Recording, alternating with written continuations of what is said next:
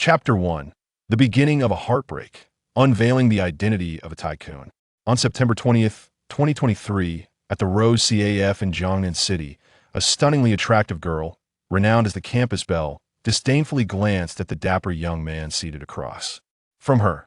The girl, named Su Jiayao, a starlet from the drama department of Jiangnan University, faced Ye Chen, the university's most handsome male student.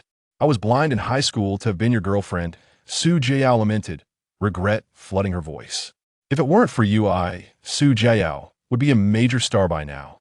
To be frank, Brother Koei has already agreed to let me act in a production. You and I are destined to inhabit different worlds." She regarded the handsome, yet utterly lacking young man before her. A wave of disdain washed over her. Brother Koei was far superior. He lavished her with gifts, including bags and a place to live. This evening, she resolved to showcase her talents and secure her acting opportunity. Ding! Detection of host being dumped. Perfect life system activating. As Ye Chen savored his red wine, a voice suddenly echoed in his ears. Was it the system? Finally, it had arrived. 4 years had passed. 4 long years since he had traversed into this parallel universe. He would never forget that day when he thought he had awakened a system after dreaming of an enchanting goddess, only to be met with the grim reality of not triggering the activation. Ding! Perfect life system successfully activated. Detecting host's first system activation, rewarding a beginner's gift pack. Would you like to open it? A surge of excitement coursed through him as the system's voice resonated once more. Opened as a seasoned reader of web novels, Ye Chen was all too familiar with such procedures. It felt nostalgically comforting. Ding! Congratulations! Host has acquired 100 ownership of the Rose CAF. Ding! Congratulations! Host has received a Pagani Huayra worth 3,000. Ding! Congratulations! Host has obtained the 1 billion Jiolong number 1 villa. With each announcement, Ye Chen felt a rush of exhilaration. Break up? Realizing he was on the cusp of an extraordinary life, his perspective instantly broadened. Of course, Su Jiayao scoffed, her disdain deepening as she noticed Ye Chen's dazed expression. How could a poor loser ever be worthy of her? Su Jiayao. All right, Ye Chen replied with an unexpected calmness, leaving Su Jiayao momentarily stunned. Why had he so readily agreed? Wasn't he supposed to cling desperately to her, only for her to shatter his last shred of dignity? This was not how the script was supposed to unfold. Unbeknownst to her, at that moment, she had missed something significant. Since that's the case, we shall have no further. Before she could finish her sentence, a fragrant breeze swept by, and as she turned to look, Su Jiayao was left speechless. Before her stood a stunning goddess, her delicate features radiant like jade, her skin smooth and flawless, and her figure utterly captivating, exuding an enchanting blend of allure and charm. The beautiful woman slightly bowed, her sweet voice enchanting, especially as a gentle smile played upon her lips, capable of captivating countless hearts. Here are the keys to your Pagani Huayra, along with the purchase contract for Jiolong number 1 villa. I am Lin Shiyin, the president of Rose CF. What? As Su Jiayao beheld the dazzling Pagani Huayra key and the stamped purchase agreement for the Jiolong number 1 villa, her mind erupted with realization, sending shockwaves through everyone present at the CAF. Divine Lin Shiyin, the beautiful president of the CAF, shows such deference to that young man. Who is Lin Shiyin? After all, having served as the president of Rose CAF for several years, she could easily discern the underlying currents of the situation. Stealthily glancing at Su Jiayao, she remarked, "Young Master Yi, this girl has not passed your test. Security, escort her out." In full view of the gathered crowd, Su Jiayao was unceremoniously led away, her face pale with shock, her mind racing with a singular thought, that Ye Chen was in fact a concealed magnate. Not passed the test? What? Had she missed? In an instant, the CAF erupted into chaos. This scene was more dramatic than any television drama. Could the scions of affluent families truly engage in such games? The severity of the test was astonishing, and the girl had certainly lost out. The scheming woman sought to ascend, unaware that the young master was merely feigning poverty for the sake of testing. This was bound to be explosive news. Wow, that handsome guy is actually a rich second generation. The Pagani Huayra. Oh my goodness, I adore him. I feel like I'm falling for this handsome man. And it's not about the money. The CAF was immediately abuzz, and Ye Chen reveled in the exclamations of the girls, a smile forming at the corners of his mouth. Indeed, this was the correct way to embrace a bold life. As Ye Chen basked in the attention, a sweet and adorable little girl, akin to a fairy, rushed over and clung to his leg. "Daddy! I found you, Daddy!" After hearing the words of the utterly adorable little girl, Ye Chen sprayed a mouthful of red wine, exclaiming, "Little sister, while you are indeed charming, I am not your father." "Daddy is lying." Miao Miao would never mistake him that as she spoke. The little girl carefully produced a photograph, saying, "Daddy, this is you, right?" Then, with a swift motion, she retrieved a document from her backpack. "This is a paternity test. Mama said you are indeed my daddy." The girl's adept performance thoroughly astonished everyone in the CAF, their gazes once again fixed on Ye Chen, their expressions entirely transformed. Chapter 2. Who is your mother, Miao Miao? In a CAF, a profound silence enveloped the room. Lin Shiyin gazed at the paternity test results that Ye Chen had just opened, which confirmed a biological connection between him and Lin Miao Miao. The analysis indicated that the possibility of Ye Chen being the biological father of the child was an astounding 99. 99. Oh my heavens! Ye Xiao is so young, yet already has a 3-year-old adorable child. Ding! The system's voice echoed in Ye Chen's ears, announcing, "Task triggered. Acknowledge your daughter. Reward, 100 million. Stunned, Ye Chen questioned, "Is she truly my daughter?" "Of course." The system replied without hesitation. "Ye Xiao." "Here, a piece of paper," came a voice. Upon unfolding the note, Ye Chen was confronted with the words, "For years ago, Presidential Suite, Cardahat Hotel." A jolt of realization surged through him. He vividly remembered that day.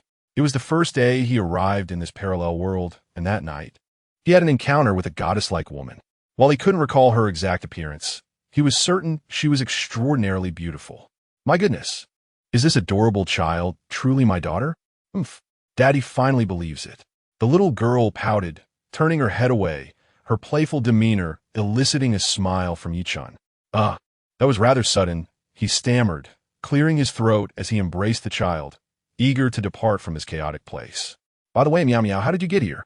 Holding Lin Miao Miao, Ye Chen felt a strange sensation. Was this what it meant to be a father? He. Aunt Lily brought me here," Lin Miao Miao giggled, clutching her father's clothing as if afraid he would vanish. "Mommy took a long time to agree to let me find you." Just as they exited the CAF, a familiar figure approached. It was none other than the relentless schemer, Su Jiayao.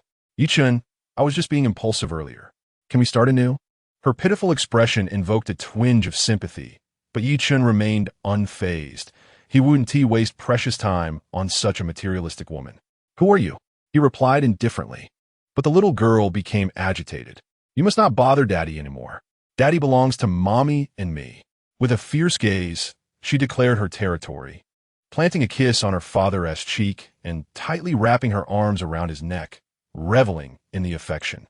Lin Shiyin watched the little girl's unexpected support with a knowing smile.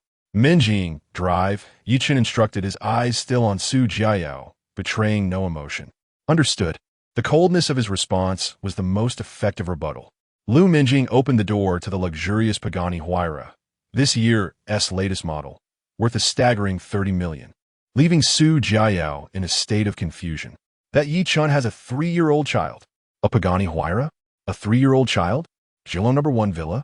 She, ever enamored with wealth, had recently inquired about the luxurious Jilong No. 1 villa, the pinnacle of the finest community in Jiangnan City, valued at a staggering 1 billion. It was a place so exclusive that countless affluent individuals and dignitaries would find it nearly impossible to gain entry. Suddenly, without warning, Su Jiayao slapped herself hard, realizing that she had always been the fool in this scenario. Did it imply that Ye Chen had already been involved with another woman before embarking on a relationship with her? How could this be? Su Jiayao's eyes became vacant. Her former pride evaporated.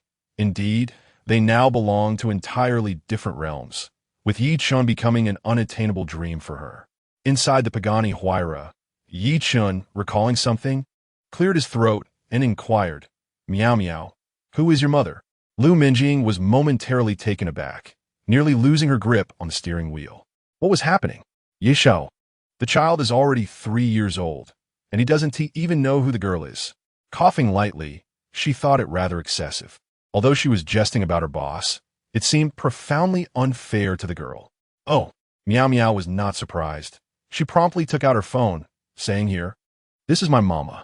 With a grin, she added, "Isn't mama pretty, Aunt Minjing?" as she proudly presented her phone to Lu Minjing. The latter was taken aback by the goddess-like figure displayed on the screen. Miao. You. As if uncovering a monumental secret, Lu Minjing took a deep breath. Your mother is the top-charting singer Lin Shiyin. Exactly. Miao retracted her phone, flipping through several photos of the mother and daughter, causing Ye Chen to feel a surge of unease. Lin Shiyin, the pinnacle of contemporary pop music, often referred to as the Little Diva, was undoubtedly the most celebrated singer of this era. Moreover, she was a pride of Jiangnan University, reigning supreme on the university's historical list of beauties. Ye Chen could not help but reflect on the extraordinary goddess he had once shared night with. Chapter 3. Daddy, come quickly. There are so many tadpoles here. Lin Shiyin, a legend in the music industry, the dream girl of countless young men across China. Who would have thought that the girl from back then would blossom into a pop sensation? Hee, aren't Mama and Daddy beautiful? Miao said sweetly, noticing her father lost in thought. Mama doesn't let me tell, but I think you should know. By the way, Lu Minjing interjected with a gentle smile. Ye Xiao. Today is the annual temple fair in Jiangnan City. It's always quite lively. How about we take a stroll? After a brief pause, she continued, in the meantime, I'll find some staff to tidy up the villa. Upon hearing Lu Minjing's words, Miao's eyes sparkled with excitement. Yes, Daddy, can we go there? Her sweet, endearing voice tugged at Ye Chen's heartstrings, rendering him utterly charmed. All right. A faint smile graced Ye Chen's lips. Having such a little sweetheart was indeed quite delightful. Subsequently, he accessed his attributes panel. Name, Ye Chen. Age, 21. Skills, none. Items, 100 shares in Rose CF, Pagani Huayra, Supreme Edition, Jiolong No. 1 Villa. Wealth, 100 million. Gazing at the attribute panel, Ye Chen had never felt that earning money could be so effortless. The system was indeed generous, rewarding him with a small goal upon reuniting with his daughter, which made him increasingly excited for the future. Ding! The host has triggered a random quest, a temple fair that envy others, with the reward of divine culinary skills. Lost in thought, he was momentarily taken aback by the system's announcement. Envy others? Was this a cue for him to flaunt his affection? Divine culinary skills. Now that was a splendid reward. Daddy, can you tell stories? Miao exclaimed, her eyes sparkling as she gazed out the window. Mommy usually tells me stories when she's free. Oh, Ye Chen repeated, feeling quite cheerful. Let me tell you the story of the Wizard of Oz. Before long, the car came to a halt in front of the temple fair. Wow! Upon arriving, Miao's eyes widened as she surveyed the dazzling array of stalls, particularly enchanted by the numerous glimmering trinkets. It's so beautiful. Daddy, Miao loves it here. Her beaming smile was a testament to her genuine joy as she scampered off with her tiny feet. At one moment, she halted in front of a stall, her crescent-shaped eyes twinkling. Daddy, come quickly. There's so many baby frogs. Little fairy, how about trying this? The stall owner, noticing potential business, gleamed with mischief in his eyes. Daddy, I want to play this. Lu Minjing, with her keen eye, brought over a small basket to make payment. Hee. The little one handed the ring toss into Ye Chen's hands. You can do it, Daddy. She affectionately kissed his cheek, encouraging him. This heartwarming scene evoked envy in many onlookers, marveling at the bond share between father and daughter. Ding! Congratulations to the host for redeeming Lucky Card 1, consuming 100. Naturally, Ye Chen would not refuse his little one's request. Prior to that, he redeemed the Lucky Card, ensuring he would not disappoint his little darling. With the blessing of the Lucky Card, he skillfully tossed the ring, securing a baby frog for Miao, drawing envious glances from the surrounding children. Wow, Daddy, you're amazing.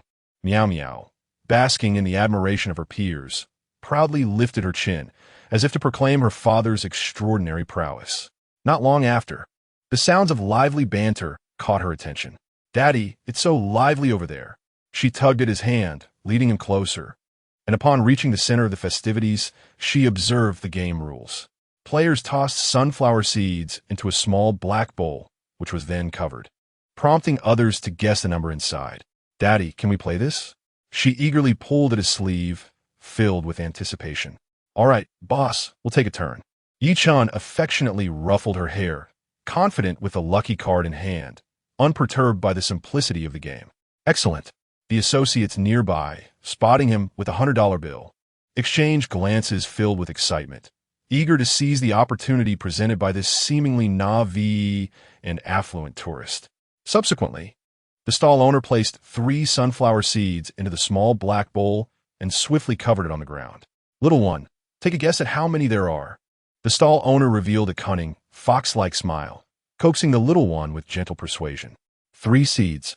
The small child, without a moment's hesitation, spoke up, and upon hearing the response, the owner's lips curled into a victorious arc, clearly as he had anticipated. "Well then, let us see," he said, eagerly lifting the small black bowl. However, when he beheld the 3 seeds lying beneath it, he was momentarily stunned. How could this be? He distinctly remembered taking out 1 seed from within. How could there still be 3? Chapter 4. Daddy is wonderful. The little one, oblivious to the stall owner's thoughts, proudly declared to his father, "See, I told you it was easy." "Excellent." Ye Chen, fully aware of the merchant's trickery, recognized that luck was decidedly on their side. "Hee, let us do it again." The child received a 100 yuan bill from the stall owner, now possessing 2 in total. "All right." The stall owner inhaled deeply, thinking he had just made an error. 2 seeds, the child stated while watching the 2 seeds tumble into the small black bowl. At this moment, the stall owner was filled with solemnity, holding his breath as he lifted the bowl. Impossible. The stall owner was utterly bewildered, his accomplices equally dumbfounded. How could this be? Their leader had failed twice. Was he perhaps playing a long game to catch a bigger fish? 400. 800. 10 minutes later, the scene erupted. The stall owner dared not let the child return, exclaiming, "This is absurd. Daddy, it's so simple. Why don't they play?" The stall owner's lips twitched, his eyelids twitching uncontrollably. "Good grief, it is simple." Ye Chen, fully aware of the underlying reasons, led the little one away from the commotion. Soon after, the surrounding visitors erupted in disbelief. Only a fool would not partake in such simplicity. "Daddy, this place is so much fun. I love it." The little one chattered excitedly amidst a dazzling array of toys and delectable treats. "As long as our darling enjoys it."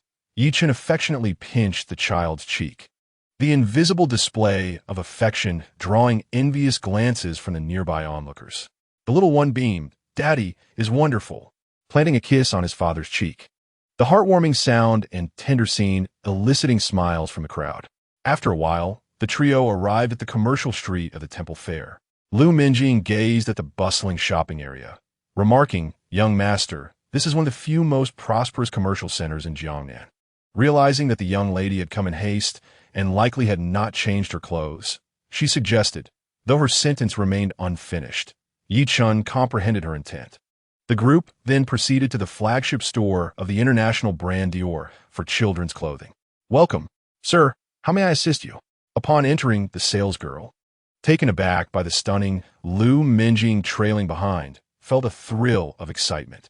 The fact that such a beautiful young woman followed these two was a testament to their exceptional status.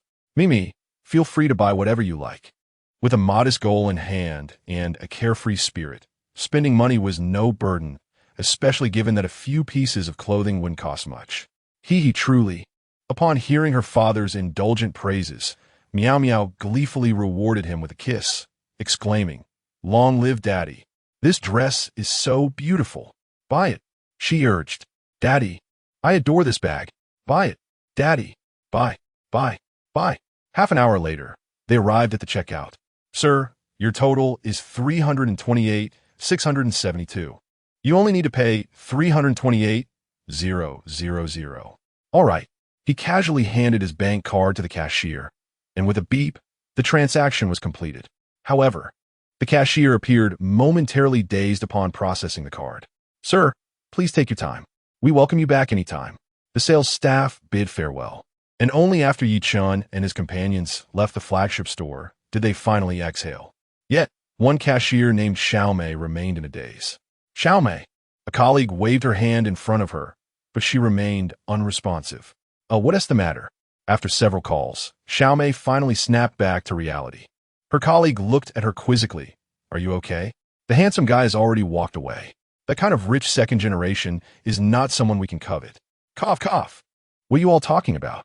Xiaomei gulped nervously. You won't believe what I just saw when he swiped his card. Let me show you the transaction record. With a few deft maneuvers, Xiaomei pulled up Ye Chen's recent card transaction. Look at the balance. At her prompting, her colleagues glanced down, and soon their brows furrowed in disbelief. 100 million. They gasped in shock. In unison, their eyes turned to the direction where Ye Chen and his companions had departed. Their expressions transformed entirely. Goodness, what does it mean to have over 100 million in a single card? Xiaomei, why didn't you mention this sooner? If only we could have left a way to contact him. One colleague lamented. Even if we can't become the third party, being the fourth or fifth would suffice. They began to chide Xiaomei, their gazes filled with disappointment, lamenting her lack of foresight to leave a note. It seemed the stereotype of big-chested and brainless held some truth. Xiaomei lowered her head, her cheeks flushed. She had intended to leave a note, but feared being ridiculed by her colleagues. Chapter 5. Mommy, Daddy has found you many rivals.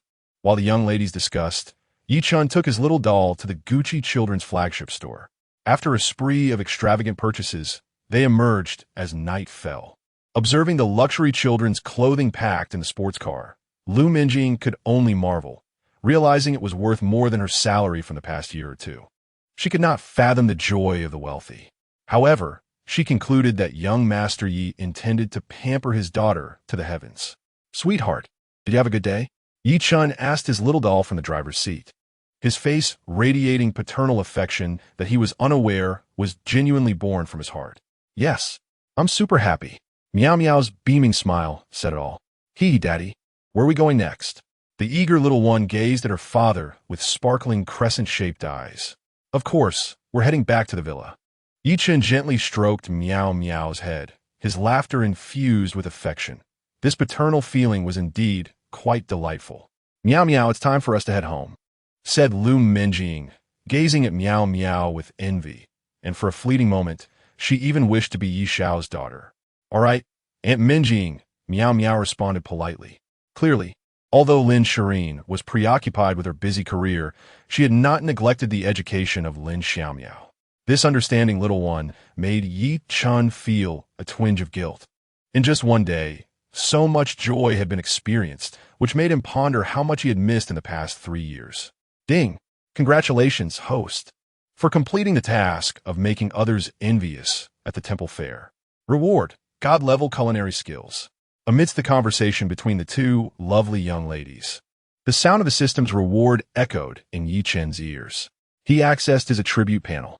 Name, Ye Chen. Age, 21 skills. God-level culinary skills items. 100 shares of Rose CF, Pagani Huayra, Supreme Edition, Julong number 1 Villa Wealth. 100 million as expected. The skills column of the attribute panel had surpassed the 0 mark, achieving God-level culinary skills. In that moment, a plethora of culinary knowledge and techniques surged into Ye Chen's mind. He had now become a master chef, and even 5-star chefs in this world seemed like mere novices before him. This truly illustrated the extraordinary height of Ye Chen's culinary prowess. Just then, a ringtone pierced the air. Seeing it was his dorm mate Wang Zihong, the second in command of their trio, he answered the call, holding the phone at a distance as the speaker blared. Hey boss, you're quite something. We've been calling your name all day while you're off enjoying yourself. How is it going? I heard Su Jiayao invited you out. Sound delightful, doesn't he? Coughing to clear his throat, Ye Chen switched off the speakerphone. Lu Minjing was momentarily taken aback, her cheeks flushing with a hint of embarrassment as her thoughts drifted elsewhere. With that, Ye Chen ended the call. I'll return for the opening ceremony tomorrow. Oh, and I want to be going back to school tonight. Beep, beep, beep, the call ended, leaving his friends in a frenzy on the other end. What? The boss isn't finished yet? Is Su Jiayao going to be all right with him? Little did they know their leader had already reached the pinnacle of life. Their reactions would surely be amusing. In Jiangnan City, at Julong number 1 Villa, the sound of a supercar approached, coming to a stop before the villa. 8 maids lined up on either side, bowing respectfully. "Young master, miss," they chimed in unison, all of them stunningly beautiful, creating a visual spectacle that every young man could only dream of. "Go on and get to work," Lu Minjing smiled gracefully. From her employer's momentary astonishment, she knew her arrangements were perfectly timed. "Yes, Miss Minjing," the 8 maids replied, then followed their young master as he departed. Even Ye Chen was momentarily taken aback by such upbringing and treatment. He wondered how Lu Minjing had managed to find such maids. Each one of them could easily outshine Su Jiao by a wide margin. "Are you satisfied, Yi Xiao?" Lu Minjing gazed at the 8 enchanting maids with their graceful figures, cautiously inquiring. "Well done." Ye Chen nodded slightly. At that moment, Miao Miao whispered softly, "Oh no, it seems mother has gained several more rivals." Stealing glances, Miao Miao snapped a few photos, prominently featuring Lu Minjing and the 8 maids, and promptly sent them to her mother, Lin Shiyin. She didn't forget to add a message. "Mama, Daddy has found you many rivals. Hurry up." Chapter 6. If the young master were my husband, I could wake up smiling from my dreams in the Demon City. At the Tangshan Villa, the bathroom door swung open with a flourish. A stunning beauty clad in a silk robe emerged, diligently drying her damp hair. This captivating figure was none other than Lin Shiyin. "Little one, you truly have a conscience." A smile graced her lips as she read the message from her precious daughter, a smile that could enchant countless souls. However, upon seeing the contents of the message, her lovely face darkened, and an uncontainable anger surged within her chest. That scoundrel! Just one photograph of Lu Minjing was bad enough. But now he had attracted 8 more stunning school beauties. What on earth was he scheming? An overwhelming sense of crisis washed over her, one unlike any she had felt before. Indeed, all men are untrustworthy. But then, a realization struck Lin Shiyin. Staring at the images sent by her daughter, she noted the location. The Jiolong No. 1 villa? How could that be possible? At this moment, Lin Shiyin was utterly unsettled. The Jiolong villa, worth 10 billion, was not a residence for just anyone. This meant that the heartless man she had defended for 4 long years, risking her reputation, was worth at least 10 billion. "My dear, Mama will be back the day after tomorrow." After a moment of contemplation, Lin Shiyin sent a message to her daughter. Although Miao Miao was just over 3 years old, she had already learned a considerable number of Chinese characters. From a typical perspective, one could even describe her as a prodigy. Wow! On the other side, after exploring her father's villa, Miao Miao's face radiated excitement. "Daddy, your villa is so big. Much larger than Mama's house." As long as our Miao Miao likes it, that's what matters." Ruffling Miao Miao's little head, Ye Chen felt an overwhelming joy that surpassed even that of acquiring a system, realizing he was utterly captivated by this little darling. As little Miao Miao scanned the commercial district's achievements, her tummy protested with a soft growl. "Daddy, Miao Miao is so hungry." Her pitiful gaze elicited a sparkle in the eyes of the fair-skinned maids. "The little miss is so adorable." Hearing her words, Ye Chen felt a surge of affection. "Wait, Daddy will make you dinner right away." "Really?" Upon hearing that Daddy would cook for her, Miao Miao's face lit up with delight. "Daddy can cook too? That's amazing." Clearly, regardless of Ye Chen's culinary skills, a wave of kisses was inevitable. Lu Minjing, witnessing this display of affection, smiled gently at the father-daughter duo, evidently accustomed to their daily displays of sweetness. The maids gazed enviously at the scene before them. The young master was exceptionally attentive and affectionate. How delightful! Moreover, he was so handsome. The young mistress must be incredibly fortunate. Of course, if the young master were my husband, I would awaken from dreams with a smile. Listening to the beautiful maid's words, Miao Miao raised her swan-like neck with a smug smile, as if to say, "Look, this is my father." Soon, the kitchen was filled with the rhythmic sound of chopping. The maids turned to watch, astonished. Oh, how skillfully the knife danced! Although they were not connoisseurs of culinary arts, the young master's prowess was undeniably impressive. "Father, go for it!" Miao Miao cheered, her eyes brimming with admiration and envy. It turned out her father was far more talented than she had imagined. Silken tofu, the dragon playing with pearls, auspicious dragon and phoenix. The three exquisite dishes soon graced the dining table, causing the maids to swallow in anticipation. This could rival a five-star chef. Young master, this is too indulgent. It's just a meal, but I fear I've fallen hopelessly in love with him. Looking at the master of the kitchen, Lu Minjing found Ye Xiao to be even more extraordinary than she had envisioned. If she could inherit his superior genes, she wouldn't mind the responsibilities that came with it. Lost in her thoughts, her cheeks flushed a rosy hue, and she was unaware of her musings. The enticing dishes had the maids swallowing repeatedly, but suddenly, a fragrant aroma of rice wafted through the air, drawing everyone's attention back. What enchanting scent! Just inhaling it awakened their taste buds. Lu Minjing recognized the familiar aroma, her gaze fixating on the plump, jade-like grains. Ye Xiao, could this be Jingyang rice? I had the fortune to see it once. It is said to cost over 10,000 yuan per pound, and is rare to find. Chapter 7. Indulging a daughter is a moment of joy, but continuously indulging her is endless delight. What? Upon hearing Minjing's words, the 8 maids' faces paled. 10,000 yuan per pound of rice. What a jest. Their annual salary was only 300,000, meaning they could buy merely 30 pounds in a year? The thought made them gulp nervously. My goodness, at that rate, a single bite would cost hundreds. This was not rice. It was akin to gold. Oh, who would have thought Minjing knew so much? Ye Chen regarded Lu Minjing with newfound respect. She was quite knowledgeable. Meanwhile, Miao curiously observed the rice. Father, this rice is so expensive. That's just the beginning. As long as our darling enjoys it, I would buy for her even at 100,000 or 1,000,000 per pound. He affectionately ruffled Miao's hair. Eat it while it's hot. It won't taste as good when it cools.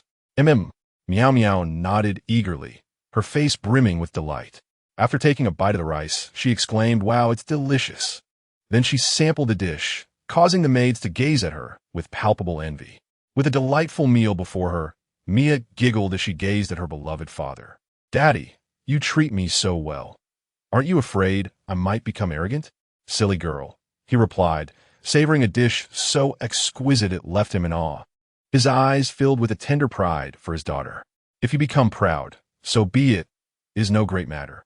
The maids watched in awe as they swallowed hard, overwhelmed by the sweetness of the father-daughter affection. "Oh my, must it be this sweet? Yet, I can't help but crave more."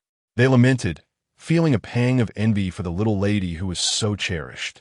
They secretly wished they could whisk the young master away and keep him locked away, only allowing him to cook for them and shower them with affection.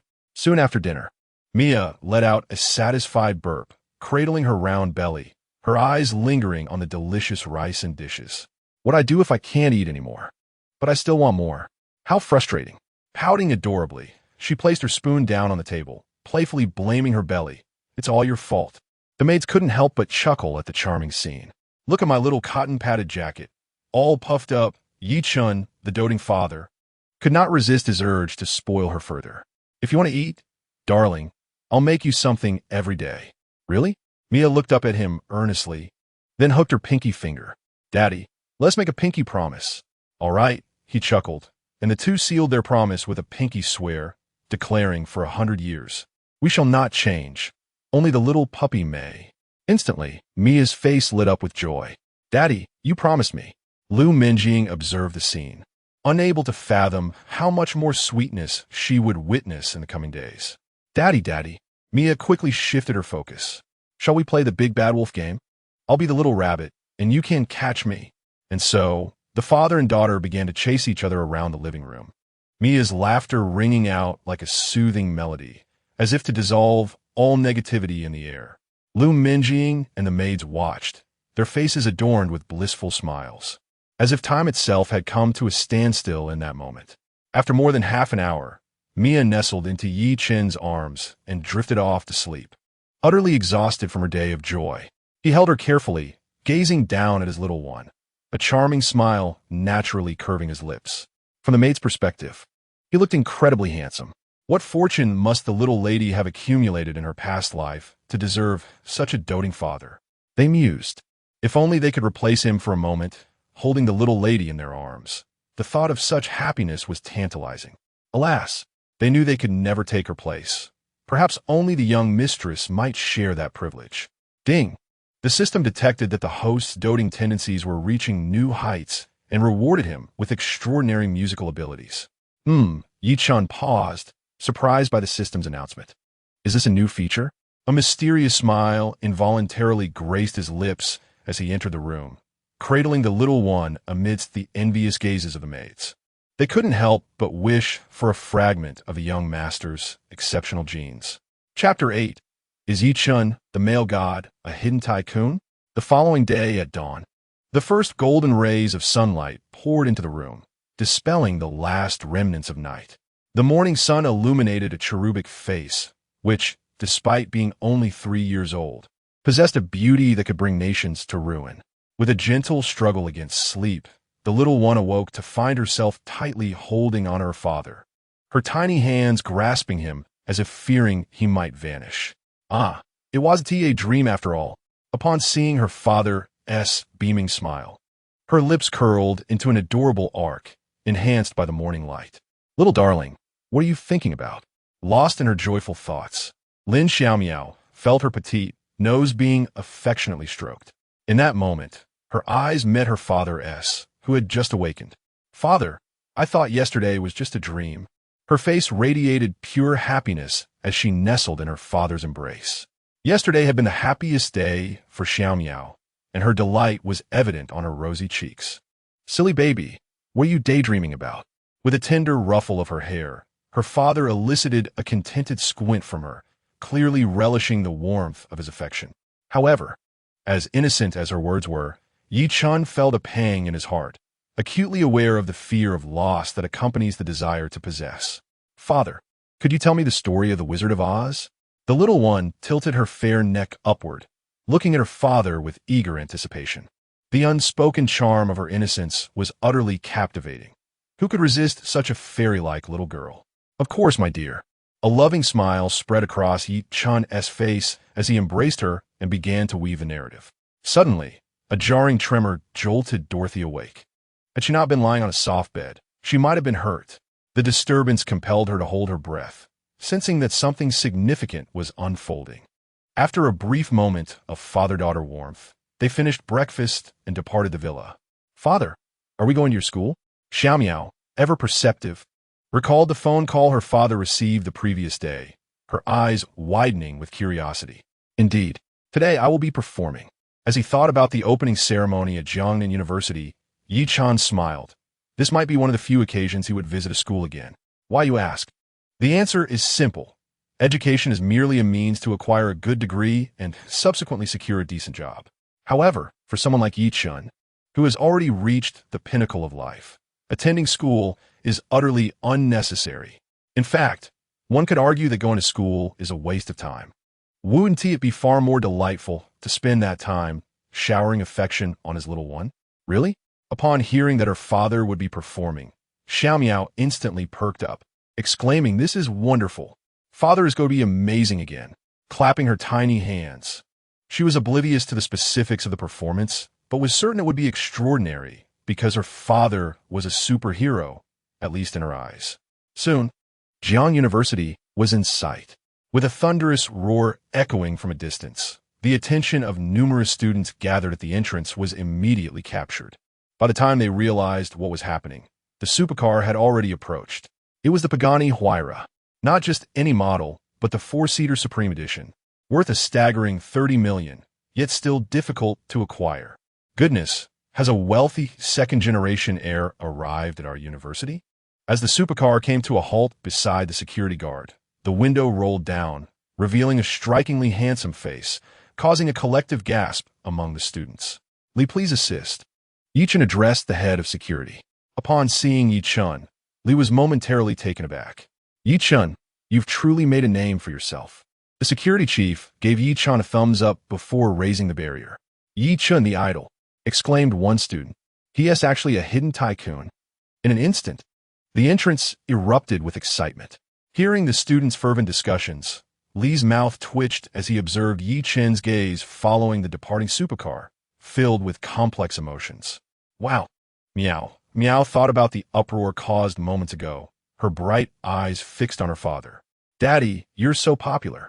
Of course, Ye Chen was unfazed. The revelation of his affluent status was akin to a thunderclap, as he was indeed the most handsome heartthrob at the school. In front of his little princess, he naturally wished to maintain a stellar image. "Daddy is amazing," Miao giggled, her joy surpassing even her own status as a heartthrob, realizing her father was even more formidable than she had imagined. "Humph, no wonder he is my dad." At that moment, the little one felt a proud sense of superiority, wondering if Lin Shiyin would be envious enough to spill the jealousy pot. Ding! The host has triggered a random task. Musical talent explosion, reward. Mystery blind box 1.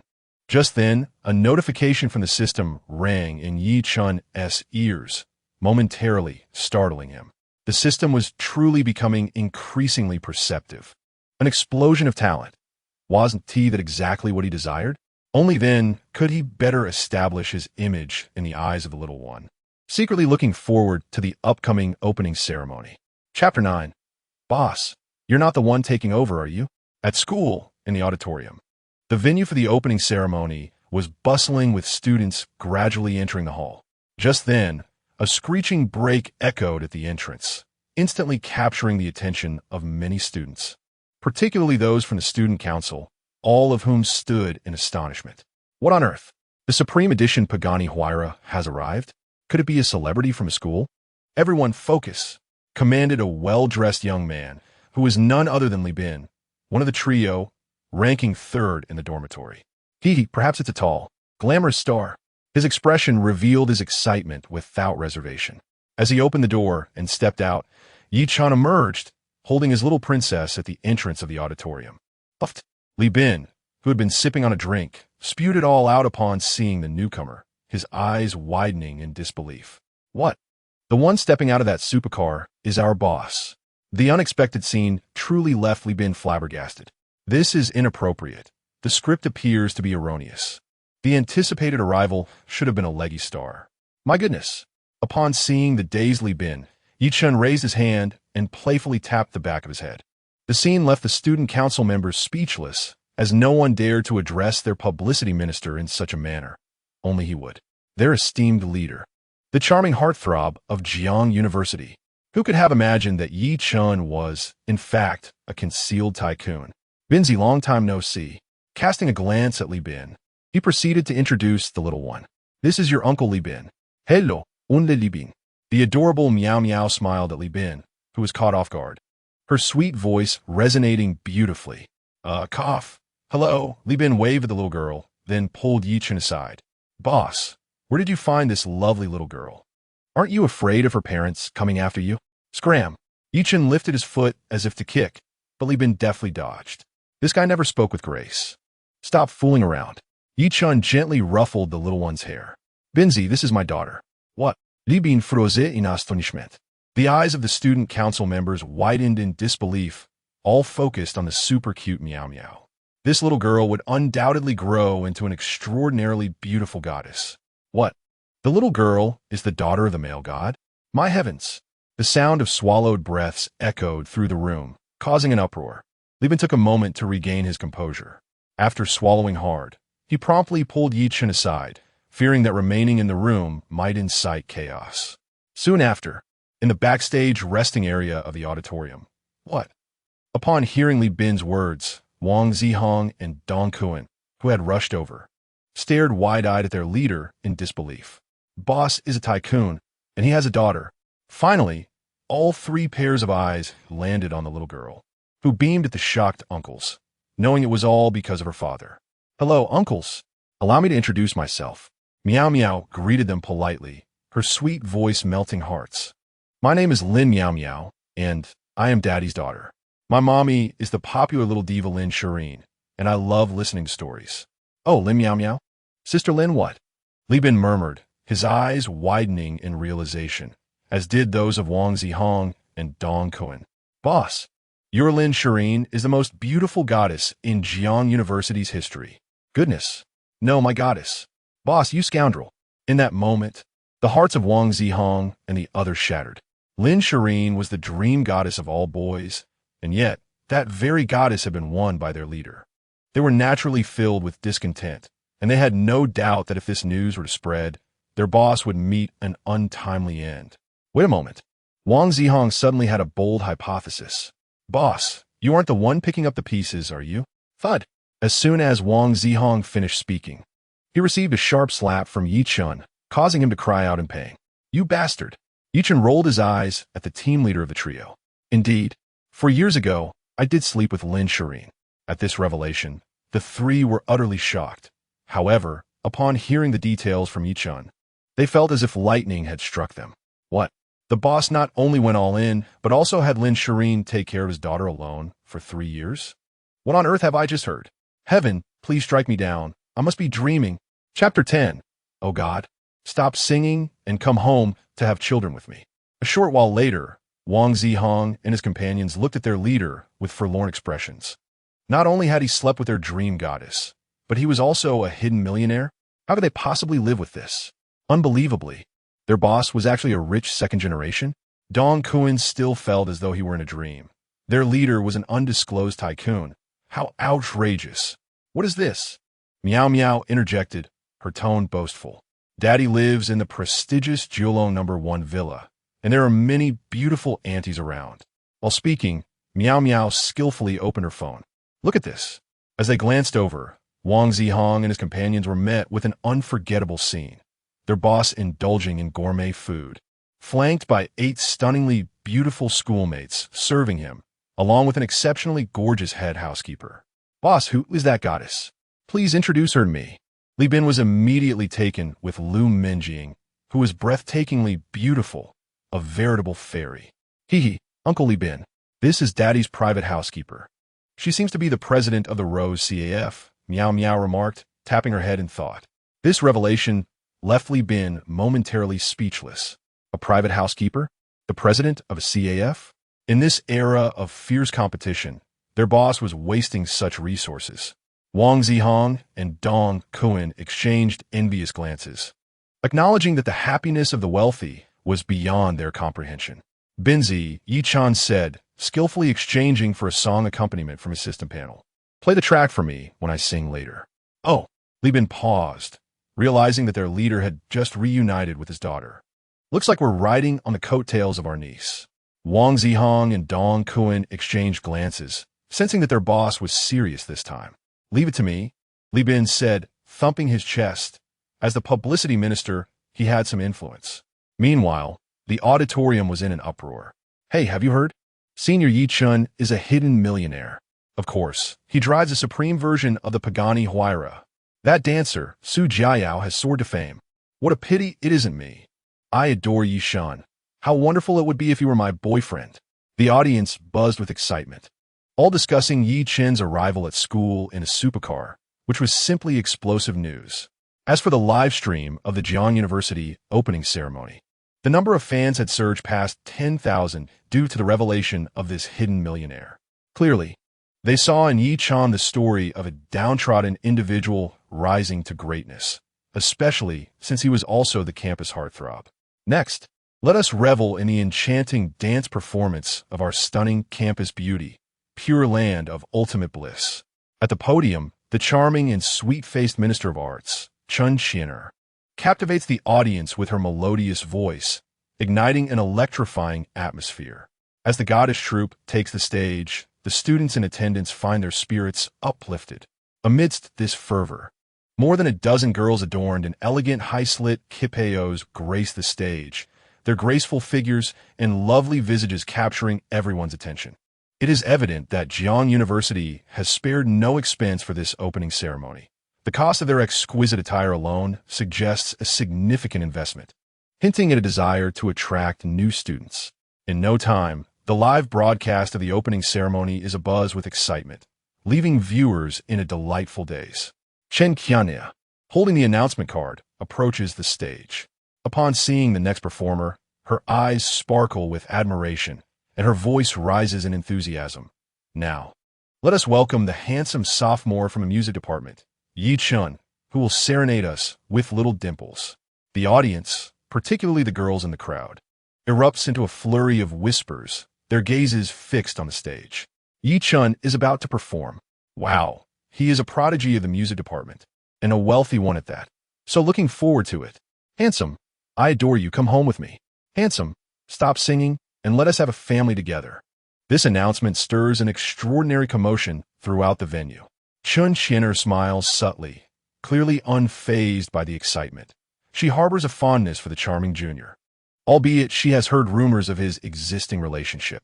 Meanwhile, Miao Miao and the audience gazes at the fervent crowd, momentarily taken aback. Wow, he's this popular? Overwhelmed with joy and a touch of pride, she reflects on the enthusiasm surrounding Ye Chen. Of course, Wang Zihong comments, observing the scene with a slight smile. He's quite the campus icon, handsome and talented. He turns to Miao Miao. Just wait, my dear niece. Tonight, you shall witness a different side of your father. Li Bin and Dong Kuan exchange knowing glances, nodding in agreement as they direct their gaze towards the stage, anticipation evident in their expressions.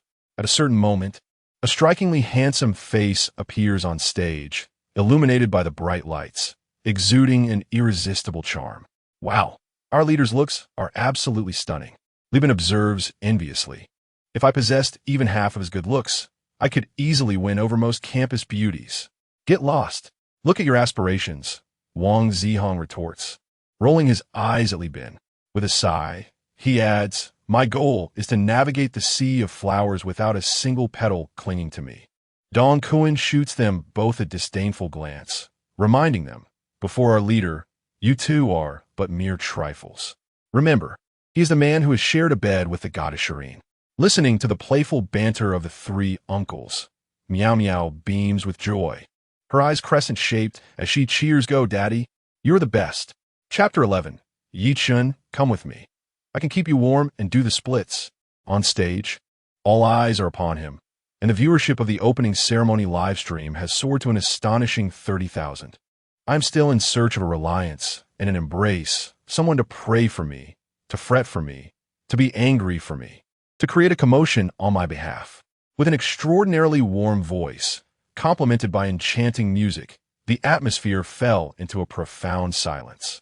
Under the spotlight, Ye Chen at that moment resembled the epitome of a prince in the hearts of all girls.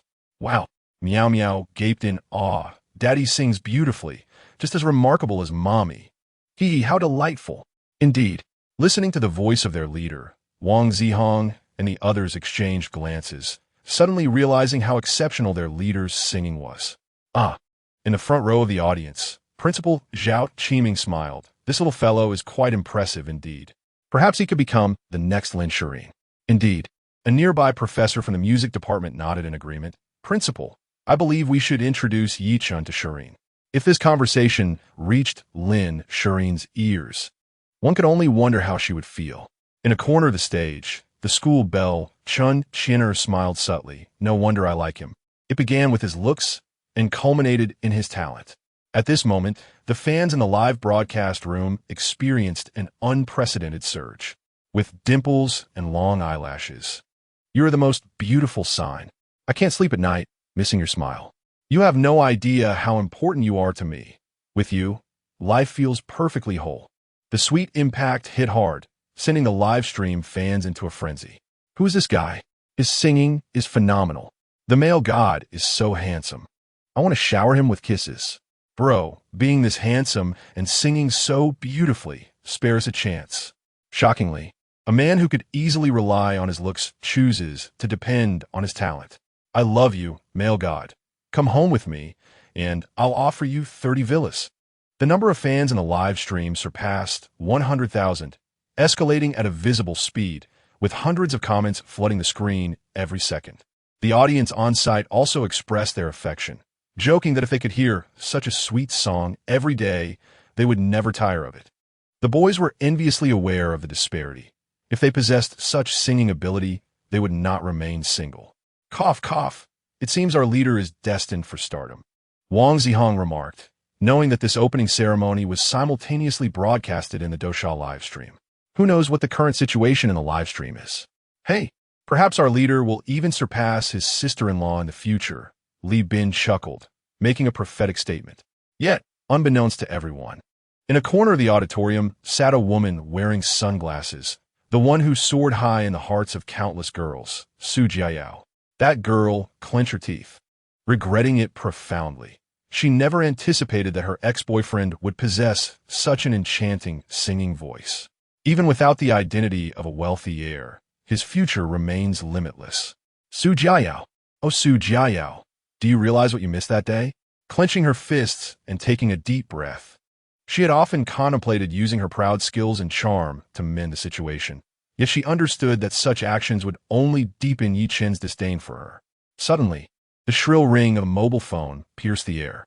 After a moment's hesitation upon seeing the caller ID, it was answered. Hello, Junlin Hotel. All right, I will be there shortly. After hanging up, Su Jiao reluctantly departed, fully aware of the mundane matters awaiting her, merely issues concerning water bill collection. The performance had concluded, and silence enveloped the venue. Even the online audience remained ensnared in the lingering sweetness of the melodies. After several seconds, they gradually returned to reality. Thunderous applause and ecstatic shouts resonated throughout the hall. So delightful, utterly sweet. Ye Chen, I adore you. Handsome, wealthy, and with such a melodious voice. How fortunate I would be if you were my boyfriend. Ye Chen, come with me. I can keep you warm and do the splits. Numerous enthusiastic young ladies rose from their seats, poised as if to pounce, creating an overwhelming pressure for the student council.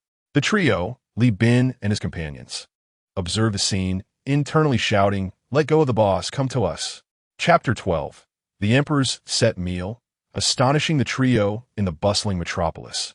At the Tang Chun Villa, a breathtaking girl stirred awake, stretching languidly.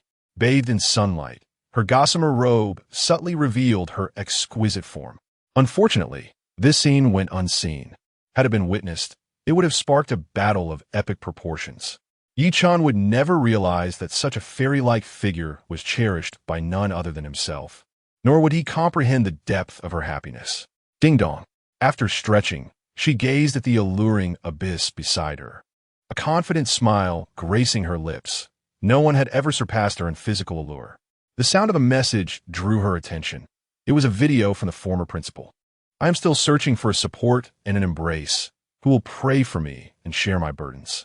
The voice resonated, and Lin Shiyin froze, clearly moved by the song's sentiment, which was performed exceptionally well.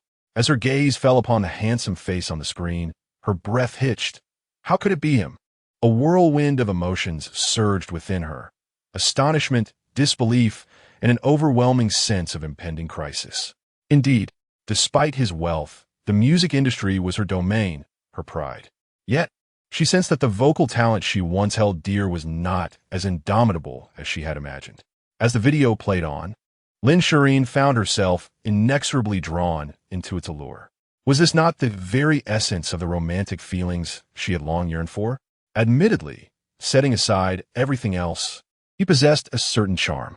Realizing this, Lin Shiyin shook herself. After all, he was just a scoundrel. What charm could he possibly have? At that moment, Principal Zhao Qiming sent another message. Shiyin, this young man is quite impressive, isn't he? He's all right, Lin Shiyin replied, curtly, shooting a glare at the figure in the video, her fingers typing dismissively. Perhaps you could mentor him in the future. Upon reading this, Lin Shiyin's lips twitched uncontrollably. Mentor? What nonsense! She has already killed someone's heart. How could she assist him? Umph. The conversation concluded as Lin Shiyin's piercing gaze fell upon a certain individual on the video. Helping that scoundrel? Unless the sun rises from the west. Next to Jiangnan University stands the Junlin Hotel. As one of the few premier hotels in Jiangnan City, it has recently been awarded the prestigious 7-star rating. Gulping, the trio stared at the extravagantly luxurious establishment, their mouths dry as they disembarked from the vehicle. Boss, are we really dining here? It was evident that this was their first visit to such a place, where it was rumored that one could not leave without spending tens of thousands. Let's proceed. I have everything arranged, Ye Chen replied with a slight smile. The three, though initially apprehensive, had grown comfortable with one another, making this the perfect opportunity for them to experience the pinnacle of life. Ding! Congratulations, host, for completing the explosive musical talent task. Reward: Mystery Blind Box 1. As they entered the Junlin Hotel, the system's voice echoed in Ye Chen's ear. Open a blind box. Without hesitation, Ye Chen commanded. Ding. Congratulations, host, for acquiring 100 shares in Junlin Hotel. Ding. Congratulations, host, for obtaining divine martial arts abilities. Wow. Hearing the successive notifications from the system, Ye Chen was momentarily taken aback. 100 shares in Junlin Hotel? Divine martial arts abilities? Good heavens! Was the system preparing to showcase his prowess once more? This familiar scene brought back memories of his previous experience at the Rose CAF. Daddy, this place is so beautiful. Upon entering the grand lobby on the first floor, the opulent decor enveloped them, particularly the enormous chandelier, which must have cost over $1 million to procure. Every corner displayed lavishness. Isn't it? Ye Chen mused, reflecting on how different things were now.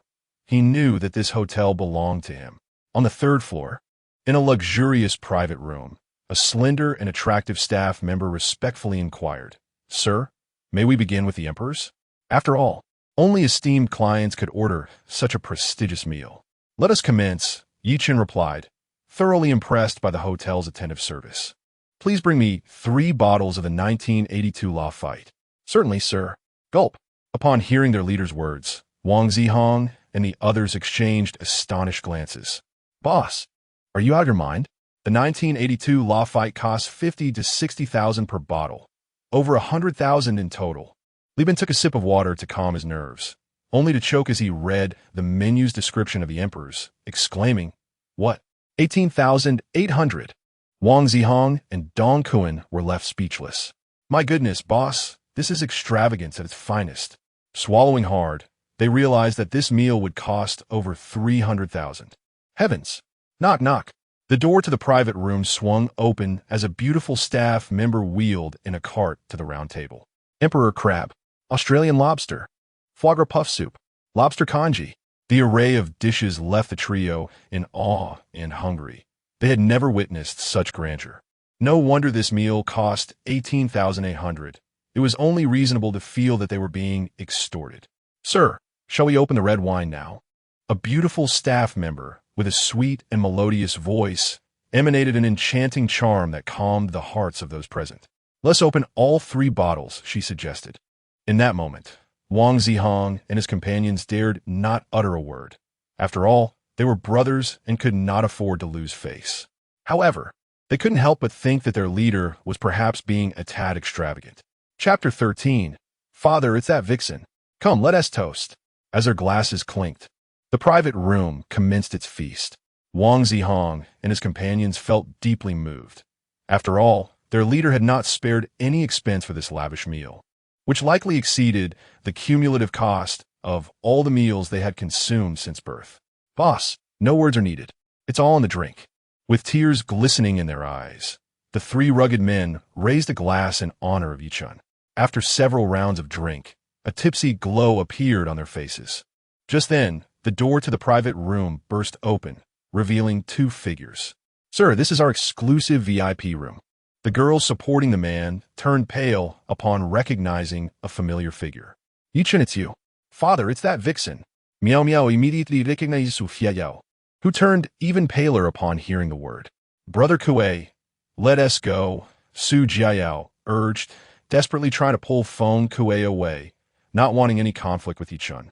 For the current Ye Chen was not someone they could afford to offend. "Hey, Yao Yao, this is the handsome lad you mentioned. And what about that little wild one?" Before Feng Kuei could finish, Ye Chen swiftly slapped him, sending 2 of his teeth flying. Clearly, Feng Kuei had crossed a line with Ye Chen. Damn it! Another resounding slap followed, shattering Feng Kuei's facial bones and leaving his cheek swollen like a pig's head. "What is going on?" At that moment, Zhou Zitian, the hotel manager, approached from a distance. Feng Kuei's face brightened upon seeing him. "Mr. Zhou, you've arrived just in time. This brat assaulted me for no reason. Call the police and have him arrested."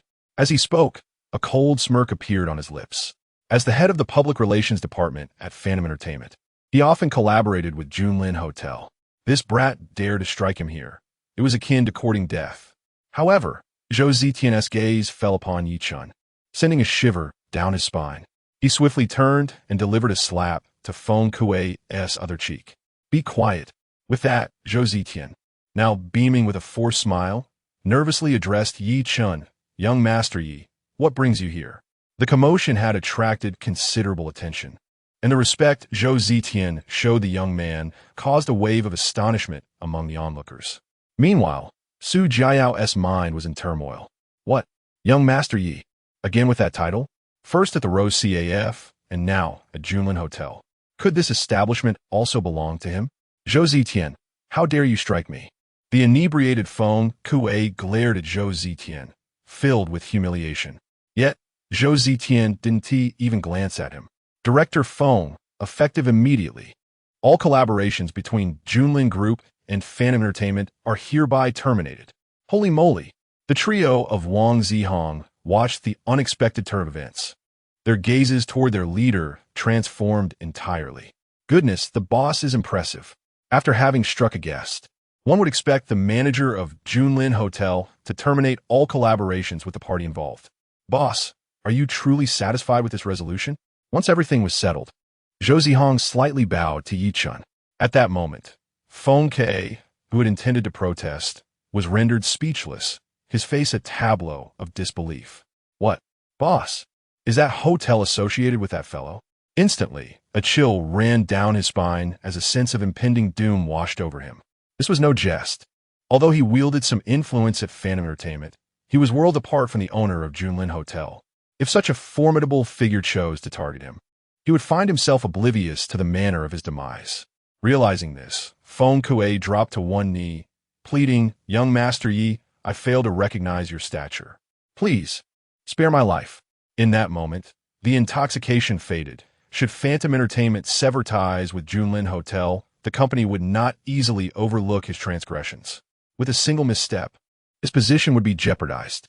With a resounding slap, he sent Su Jiayao sprawling to the ground. It was her. "Young Master Yi, this vile woman compelled me to offend you."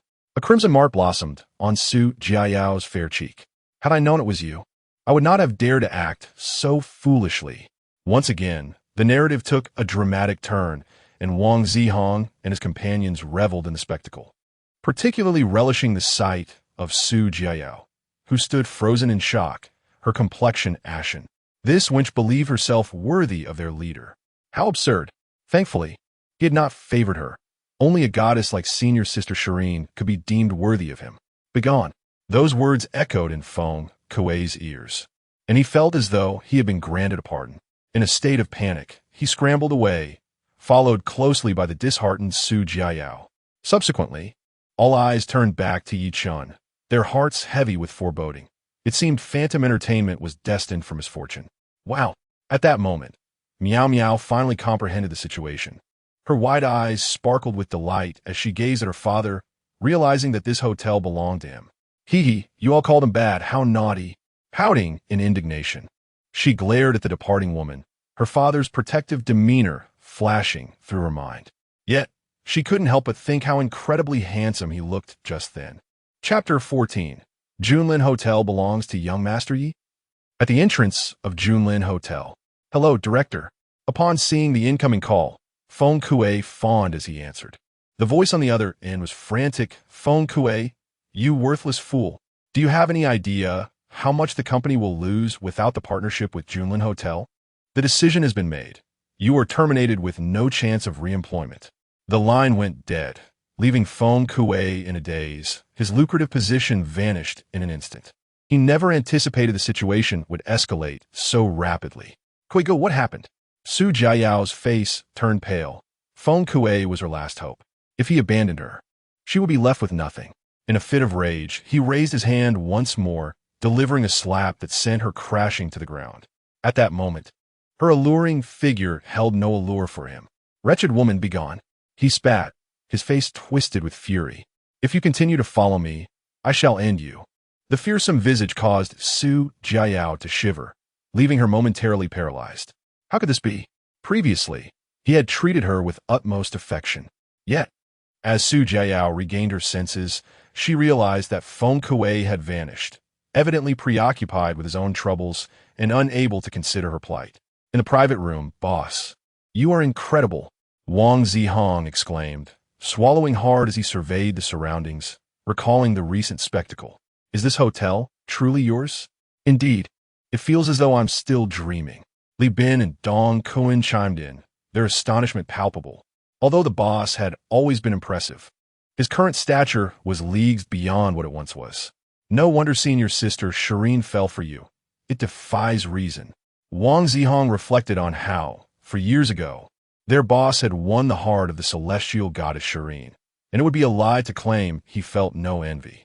Hey boss, since this hotel belongs to you, we shall not hold back. The trio wore mischievous grins as they exuded an air of dominance. Waiter, bring us another serving of king crab and 2 Australian lobsters. Also a bottle of 82 Lafite. They took turns ordering, insisting on the most extravagant items, clearly intent on treating their boss to an extravagant feast. Go ahead, Ye Chen said with a gentle smile, waving at the waiter. This sum of money might take an ordinary family a year or even several years to accumulate, but to him, it was merely a drop in the ocean. Understood, boss. The waiter inhaled deeply, astonished that this seemingly youthful man, appearing to be in his early 20s, was actually the proprietor of the Junlin Hotel. Instantly, she felt the weight of pressure upon her. Boss, impressive indeed. Cheers. After 3 more bottles of Lafite, Wang Zihong and his companions succumbed to intoxication, collapsing onto the table. They arranged for 3 rooms for a restful slumber. Yes, boss. The waiter promptly consulted the manager, Ye Chen, and soon secured a presidential suite for each of the 3. Half an hour later, at the Julong No. 1 villa, luxury sports cars were parked in front. Mr. Yi, we have arrived. Ye Chen marveled at the opulence of the villa, a residence coveted by countless wealthy individuals. Welcome home, young master. A sweet voice greeted him, instantly capturing Ye Chen's attention. 8 stunningly beautiful maids, alongside a private housekeeper clad in a qipao, showcased their exquisite figures. Boss, you are remarkable. Ye Chen's envy was unmistakable. Such a quality of life represented the pinnacle of many men's dreams. Mr. Yi, I shall take my leave now. After bidding farewell to his employer, Ye Chen took a deep breath before departing in the car he had arrived in. Lu Minjing furrowed her brow upon seeing Ye Chen, finding him vaguely familiar, as if she had encountered him before. At that moment, Ye Chen had already entered the villa. Curious, Lu Minjing inquired of Miao, little miss. Do you know who that person was? Upon hearing Aunt Minjing's question, Miao glanced towards the departing vehicle. Oh, Aunt Minjing, you mean Uncle Zhou? He seems to be the manager of Junlin Hotel. After speaking, Miao entered the villa, leaving Lu Minjing furrowing her brows. At a certain moment, an incredible thought crossed Lu Minjing's mind, causing her gaze towards Ye Chen to shift dramatically. The Junlin Hotel? The person in charge? Did Lu Minjing just hear correctly? That individual was referred to as the young master, and the Junlin Hotel belongs to him? Minjing, do you know that person? At this moment, a curious maid asked. Her lips pursed, while the other 6 beautiful maids shared the same inquisitive expression, clearly recognizing that the individual's identity was extraordinary. Yes, he is the president of the Junlin Hotel. I never expected that the young master owns a 7-star hotel as well. The maids collectively turned their gazes towards the direction Ye Chen had driven off, exclaiming, What? The Junlin Hotel, one of the few top-tier hotels in Jiangnan, valued at over 10 billion, actually belongs to our young master. Am I dreaming? Chapter 15. Exquisite culinary skills to win over the mother-in-law inside the villa. A woman sat in the living room, savoring fragrant tea. Though she appeared to be in her 40s, she looked no older than 30. Grandma. Upon entering the villa, Miao was astonished to see the woman, her face lighting up with joy. Clearly, the little one adored her, and this woman was Lin Shiyin's mother, Mu Yiling. I came to see her, Miao, of course. Gently pinching Miao's cheek, Mu Yiling's gaze shifted to the man standing before her. Ye Chen. You are Ye Chen. Mu Yiling regarded the man whom her daughter had defended for 4 years, Miao's biological father. Cough, as he faced his mother-in-law's scrutiny, Ye Chen cleared his throat. Auntie, I apologize for what happened back then. Hearing Ye Chen take responsibility, Mu Yiling nodded slightly. Before coming, she had naturally gathered some information about Ye Chen. After all, with her status as the matriarch of the Lin family, it was easy to learn about someone. To have garnered Shirin's defense for 4 years speaks volumes about you. Of course, Ye Chen began to reply, but Miao could not contain herself, interrupting with a proud demeanor as if to assert her claim. You don't even look at who my daddy is. The mischievous Miao then chimed in, hee grandma. You might not know, but daddy's cooking is exceptionally delicious. Miao beamed, playfully tugging at Mu Yiling's arm. Hearing about his culinary skills, Mu Yiling's eyes narrowed with interest. She had a penchant for exploring gourmet cuisine herself. Is that so? Mu Yiling smiled slightly, then turned to her prospective son-in-law. Little Yi, it seems your culinary skills are quite impressive. Just average, Ye Chen replied, affectionately ruffling Miao's hair, fully aware that the little one was providing him with unexpected support. Auntie, you must be hungry. Let me prepare something for you. That sounds good. Mu Yiling recognized her granddaughter's intentions. It was evident that the father and daughter had developed a good rapport in just a few days. Miao said, watching as her father headed to the kitchen. Grandma, just wait and see. Daddy's knife skills are superb. Oh. Upon hearing her granddaughter's words, Mu Yiling squinted towards the future son-in-law in the kitchen. When it comes to culinary skills, she considered herself rather proficient. Just then, she noticed the glint of a knife in the kitchen, as the adept hands skillfully transformed the ingredients. Before her eyes, perfectly uniform slices of winter bamboo shoots appeared on the plate, each piece identical in shape and size. Such remarkable knife skills. Mu Yiling couldn't help but gasp in admiration, her gaze towards her future son-in-law changing significantly.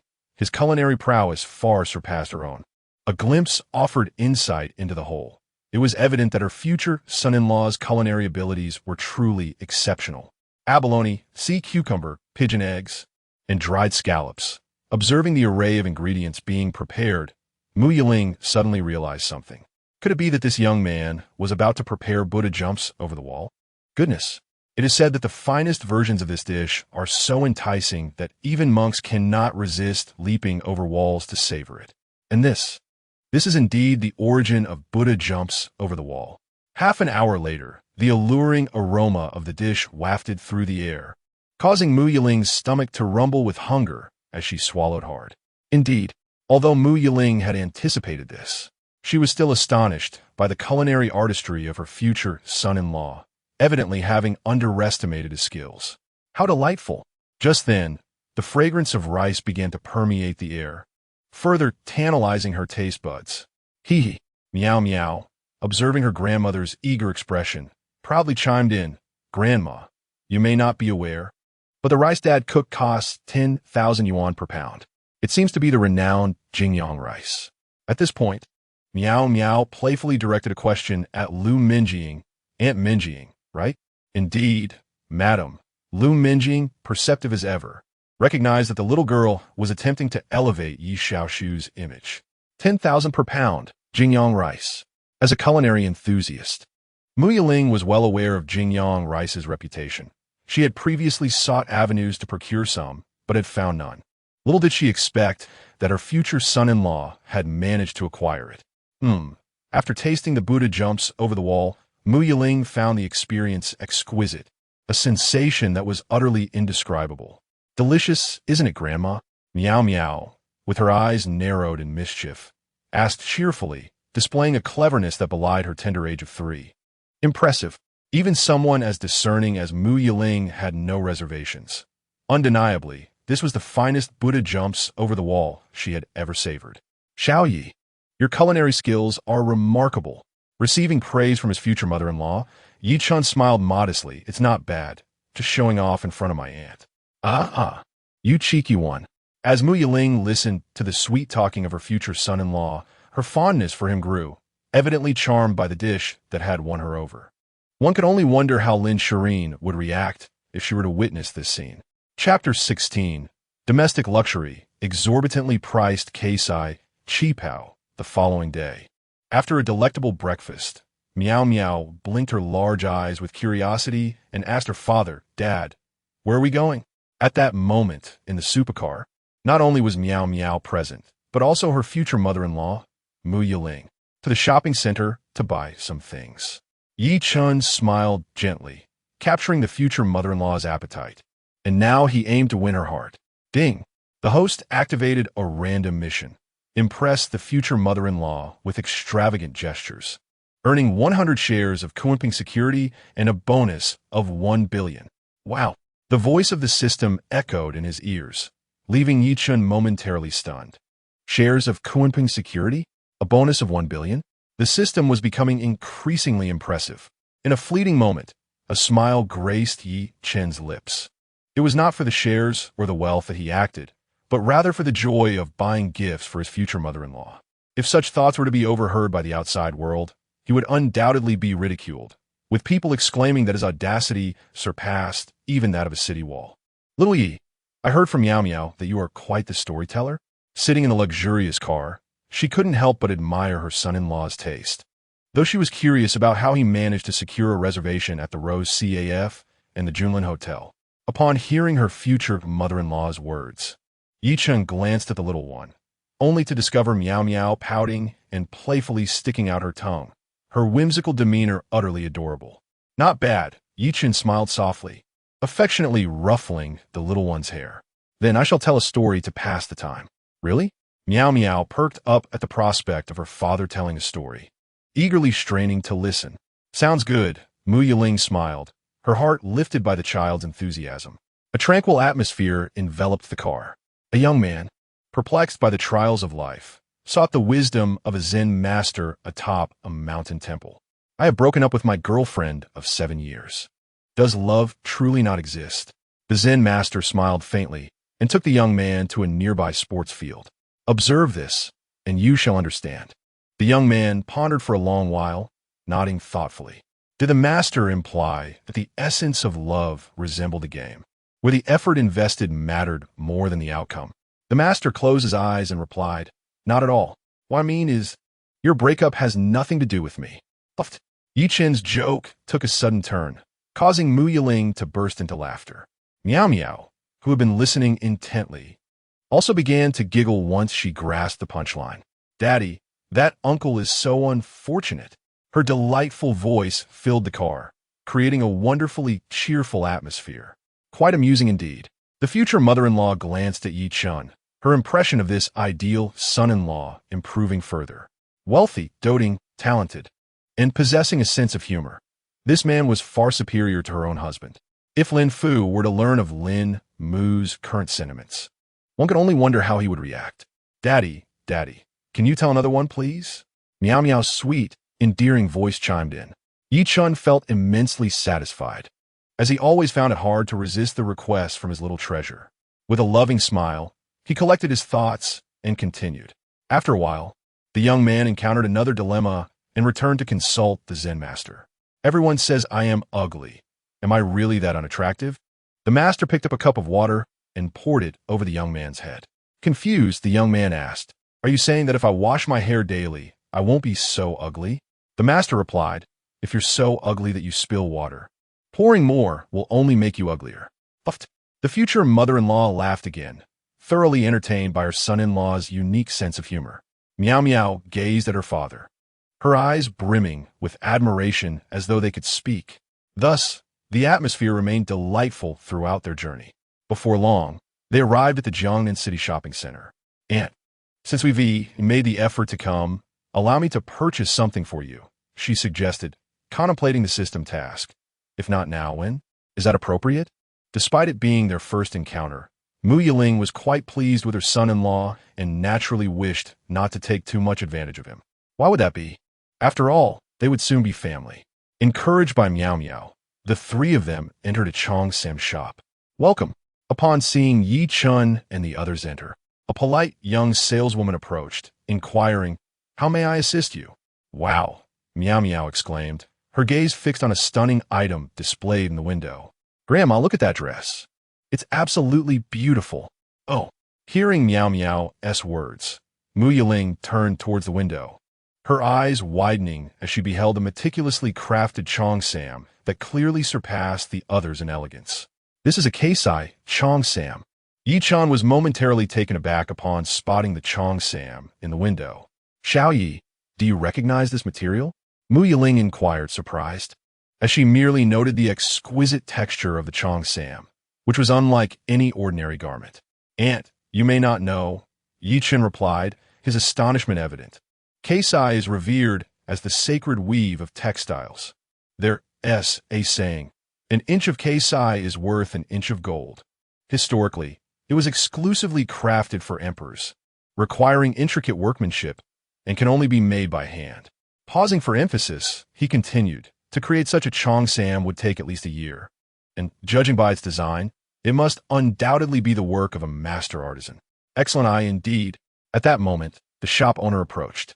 "This is our store's treasured gem, and it has been here for over a month without a single inquiry." Mu Yiling's gaze fell upon the price tag, and upon seeing the figure, she was momentarily stunned. 1,980,000.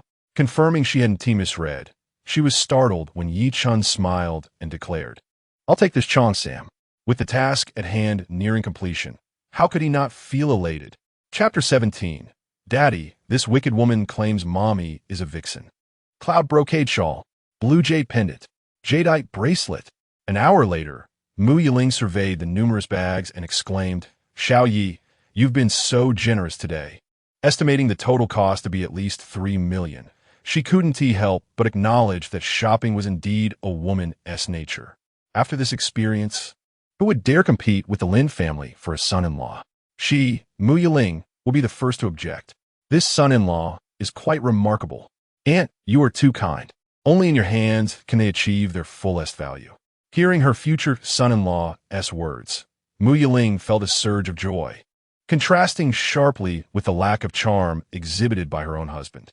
At that moment, she nearly wished to bring the household registration book to have the two wed. Where did this wild child come from? As they conversed outside the shopping center, an alluring woman spotted the running Miao Miao and mockingly remarked, "Zhang Xiao, look at that little girl. She must be the wild child of a vixen." "Stop." Just as the enchanting woman was about to leave, Miao Miao's face flushed with anger. "You're the vixen, and your entire family are vixens. Apologize to me." The resounding words instantly attracted a crowd of onlookers. Feng Kuei's gaze fell upon Miao Miao, and he shuddered. Could she be the daughter of that man? This was troublesome indeed.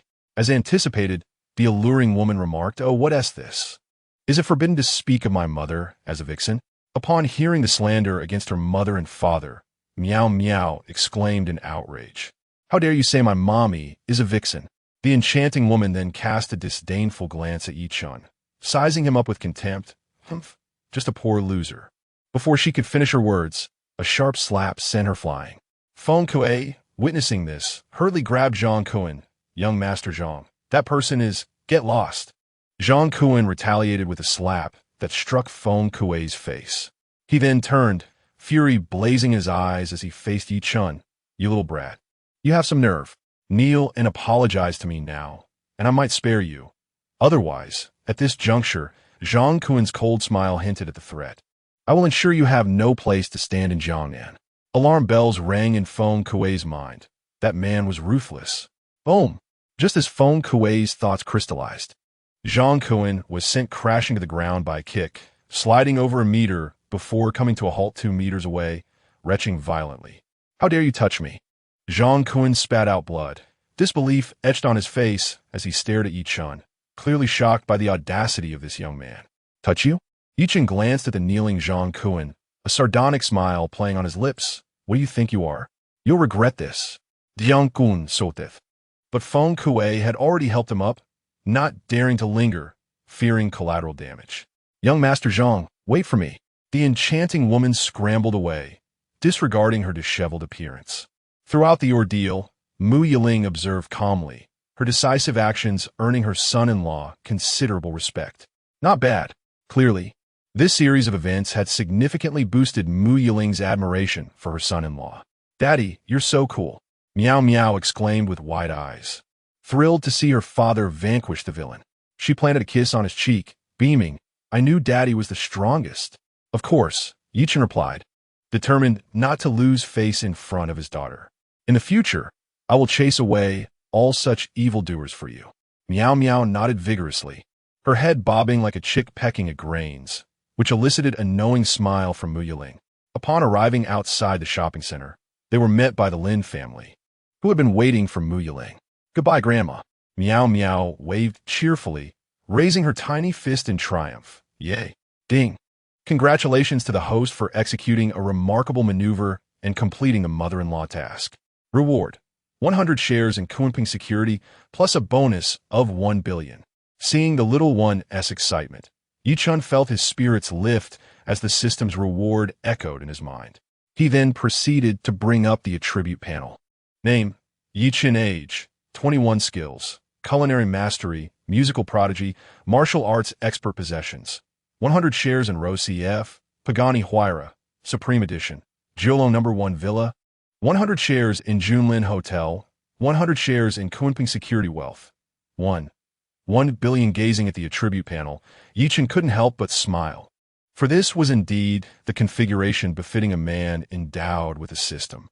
Though 1 billion in assets might not seem excessive, it certainly could not be deemed insignificant. Meanwhile, at Jiangnan City Airport, Dingling, a stunning beauty, donning sunglasses and pushing a suitcase, drew the attention of numerous onlookers. Her aura and the delicate profile visible against the air attesting to her goddess-like presence. This remarkable girl was none other than Lin Shiyin. "Hello," she answered her phone, and a familiar voice greeted her. "Hee Shiyin, have you landed? I just got off. Is there something you need?" She replied, calculating the timing of her mother's call, suspecting that her mother's unsolicited concern could only mean trouble. "Of course there is." On the other end, Mu Yiling spoke with a bright smile, gazing out at the beautiful scenery. "My dear, you've been secretly hiding such an outstanding young man. I've agreed to your marriage with Xiao Yi. When you have time, go get the marriage certificate." Before Lin Shiyin could respond, her mother abruptly hung up the phone, leaving her in a state of bewilderment. "What do you mean you agreed? And getting a certificate?" A sense of foreboding washed over her. Had her mother met that rascal? Cursed be that scoundrel for casting such a spell on my mother. With no time to lose, Lin Shiyin hastily drove towards Jiolong No. 1 Villa, unaware of what awaited her next. Chapter 18. The First Encounter. Lin Shiyin in a daze in front of the shopping center at Longxing Square. Ladies and gentlemen, today marks the final day of the love song contest. At that moment, a loud voice resonated from the stage, immediately capturing the attention of many, including Miao Miao, who glanced over. "Time is of the essence. If you seize first place, you shall receive a grand prize of 100,000, along with a signed Pikachu by the little diva, Shiyin." The lively atmosphere incited excitement among the audience, yet few dared to take the stage, for the previous contestants had demonstrated extraordinary talent. Miao Miao heard about the signed Pikachu, and her eyes sparkled with mischief. "Daddy, I really want that Pikachu. Can we go home and surprise Mommy?" Ye Chen hesitated. I don't know about that." It seemed this little one was either seeking the limelight or drawing attention to herself, and he feared that this path might cost him friends. No, Miao Miao really wants it." She pouted and clung to her father's arm, her innocent eyes pleading as if to say, "Daddy, do you not love me anymore?" Clearing his throat, he relented. "All right, I suppose I can go. You truly are impossible." Clearly, the doting father, Ye Chen, had no defenses against his daughter's charming antics. Meanwhile, Lin Shiyin, who had arrived at the square in her supercar, paused with keen interest upon hearing a Pikachu song that bore her signature. With ample time at her disposal, she thought it would be delightful to listen to some music. Unbeknownst to her, this location marked the site of her first encounter with someone after 4 long years, heralding the beginning of Ye Chen's intrusion into her life. "Let me give it a try." Encouraged by the little one, Ye Chen approached the stage and addressed the host. The host, taken aback by the strikingly handsome young man before him, was pleasantly surprised to find such a good-looking audience member participating on the final day. "All right, let's all give a warm round of applause to welcome this charming gentleman." As the host's voice faded, the surrounding crowd erupted in enthusiastic applause. "Is that him?" Lin Shiyin, now closer, recognized a familiar silhouette on stage. Soon, she spotted her daughter, whom she had dearly missed, in the audience. The unexpected turn of events left Lin Shiyin astonished, as she had not anticipated meeting in such a manner. "Host, please lower the accompaniment Ye Chen instructed, and the host, now even more eager to witness the performance of this well-prepared, handsome man, complied. "Go, Daddy. You're the best," cheered the little one, and the crowd fell into a hush, momentarily stunned by the enthusiastic encouragement that filled Lin Shiyin with delight. A smile, enchanting and beguiling, crept upon her lips. As the spotlight focused on him, Ye Chen's already handsome visage appeared even more striking. Under the warm sun, I walk amidst the fragrance. Whose daughter is this? I tread upon that little bridge. As you play the lute, lamenting your sorrow, the girl by the bridge sings, tears glistening in her eyes. As you speak of a solitary struggle and a longing for home, the warm tones and catchy lyrics captivated the audience, causing a collective gasp of admiration.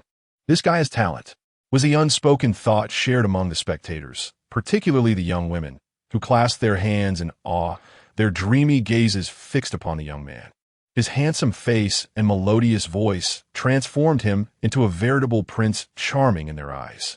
That scoundrel, Lin Shiyin, feeling a mix of emotions, observed the enamored expressions of the girls and felt a subtle pang of jealousy rise within her.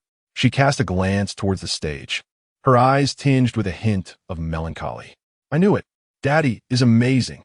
At that moment, Miao was blissfully unaware of her mother's sentiments. Her eyes filled with admiration for her extraordinarily talented and handsome father.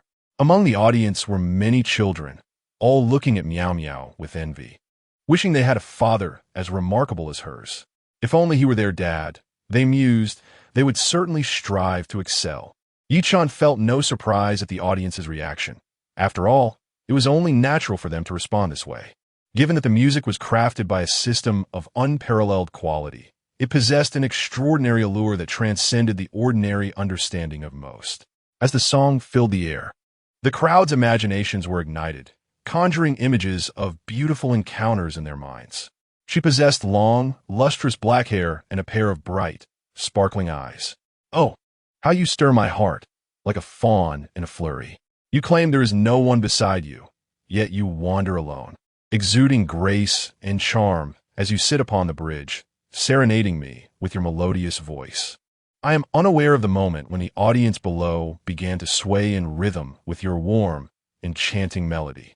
Each listener's lips curled into an involuntary smile, as if they had become the protagonists of their own stories, captivated by the sight of a lovely girl singing by the bridge. The scene was tender and beautiful, enveloped in a tranquil silence.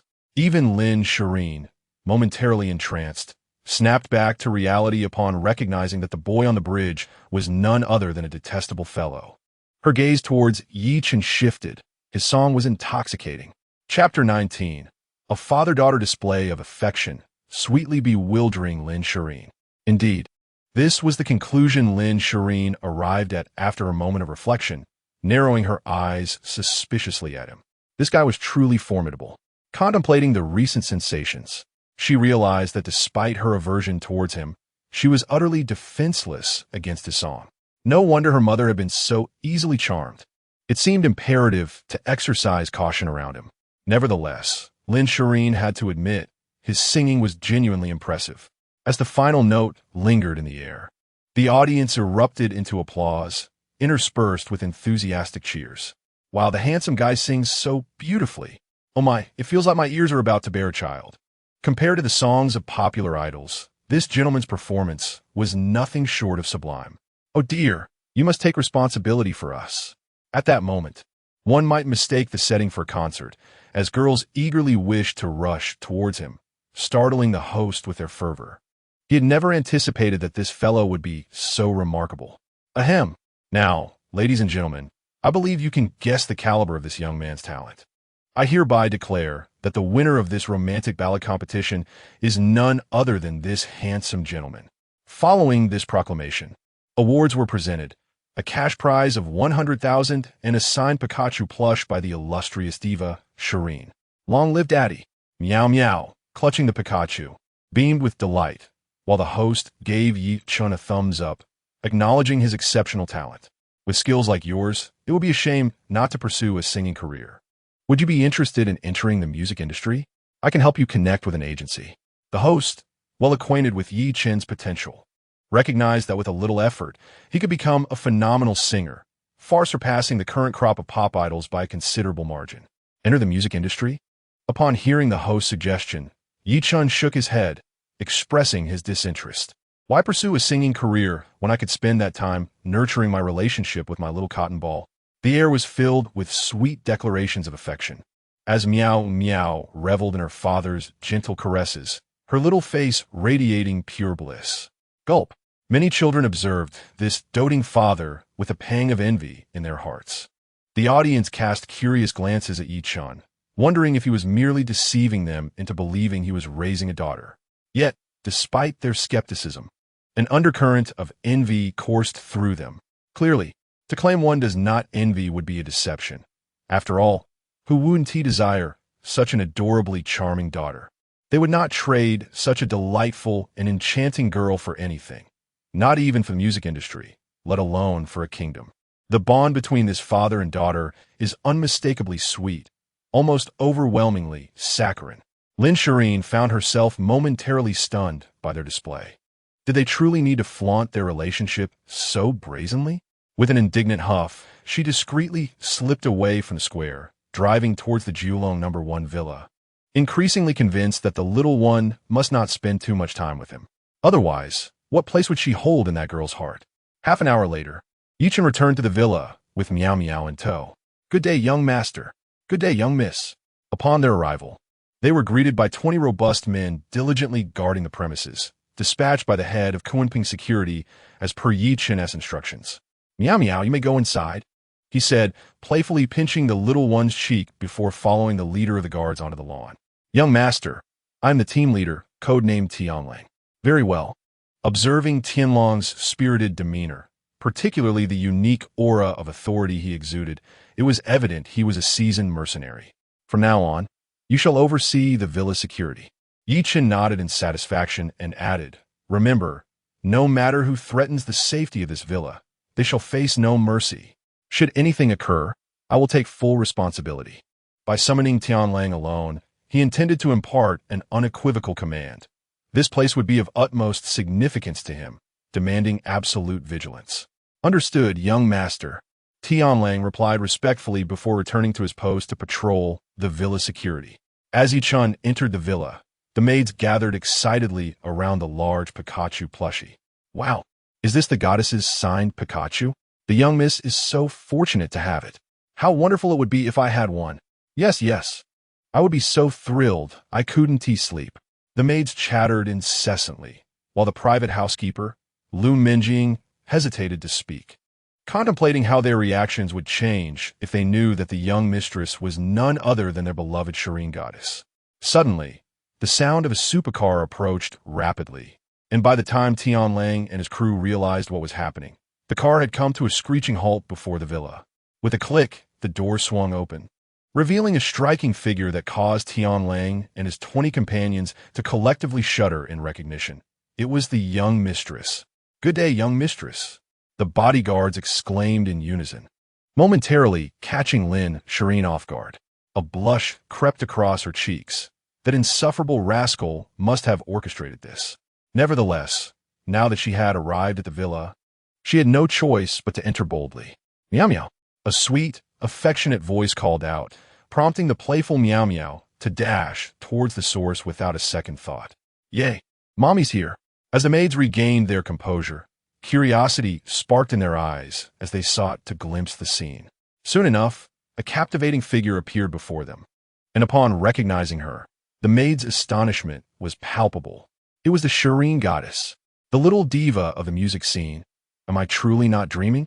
No, just moments ago, the little miss referred to her as Mama. Could it be that the goddess of poetry is indeed the young mistress? After much discussion, the maids were in a state of utter disarray. Seeing the astonished expressions on their faces, Lu Minjing was not surprised. It seemed they had finally come to know the truth. "Do you miss Mama?" At this moment, Lin Shiyin exuded none of the aura of a superstar. She appeared simply as a mother radiating maternal love. Indeed, the small child, akin to a chick pecking at rice, nodded vigorously, which brought Lin Shiyin immense comfort, making her feel that all her struggles were worthwhile.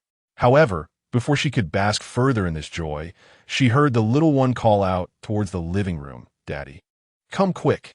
Mama is here to see us." Upon hearing those words, Lin Shiyin felt a wave of embarrassment wash over her. What did "see us" mean? When Lin Shiyin followed Miao into the living room, she found Ye Chen already serving 2 bowls of noodles at the dining table. The enticing aroma of the soup noodles immediately set her stomach rumbling. This unexpected scene caused Lin Shiyin's cheeks to redden even more, while Miao's lips curled into a smile. "Mama, come eat. Daddy's cooking is super delicious." Gazing at the innocent expression of Miao, Lin Shiyin initially intended to decline, yet the tantalizing flavors overwhelmed her resolve. "All right." Immediately after speaking, Lin Shiyin regretted her decision. She had intended to assert herself, but the aroma of the soup noodles was simply irresistible. Slurping a mouthful of noodles, Lin Shiyin's beautiful eyes widened in surprise. Ye Chen's culinary skills surpassed her expectations. As her taste buds awakened, the top-tier little diva forgot her image and began to eat hastily, having not eaten since noon. The maids, witnessing their idol's hearty appetite, could not help but reassess their perception of her. Their idol could eat so well. Undoubtedly, this was a unanimous thought among the maids. Half an hour later, Lin Shiyin, satisfied, finished the last drop of soup. At that moment, the little one chimed in, "Mama, wasn't Daddy's noodles delicious?" "Yes, they were quite exceptional." Lin Shiyin instinctively almost blurted out, quickly correcting herself, her face slightly flushed. Darn it, it seemed her plan to assert dominance had failed. The saying "to eat is to be beholden" rang true in this instance. "Oomph." Miao was unyielding, exposing her mother. "Mama, you're lying. You ate 2 big bowls and didn't leave any soup, yet you say it was just okay." Listening to the little one's innocent yet cheeky remarks, Lin Shiyin momentarily felt the urge to scold her child. That man was merely a slightly better cook. How could Miao so easily betray her? After dinner, as night fell, Miao yawned and tugged at her parents' hands. "Daddy, Mama, let us go to our room and sleep." Caught off guard and unable to find a reason, Lin Shiyin was concerned about revealing Miao's true identity to the maids. In that instant, her heart raced. How could this be? This was not how the script was supposed to unfold. What should I do? Am I truly destined to share a room with that unfaithful man? As the bedroom door closed with a soft click, Lin Shiyin's heart seemed to momentarily halt. Her mind flooded with memories of that fateful encounter 4 years prior. Her cheeks flushing a deep crimson. Soon, having completed her morning routine, Lin Shiyin donned a delicate nightgown that accentuated her flawless figure beneath the soft glow of the light. Sensing someone's intense gaze upon her, she shot a fierce glare in their direction, though deep within, a subtle thrill of joy flickered. Why? She could not quite articulate. Perhaps it was the innate desire of every woman to be the object of attention from the opposite sex. "Ye Chen, I warn you. Should you cross the line, I shall not hold back," she declared with a warning tone. However, Miao chose to ignore her mother, instead turning to her father with a playful pout. "Daddy, will you continue telling me the story of the wonderful Wizard of Oz? Mommy's tales are rather dull." Lin Shiyin found herself momentarily crestfallen by the disdain of the little one, realizing that in her brief absence, the child had grown fond of her father. Sometime later, the 3 of them succumbed to slumber in the bedroom. Yet that night, Ye Chen dreamt vividly, the scenes reminiscent of their past encounter 4 years ago. Chapter 21. Mother is jealous. The following day, golden rays of sunlight streamed through the window, dispelling the remnants of darkness. With a gentle struggle against her drowsiness, Lin Shiyin awoke, only to find herself embracing a certain someone, the remnants of sleep vanishing in an instant. Her eyes widened in disbelief as she beheld the head nestled between the depths of the sheets, flanked by 2 large hands that resembled mountains. That scoundrel! Clenching her delicate fists, Lin Shiyin felt an overwhelming urge to deliver a swift punch. Yet her gaze fell upon the small figure at the edge of the blanket, causing her to glare fiercely at the man in question. How infuriating! What a loss! Lin Shiyin could hardly fathom how she had spent the previous night, believing she was cradling the little one. And why did her entire body ache? Furrowing her brows, she pondered for a long while, ultimately attributing it to her recent exhaustion. Just yesterday, she had dreamt such vivid dreams. What was she thinking? After much effort, she finally freed herself from the man's grasp, tiptoeing to dress quietly, relieved to see him still fast asleep. Upon entering the living room, the maid's eyes turned towards the bedroom, and when they spotted Lin Shiyin emerging, they hurriedly averted their gazes, busying themselves with their tasks.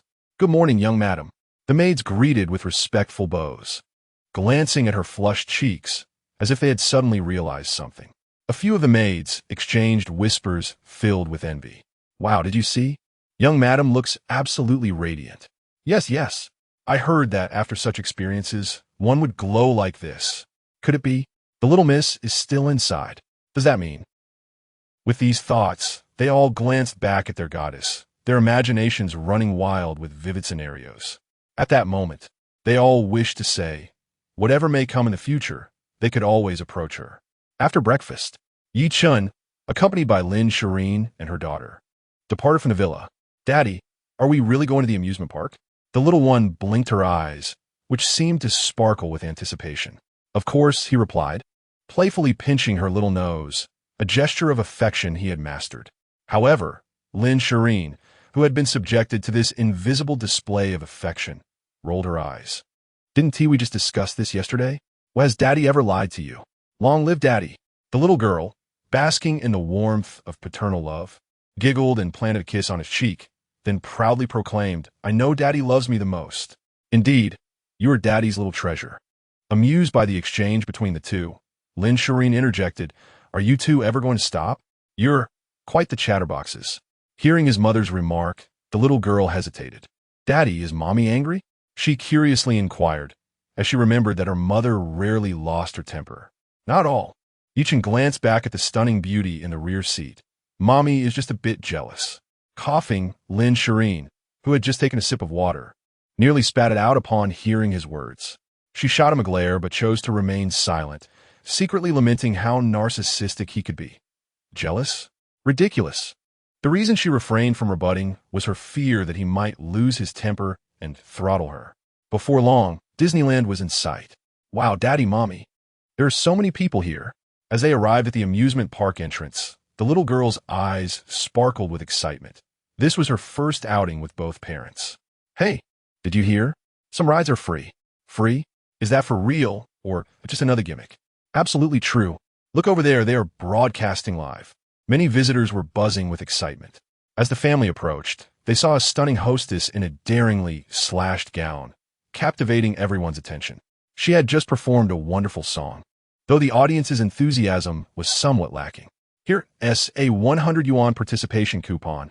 Thank you for joining." Next, the charming hostess's sweet voice rang out.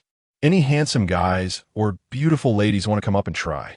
"We do," the little girl exclaimed, her eyes shining brightly at the thought of her father's singing, as she knew he was exceptionally talented. Lin Xiaomiao. Lin Shiyin was startled by her daughter's boldness, wearing only sunglasses. If the crowd recognized her, it could lead to trouble. "Hee, Mommy, Daddy sings beautifully." Seeing her daughter's playful spirit, Ye Chen couldn't help but smile fondly. Ding! The system's voice chimed in Ye Chen's ear. Hostess triggered a random task. Perform a sweet song that captivates the audience. Reward: a mysterious blind box and an additional 3 billion. Oh, with the system's announcement, Ye Chen's smile widened.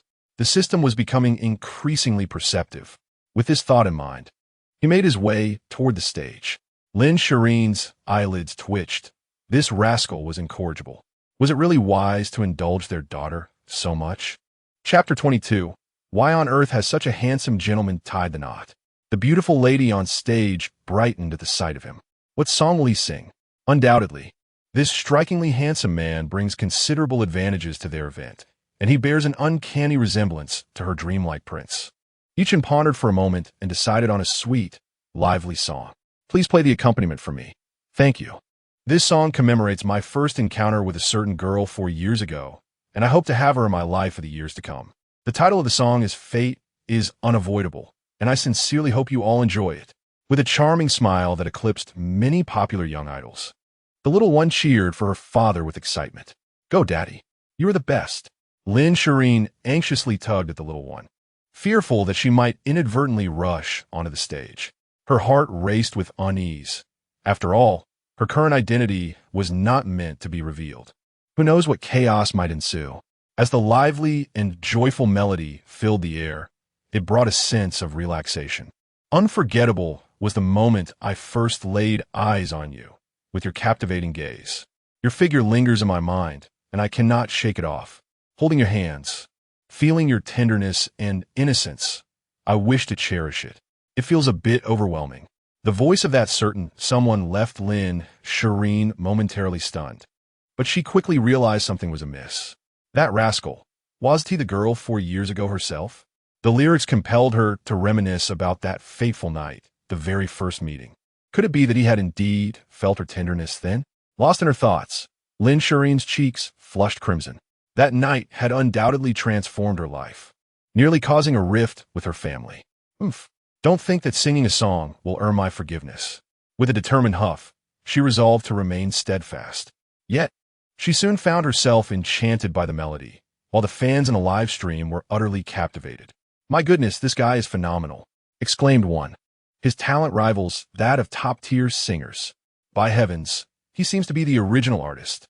If this kid doesn't become famous, it would be a travesty." The audience marveled at his prowess, yet the question lingered. Why was he married? Could it be that the girl from 4 years ago was the adorable little one's mother? What a blissful family. How wonderful it would be to inherit such admirable genes from this handsome man. Oh, how I wish to shower him with affection. Hans Omaman, stop singing and come home with me. As Ye Chen sang louder, the originally vibrant crowd of tens of thousands surged past the 100,000 mark, continuing to soar at an astonishing rate. Mommy, look. The little one turned her gleeful face toward her mother. "I told you Daddy sings beautifully. Didn't I? I love it." In an instant, the little one transformed into her father's most devoted fan, convinced that he was the most remarkable person in the world. "Well, he's decent enough, just a bit better than the average," Lin Shiyin remarked, her heart at odds as she cast a glance at the stage. However, before her voice could fade, the singing resumed once more. "I fear that I might fall in love with you. Thus I refrain from drawing too near, apprehensive that I have little to offer you. Loving you requires immense courage. I worry that I may inevitably succumb to my feelings one day." Oh, I did not heed what mother said. The little one gaped, unable to fully grasp the meaning, but sensing that father was undoubtedly professing his love to mother. How sweet. Father is truly remarkable. Onlookers were filled with admiration. Who is this person? Such impressive singing talent.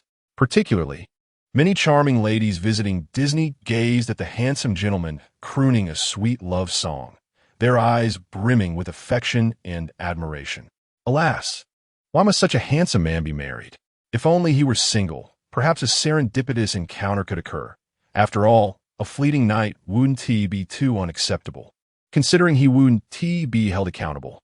At that moment, Lin Shiyin felt her cheeks flush, fearing to fall for him and thus avoiding closeness. How absurd. This soul is nothing but a bundle of lies. Lin Shiyin, you must not yield, do you hear? She silently steeled herself. Yet whenever she glanced at the man on stage, an inexplicable sensation stirred within her, causing her to frown slightly. Her expression was complex as she regarded Ye Chen. Despite the past, he seemed rather admirable. Chapter 23. Mother, you were just bullied by father a little. As the song concluded, silence enveloped the crowd. Although the melody had ended, the audience lingered in the emotional depths of uncontrollable love, unable to extricate themselves.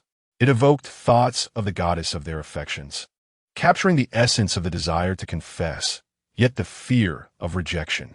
The applause erupted like thunder, accompanied by cheers, and gazes towards Ye Chen transformed. This guy is extraordinary. With such talent, why would he vie for free tickets? He could easily hold a concert. The applause was thunderous. A beautiful lady approached the stage, microphone poised at her lips. The handsome gentleman had won the crowd's admiration for the first time. "Congratulations, sir. You may enjoy a complimentary visit with your family."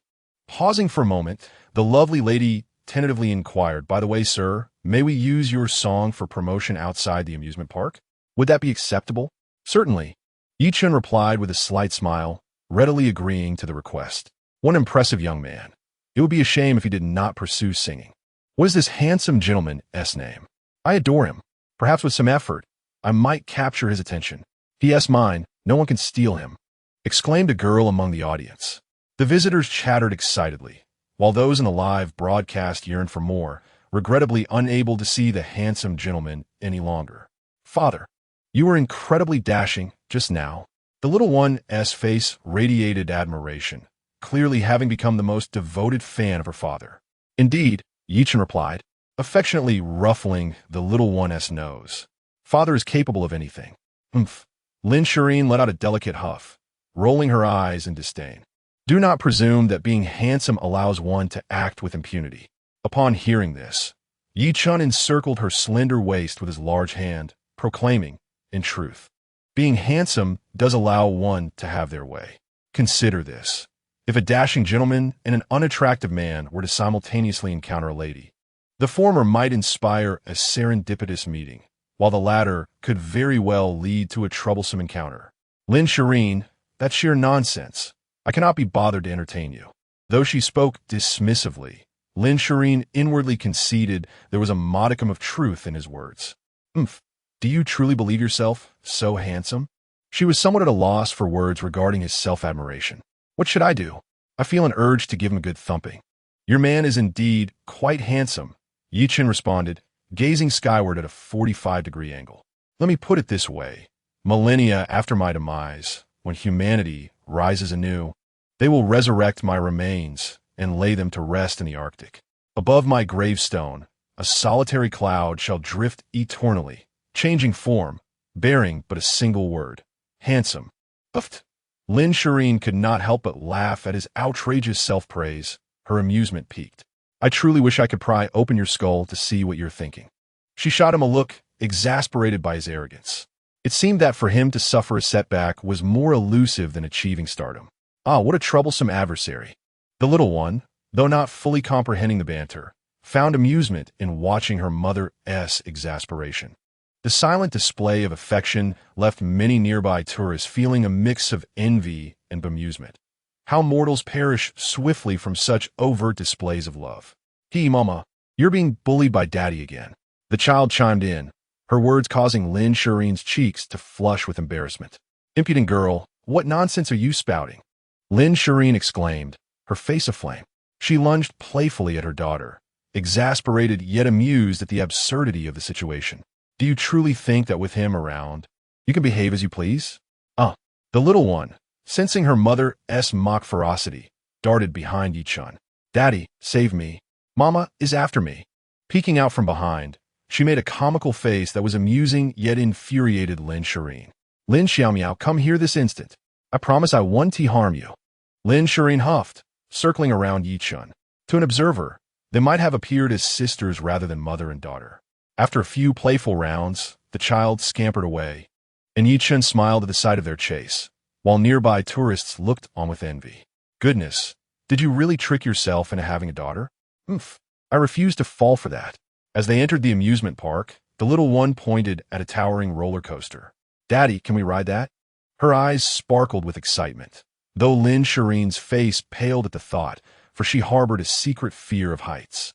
Sure, Ye Chen replied without a second thought, unaware of Lin Shiyin's apprehension. She opened her mouth to protest, but ultimately withheld her words, unwilling to disappoint the child, especially in front of Ye Chen. Chapter 24. Mama's legs are trembling. Can Daddy carry Mama? Are you feeling nervous? Ye Chen imuted, noting Lin Shiyin silait unease. Nervous? How is it possible? This empress has encountered all manner of tempests. However, as she gazed towards the towering vertical roller coaster in the distance, her beautiful eyes flickered with a hint of panic. To claim she felt no anxiety would be a falsehood. Yet, she absolutely could not afford to lose face in front of that fellow. A few minutes later, Lin Shiyin's delicate face turned pale, her stomach churning violently. It was utterly terrifying. Dad, this is so much fun. The little one beamed with excitement. Even Ye Chen was momentarily taken aback by the child's audacity. Mom, can we ride that? Miao eagerly tugged at Lin Shiyin's pale face. pointing at the nearby free-fall tower, which made Lin Shiyin's expression darken. This girl was truly testing her limits. Ahem, all right. Clearing her throat, Lin Shiyin conceded, while Ye Chen observed the two departing figures thoughtfully. That girl, surely she doesn't have a fear of heights? Reflecting on the earlier vertical roller coaster experience, he glanced at the resolute beauty, a smirk curving at the corners of his mouth. She was rather adorable in her own way. Ah! The little one screamed in exhilaration as they plummeted down the free-fall tower, blissfully unaware of the tumultuous thoughts swirling in Lin Shiyin's mind. While Ye Chen merely smiled in silence. The colossal swing, the canyon autumn, the aerial acrobatics. After an array of thrilling attractions, Lin Shiyin was utterly exhausted. It was exhilarating. Today's experiences would be etched in her memory forever. Mom, are you all right? The little one, somewhat belatedly, noticed her mother's trembling legs and asked with concern. Lin Shiyin, however, was internally weeping rivers, finally realizing that the girl was thinking of her. Cough, I'm fine, just a bit weak in the knees. She replied with a hint of irritation, casting a fierce glare at a certain individual. This rascal, why did he have to bring the child to an amusement park? She vowed never to return to this dreadful place again. It was too terrifying. Dad, Mom's legs are weak. Can you carry her? The sweet voice chimed, as the little one innocently smiled at her father. For what malice could a child possess? All right then. Glancing at the steadfast Lin Shiyin, Ye Chen smiled slightly. She must be reaching her limit. Lin Shiyin intended to refuse, yet her legs betrayed her, forcing her to relent and accept the assistance of this individual once more. However, Ye Chen did not merely give her a piggyback ride. Instead, he swept her into a princess carry, showering her with affection. What a delightful sight, the little one gasped, covering her mouth in awe, while many boys nearby observed Ye Chen with astonished expressions after their escapades. Did that fellow not feel even a hint of trepidation? Such a stable princess carry. You. Lin Shiyin felt herself cradled in his arms, her cheeks flushing a deep crimson as she became acutely aware of the attention from the surrounding crowd, particularly the envious glances from the girls. This rascal, always seeking the limelight. Not too shabby, Ye Chen remarked, relishing the sensation of her perfect figure, his voice low enough for only the two of them to hear, laced with teasing laughter. Easy for you to say. Lin Shiyin rolled her eyes, while a small voice within her lamented. Cursed fate. And this is only the first day. I've already endured so much embarrassment. Ding. Congratulations to the host for completing a delightful task, rewarding a mysterious blind box and an additional 3 billion. The system's congratulatory tone echoed in Ye Chen's ears, lifting his spirits once more. Ding. The host possesses a mysterious mystery box. Shall it be opened? Without a moment's hesitation, Ye Chen agreed to unveil the enigmatic box. For what one holds in hand is the true treasure. Ding. Congratulations, host. You have acquired an Apollo, Sun God supercar. Ding. Congratulations, host. You have secured a Ferrari supercar. Ding. Congratulations, host. You have obtained a Lamborghini Veneno supercar. 3 consecutive notifications echoed, leaving Ye Chen momentarily stunned, as he had not anticipated that the mystery box would yield 3 supercars. He accessed his attribute panel. Name, Ye Chen. Age, 21. Skills, Divine Culinary Arts, Divine Music, Divine Martial Arts Items, 100 shares in Rose CF, Pagani Huayra, Supreme Edition, Apollo Sun God, Ferrari, Lamborghini Veneno, Julong No. 1 Villa, 100 shares in Junlin Hotel, 100 shares in Kunpeng Security Wealth, 40. 9 billion. Gazing at the items and wealth displayed on the panel, a smile crept upon his lips. The joy of life lies in the unpredictable treasures that await one in the next moment. However, Lin Shiyin noticed the corner of a certain individual's mouth curve upward. Her cheeks flushed. That rascal's grin was rather lewd, revealing him to be quite the rogue. If only Ye Chen were aware. Perhaps they would engage in an epic battle of wits, a scene that would undoubtedly be most entertaining. Chapter 25, Fundraising and the Ongoing Dog Food Inside the Supercar. The phone rang. After placing Lin Shiyin in the back seat, Ye Chen answered the call, and the anxious voice of Wang Zihong came through. Hey boss, are you free? It's urgent. Today is the annual fundraising event for the school's Angel Foundation, and the singer we arranged suddenly demands more money and is leaving. Could you come and save the day? Upon hearing Wang Zihong's words, Ye Chen was taken aback. A singer abandoning the performance? Was he expected to step in? Such a dramatic turn of events was truly unexpected.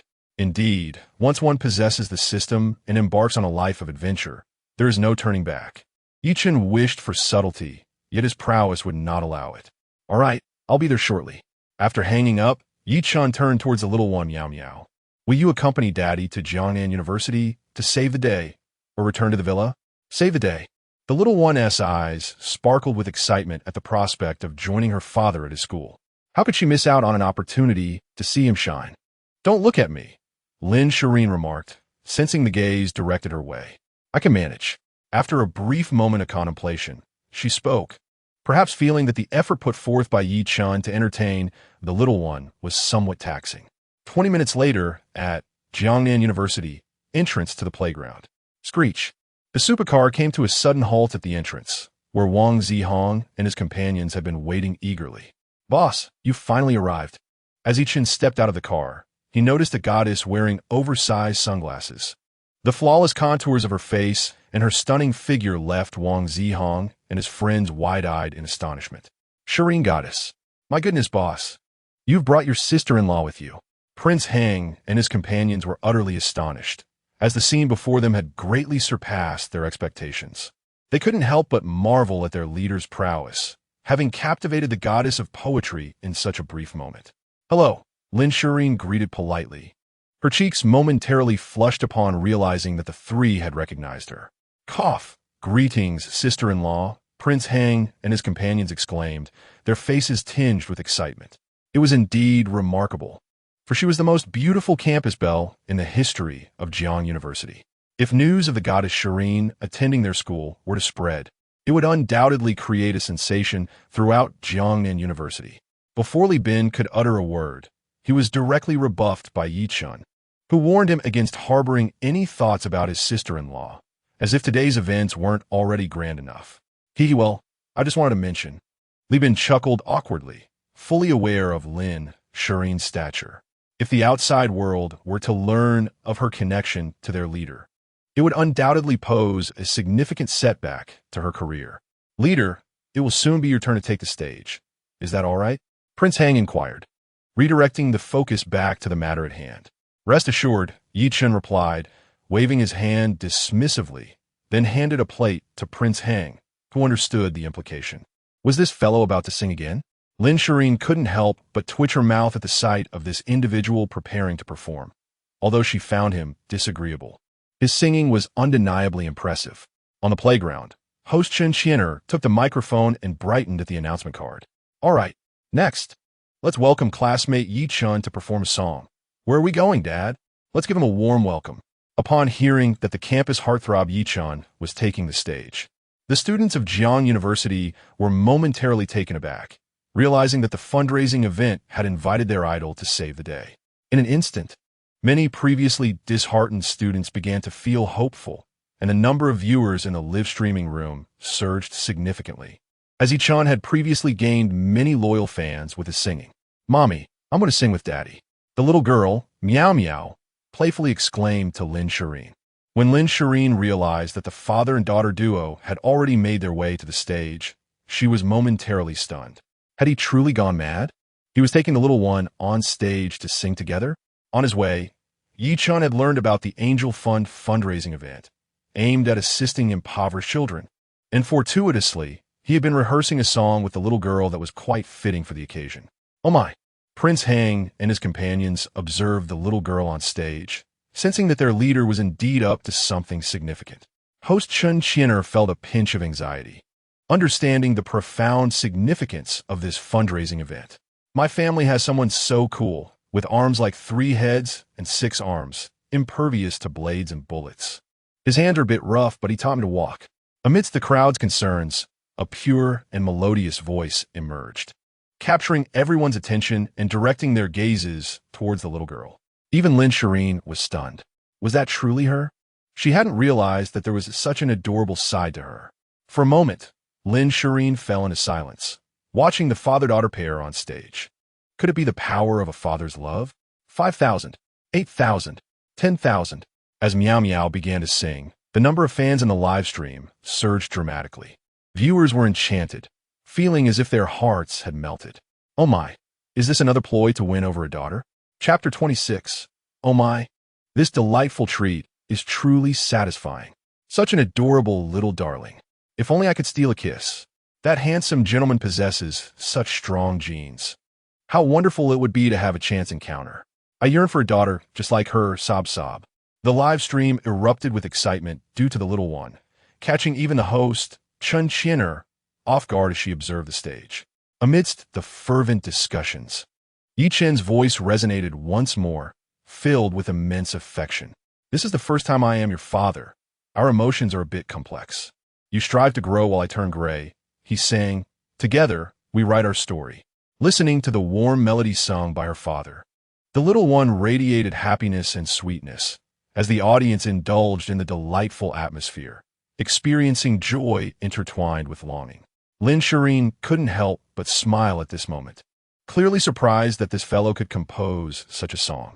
Moreover, it appeared that he was not as despicable as she had initially perceived. In this moment, Lin Shiyin quietly forgot the instances where she felt taken advantage of, and she didn't even realize that her attitude towards Ye Chen had noticeably shifted.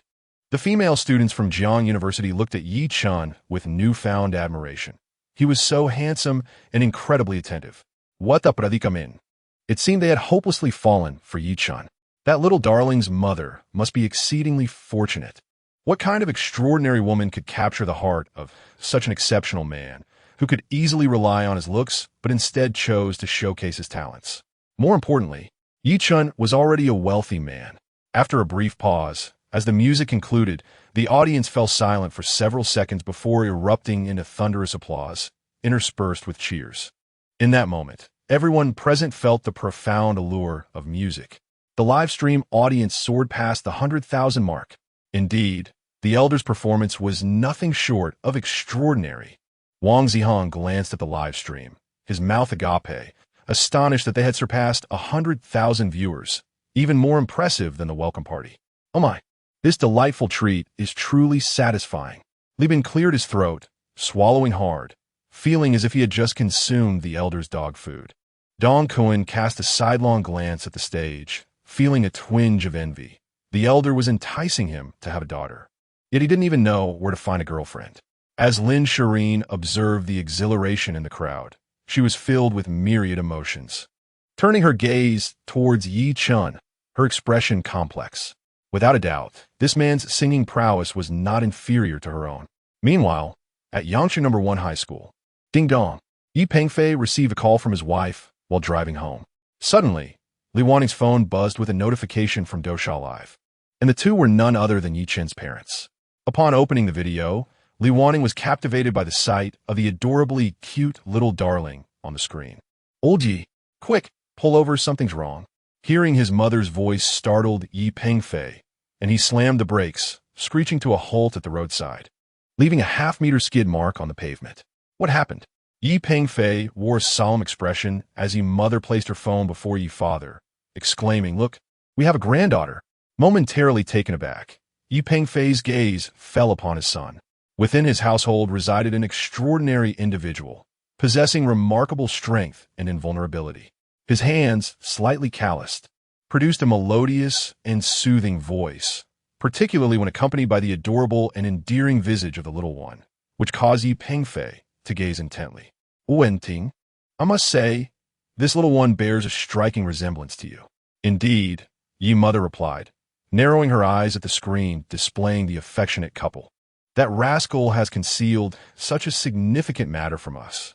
She continued, however, judging by the appearance of this child, our daughter-in-law must be exceptionally beautiful. Yi Pengfei nodded in agreement, absolutely. This lad certainly showcases my former charm. In that moment, Yi Pengfei reminisced about his university days, recognizing that they too had embarked on an unplanned journey into parenthood. It was not difficult to comprehend such a familiar scenario. TSK. Yi mother rolled her eyes at Yi father. You in your ways. This little one appears to be around 3 years old. which means our son was merely 17 when he bestowed upon us this granddaughter. I must say, he has outdone us. That rascal has hidden his intentions too well. I might just have to teach him a lesson, Yi Pengfei declared, feigning severity, though the satisfaction on his face betrayed him. Yi mother shot a glance at Yi father. Teach him a lesson? In this era of scarcity, this old fool is rather pleased, especially since our daughter-in-law seems quite lovely. This turn of events has certainly saved him a considerable sum. You ought to revel in your good fortune, Yi mother remarked. Yi father chuckled, then suddenly remembered something, right?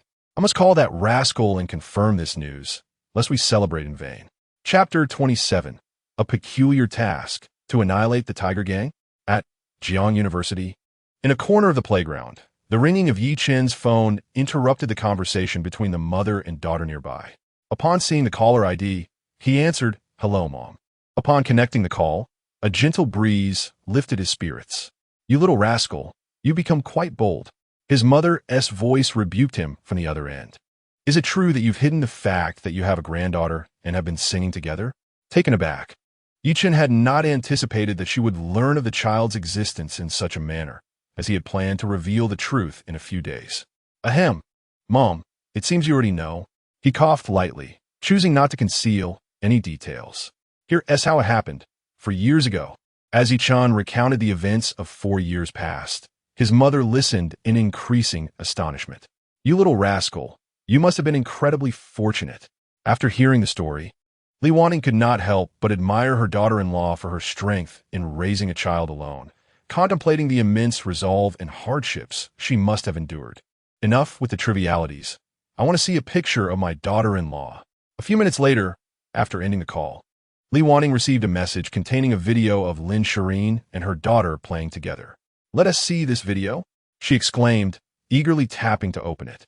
In that moment, Ye's mother was taken aback, staring at the screen. "Old Yi, this girl seems so familiar, as if I've seen her somewhere before." After a moment of contemplation, it suddenly dawned on her, and her gaze returned to the girl in the video, filled with disbelief. "No way. I've remembered.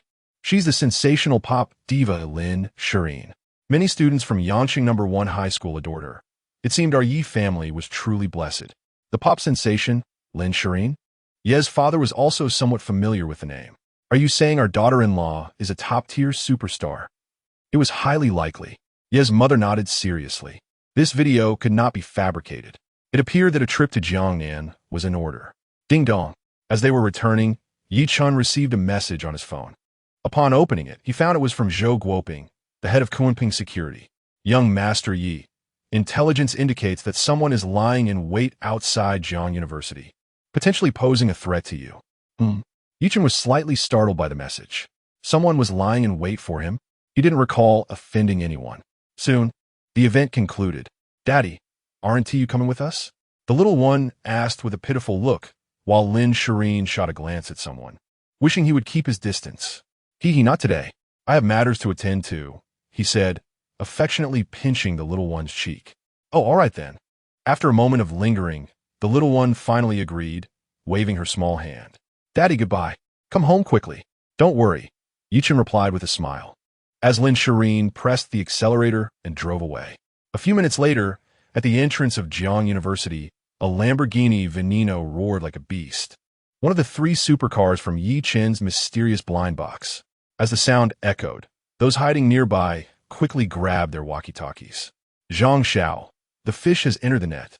"Excellent," a familiar voice responded. "Follow that kid. If he doesn't pay the price today, I shall not be called Zhang Zitao." "Understood, Zhang Xiao." Inside a business vehicle, a young man with a fierce tiger tattoo on his arm gazed in the direction of the speeding supercar, knowing that offending Zhang Xiao would spell doom for this kid. About 10 minutes later, Ye Chen observed the professional level of the following business vehicle through his rearview mirror. His curiosity piqued about who would so boldly target him. Ding! Host has triggered a random quest. Defeat Zhang Zitao and personally annihilate the Tiger Gang. Reward: 100 shares in Phantom Entertainment, plus a divine-level bone adjustment massage skill. Amidst his curiosity, Ye Chen heard the system's quest notification, which left him momentarily stunned, but soon he understood. Zhang Zitao, Tigurgong? It seemed they were the ones making a move. But the surname, Zhang? With this thought, the scene from the shopping center flashed in his mind. Could it be that reckless young master? Screech. In no time, Ye Chen slammed on the brakes as a truck suddenly blocked the road ahead. Night had already fallen. Swish! The lights illuminated the area, brightening the scene instantly. The rhythmic sound of polished shoes striking the ground echoed, revealing that the newcomers were evidently well-trained.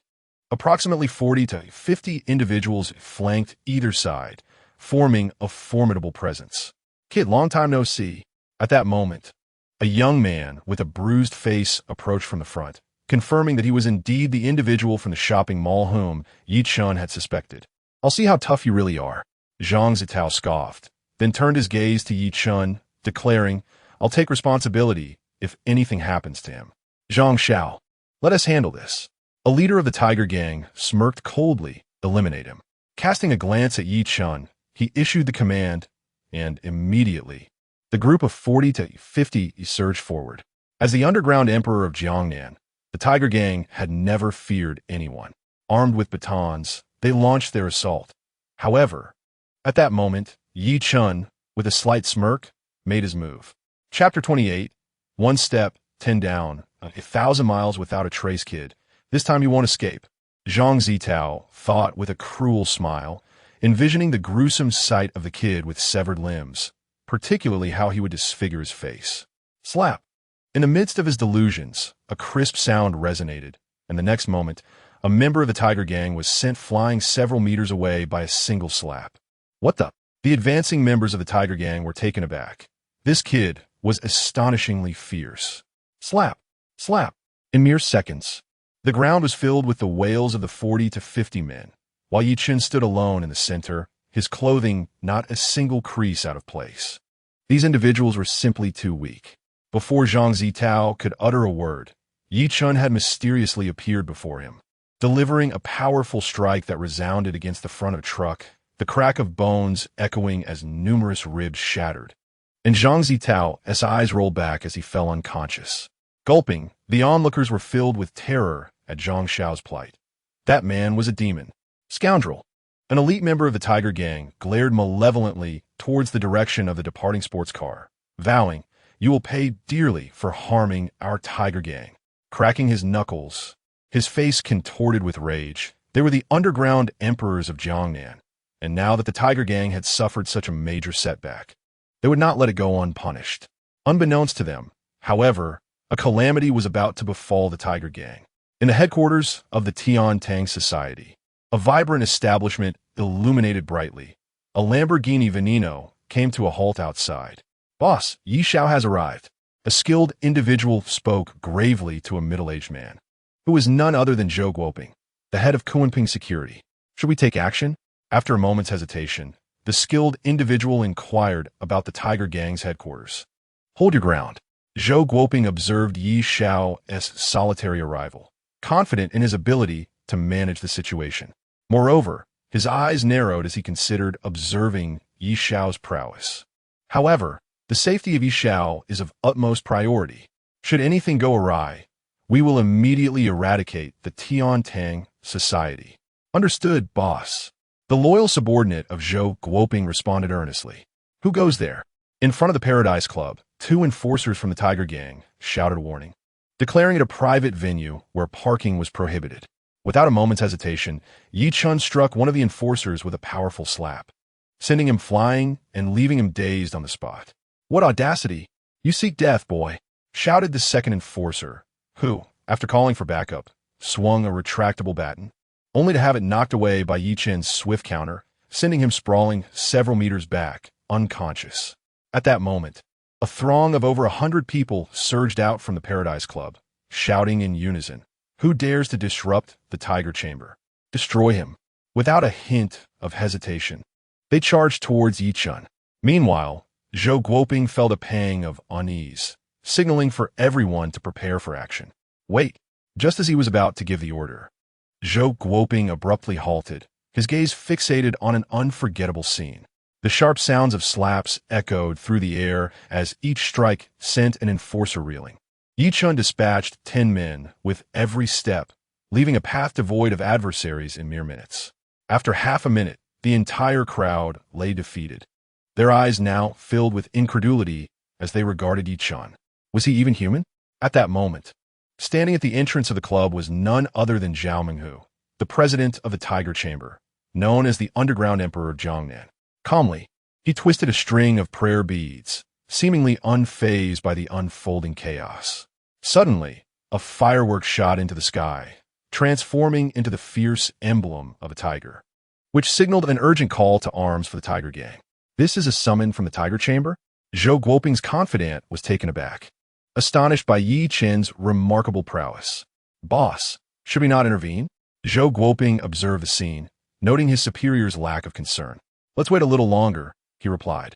As they spoke, the distinct sound of screeching brakes filled the air, followed by the arrival of approximately 300 to 400 members of the Tiger Gang. Several key figures received a nod from Zhao Menghu at the entrance and promptly led the reinforcements into the fray. No single fist can withstand a multitude. Let us see how much trouble that brat can stir.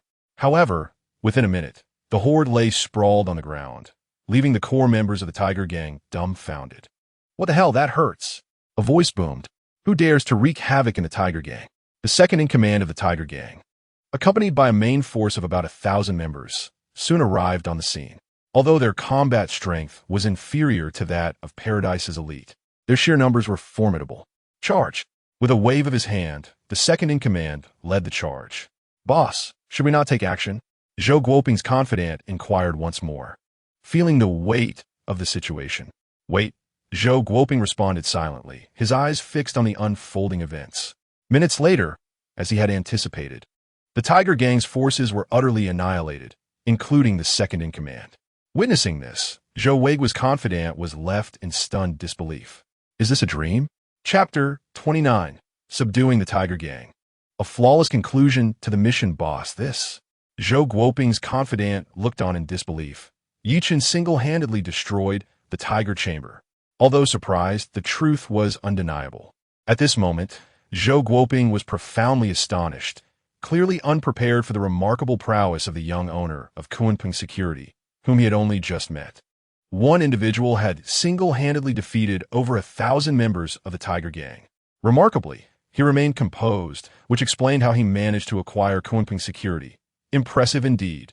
Zhao Menghu, at this juncture, set aside his prayer beads, realizing that this young man had far exceeded his expectations. In a private booth, Zhao Menghu pondered the purpose of this meeting with the Kunpeng Security representative, sipping his fragrant tea. Behind him stood Lei Bao, the second in command of the Tiger Gang, whose face bore signs of a recent altercation, casting wary glances at Ye Chen. Nothing much, Ye Chen replied, observing Zhao Menghu enjoying his tea, with the intention of having the Tiger Gang expelled from Jiangnan. What audacity! As his words fell, a swift and graceful figure entered, wielding a sharp dagger with astonishing speed and precision. However, in the next instant, Ye Chen deftly flicked the dagger away with a mere gesture, sending it deep into the wall, and then struck toward the figure's heart. Blood sprayed forth as the figure transformed into a streak of light, shattering the window and hurtling out of the establishment, a testament to the power behind his strike. Impressive skills, Zhao Menghu noted, relieved that the young man had shown restraint. Surely, your desires extend beyond merely expelling the Tiger Gang. At that moment, the figure re-entered the establishment, casting a wary glance at Ye Chen, but refraining from any further aggression. Indeed, Ye Chen acknowledged, recognizing the figure's cunning attack and lethal capabilities. It seemed there would be unexpected advantages in the impending dissolution of the Tiger Gang. From now on, the Tiger Gang shall be disbanded and integrated into Kunpeng Security, serving under my command. Impossible. Before Zhao Menghu could respond, Zhao Xian interjected, her second in command wishing to echo her sentiment, but lacking the courage to do so. Xiaoyan. Zhao Menghu interrupted his sister, narrowing his eyes at Ye Chen. Is it possible that Kunpeng Security has indeed fallen under your acquisition? Old Zhou, come in and meet a familiar face, Ye Chen remarked without directly answering, prompting a figure to appear in the establishment. Zhou Guoping, the head of Kunpeng Security. Greetings, young Master Yi. Zhou Guoping bowed in respect, his actions speaking volumes even without words. Excellent. Zhao Minghu deliberated briefly and reached a resolution. I agree to dissolve the Tiger Gang and join Kunping Security under your leadership. Boss, the second in command of the Tiger Gang grew anxious, but was silenced by Zhao Menghu's raised hand. However, I have one condition. You must guarantee the safety of my sister and me. Upon hearing the leader's words, the second in command's expression shifted, a glimmer of realization sparking in his eyes. Oh, Zhao Menghu's statement caught Ye Chen's attention, prompting him to elaborate. To be candid, my sister Xiaoyan was originally ranked 7th on the assassin list of the 7 Kills organization. A month ago, they attempted to coerce the Tiger Gang into drug trafficking, which I outright refused, prompting Xiaoyan to leave the organization in anger. Listening to Zhao Menghu's account, Ye Chen's gaze fell upon Zhao Ziyan, understanding now the source of her exceptional assassination skills. Understanding the situation of the two siblings, it has come to light that the 7 Killers organization has issued a death order against them, intending to use this as a warning to others. Without much contemplation, Ye Chen agreed, for he held the 7 Killers organization in contempt. Brother, I am resolute. Zhao Menghu, a man of decisive character, then turned to Ye Chen and proclaimed, I will announce the dissolution of the Menghu gang, and personnel will be filtered according to the Kunping security protocols. Indeed, despite his imposing stature, Zhao Menghu was remarkably astute. Henceforth, Kunping security shall be developed under your and old Zhou's stewardship. Yes, young Master Yi. With the hierarchy established, Zhao Menghu felt a considerable weight lift from his shoulders. While he himself was untroubled, he could not allow his sister to remain in peril alongside him. Next, Ye Chen's gaze settled on Zhao Ziyan.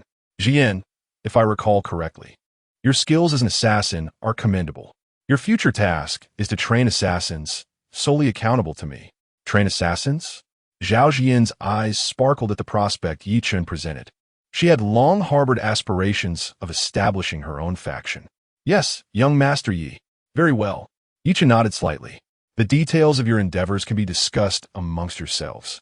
I shall take my leave now. The little one has waited long enough. Before long, only 4 individuals remained in the vicinity. Zhao Ziyan's eyes flickered with contemplation, while Zhou Guoping and Zhao Menghu exchanged bittersweet smiles, realizing that after years of rivalry, they had ultimately become allies. As for the second in command, Lei Bao, he gazed around with admiration, thinking, young Master Yi is truly exceptional. Chapter 30. How could I, a man of great wisdom, have given rise to such a wastrel? Inside the Lamborghini Veneno, a notification chimed. Congratulations to the host for completing the task of defeating Zhang Zitao and personally dismantling the Menghu gang. Reward: 100 shares of Phantom Entertainment, along with a divine-level bone-setting massage skill. As Ye Chen drove toward the villa, the sound of the system's reward notification elevated his spirits further. He then accessed his attributes panel. Name: Ye Chen. Age: 21. Skills: Divine-level culinary arts, divine-level music, divine-level martial arts, divine-level bone-setting massage items. 100 shares of Rose F, Pagani Huayra, Supreme Edition, Apollo Sun God, Ferrari, Lamborghini Veneno, 9 Dragons No. 1 Villa. 100 shares of Junlin Hotel, 100 shares of Kunping Security, 100 shares of Fan Entertainment Wealth, 40. 9 billion. Gazing at the attributes panel, he realized he was nearing the pinnacle of his life.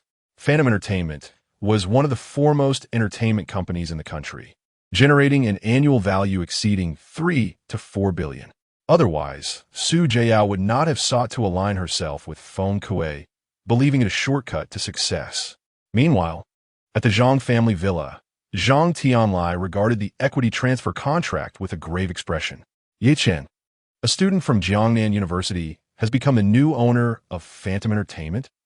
Lighting a cigarette, he inhaled deeply, contemplating, this Ye Chen is no ordinary individual. Phantom Entertainment is immensely profitable, with his share alone amounting to several hundred million annually. The power behind him must be tremendous. If I can establish a connection with him, the benefits in the future. As these thoughts crossed his mind, a smile involuntarily crept onto Zhang Tianlai's lips. With a resounding bang, at that moment, the arrival of the prodigal son shattered his beautiful dream, pulling him back to reality. What on earth? Looking at the figure that had approached him, Zhang Tianlai was thoroughly startled, nearly kicking out in fright. "Dad, it's me." Zhang Zitao's forehead was lined with black threads of vexation. That wretched boy had beaten him to the point where even his own father could hardly recognize him. "Zhang Tianlai, Xiao Tao." Upon hearing the voice, Zhang Tianlai examined closely and immediately erupted in rage. "Who did this to you? Tell me. I will make them pay for their ancestors' graves." Listening to his father's words, Zhang Zitao was moved to tears. "Dad, please stand up for me. That bastard is Ye Chen, a student from Jiangnan University." Upon hearing his son's words, Zhang Tianlai momentarily failed to grasp the gravity of the situation. "What? A student dares to strike my son? This is outrageous." However, it soon dawned on him, and his heart leapt to his throat. "Wait, who was that person you mentioned who hit you?" Seeing his father's puzzled expression, Zhang Zitao thought he hadn't heard clearly. "That bastard is Ye Chen from Jiangnan University." Smack! Before Zhang Zitao could finish his sentence, Zhang Tianlai, unable to restrain himself, delivered a resounding slap. Ow!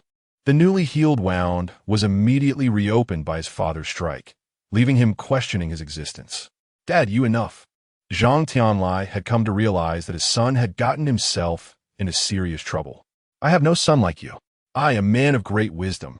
How could I have given birth to such a worthless child?" With that slap, Zhang Zitao was sent crashing to the ground, his ears ringing. "Dad," he shielded his face, fearing another blow, knowing that if it came, he might not survive. Silence. Zhang Tianlai's piercing gaze fell upon his son, filled with a desire to strangle him. "Do you have any idea how grave this situation is? That Ye Chen is not an ordinary person." Boom! Upon hearing his father's words, Zhang Zitao's mind erupted with realization. Recalling the earlier scene where his father had mercilessly struck him, now understanding the severity of the matter.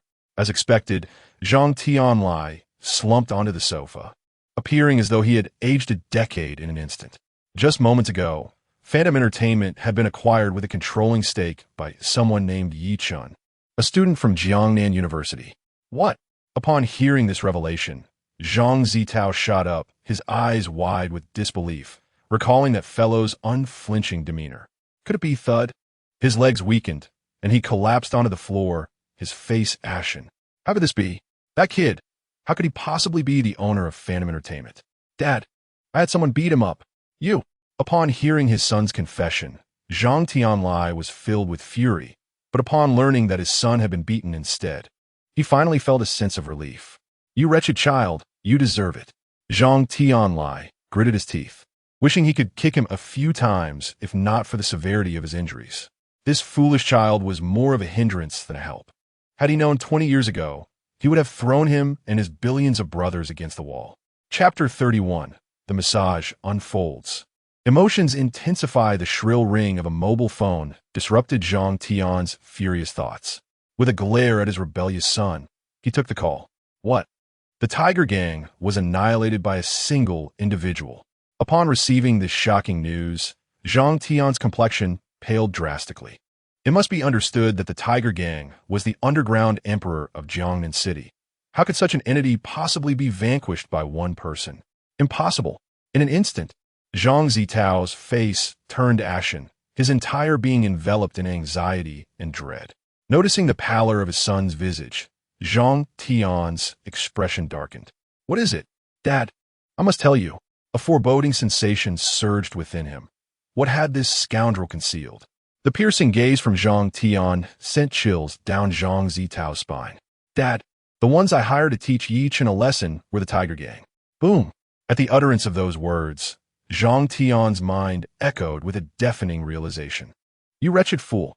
He kicked out in fury, momentarily disregarding his son's injuries, for this was a grave calamity. This misguided child had just offended young Master Yi, and now the Tiger Gang was annihilated? What an uncanny coincidence. If Ye Chen truly eradicated the Tiger Gang, our Zhang family would face impending doom. Having navigated both the underworld and legitimate circles for many years, Zhang Tian was acutely aware of the peril they were in.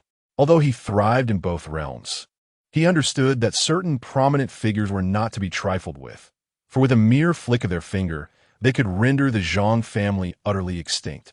"Dad, what should I do?" Zhang Zitao pleaded, crawling to his father's feet, oblivious to the blood staining his lips, utterly terrified. "What to do?" Zhang Tian glared at his inept son. "Kneel and apologize. Until young Master Yi forgives you, there is no other recourse." In that moment, Zhang Tian felt as though he had aged a decade. He could only hope that Ye Chen would show mercy. Otherwise, our Zhang family would surely face extermination. Zhang Zitao was engulfed in regret. His head hung low, filled with self-reproach. "Dad, I'm so sorry." Witnessing his son's rare apology, Zhang Tian was momentarily at a loss for words. "It's not entirely your fault. I spoiled you since childhood." At the Geelong No. 1 villa, after dinner, Lin Shiyin, utterly exhausted from the day's tumult, hastily washed up and collapsed on her bed, feeling weariness permeate every inch of her body. Daddy and Mommy, you should sleep together tonight. I'll go sleep with Aunt Minjing." With that, she slammed the bedroom door shut. Ye Chen could only gaze at the little one's antics and bemusement. Lin Shiyin was jolted awake. In her fatigue, she had merely donned a nightgown. Forgetting about the presence of the young man, mistakenly believing that she would be sharing the night with the little one. "What? Afraid I might take advantage of you? Besides," he remarked, appraising her in her nightgown, "it's not like I haven't tea before." Lin Shiyin, hearing this, was filled with the urge to pounce on him and deliver a sound thrashing. This fellow could not speak without absurdity. After a brief exchange of banter, she reflected on the tribulations the girl endured that day. "You must be exhausted." Ye Chen's voice emerged softly, causing Lin Shiyin's heart to flutter. "Cool me. Allow me to massage you. I guarantee you'll sleep soundly tonight." Driven by an irresistible urge, Ye Chen resolved to practice his skills on Lin Shiyin. Just as she was about to voice her refusal, Lin Shiyin was suddenly enveloped by an indescribable sensation from his massage technique, invigorating her spirit and leaving her heart astonished. This fellow actually possessed massage skills. Moreover, his technique seemed quite proficient. However, clad only in a nightgown, she felt a twinge of discomfort, yet the experience was undeniably pleasant. Ultimately, her emotions triumphed over reason, and she decided to indulge him this once. As the massage continued, Lin Shiyin drifted into a state of bliss, feeling as if she were floating on clouds. Undoubtedly, his massage was the finest she had ever encountered. Time slipped away unnoticed, and as Lin Shiyin sighed softly and attempted to turn over, her nightgown slipped from her shoulder, revealing the breathtaking beauty of her form. At that moment, the distance between them was a mere 3 centimeters, and an intoxicating atmosphere filled the room. By some inexplicable impulse, Ye Chen leaned in and kissed the enchanting beauty before him. Lin Shiyin, in a daze, found herself both resisting and yielding, but by the time she regained her senses, they were already entwined in a passionate embrace. "Ye Chen, you dare." Before she could finish her sentence, her lips were silenced, and the scene of their fateful encounter replayed itself. Lin Shiyin could never have anticipated that a simple massage would lead to such an unexpected turn of events. Had she known, she would have resolutely declined. This night was destined to be sleepless. Chapter 32. Ye's mother makes her entrance. Divine intervention begins the following day. The sun blazed high in the sky. As the sunlight cascaded upon her beautiful eyes, Lin Shiyin awoke to find herself gazing at Ye Chen. Memories of the previous night flooded back like a torrential rush, causing her cheeks to blush fiercely. She was acutely aware that she had been fully awake throughout the night. How infuriating, she thought, perplexed by the turn of events. "Hey, you're awake," came Ye Chen's voice, sending Lin Shiyin into a frenzy. Yesterday had been a fluke, and she needed to forget it. "Don't worry," Ye Chen replied, looking at the beauty in his arms with a smirk. "I will keep yesterday's events etched in my memory." Ye Chen, just then, the shrill ring of Ye Chen's phone interrupted her, and upon seeing the caller ID was his mother, Lin Shiyin's eyes widened in alarm, instantly silencing her. Ye Chen could distinctly sense her heart racing. Who would have thought this girl could be nervous? "Hello, Mom," he answered, activating the speakerphone. His mother's voice came through. "You lazy boy still in bed? Hurry up. I'll be at the villa you sent me in 10 minutes." What? Ye Chen froze at his mother's words, and Lin Shirin's exquisite eyes widened even further. Just then, the call ended with a beep. Ye Chen, you actually gave your mother the address. In that moment, Lin Shiyin was utterly stunned, feeling the panic akin to a bride meeting her in-laws. Ahem, I didn't expect Mom to be so eager. Ye Chen coughed awkwardly, which only served to deepen Lin Shireen's blush, as she remained tightly in his embrace. Evidently, a certain fellow has been reveling in his own audacity until now. Hey, that's quite unmanageable. Ye Chen, somewhat flustered, hastily donned his clothes and exited the room, acutely aware of the unabashed gaze that pierced through him. Lin Shireen's cheeks flushed a bright crimson for a fleeting moment before she burst into laughter.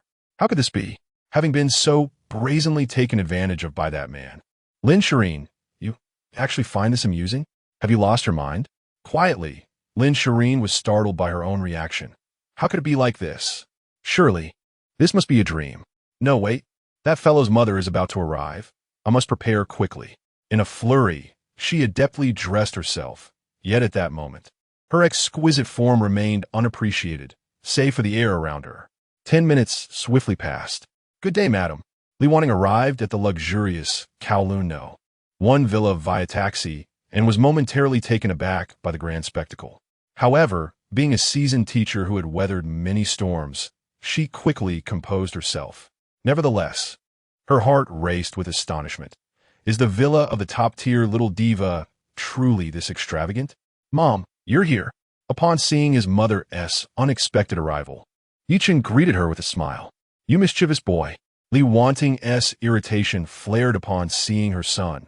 If she hadn't come, her granddaughter would have been running errands by now. You've grown wings, haven't you?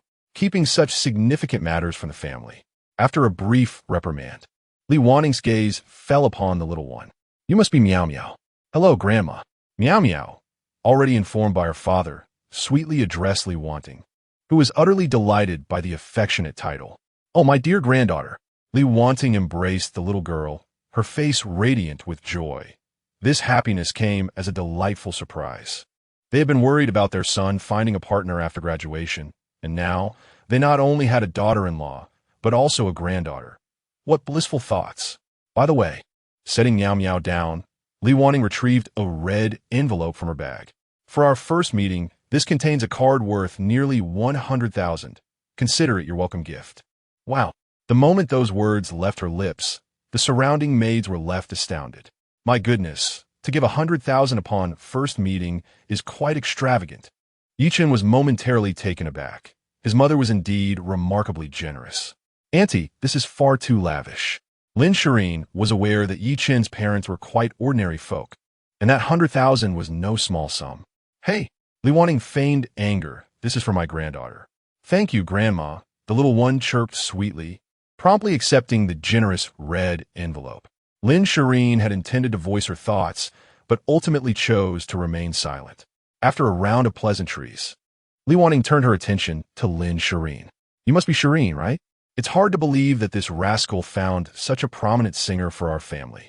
Cool, me. Let's have a chat. As she spoke, she took Lin Shireen's delicate hand in hers, adding, I'm half a fan of yours.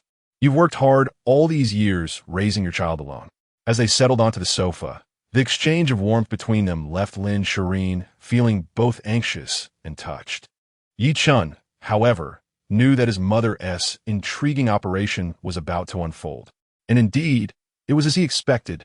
Ye's mother took out a brocade box from her bag and, upon opening it, revealed a completely emerald green bracelet. This is the treasured heirloom of the Yi family, previously passed down to me by Grandma Xiao Cheng, and now I bestow it upon you, Lin Shiyin. Ah, Annie, this is far too precious. Before Lin Shiyin could finish her protest, Ye's mother interjected, Silly child, this is a wonderful treasure, worth at least several 100,000. Whether you appreciate that insufferable boy is inconsequential. Raising a child alone all these years is compensation from our Yi family. This is settled then. With the aura of a seasoned educator, she gently yet firmly placed the jade bracelet on Lin Shireen's wrist. After completing the gesture, Li Wanting wore a sly, fox-like smile. Her intention was to provide her son with a strategic advantage, If this daughter-in-law failed to seize the opportunity, she would undoubtedly leave that insufferable boy utterly bewildered. Chapter 33. That incorrigible boy is so wasteful. A strategic retreat. With a deft touch, Li Wanning had long mastered this approach.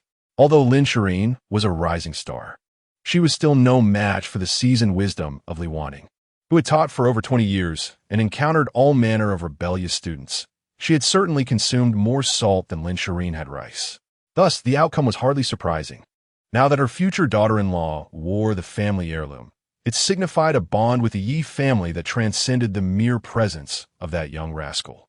This connection marked the beginning of a closer relationship. However, this was merely the first step of her visit. Observing Lin Shiyin accept the bracelet, Li Wanning continued to retrieve another item from her bag, a deep brown-covered household registration book. Shiyin, this is the Ye family's household registration book. If you decide to register with that insufferable boy in the future, you may do so. If not, keep it with you for now. Ah, what? Clearly, this maneuver left Lin Shiyin at a loss. The handing over the household registration book implied that the boy held no small measure of initiative in this matter. A tactical retreat. Watching his mother's actions, Ye Chen offered a bittersweet smile. Was it truly appropriate for his mother, a veritable fox of 1,000 years, to treat a young girl in such a manner? Was this mother, no, aunt, being a tad too progressive? However, it wasn't long before Li Wanning lost her composure. What? Miao Miao. Did you say this house belongs to your father? As she surveyed the opulent residence, though unaware of its true value, she recognized it far exceeded her expectations. Of course, observing her grandmother's astonishment, the little one continued to boast about her father, not just the house, but also the Rose CAF and Junlin Hotel. They all belonged to him. The child recited these facts as if they were treasures, prompting a shift in Li Wanning's gaze toward her son, now filled with intrigue. How that boy accomplished this? At that moment, Lu Minjing entered from outside the villa, addressing her employer, Mr. Yi. Are those 3 supercars parked outside yours? Indeed. Ye Chen nodded slightly. I parked them properly. Yes, Mr. Yi. Lu Minjing bowed slightly, which caused Li Wanning to click her tongue in disbelief. That insufferable boy certainly knew how to enjoy life, employing such a beautiful girl as his housekeeper. Supercars? Yet, her curiosity was piqued, and she knew better than to disregard her own wife's words. Yes, ma'am. 3 vehicles. All premier supercars, namely the Apollo Intensa, Emozione, Ferrari, and Lamborghini Veneno, together valued at approximately 100 million. Upon hearing Lu Minjing's words, Mother Yi turned her gaze towards her son, exclaiming that the little rascal was far too extravagant. With such wealth, he could at least buy Shiyin some clothes. As she spoke, Mother Yi took Lin Shireen's delicate hand, saying, "Come, dear, Annie will take you shopping for clothes, and let that rascal pick up the tab." After lunch, in the back seat of the Pagani Huayra, Mother Yi whispered to Lin Shiyin, "Shiyin, should that boy ever dare to bully you, Annie will stand up for you." She seized every opportunity to offer her assistance, promising, if it comes to that, Annie will break that little rascal's legs. "Mom, hush." Ye Chen interjected, but was swiftly interrupted by Mother Yi. "Just drive your car." "Shiyin, you have no idea how mischievous little Chun was in his childhood," she continued, recounting amusing tales of her son's youthful escapades, from brawls with Shiba Inus to nest raiding and hornets' nest poking. Each story vividly painted a picture in Lin Shireen's mind, causing a smile to form on her lips at the thought of that impish boy. You don't know, even now in our hometown, the dogs in the Huai Tree village all run away when they see Xiao Chun. Hearing her future mother-in-law's words, Lin Shiyin couldn't help but laugh, much to Ye Chen's chagrin, as all his childhood exploits were laid bare by his mother. "Grandma, Daddy was such a little rascal." The little one listened intently, particularly fascinated by the tale of Daddy's clash with the Shiba Inu, finding it especially amusing. Time flew by, and over a decade had passed. Li Wanning couldn't help but reflect on the joy of the moment, the cheerful atmosphere filled with the delightful laughter of Lin Shiyin and her daughter. 20 minutes later, they arrived at Qianjun Plaza, one of the top 3 luxury shopping centers in Jiangnan City, rivaling the commercial centers previously visited. Entering the Chanel flagship store, Mother Yi exclaimed, "This dress is lovely. Shiyin, do try it on. And this bag. Buy it. Buy it." Buy it. Li, wanting, enamored with the styles, indulged in extravagant purchases, reveling in the fact that since that little rascal was not short on money, he might as well splurge on his future daughter-in-law. Such lavishness was truly enviable. The little one, observing Grandma's generosity and Mama's helpless expression, thought to herself, "Grandma is so generous. I absolutely adore this." If Lin Shiyin were to know the little one's thoughts at that moment, she might just call out to her father. Mother Ye, evidently, was determined to ensure her son's future happiness, putting her heart and soul into it. Chapter 34. My mother has always wanted me to marry. Please don't mind. After sweeping through the flagship store, they proceeded to the Bulgari jewelry section. Shiyin, this pendant is exquisite. Mother Ye was immediately captivated by the magnificent heart of the ocean display in the Bulgari showcase, aware of its exorbitant price. Auntie, that's unnecessary, Lin Shiyin replied, genuinely apprehensive, as she was aware that this particular piece was designed by the renowned international designer, Master Saya, featuring a sapphire of 56 carats, making its value immeasurable. How can we not? Mother Ye would certainly not let this opportunity slip by. It was her final gift to her daughter-in-law to secure this purchase for her. Upon hearing Mother Ye's words, the sales associates within the Bulgari store were taken aback, their gazes towards Lin Shiyin filled with envy and jealousy. Wasn't this mother-in-law exceedingly generous? Ahem. The beautiful store manager cleared her throat. Madam, are you certain you wish to proceed? This heart of the ocean is our prized possession, valued at 30 million. Mother Ye interrupted. Though she was internally astonished, she would not hesitate to spend 300 million for her son's future happiness. The surrounding sales associates gasped in disbelief, utterly shocked by Mother Ye's extravagant gesture.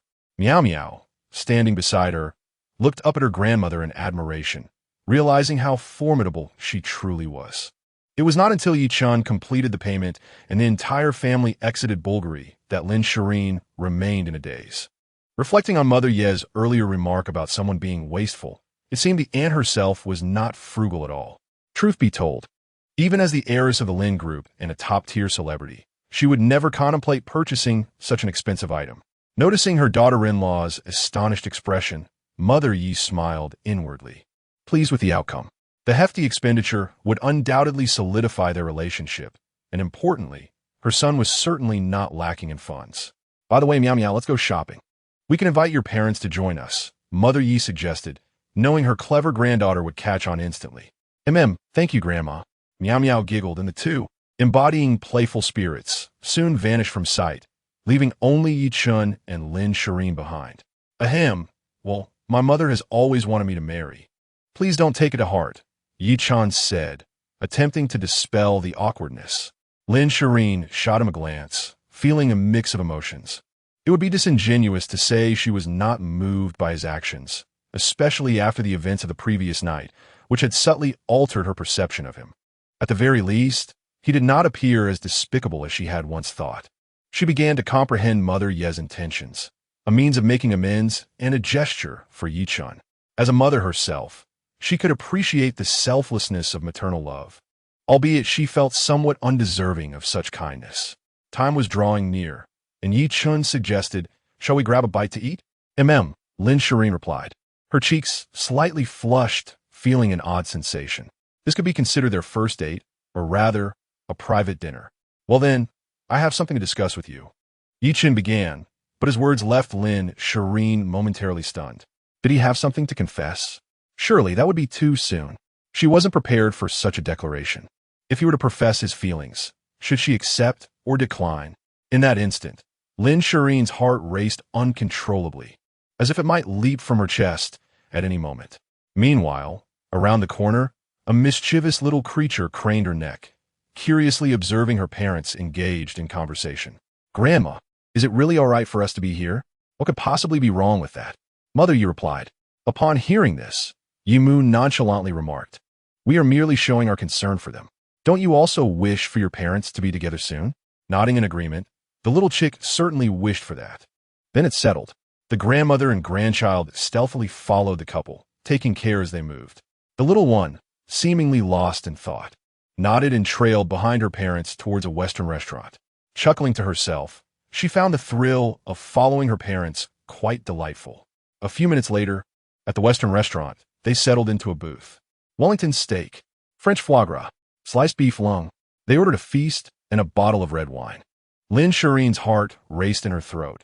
She had never seen him display such gentlemanly behavior before. With exquisite food, charming company, and candlelight casting a warm glow, the ambience was perfect.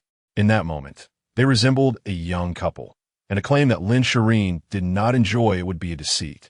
Perhaps no girl could resist such an enchanting atmosphere. Reflecting on the experiences of the girl before him over the years, Ye Chen felt a pang of guilt as a long-contemplated plan quietly unfolded. Chapter 35. Has this rascal finally awakened? The atmosphere in the Western restaurant had reached its zenith. Under the dim lights, gazing at the stunningly beautiful girl across from him, though her face was partially concealed by sunglasses due to her undisclosed identity, Ye Chen spoke with a tender gaze. "My dear, you have worked hard over these years." His affectionate tone felt like warm sunlight spilling into her heart, an oddly delightful sensation. In that moment, the hardships of the past 4 years seemed to thaw away like snow, and tears glistened in her enchanting eyes, as she had thought he did not care for her. "Young Master Yi, here is the document you requested." Just then, a graceful figure approached their table, holding a file. It was none other than Lu Minjing. "You may leave," Ye Chen said as he accepted the document. Lu Minjing slightly bowed and departed, but before leaving, her gaze towards Lin Shiyin was filled with envy. "This is a gift for you. Take a look," he said softly, handing the file to Lin Shiyin.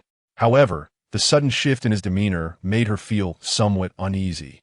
Upon receiving the document, Lin Shiyin glanced at it, and when she saw the share transfer agreement, she was momentarily stunned. 100% shares of Rose CAF? What is this? She was taken aback, realizing that he intended to transfer the CAF into her name.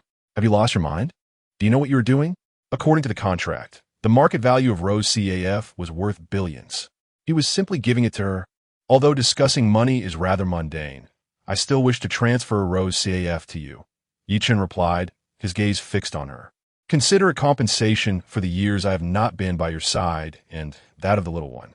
Though it felt inadequate, it was the most direct way to convey his apology at that moment. Listening to Ye Chen's words, Lin Shiyin fell into silence, or rather, was somewhat choked with emotion. In truth, the events of that year could hardly be attributed to him. After all, it was she who insisted on raising their child alone. Gazing at the transfer contract before her, it was evident that the man opposite her was sincere. "Indeed, I should have introduced Miao to you sooner."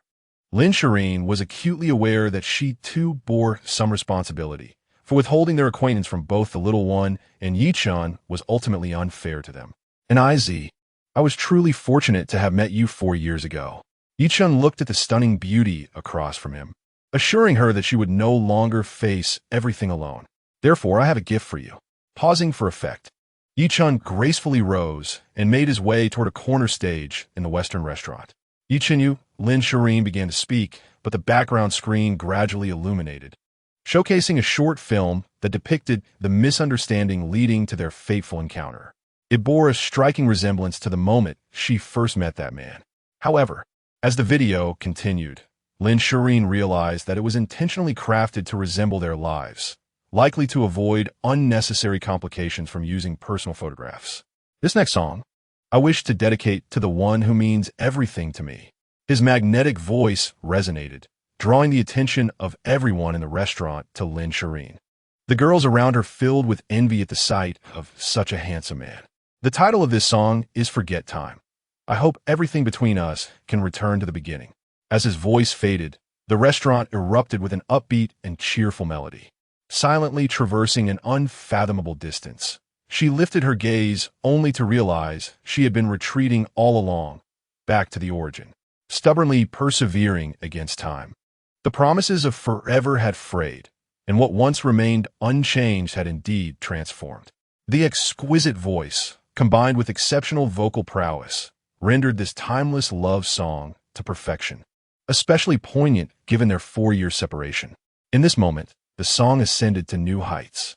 Lin Shiyin found herself momentarily entranced by the enchanting music, particularly the familiar backdrop, and the lyrical essence. He had woven their experiences into a song. It was unmistakably a declaration of love.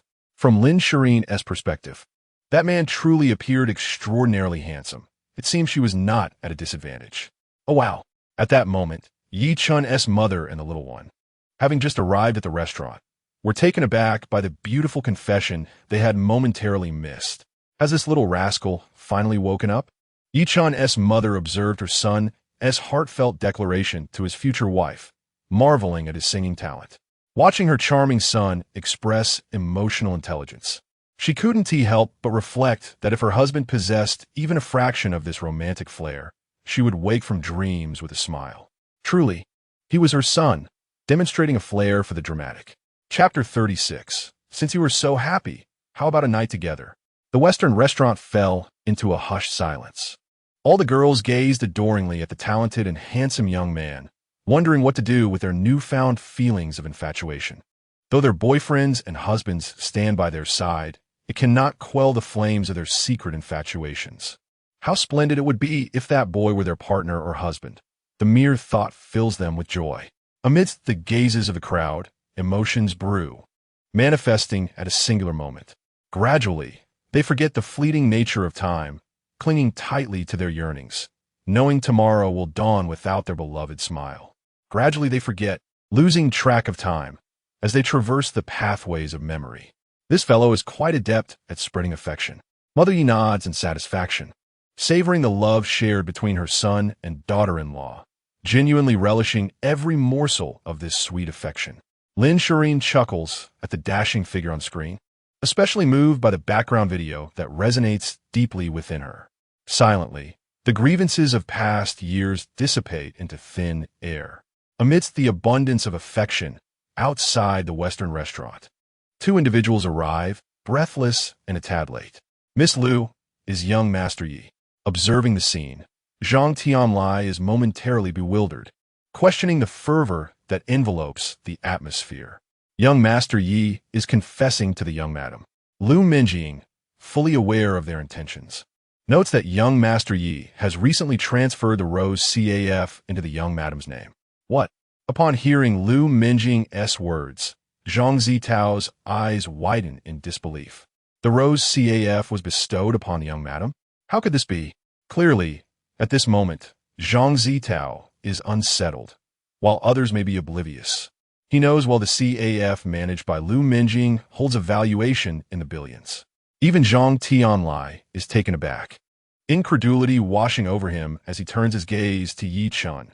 This CAF worth billions, simply given away with a flick of the wrist.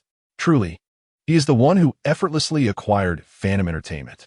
Zhang Tianlai smirks, while Zhang Zitao suddenly realizes the magnitude of the entity he has offended, bestowing billions upon his beloved without a hint of hesitation. At that moment, Zhang Tianlai recalls something, curiosity piquing as he inquires, Miss Liu, might I ask who young Master Ye's wife is? This detail is evidently significant to him, as establishing a connection with young Master Yi would be greatly advantageous, and his wife could serve as an excellent gateway. Director Zhang, you are indeed acquainted with our young madam. Her name is Lin Shiyin. The words, spoken in a calm tone, halt Zhang Zitao in his tracks, disbelief etched across his face. The reigning diva of the music world? Zhang Tianlai grows solemn. While others may be unaware, he is acutely conscious of the Lin family's influence, though not on par with Phantom Entertainment. They are certainly not to be trifled with by the Zhang family. And what of today's apology? Observing the scene, Zhang Tianlai falls silent, recognizing that Ye Chen is engaged in something of paramount importance. Should his actions disrupt Ye Chen's mood or thwart his plans, the repercussions could be dire. Perhaps another time. Lu Minjing suggests, noting that Ye Chen is in a good mood today, and they should not disturb it. Taking heed of Miss Liu's counsel, Zhang Tianlai swiftly departs the restaurant with his wayward son, keen to avoid incurring Ye Chen's displeasure and marring the atmosphere. At that moment, a song concludes. A thunderous applause erupted, fading into a momentary silence of several seconds, interspersed with ecstatic screams that filled the venue with fervor.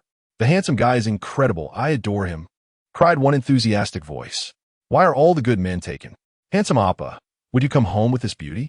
Another chimed in, look at that dazzling performance. The audience buzzed with excitement as Lin Shiyin let out a sigh of relief. The guy had finally finished singing. Listening to the declarations of love from the surrounding girls, she couldn't help but glare at a certain someone who always seemed to crave the spotlight. Yet, she found herself enjoying the moment. Returning to her seat, Ye Chen smiled at Lin Shiyin, noticing her deeply moved expression. So how was it? Not bad, right? Humph, it was decent, Lin Shiyin replied, her words lacking sincerity. However, after a brief struggle, her flushed cheeks betrayed her as she softly said, Ye Chen, thank you for your gift. Today has been the happiest day of my life. Reflecting on the day's events, Lin Shiyin realized that she had grown accustomed to this lifestyle, or rather, that a certain someone had become an integral part of her existence. Really? Ye Chen observed the stunning beauty before him, a smile playing at the corners of his mouth. Since you're so happy, how about I keep you company tonight? Lin Shiyin was taken aback, her reaction abrupt and startling. Ye Chen, you scoundrel. Her previously favorable impression of him crumbled like a mountain, and she felt an overwhelming urge to bite him in frustration.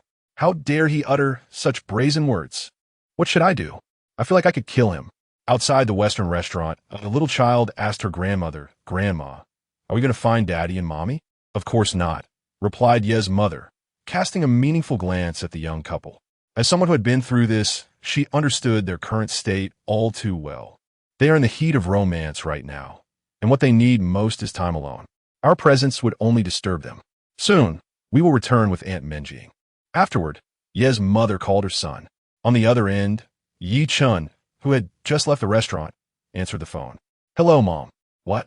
You took Miao back to the villa? Have fun. All right. After hanging up, Lin Shiyin, who had been eavesdropping on her future mother-in-law, felt her cheeks heat up, realizing what was implied. Hey, my mom doesn't want us to return to the villa. She says it's time for us to start a family. Ye Chen teased. Ugh, start a family, you big-headed fool. Lin Shiyin shot him an exasperated glare, clearly unimpressed by his jest. After a moment of playful banter, Ye Chen had an idea. Why don't we visit the Junlin Hotel? It happens to be another property of your man. All right. Lin Shiyin exhaled, relieved that he hadn't made any inappropriate remarks. She agreed, thinking that as long as he refrained from saying anything untoward, she would be fine with going anywhere. Once in the car, Ye Chen dialed the manager of Junlin Hotel, Zhou Zitian. Hello, Zitian. Boss. Receiving a call from his boss, Zhou Zitian naturally dared not to slack off in the slightest.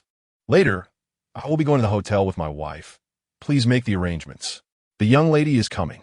Upon hearing his boss's words, Zhou Zitian felt a jolt of excitement. At last, an opportunity to showcase his abilities had arrived. Understood, young Master Yi, I will take care of it.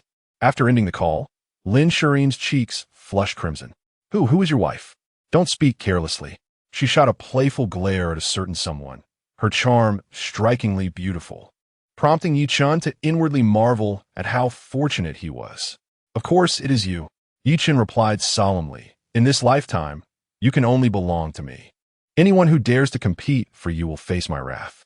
His fierce demeanor elicited an eye roll from Lin Shiyin, but her heart brimmed with sweetness, even as she huffed in a playful manner.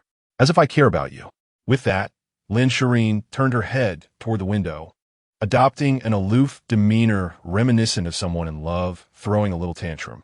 Ye Chen, observing her, could only smile in silence, noting that her attitude towards him had indeed shifted.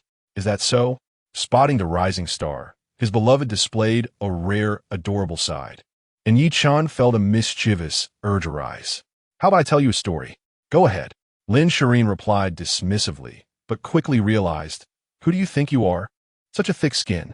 As she spoke, her face flushed a deeper shade, irritated by how he often took advantage of her. In the park, a young man had been observing a beautiful woman for quite some time. She sat alone, quietly sipping her beer, her eyes red as though burdened by unshed tears. A myriad of questions flashed through his mind regarding this enigmatic beauty. As she finished her third can of beer, he noted the surroundings filled with others ready to strike up a conversation, and he could no longer hesitate. Gathering his courage, the young man approached her with concern. Miss, do you need another can? Huh. The unexpected turn of events made Lin Shiyin burst into laughter. What do you mean by ready to strike? You're just after my beer. Clearly, he had ulterior motives, and she huffed dismissively, indicating that he should not think a joke would earn her attention. Not funny. Your man should come up with something better. Noticing her keen interest, Ye Chen smiled slightly. Indeed, women often spoke contrary to their true feelings. Since the day he met her, she had been shyly looking down, out of place amidst the lively atmosphere. He had shown her kindness, running around to make her smile, yet she remained too bashful to speak. One day, trouble had come to their company, and amidst the chaos, shattered glass had caused her injury. He had swiftly carried her to the hospital, and with tears in her eyes, she had asked him why he treated her so well. Finally, he had mustered the courage to reply, "Could you lend me your company for a couple of days?" Lin Shiyin, cuff. The sudden twist nearly caused Lin Shiyin to choke on her drink, and she shot a fierce glare at Ye Chen. "Are you trying to get yourself killed? This fellow, how wicked he is to seek revenge in such a manner for my indifference." "Humph, no. I refuse to perish. I desire you." Before Lin Shiyin could express her anger, Ye Chen's words caught her off guard once more. "Does your conscience not ache for the way you treat me?" As they conversed, night had fallen, and the luxury sports car had arrived at the Junlin Hotel. Chapter 38.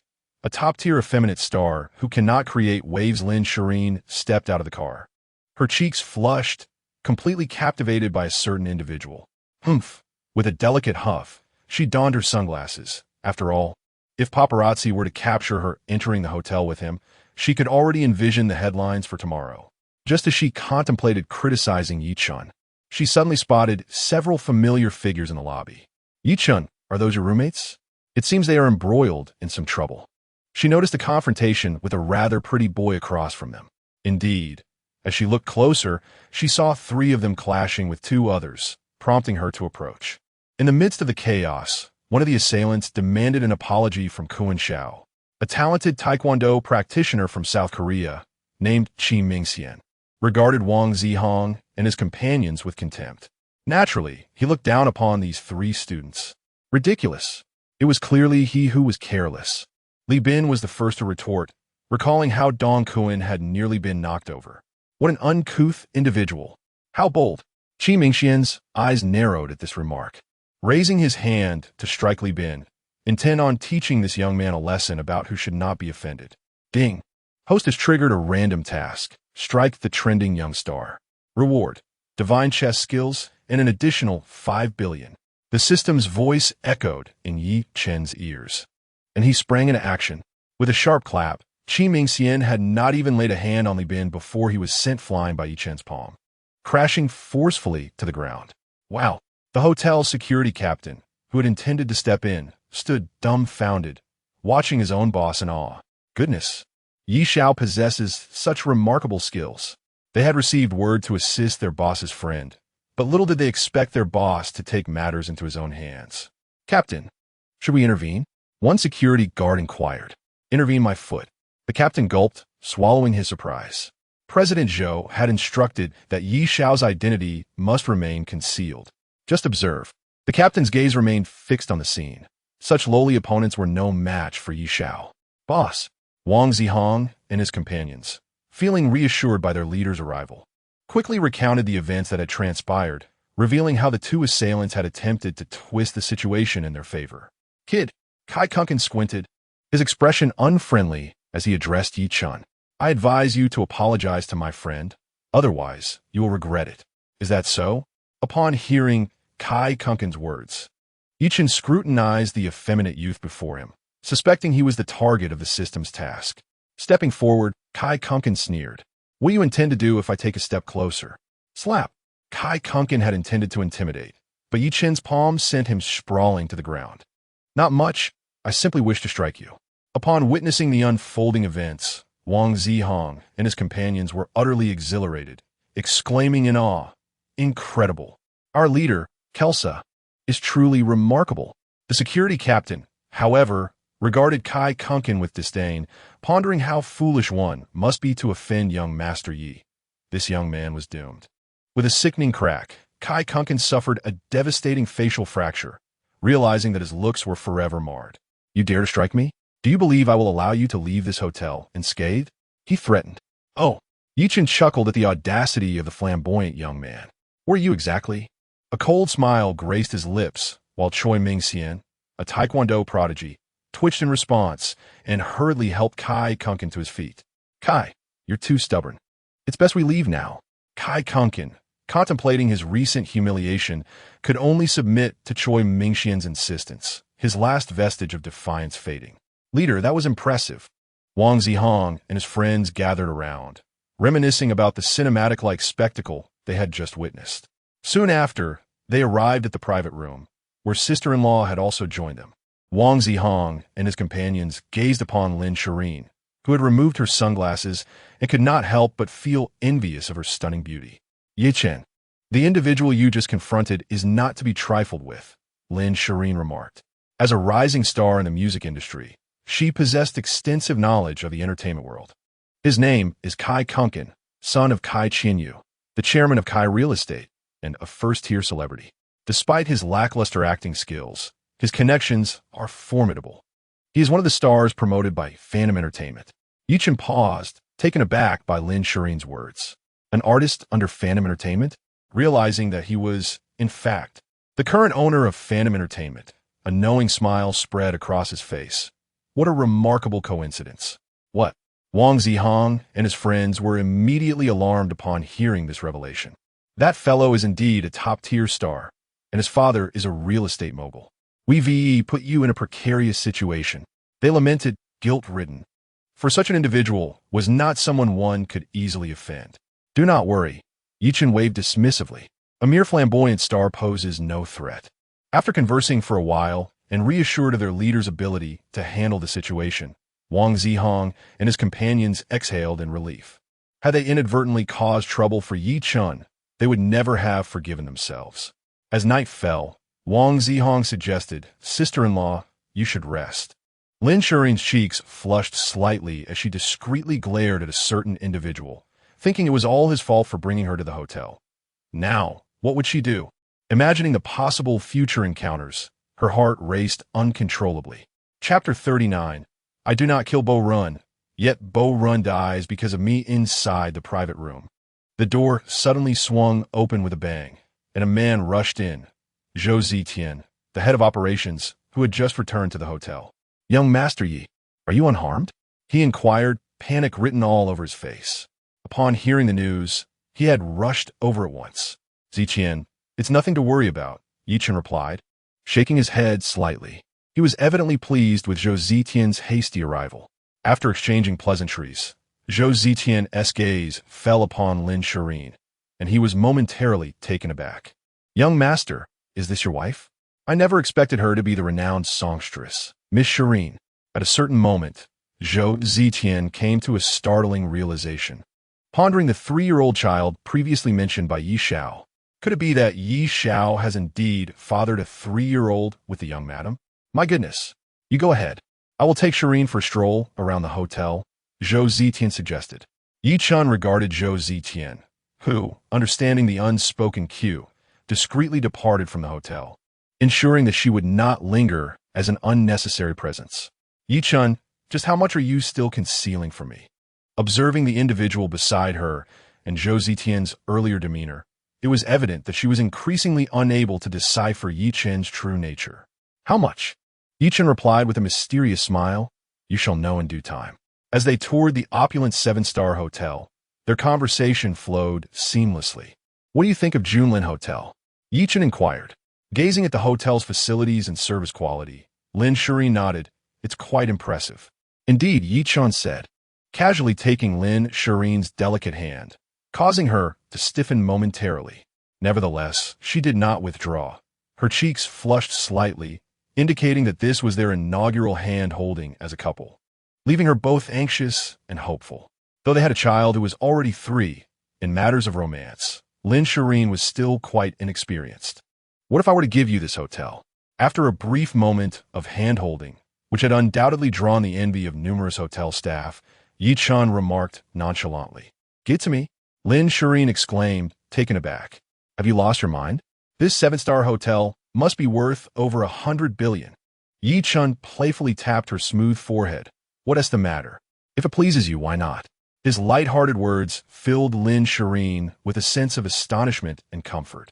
She understood that although he often jested, he was never frivolous regarding significant matters. Feeling inexplicably moved, Lin Shiyin feigned annoyance and waved her hand dismissively. Forget it. I don't have the luxury of such thoughts. However, pausing for a moment, she took a breath and added, Still, thank you. Before they knew it, they had arrived at the presidential suite. Night had fallen. With a click, as the door closed behind them, Lin Shireen's heart raced, as if she sensed the experiences that awaited her. I'll take a shower first, Lin Shireen said, her face slightly reddening as she hurried toward the bathroom, while Ye Chen wore a knowing smile. What lay ahead promised to be a memorable evening. Shortly thereafter, as they lay beneath the covers, a notification sound abruptly shattered the intimate atmosphere. Lin Shireen grabbed her phone, hastily opening it to ease the fluttering in her heart that felt poised to leap from her chest. Yet, when she read the notification, she froze in place, disbelief flooding her beautiful eyes. The message was none other than a statement from Illusion Entertainment, declaring that due to the misconduct of the prominent star Kai Kunken, he was hereby banned from the industry, with Illusion Entertainment terminating all collaborations with Kai Real Estate. What? Lin Shireen could hardly believe her eyes. Kai Kunken has been blacklisted? How could this be possible? To comprehend, if a company aspires to cultivate a frontline star akin to Kai Kunken, one must invest an immense amount of resources. Nowadays, to declare a ban without any warning is utterly perplexing. Such irregularity must harbor a deeper intrigue. Could it possibly be due to a certain individual? With this thought, Lin Shireen's beautiful eyes once again fell upon Ye Chen. Is it you who orchestrated this? Clearly, Lin Shiyin had identified the most suspicious element, for it was known that this Kai Kunken had recently clashed with this fellow. Upon hearing Lin Shireen's words, Ye Chen merely shook his head, opting not to respond directly, but instead remarked, My dear, have you ever heard the saying, I do not slay Bo-Run, yet Bo-Run perishes because of me? Lin Shiyin, taken aback by the enigmatic statement, pondered, Are you implying that you did not ban Kai Kunken, yet he was banned because of you? This revelation only deepened Lin Shireen's confusion. Observing her reaction, Ye Chen decided to lay his cards on the table, stating, To put it plainly, I am, in fact, the owner of Phantom Entertainment. His calm voice resonated like a thunderclap in Lin Shireen's mind, and she stared at him in astonishment. What did you say? You're the owner of Phantom Entertainment? Chapter 40. The irreverent poker game begins. On the eve of Lin Shireen's playful destruction. How could this be possible? Lin Shireen's eyes brimmed with disbelief. The news was simply too astonishing. However, given Ye Chen's nonchalant demeanor from the outset, did he foresee Kai Kunken's unfortunate fate all along? After a brief moment, Lin Shireen regained her composure, her anxious heart finally settling. Initially, she had anticipated a social media storm. Little did she expect that the farce would conclude in such a manner. At one moment, Lin Shireen noticed a striking golden deck of cards placed prominently in the room, piquing her curiosity. This room has a deck of cards? Clearly, the conspicuous playing cards captured Lin Shireen's attention, and she casually suggested, Why don't we indulge in a game of cards? Feeling that the atmosphere was rather peculiar, her proposal was met with Ye Chen's slight nod of agreement. As she retrieved the cards, her eyes widened in astonishment upon seeing the illustrations on the faces of the cards, realizing she had underestimated the hotel's service. Embracing the moon, the great Pung spreads its wings, the drunken concubine, and more. Each card caused Lin Shireen's cheeks to flush crimson. You shameless rogue, how could you possess such items? In truth, Lin Shireen lost her composure, hastily attributing the blame to Ye Chen, convinced it was his doing. Ye Chen, equally bewildered by the cards, mused, Zhou Zetian certainly has an abundance of tricks up his sleeve. Who would have thought he could procure such risky playing cards? This assistance is truly a source of both laughter and tears. I refuse to take the blame for this, Ye Chen declared, scrutinizing the provocative illustrations. Do I appear to be that kind of person? His earnest tone elicited an eye roll from Lin Shireen, as if to say, Are you not that kind of person? Very well, she proposed. How about I give you a full-body massage to pass the time? Although Lin Shiyin was clad in pajamas, her alluring figure was still unmistakable, particularly accentuated by the three small pieces of fabric arranged by Ye Chen. It would be hard to believe that there were no ulterior motives behind it. Oof. I suppose you have some conscience.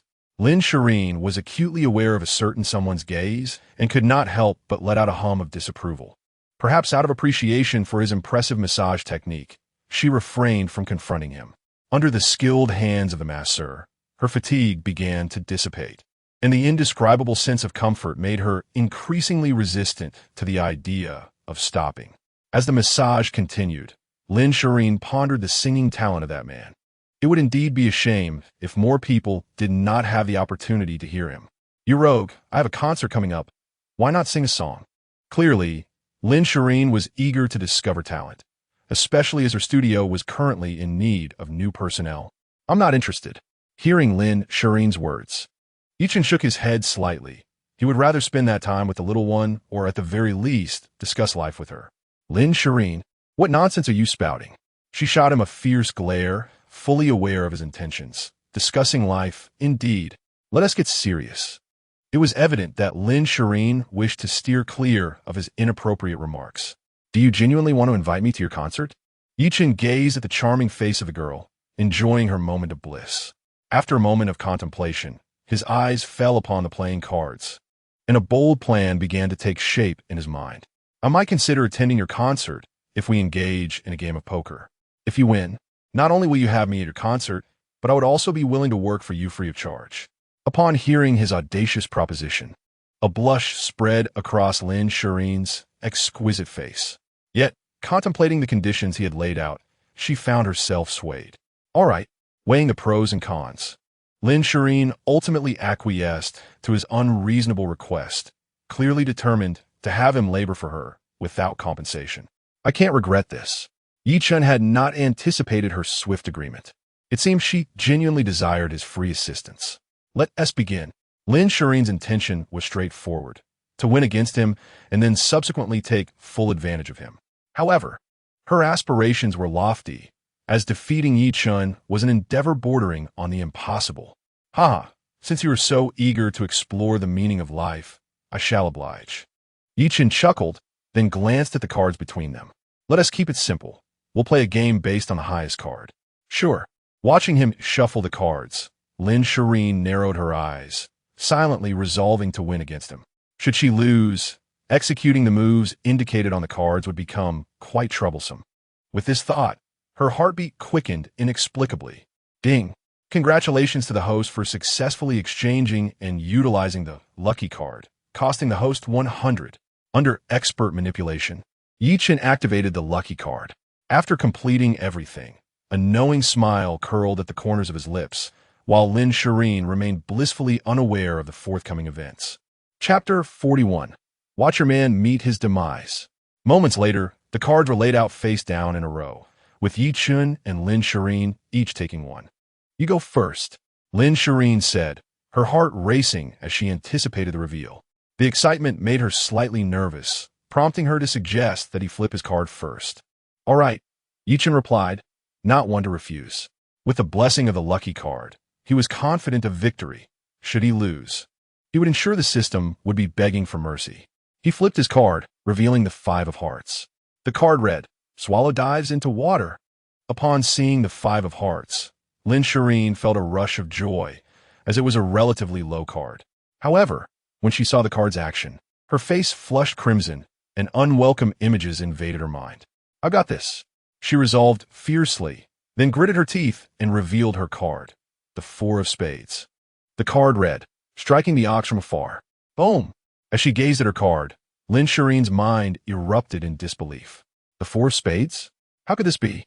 That card was greater than hers, which meant she had lost. Oh no! Looking at the card in front of her, Ye Chen's lips curled into a knowing smile. However, he hadn't anticipated the system's cruelty. It was a narrow miss.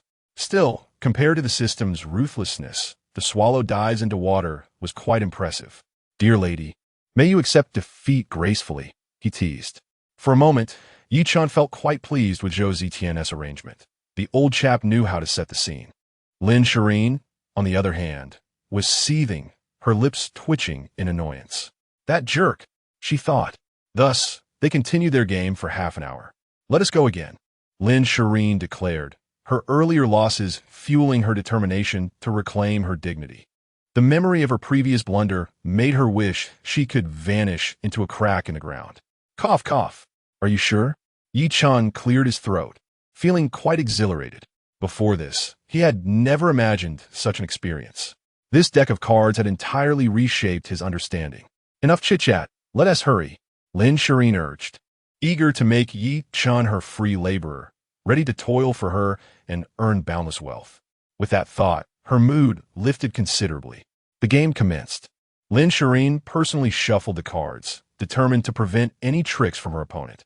Ye Chen, of course, was more than willing to comply, confident in his inevitable victory.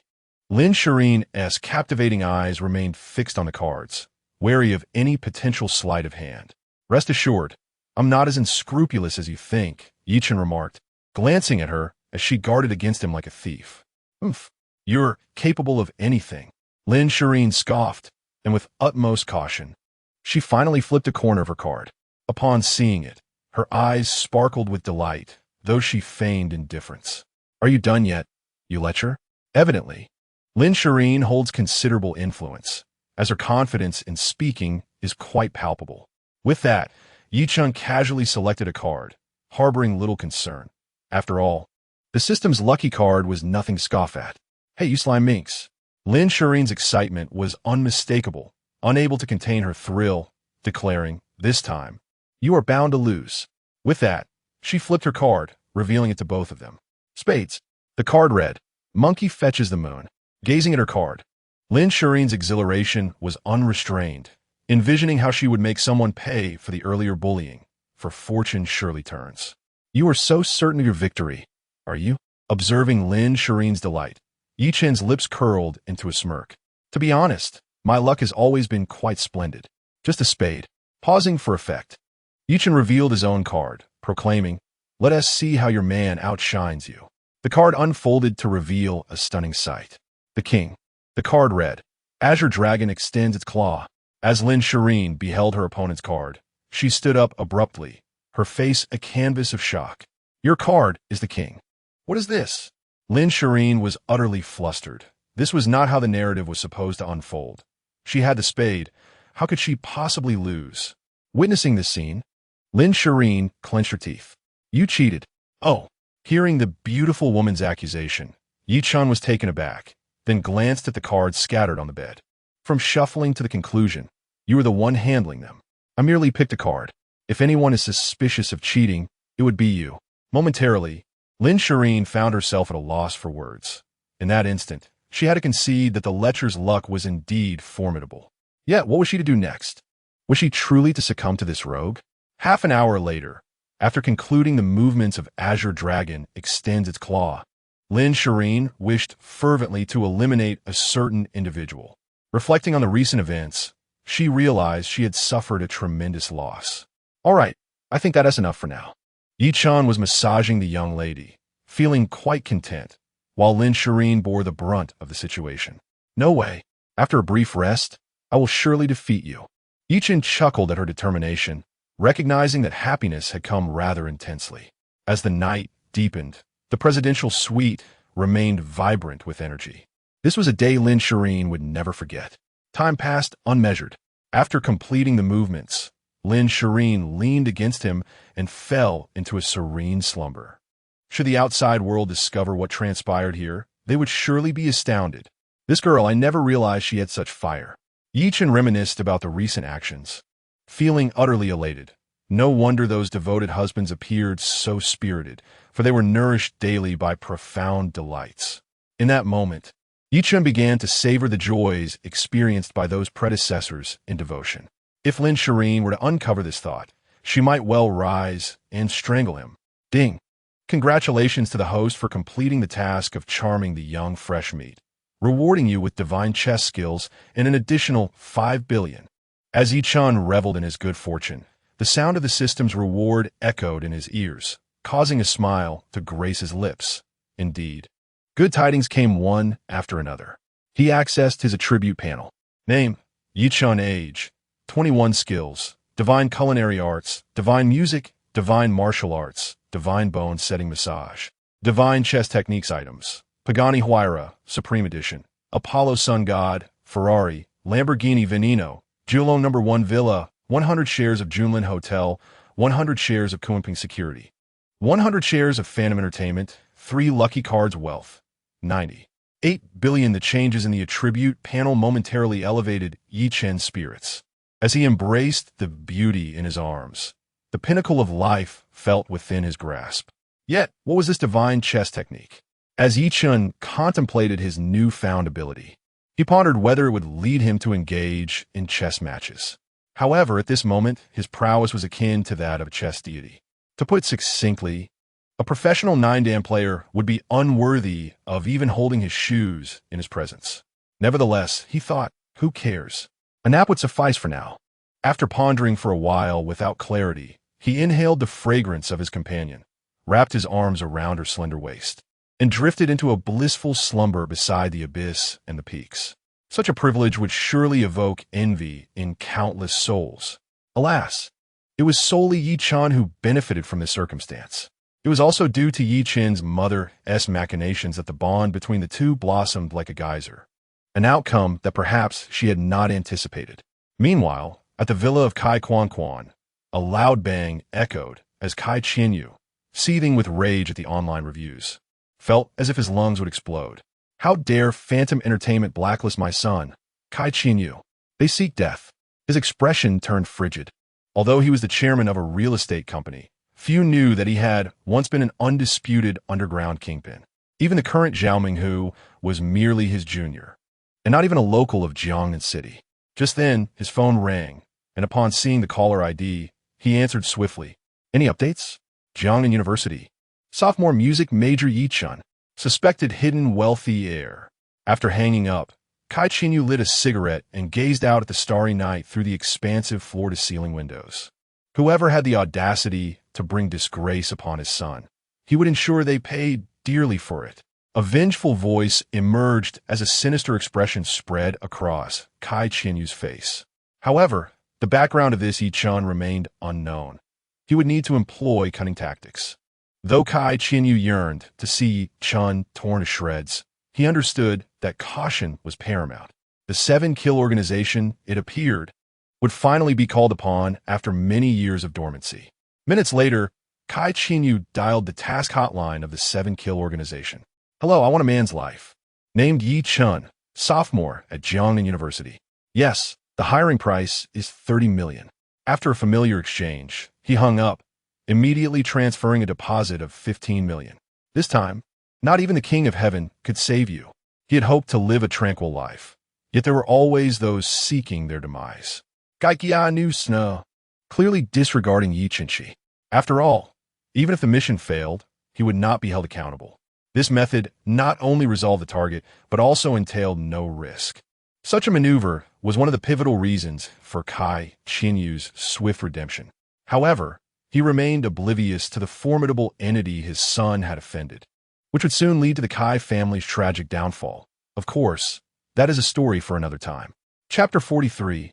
My dear, do you think anyone but your man could marry you? The next day, golden rays of the morning sun poured in, gently illuminating Lin Shiyin, who stirred awake, struggling to open her sleepy eyes.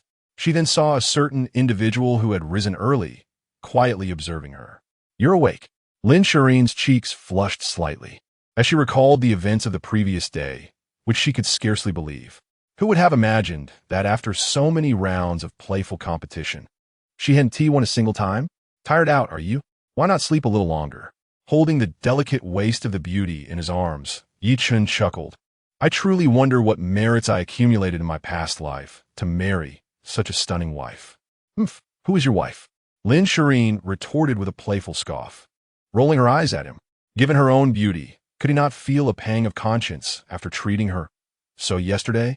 Perhaps it was merely an illusion, but their banter was laced with a hint of sweet affection, a reflection of the author's relentless pursuit for financial gain.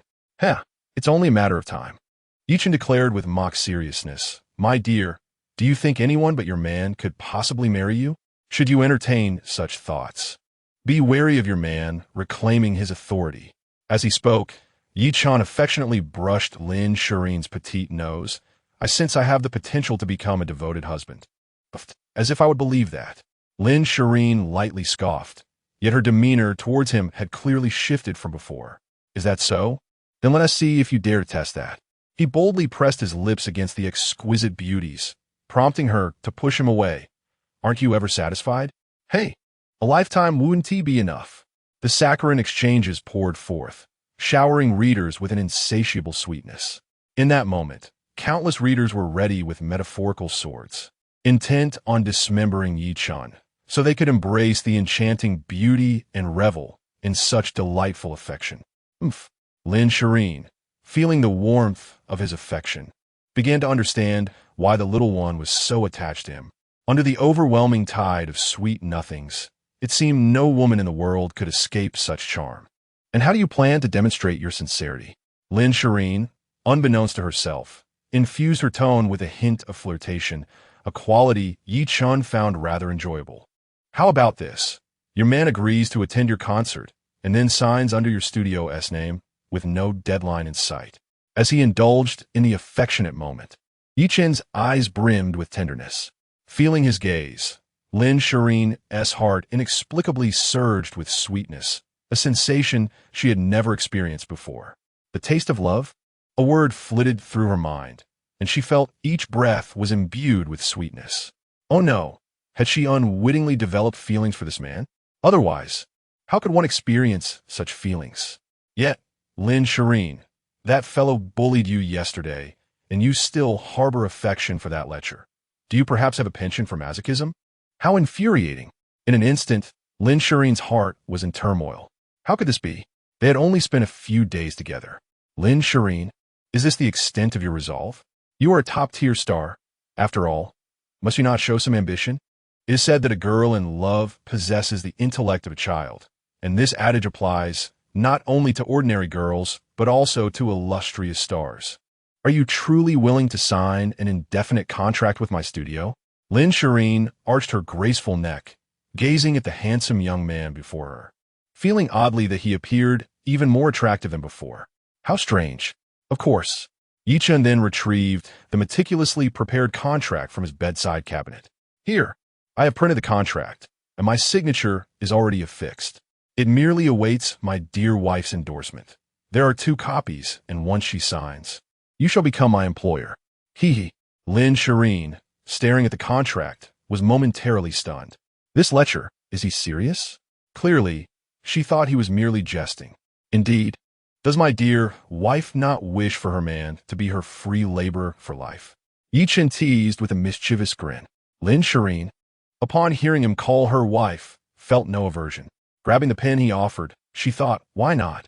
After all, she had expended considerable effort yesterday to achieve something, and now it was being handed to her without charge. To refuse would be to disregard the effort she had invested. The contract was signed. Lin Shiyin looked at her copy of the agreement and huffed. Lecher, from now on, you shall be Lin Shiyin's free laborer. Do remember your place. Pausing for effect, Lin Shiyin revealed a captivating smile. Otherwise, as your boss, I shall surely extract every ounce of your strength. Is that so? Then I shall await my dear wife's exploitation. He replied with an undertone that made Lin Shiyin's face flush. Ye Chen, can you not speak properly? Do you believe I, as your boss, would not dare to bite you? As she spoke, Lin Shiyin playfully bared her teeth, a demeanor her fans had never witnessed before. Indeed, it seemed only Ye Chen could witness the goddess Shiyin in such a state. The sweet atmosphere continued to envelop them, and in that moment, Lin Shiyin experienced unparalleled bliss, feeling as though she were the happiest girl in the world. Chapter 44. Wretch, kneel and apologize to young Master Yi. After a brief moment of tenderness, Lin Shiyin made her way to the concert venue, reminiscing about the previous night's enchanting moments that Ye Chen had evoked. It must be said that her performance had far surpassed his expectations. In the hotel dining area, "Boss, enjoy your meal," the dining hall manager said respectfully, serving breakfast with trepidation. Ye Chen nodded slightly, which alleviated the manager's tension. allowing him to breathe a sigh of relief. The pressure had been immense. Not long after, a middle-aged man accompanied a somewhat familiar young man and approached. "Wretch, kneel and apologize to young Master Yi." The middle-aged man struck the young man on the back of the head with a resounding slap, sending him sprawling to the ground. The newcomers were none other than Zhang Tianlai and his son. With a heavy thud, Zhang Zitao fell to his knees, the previous arrogance on his face replaced by sheer terror. "Young Master Yi, I am truly sorry. It is my fault for offending you, and I deserve to be punished." As he spoke, he began to slap his own face with unrelenting ferocity. It was no jest. He was not being lenient, but rather, he was too afraid to do otherwise. "You are?" Ye Chen, momentarily taken aback by the familiar sight of the young man, was interrupted by Zhang Tianlai, who cleared his throat and explained, "Young Master Yi, I am a director at Phantom Entertainment.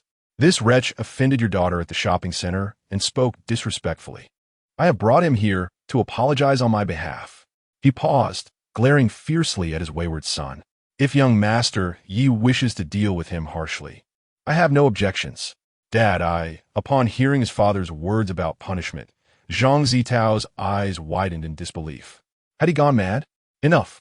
Witnessing Zhang Tianlai's display of contrition, Ye Chen raised his hand to interject. "From now on, manage your son properly. Not everyone is as accommodating as I am." Yes. Zhang Tianlai's eyes brightened at Ye Chen's words, and he struck his son hard across the face, demanding gratitude. The slap sent Zhang Zitao's head crashing to the ground, producing a dull thud, a clear indication of his sincerity. "Oh, thank you, young Master Yi." Zhang Zitao, suddenly realizing the gravity of the situation, hurriedly expressed his gratitude. He understood that this individual before him was quite possibly the one responsible for annihilating the Tiger Gang. If he were to turn his wrath upon the Zhang family, they would likely perish without ever comprehending how. "Then, young Master Yi, we shall take our leave." Zhang Tianlai bowed respectfully, apologizing for the interruption. He did not forget to give his son a swift kick, urging him to return home. The charade of humility continued, lest the esteemed individual change his mind. At the entrance of the dining hall, a trio stood in stunned silence, gazing at the scene before them. It was none other than Wang Zihong and his companions. "Good heavens, is that our boss?" Wang Zihong rubbed his eyes, convinced he must have misseen. "I recognized the one kneeling before him. He is known as young Master Zhang, and his father is said to be a director at Phantom Entertainment." Li Bin remarked, his brow furrowed as he connected the dots. "What?" Upon hearing Li Bin's words, Wang Zihong and Dong Kuan exchanged shocked glances, then turned to follow the direction in which Zhang Tianlai had departed. A director from Phantom Entertainment brought his son to apologize to our boss in such a manner. Incredible. What did young Master Zhang do to provoke such a response? Moments later, after some deliberation, the trio came to understand that the young man had offended their boss's niece.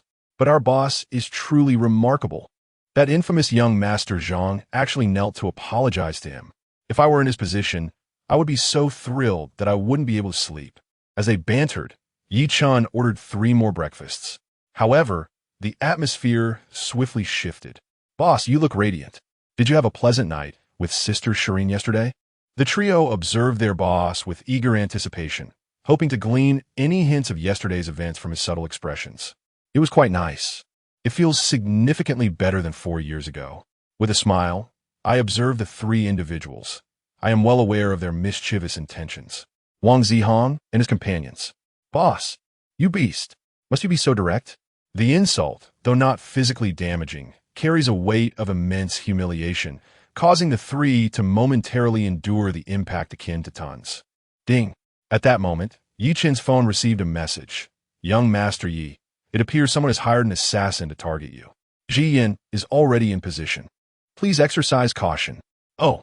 Glancing at the message, Ye Chen narrowed his eyes at the mention of hired killers. The adversary seems quite willing to spend. However, believing that hiring a few insignificant individuals could eliminate me is indeed naive. A fleeting glimmer of sharpness in his eyes sent a shiver down Wang Zihong and his companions. "Boss, are you all right?" Wang Zihong gulped, for he knew that whenever the boss bore such an expression, misfortune was imminent. "Nothing to worry about. Let us dine," Ye Chen replied with a faint smile. Li Bin signaled to Wang Zihong, and they hurriedly finished their meal before departing, clearly recognizing that their boss had matters to attend to. As I watched the three leave, I too took the elevator down to the hotel lobby, a smile playing on my lips as I stepped out, eager to discover the identity of the approaching assassin. Chapter 45. Assassination Fails. Phantom Entertainment. In chaos on the way to Phantom Entertainment, an isolated road was abruptly blocked by a massive boulder, causing the vehicle to come to an abrupt halt. Upon witnessing this, Ye Chen understood that the hidden assassin could no longer contain themselves. Get out of the car. As I reached the ground, shadows swiftly surrounded me, each possessing considerable skill, clearly seasoned professional assassins. Among them, the leader stood out with impressive prowess, rivaling Zhao Ziyin, though not quite her equal. Taking money to eliminate trouble for others, kid, you can only blame yourself for offending the wrong people. The assassin known as Ghost Slayer, ranked 18th on the 7 killers list, wore a cold, cruel smile. This mission promised him a substantial bounty of 20 million, a most generous reward. I've heard you're quite skilled. Let me put that to the test. As his words fell, Ghost Slayer lunged forward, already envisioning the lucrative reward, oblivious to the unexpected twist in his reconnaissance of the Tiger Gang. Clang!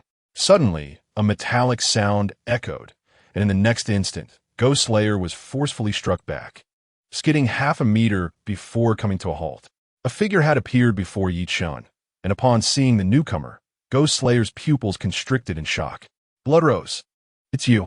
The sight of the individual sent a wave of trepidation through Ghost Slayer and the surrounding assassins of the 7 killers, who could hardly fathom that their target would manifest in such a manner at this moment. 7 killers. Zhao Ziyin narrowed her eyes upon seeing the newcomer. Truly a case of enemies crossing paths. Since you are here, you shan't leave. Zhao Ziyin exuded an aura of lethal intent, causing Gue Miao to swallow hard. He was acutely aware that he was no match for this woman. Bloodrose, do you dare to harm me? The 7 Kills organization will not spare you. However, before Gue Miao could finish his sentence, blood gushed from his neck, revealing that Zhao Ziyin had struck before he even realized it. The 7th-ranked assassin was not merely a title. Eliminate them all, without exception. A chilling voice echoed, followed by the swift emergence of over 30 figures, who promptly annihilated all the subordinates of the 7 Kills organization that Gue Miao had brought along, their speed unparalleled. The 7 Kills organization? Observing the lifeless bodies strewn across the ground, Ye Chen maintained an unruffled demeanor. Well done. You handle the aftermath. Yes, young Master Yi. Zhao Ziyin bowed respectfully, fully aware that had it not been for her intervention, Gue Miao and his crew would have met a far worse fate. Master, that is young Master Yi. Although he did not take action, one can sense his immense strength. The women behind Zhao Ziyin cast wary glances toward the direction in which the luxury car had departed, their instincts warning them that if young Master Yi chose to engage, they would not survive even a single move. Handle the bodies swiftly. Zhao Ziyin issued her orders without further ado, fully cognizant of Ye Chen's formidable capabilities. Previously, she had been utterly powerless against him. With such strength, it was likely that even the top assassin on the leaderboard would find it difficult to contend with Ye Chen. 10 minutes later, in the living room of the Kai family villa, Kai Qinyu, savoring a glass of red wine while awaiting good news, noticed an incoming call. A smile crept onto his lips as he answered, but upon hearing the information on the other end, he was left stunned. What? The assassination failed? How is that possible? Kai Qinyu was all too familiar with the formidable nature of the 7 Kills organization. He owed a significant portion of his current achievements to them. If even the 18th-ranked assassin had failed, then that young man. Kai Qinyu narrowed his eyes, contemplating the ruin of his son's future and the obliteration of his reputation, his murderous intent surging to unprecedented levels. Continue with the assassination. How much will it cost? He was well aware of the operations of the 7 Kills organization and cut straight to the chase. 50 million, came a reply. For this price, we will deploy top 10 assassins from the leaderboard. Very well. I will increase the bounty for the assassination. The conversation concluded, and Kai Qinyu's expression turned frigid as he transferred another 10 million as a deposit. He understood that regardless of the success of the assassination, That money was unlikely to be refunded. Yet, that was of little consequence. What mattered was that he wanted Ye Chen dead. Unbeknownst to him, Ye Chen had arrived at the entrance of the Illusion Entertainment building, gazing up at the towering edifice with a sense of satisfaction. For this was his enterprise. Was shouting, "I warn you, it would be wise to submit to me. Otherwise, you shall never see the light of day in Illusion Entertainment." Just as he parked his car, a scene of unspoken rules unfolded nearby. A wealthy scion was provoking and threatening a sweet-looking girl who was none other than a contracted artist of Illusion Entertainment. "Zheng Xiao, please let me go. I have just graduated and have never been in a relationship. I beg you." In the midst of the conversation, the girl knelt helplessly on the ground, pleading for Zheng Xiao to grant her a way out. This desperation stemmed from the fact that Zheng Xiao's father was the president of Phantom Entertainment. Having just graduated and never experienced love, she found herself in a perilous situation. "How delightful! Tonight, I shall introduce you to the taste of romance." Zheng Xiao smirked as he made his advance. The two bodyguards beside him watched the scene with indifference, as such occurrences were all too common in the entertainment industry. Their young master had undoubtedly charmed countless girls with his status. Naturally, they too had benefited from this, which explained their sycophantic behavior. Phantom Entertainment was indeed a den of vice. Ye Chen observed the unfolding drama, realizing that the atmosphere at Phantom Entertainment was even more corrupt than he had anticipated. It appeared that a thorough reformation was in order, yet at that moment, Zheng Xiao remained blissfully unaware of the impending disaster that loomed over him. Chapter 46. Reforming Phantom Entertainment. New President Lin Shiyin in the underground parking lot. Zheng Xiao signaled to his bodyguards, clearly intending to deal with Ye Chen in the same brutal manner as he had with the girl. As for the aftermath, his father would undoubtedly handle it. Was this the true nature of Phantom Entertainment's personnel? Just as the girl felt utterly helpless, a voice suddenly pierced through the tension, causing Zheng Xiao's brow to furrow in irritation as he turned to see Ye Chen enter the scene. "What's this, young man? Do you fancy yourself a hero here to save the damsel?" The bodyguards flanked Ye Chen, seemingly preparing to subdue him. "Rest assured, I will handle this lovely girl in front of you, and then perhaps let you have a taste of the spoils," Zheng Xiao sneered. Pausing momentarily, he added coldly, "But first, I shall render you incapable of interference. Wouldn't that make it all the more entertaining?" "Stop." At that moment, a voice resonated from afar, followed by the arrival of a middle-aged man who turned pale upon seeing Ye Chen. "Young Master Yi, what brings you here?" Zheng Xiaoyu's expression shifted dramatically at the sight of Ye Chen.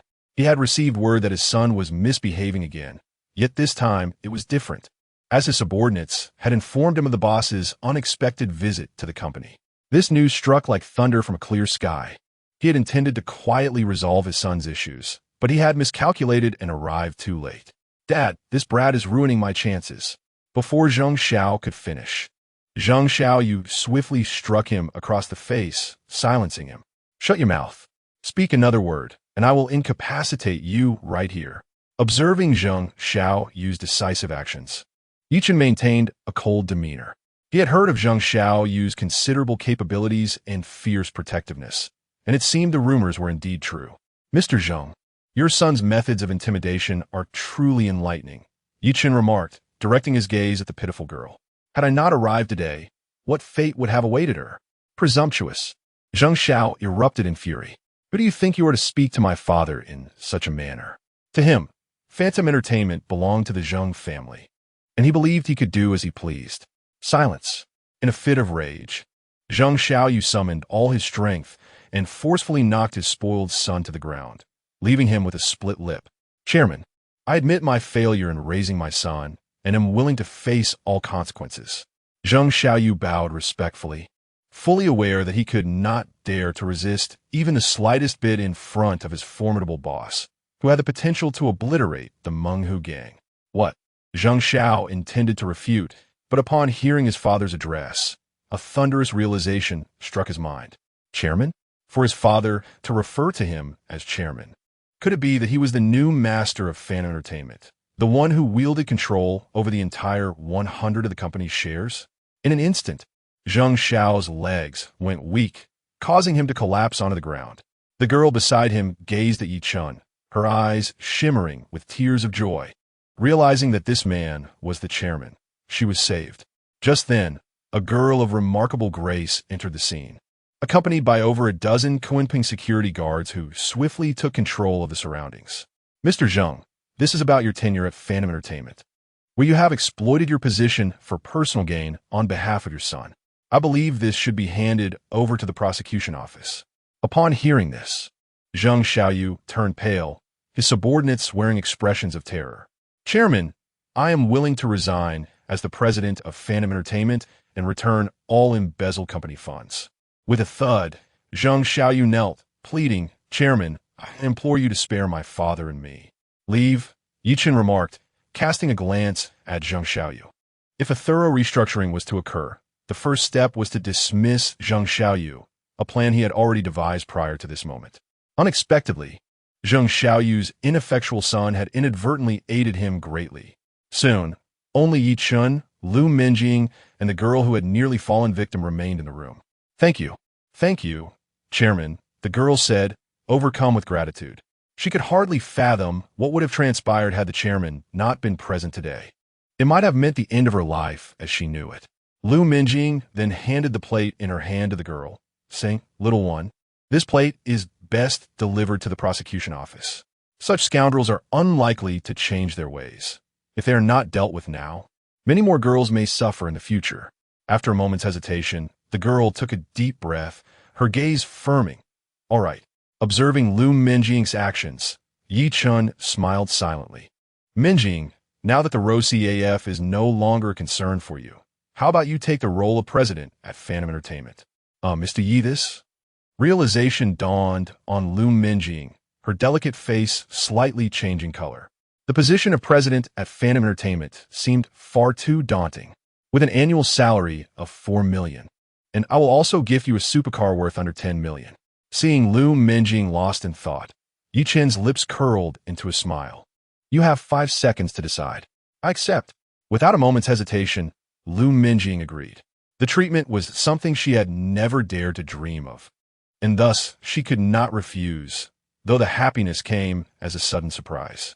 After signing some documents, Lu Minjing settled into her office, gazing out over the breathtaking view of Jiangnan City. Suddenly, her beautiful eyes became resolute. Mr. Yi, rest assured, Minjing will not disappoint you. Chapter 47. The young master is going to the concert to show off his love?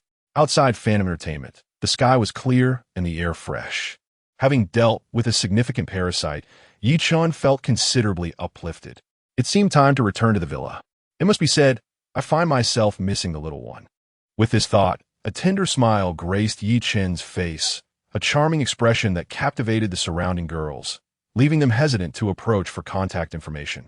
As he sped along, the majestic Jiulong Villa came into view. Young master, the pack of bodyguards from Tianlang bowed reverently, having heard tales of their boss single-handedly vanquishing the Tiger Gang, which earned him their unwavering admiration. Each stood tall, as if under inspection by their master. Daddy's back. Hearing the sounds from outside the villa, the playful little one scampered out, exclaiming hee-hee daddy, and dove into Ye Chen's arms. With fluid grace, he lifted the child effortlessly. Where's mommy? The little one inquired, glancing around. Just then, Ye's mother emerged from the villa, her brow furrowing slightly upon realizing that only her son had returned. Ah, your mother is busy with the concert, Ye Chen said affectionately, gently ruffling the child's nose as they stepped inside the villa. How was yesterday? Ye's mother leaned in, curiously whispering to her son as she observed her granddaughter at play. Rest assured, prepare for the wedding feast, Ye Chen replied, a slight curve of amusement forming on his lips as he recalled the events of the previous night. As someone experienced, Ye's mother detected the subtlety of her son's enigmatic smile, realizing her support had not been in vain. That's good to hear. Knowing her son would not deceive her regarding significant matters, she felt her heart ease. Since everything is settled, I shall take my leave, a few days away from school. Those children are bound to be unruly. Although physically present with her son, her thoughts lingered on the school, and now, learning that her son and daughter-in-law's relationship had stabilized, she felt compelled to depart. Grandma, aren't you going to wait for mommy? The little one asked, grasping her hand reluctantly. After a brief exchange, Ye's mother set off towards the airport, personally driven by Tianlang. Time flew swiftly, and nightfall approached. With a screech, a supercar pulled up before the villa, and a graceful figure emerged, none other than Lin Shiyin, who had been absent for a day. Madam Young, the bodyguards of Tianlang, continued to address her respectfully, while Lin Shiyin couldn't help but smile, causing Tianlang and the others to pause in surprise. Surely they weren't mistaken. The young madam was indeed smiling. "Mommy, you're finally back," the little one squealed upon seeing Lin Shiyin. Meanwhile, Ye Chen had prepared an elaborate feast, and with their relationship blossoming, the atmosphere was distinctly different from before. "Oomph, I suppose that fellow has a bit of conscience," Lin Shiyin remarked playfully, her eyes sparkling with happiness as she observed everything around her. The feelings of love were indeed wondrous. To her, each dish seemed infused with sweetness. "Mommy, Daddy said he would be your free labor from now on. Is that true?" The little one asked curiously, recalling what her father had said during the day. "Of course," Lin Shiyin replied proudly. "Your daddy is now an artist signed to Mommy's studio, and it's a permanent arrangement." The maids, upon hearing the words of the young mistress, gazed at their young master in astonishment. Signing a contract with the young mistress's studio, and for an indefinite duration? My goodness, is the young master truly this indulgent? The unspoken affection was most palpable, and this was precisely the case. The little one, bewildered, tilted his head and blinked his large, expressive eyes, asking if his father was going to hold a concert. Indeed, his mother has been preparing for quite some time.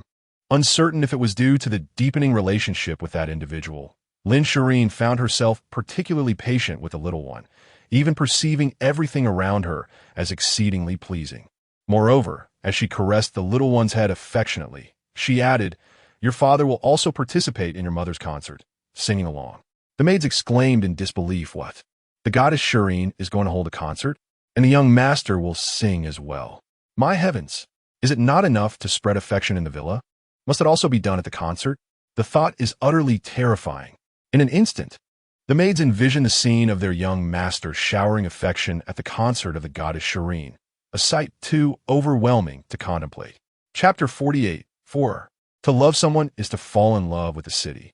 As night fell within the room, the little one, displaying remarkable insight, returned to the room with the maids, leaving the time alone for his parents.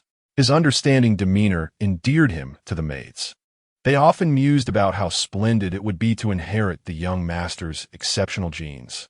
Each time they glanced towards the young master's room, filled with envy and hope, they wished they could spend just one night dreaming, waking with smiles. The young mistress was indeed incredibly fortunate. In truth, it was as such. In the room, Lin Shiyin emerged from the bathroom clad in a delicate nightgown, her graceful form presented before a certain someone. Feeling the weight of his gaze, Lin Shiyin shot him a glance, thinking him insatiable. "Ye Chen, please give me a massage. I am utterly exhausted today." As she spoke, Lin Shiyin lay atop the bedding, addressing him. Naturally, Ye Chen would not refuse such an extravagant request. In a short while, Lin Shiyin leaned against his chest, pondering whether their relationship had progressed too swiftly during this time. At that moment, she was devoid of any clothing, and even more alarmingly, the entire massage unfolded in such a manner. "Is it fast enough?" Ye Chen asked, holding the enchanting lady and inhaling her delightful fragrance. "It's acceptable," he replied. However, after a brief pause, Ye Chen appeared somewhat entranced, and this expression elicited a smile from Lin Shiyin. From her perspective, he was undeniably handsome. How had she not noticed this 4 years ago? Lost in her thoughts, Lin Shiyin heard Ye Chen's voice beside her, all along. "I wish to give you the very best in this world, only to realize that the best in this world is you. Is that true? I cannot believe it." Upon hearing his words, Lin Shiyin felt her heart swell with sweetness, akin to a spring bubbling forth, yearning to give herself the best, only to realize that she herself was the finest. "Why did I not notice how sweet your words are before? Surely, you have said similar things to many other girls?" "How could that be?" Upon hearing the words of the enchanting beauty, Ye Chen was unwilling to bear the blame, insisting it was solely her fault. "Humph, as if I would believe you," Lin Shiyin retorted, her heart racing with excitement at his unexpected remarks. How did he even come up with such lines? Do you know the difference between you and the stars? With the alluring figure before him, Ye Chen felt a playful urge to tease her, especially when he noticed her bashful demeanor, which filled him with a sense of accomplishment. What difference? Lin Shiyin pondered briefly, curiosity sparkling in her eyes as she gazed at Ye Chen. Meeting her gaze, he replied, "The stars reside in the sky, while you dwell in my heart." At these words, Lin Shiyin's cheeks flushed a deep crimson, caught off guard by the sudden confession. "Ye Chen, are you out of your mind?" she exclaimed, feeling both flattered and exasperated by his sweet talk followed by flirty banter. Yet, she couldn't deny the pleasant sensation it stirred within her.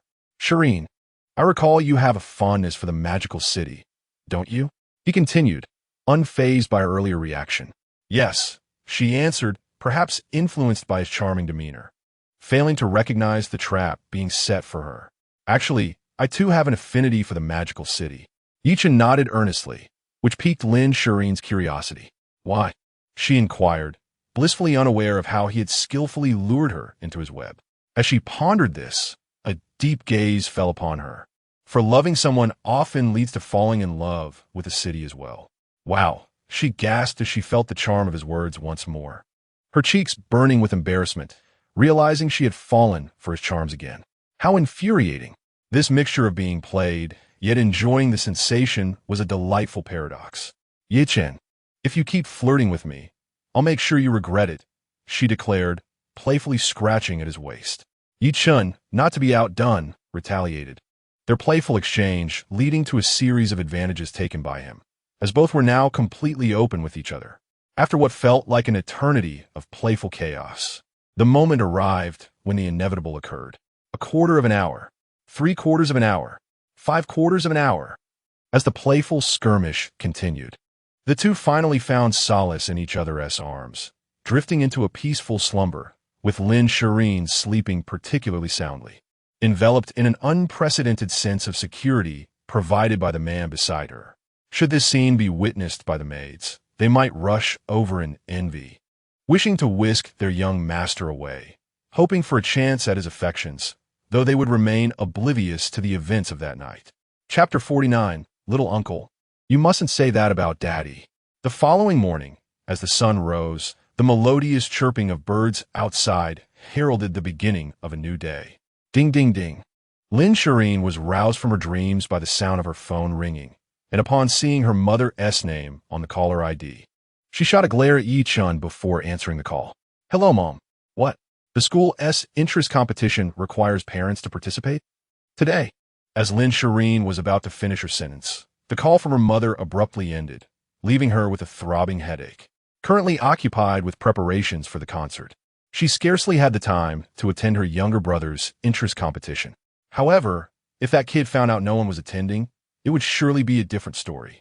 Suddenly, a thought struck her, and she turned her gaze towards a certain individual who had taken advantage of her, rolling her eyes.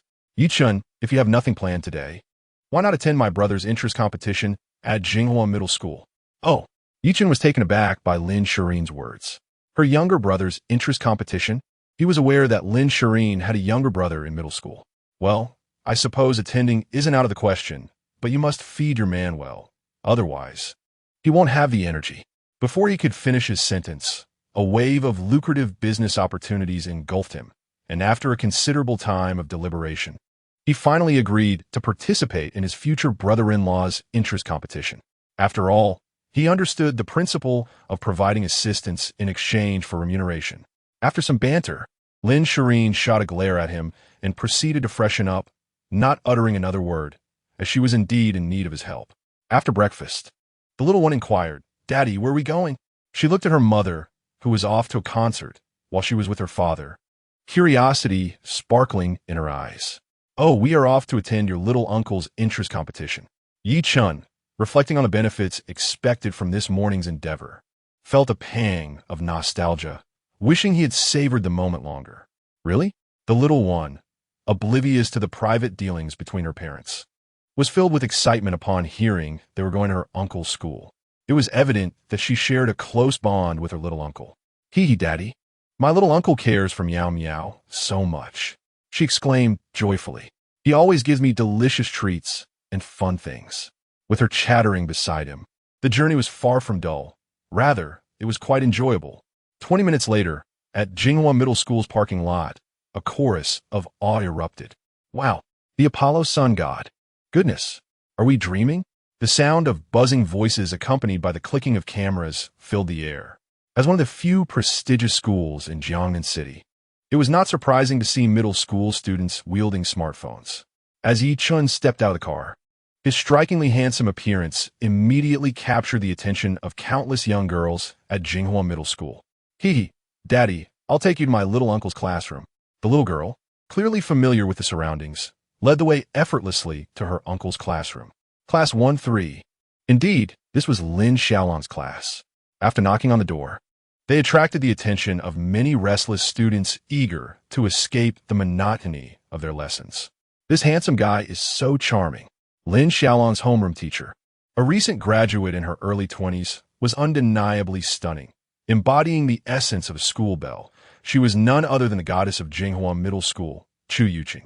May I ask who you're looking for? Chu Yuqing inquired directly, as she had never encountered such an exceptionally handsome gentleman at Jinghua Middle School. I seek Lin Xiaoxiang. I am his brother-in-law. Ye Chen displayed a warm smile, which was promptly accompanied by a flurry of gazes directed towards a boy who bore a slight resemblance to Lin Shiyin. Upon closer inspection, Ye Chen realized he was indeed looking at his own brother-in-law. Lin Xiaoxiang, brother-in-law. Upon hearing the term handsome brother, Lin Xiaoxiang appeared somewhat bewildered, clearly unaware of his sister's recent efforts to reunite him with Ye Chen and his daughter. Uncle Xiaoxiang. At that moment, a sweet voice broke the silence, and Lin Xiaoxiang snapped back to reality upon seeing the little one. Lin Xiaoxiang, could you step outside for a moment? As Chu Yuqing spoke, a hint of disappointment flickered in her eyes. Such a dashing young man was, regrettably, Lin Xiaoxiang's brother-in-law, which implied he was already wed. Ah, such a shame. Shortly thereafter, outside the classroom, the trio exited after taking leave. Lin Xiaoxiang, tilting his head in disbelief, gazed at Ye Chen. You are truly my brother-in-law? The scoundrel who abandoned my sister. Uncle, you mustn't speak of my daddy that way. Before Ye Chen could respond, the little one frowned, casting a fierce look at her beloved Uncle Xiaoxiang. The fierce expression made Lin Xiaoxiang gulp, and he coughed. Miao Miao, I was merely jesting. It was evident that this little niece had him firmly in her grasp. Upon hearing this, she let out a haughty snort, her demeanor suggesting, I no longer like you, which was utterly adorable. This scene elicited envy from the surrounding teachers and students, who were captivated by the little girl as charm. Chapter 50, An Odd Task. Ye Chen's desire to dominate? Lin Xiaoxiang wiped the cold sweat from his brow, pondering what enchanting concoction his brother-in-law had fed this little girl. Hey, Miao Miao, will you forgive your uncle? He implored. I was wrong. Umph. The little one clearly was not swayed by such words. Her father was her unwavering principle, and no one could speak ill of him. Uncle will buy you a Barbie doll. The little girl turned her head away, ignoring her Uncle Xiaoxiang. 3. Uncle will buy you 3 with my pocket money. In a bid to appease the little princess, Lin Xiaoxiang was willing to go all out. Deal. Upon hearing that her uncle would acquire 3 Barbie dolls for her, her pretty face brightened considerably.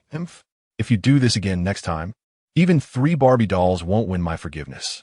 The little one began counting on her fingers, calculating how many Barbie dolls she possessed.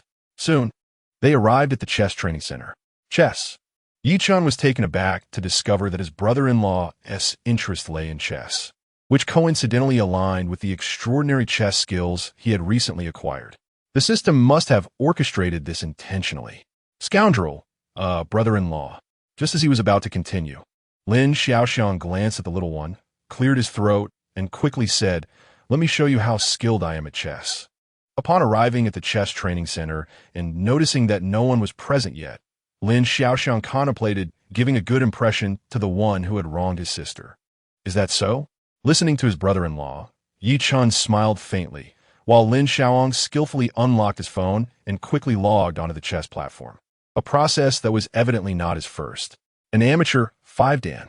Observing his brother-in-law's ranking, Ye Chen felt a tinge of bitterness.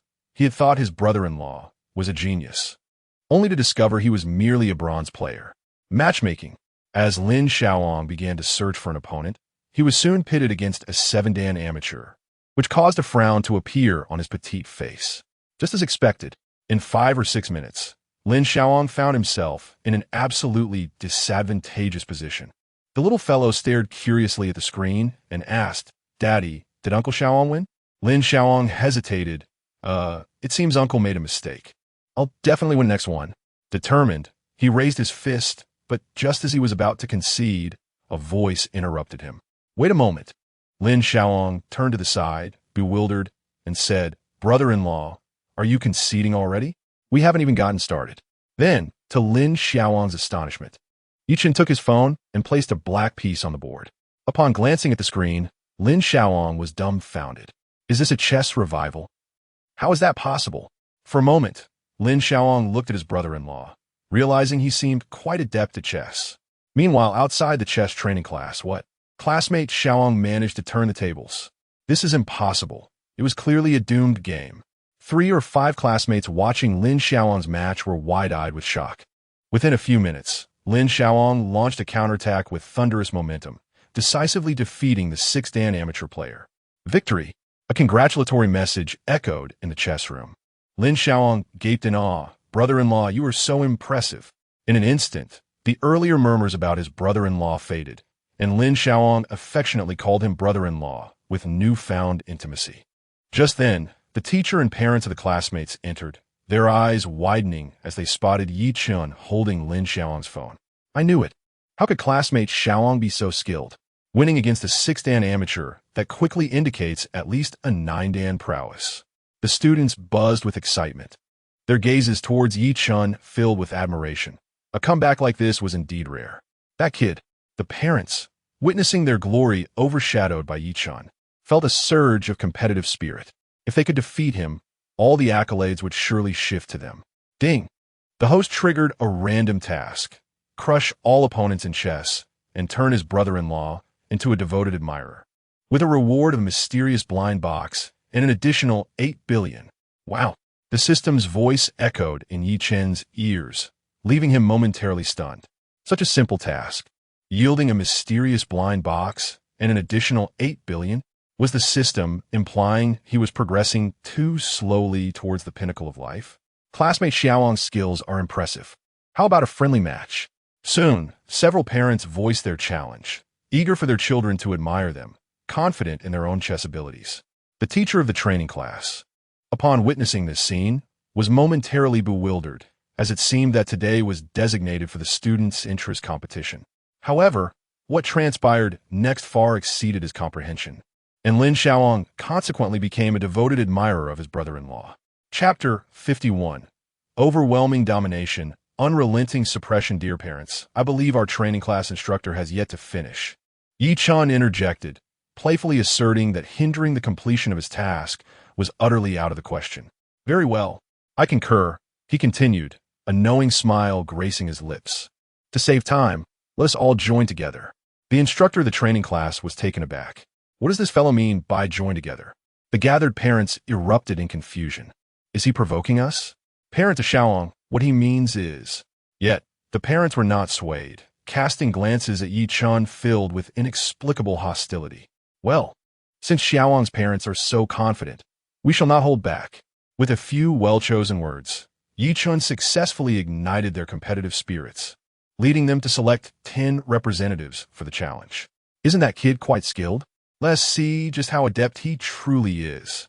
While the others were oblivious, they understood that each of the 10 representatives was on par with professional standards. Lin Xiaoong was utterly astounded as he beheld 10 chessboards set before his brother-in-law, each manned by a parent, his brother-in-law standing prominently among them.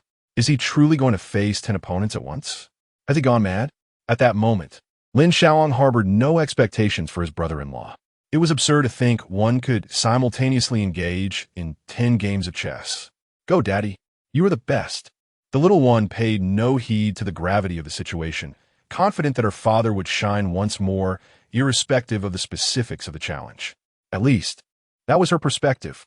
Ahem, are the youth of today so fiercely competitive? The instructor observed the unfolding scene, shaking his head with a wry smile. As it appeared, they were drifting further from the theme of the interest competition. I shall begin. With a resounding clap, a parent made the first move, clearly seizing the central position. Despite their disdain for the young man, they opted for a cautious strategy. With a series of decisive moves, the other 9 parents followed suit, exchanging glances before directing their focus towards Ye Chen. Today, this young man would learn that arrogance often leads to dire consequences. Do you think your brother-in-law can truly win, Xiaoong? Indeed, my father is a professional player. Listening to his classmates, Lin Xiaoong's mouth twitched, rendering him momentarily speechless. While he knew that his brother-in-law was quite skilled, no one had ever attempted to play against 10 opponents simultaneously. Ahem, I suppose he might win, Lin Xiaoong coughed, ready to make a swift exit at any moment. As the pieces fell with precise cadence, the 10 games unfolded in stark contrast to one another. However, the gazes of the parents fixated on Ye Chen transformed, for they soon realized that their respective positions were undeniably precarious. What is happening? The training class instructor leapt to his feet, eyes wide with disbelief, then cast a profound glance at Ye Chen, astonished that he could maintain such a commanding advantage while managing 10 games at once. Xiao Eng's brother-in-law possesses a remarkable chess mastery, boasting a professional ranking of at least 5 Dan. Yet, what stands out even more is that he appears to be merely in his early 20s, a true prodigy of the game. As he surveyed the 10 chessboards before him, he exhaled deeply. It seemed that something extraordinary was about to unfold today. Lin Xiaoong and his companions were utterly astonished, gazing at the effortlessly skilled Ye Chen with admiration. Xiaoong, your brother-in-law is incredible. Indeed, he can hold his own against 10 opponents and still maintain the upper hand. How impressive! If only my brother-in-law were like him. The excited chatter filled the air, and Lin Xiaoong felt a surge of pride. He had never been the center of such attention before, and his opinion of his brother-in-law soared to new heights. This brother-in-law, who could rival anyone, was truly remarkable. Unbeknownst to Lin Xiaoong, if Lin Shiyin were to discover his thoughts, their parents might not even recognize them anymore. I knew Dad was the best. The little fellow's cheerful voice rang out, his face beaming with pride as he lifted his fair neck, resembling a victorious little peacock. This boy was no ordinary child. He was on an entirely different level. The 10 parents, suddenly sweating profusely, were left astounded. Who would have thought this young man could so effortlessly outmaneuver them? Did he not feel a pang of conscience for so mercilessly defeating them? After all, they were 10 against 1. What a humiliating realization that their own abilities barely amounted to a fraction of his. Feeling the resentful glares from the parents, one might think they had been thoroughly bested by Ye Chen. This moment would haunt them for a lifetime. Chapter 52. Brother-in-law, you surpass my sister by far. Is that fellow a demon? The parents of the training class twitched their lips in disbelief. With such exceptional skill, why wasn't he serving the nation at a chess academy instead of mercilessly dominating these novices? Young people today lack sportsmanship. The parents lamented as they watched the trio depart, their minds flooded with memories of their recent humiliation. How splendid! I want to marry such a handsome big brother in the future. The students gazed adoringly at the striking figure of the older boy, their faces radiating affection. Xiaoong was indeed fortunate. Brother-in-law, well done. As Lin Xiaoong reflected on the recent events, his excitement was palpable. His admiration for his brother-in-law surged like an unending river, akin to the relentless flooding of the Yellow River. He had never felt so esteemed before. How delightful. Just the other day, someone called Dad a heartless scoundrel. The little one glanced at his uncle, playfully boasting, yet Xiaoong was caught off guard by his niece's teasing, his face turning crimson. Ahem, your uncle did buy you 3 Barbie dolls. The little one, hearing the bribe, turned his head away with a haughty scoff. But he said nothing further. Clearly, the 3 Barbie dolls had made quite an impression. As they conversed, they arrived at the parking lot. Wow, look, that Estes supercar. By Apollo, it's so extravagant. Oh, I dream of owning such a supercar. At this moment, as school has just let out, the parking lot is bustling with a crowd, all captivated by the stunning Apollo supercar. Lin Xiaoong has evidently caught wind of the excited chatter among his classmates and gazes over, It's the Apollo. Apart from his passion for chess, Lin Shiyin harbors a deep affection for automobiles, with an array of car models adorning his home. When did such a vehicle grace our school? Just as he pondered, he noticed his brother-in-law retrieving the car keys from his pocket, pressing a button to illuminate the dazzling headlights of the Apollo. Oh! Suddenly, realization dawned upon Lin Shiyin. His mouth agape as he glanced between the Apollo and his brother-in-law. This brother-in-law, this Apollo, cough, cough, is yours? Thud. Despite the confirmation, Lin Shiyin still struggled to believe it. Of course, the little fellow, noting his uncle's astonished expression, seized the opportunity. Uncle, there are several more supercars at my dad's house. It seems there's a Pagani Huayra, a Ferrari, and a Lamborghini Veneno, the child recounted, counting on his fingers, clearly recalling his father's impressive collection. Hiss! Upon hearing this, Lin Shiyin's eyelids fluttered, and he inhaled sharply. My heavens, how extravagant is my brother-in-law! Those cars are something even my father would hesitate to purchase, yet his brother-in-law possesses multiple. If it weren't for the public setting, Lin Shiyin would have genuinely wanted to kneel before his brother-in-law, exclaiming, Uncle, you are magnificent. Allow me to pay my respects. Let us go. Time to head home. Amidst his excitement and trepidation, the roar of the beastly supercar echoed, and moments later, they were en route to the Julong villa. Long live my uncle! Lin Shiyin leapt into the air, brimming with enthusiasm, much to the envy of his surrounding classmates. Just then, the parents of students from the training class arrived on the scene. Wow, that kid actually drove the Apollo here. Who on earth is he? The previously mocking parents suddenly felt a jolt of realization. Indeed, anyone capable of driving such a supercar is certainly not an ordinary person. Lin Shiyin's classmates gazed wide-eyed, filled with wonder. Oh my, what a cool car. Dad, can we buy one too? One boy asked his father, who, upon hearing this, twitched at the corners of his mouth, his envy unmistakable. As for buying one, that's a joke. Though he had some money, he would never squander it on such extravagance.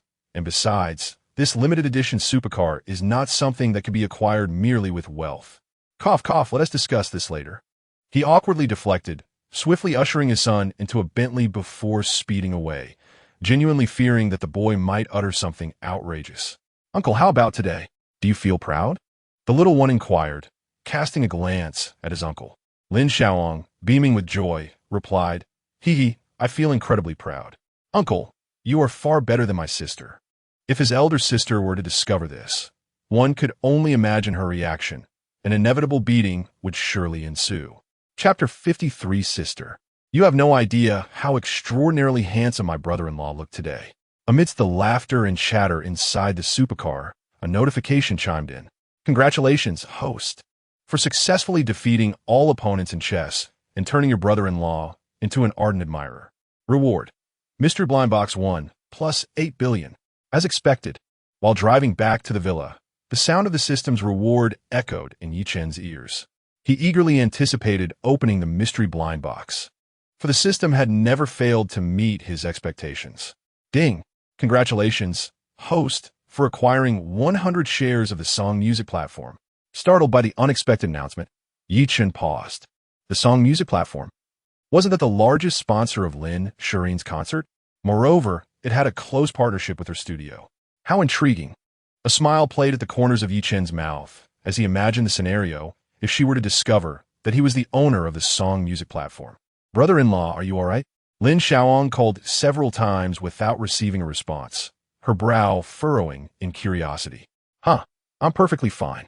Ye Chen's mood instantly brightened, and he found himself increasingly looking forward to what was to come. Speaking of which, her concert was scheduled for tomorrow, wasn't it? Oh, Lin Shiyin responded, not pondering too deeply, for what ill intentions could her brother-in-law possibly have. He pulled up his attribute panel. Name, Ye Chen. Age, 21. Skills, Master Chef, Divine Musician, Supreme Martial Artist, Elite Bone Setter, Chess Prodigy Items, Pagani Huayra, Supreme Edition, Apollo Sun God, Ferrari, Lamborghini Veneno, Julong No. 1 Villa, 100 shares of Junlin Hotel, 100 shares of Kunping Security, 100 shares of Phantom Entertainment, 3 lucky cards, 100 shares of Song Music Wealth, 170. 8 billion gazing at the attribute panel. Ye Chen felt an even greater sense of anticipation for the future. According to the system's reward structure, if the next wave yielded further wealth, it could potentially amount to 10 billion. 100 small goals, just the thought of it was thrilling. Before long, Jilo number 1 villa came into view. Good day, young master. Good day, young lady. As soon as they disembarked, Lin Shiyin was startled by the unexpected scene. 20 burly men bowed respectfully, reminiscent of the imposing figures seen on television. My goodness, my brother-in-law's presence is even more commanding than that of my grandfather. The little one, witnessing her uncle's unaccustomed demeanor, let out a haughty snort, her face revealing a proud expression as if to say, "You mocked my father, and now look who's astonished." Good day, young master. Before Lin Shiyin could react, the sweet voices of 8 stunningly beautiful maids resonated from within the villa, leaving her wide-eyed in astonishment. Wow, my sister must have an enormous heart. Instantly, the presence of the 8 lovely maids heightened Lin Shiyin's sense of urgency. By the way, Shiyin, does your chestnut nickname Digga hold any significance? Ye Chen recalled his brother-in-law's online moniker and asked curiously, a nickname? Upon hearing her brother-in-law mention her chess nickname, Lin Shiyin perked up. Hey, brother-in-law, have you ever watched Ultraman? Digga Ultraman is incredibly powerful and is my idol. Don't you think using Digga as a username is quite formidable? Ultraman? Upon hearing his brother-in-law's words, Ye Chen's lips twitched. He held little interest in the things that captivated children, preferring instead the more mature allure of films. Ahem, indeed. There was a certain grandeur about it. Clearing his throat, he offered a vague reply, while Lin Shiyin seemed to have opened a floodgate of conversation. Right? My brother-in-law enjoys Ultraman too. Hee.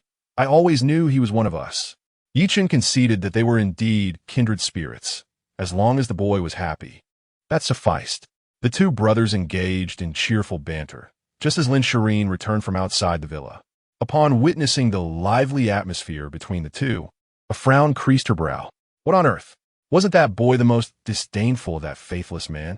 How could he now appear so transformed? Ah, sister, you're back, Lin Shiyin exclaimed, his face lighting up upon seeing his elder sister, clearly indicating their close relationship. Sister, you have no idea how dashing my brother-in-law was today. With animated chatter, Lin Shiyin praised, he was incredibly impressive. Hearing her brother refer to Ye Chen so affectionately sent a shiver down Lin Shiyin's spine. What was going on with him? Previously, even mentioning the term brother-in-law felt like an insult. Yet now, what on earth had transpired during this time with that scoundrel? However, as Lin Shiyin recounted the day's events, Lin Shiyin's expression grew intricate, and she glanced at Ye Chen in surprise. How could it be? His skills in chess were so refined. The little fellow listened intently, his eyes crescent-shaped with delight as he chimed. Hee. I always knew Dad was the best. After a brief moment, Lin Shiyin's gaze at Ye Chen was filled with peculiar intrigue. To let that rogue participate in a competition. Yet he had the audacity to undermine the student's parents? This man, could he not resist seeking the limelight? After dinner, Lin Shiyin, having freshened up in a diaphanous nightgown, gazed at the figure nestled in the blankets. To her surprise, you truly possess a knack for chess. Of course, he replied, pulling her into his embrace.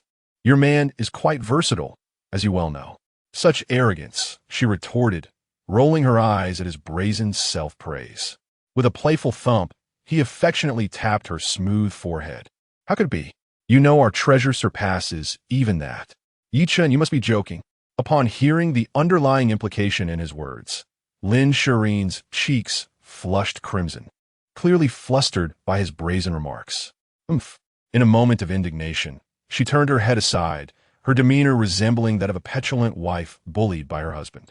Witnessing her reaction, Ye Chen couldn't help but smile, unaffected by her display of discontent. My dear, shall I share a joke with you?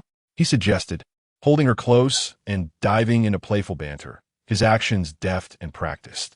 Who cares? Lin Shiyin shot him a look of exasperation, yet she did not protest. After all, compared to his previous antics, this was quite mild. Is it so? Listening to the words of the girl before him, Ye Chen curved his lips into a smile, reminiscent of a playful puppy. A teasing tone escaped him, while Lin Shiyin responded with an adorable huff, evidently conveying a sense of challenge, as if to say, "Bring it on." When his wife ventured out to collect debts and returned empty-handed months later, the husband scolded her. "You are truly inept." Unfazed, the wife retorted, "Though I didn't retrieve any money, I took the boss's child hostage." The husband, elated, inquired, "Where is the child?" Observing her husband's excitement, the wife proudly patted her belly and declared, "Locked inside." The unexpected twist made Lin Shiyin unable to contain her laughter, her composure momentarily slipping away. However, she soon regained her aloof demeanor. "Oh," Ye Chen remarked, glancing at the still proud girl. "It seems you just laughed, didn't you?" "Laughed? No, you must be mistaken." Lin Shiyin insisted, her cheeks flushed. She certainly would not admit to it. Acknowledging it would equate to admitting she was akin to a playful pup. "Laughing is utterly impossible. Is that so?" Ye Chen teased, observing her stubbornness. "Perhaps I misheard." In another tale, a wealthy heir and a poor young man simultaneously approached a beautiful woman for a blind date. The rich heir boasted of his 30 villas, 2 gold mines, and 10 supercars. When it was the poor young man's turn, he simply took a leaf from his dish of sauerkraut fish and placed 7 fish bones upon it. Remarkably, the woman, her face brimming with happiness, left the restaurant, arm in arm with the poor young man. Upon hearing this, Lin Shiyin furrowed her brow slightly. The girl chose the poor young man? Could it be true love? Pondering this, she solidified her conclusion. "Do you wish to know why?" Ye Chen observed the girl's determined expression, realizing she had fallen into his trap. "Isn't it just true love?" Lin Shiyin rolled her eyes at him, momentarily forgetting her previous indifference. "Not quite." Ye Chen shook his finger, wrapping the other arm around her delicate waist. For the girl understood the significance of the poor young man's gesture with the leaf and fish bones. "I believe no girl could refuse the poor young man's declaration of affection." Leaf? Fish bones? Lin Shiyin was increasingly perplexed by his subtle persuasion. Indeed, Ye Chen paused before continuing, or to phrase it differently for easier understanding. "Let me ask you, how many leaves are there? How many fish bones?" "1 leaf. 7 fish bones." Lin Shiyin blurted out, her memory evidently sharp. "Impressive memory," Ye Chen commended, then added, "Thus, 1 leaf 7 times. Would you care to read it aloud?" "1 leaf, night, 7 bones, times." Before she could finish, Lin Shireen's face flushed deeply, and she leaped forward, playfully clawing at him, exclaiming, "You rascal! Where on earth did you learn such mischief?" In an instant, Lin Shireen's heart began to race violently, her mind involuntarily conjuring certain images that made her wish she could tear that lecherous scoundrel to shreds. How could that rascal bully her without a pang of conscience? Chapter 55. The young master is dashing and adoring. If only I could bear his children. A night of chance encounters led to a shared slumber. Ding-ling-ling. The next morning, the shrill ring of a phone abruptly roused Lin Shireen from her sweet slumber.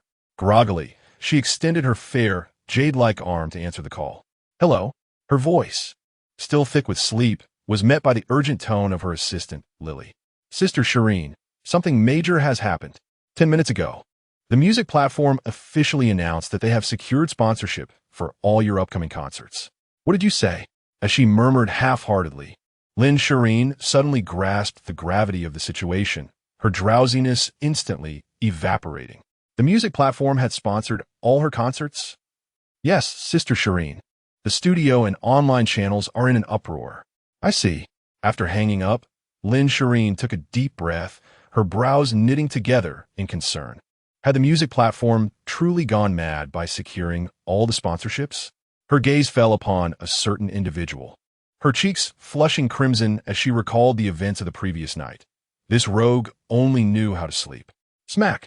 Just as Lin Shireen was lost in thought, a crisp sound echoed from behind, evidently the result of a playful slap, jolting her back to reality. "Hey, what are you daydreaming about?" "Nothing." Lin Shireen huffed, then continued, "I just received news that the music platform has taken over all my remaining sponsorships. Lily mentioned it might be a decision from the higher-ups. Is that so?" Noticing the knowing glint in his beloved's eyes, he understood she was testing him. It seems my darling's charm is so potent that even the higher-ups at the music platform have fallen under your spell. Ye Chen smiled slightly, while others were oblivious. He was fully aware that he was the one behind the scenes at the music platform. "You're not worried at all?" Clearly disappointed by his calm demeanor. Lin Shiyin was unaware that the entire music platform was under her man's control. "Of course not." Ye Chen smiled nonchalantly. "Your man possesses a confidence that should not be underestimated. Besides, who dares to covet my darling? I would eliminate them myself." His domineering voice resonated, causing Lin Shiyin, who had been slightly disheartened, to erupt into a fit of laughter. The charm she exuded would surely mesmerize countless onlookers if they could witness it. However, at this moment, it was merely a privilege for him. "Look at you." In an instant, Lin Shireen's heart transitioned from cloudy to clear, feeling as though the world was a splendid place. Unbeknownst to her, his demeanor had significantly influenced her mood. After their conversation, Lin Shiyin felt an overwhelming sweetness, relishing the affection she had sown herself. After breakfast, the little one eagerly urged, "Mommy, Daddy, let us go. We're going to be late for the concert." The adorable plea evoked envy among the maids, who were also eager to join. It was only when the young master drove away from the villa that the maids gradually diverted their gazes. The young lady and the little miss are truly fortunate. Indeed, the young master dotes on her immensely. They are en route to attend the young lady's concert. It is rumored that the young master will work for her without charge in the future. A devoted husband. How I long for such affection. The young master is exceptionally handsome and caring. How wonderful it would be to bear his children. Chirping voices echoed, and outside the villa, the bodyguard Tianlang and his companions listened, their lips twitching. It seems that young Master Yi is about to steal the spotlight again. One bodyguard gazed in admiration at their boss's departing figure, confidently declaring, while the others, though silent, nodded slightly, affirming their agreement.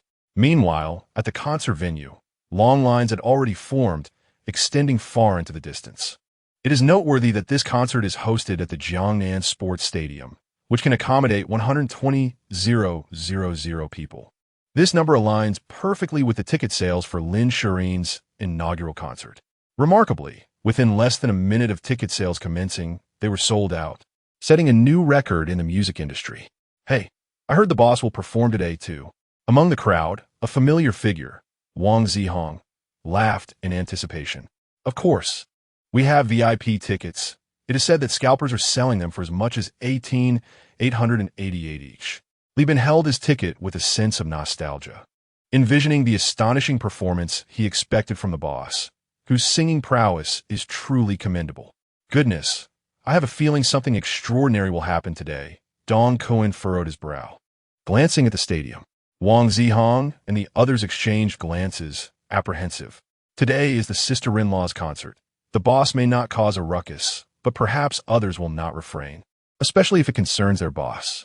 At a certain moment, Dong Cohen looked down at his phone, logging into the concert's live stream, and upon seeing the screen, gasped. "What? The number of fans in the live stream has surpassed 100,000.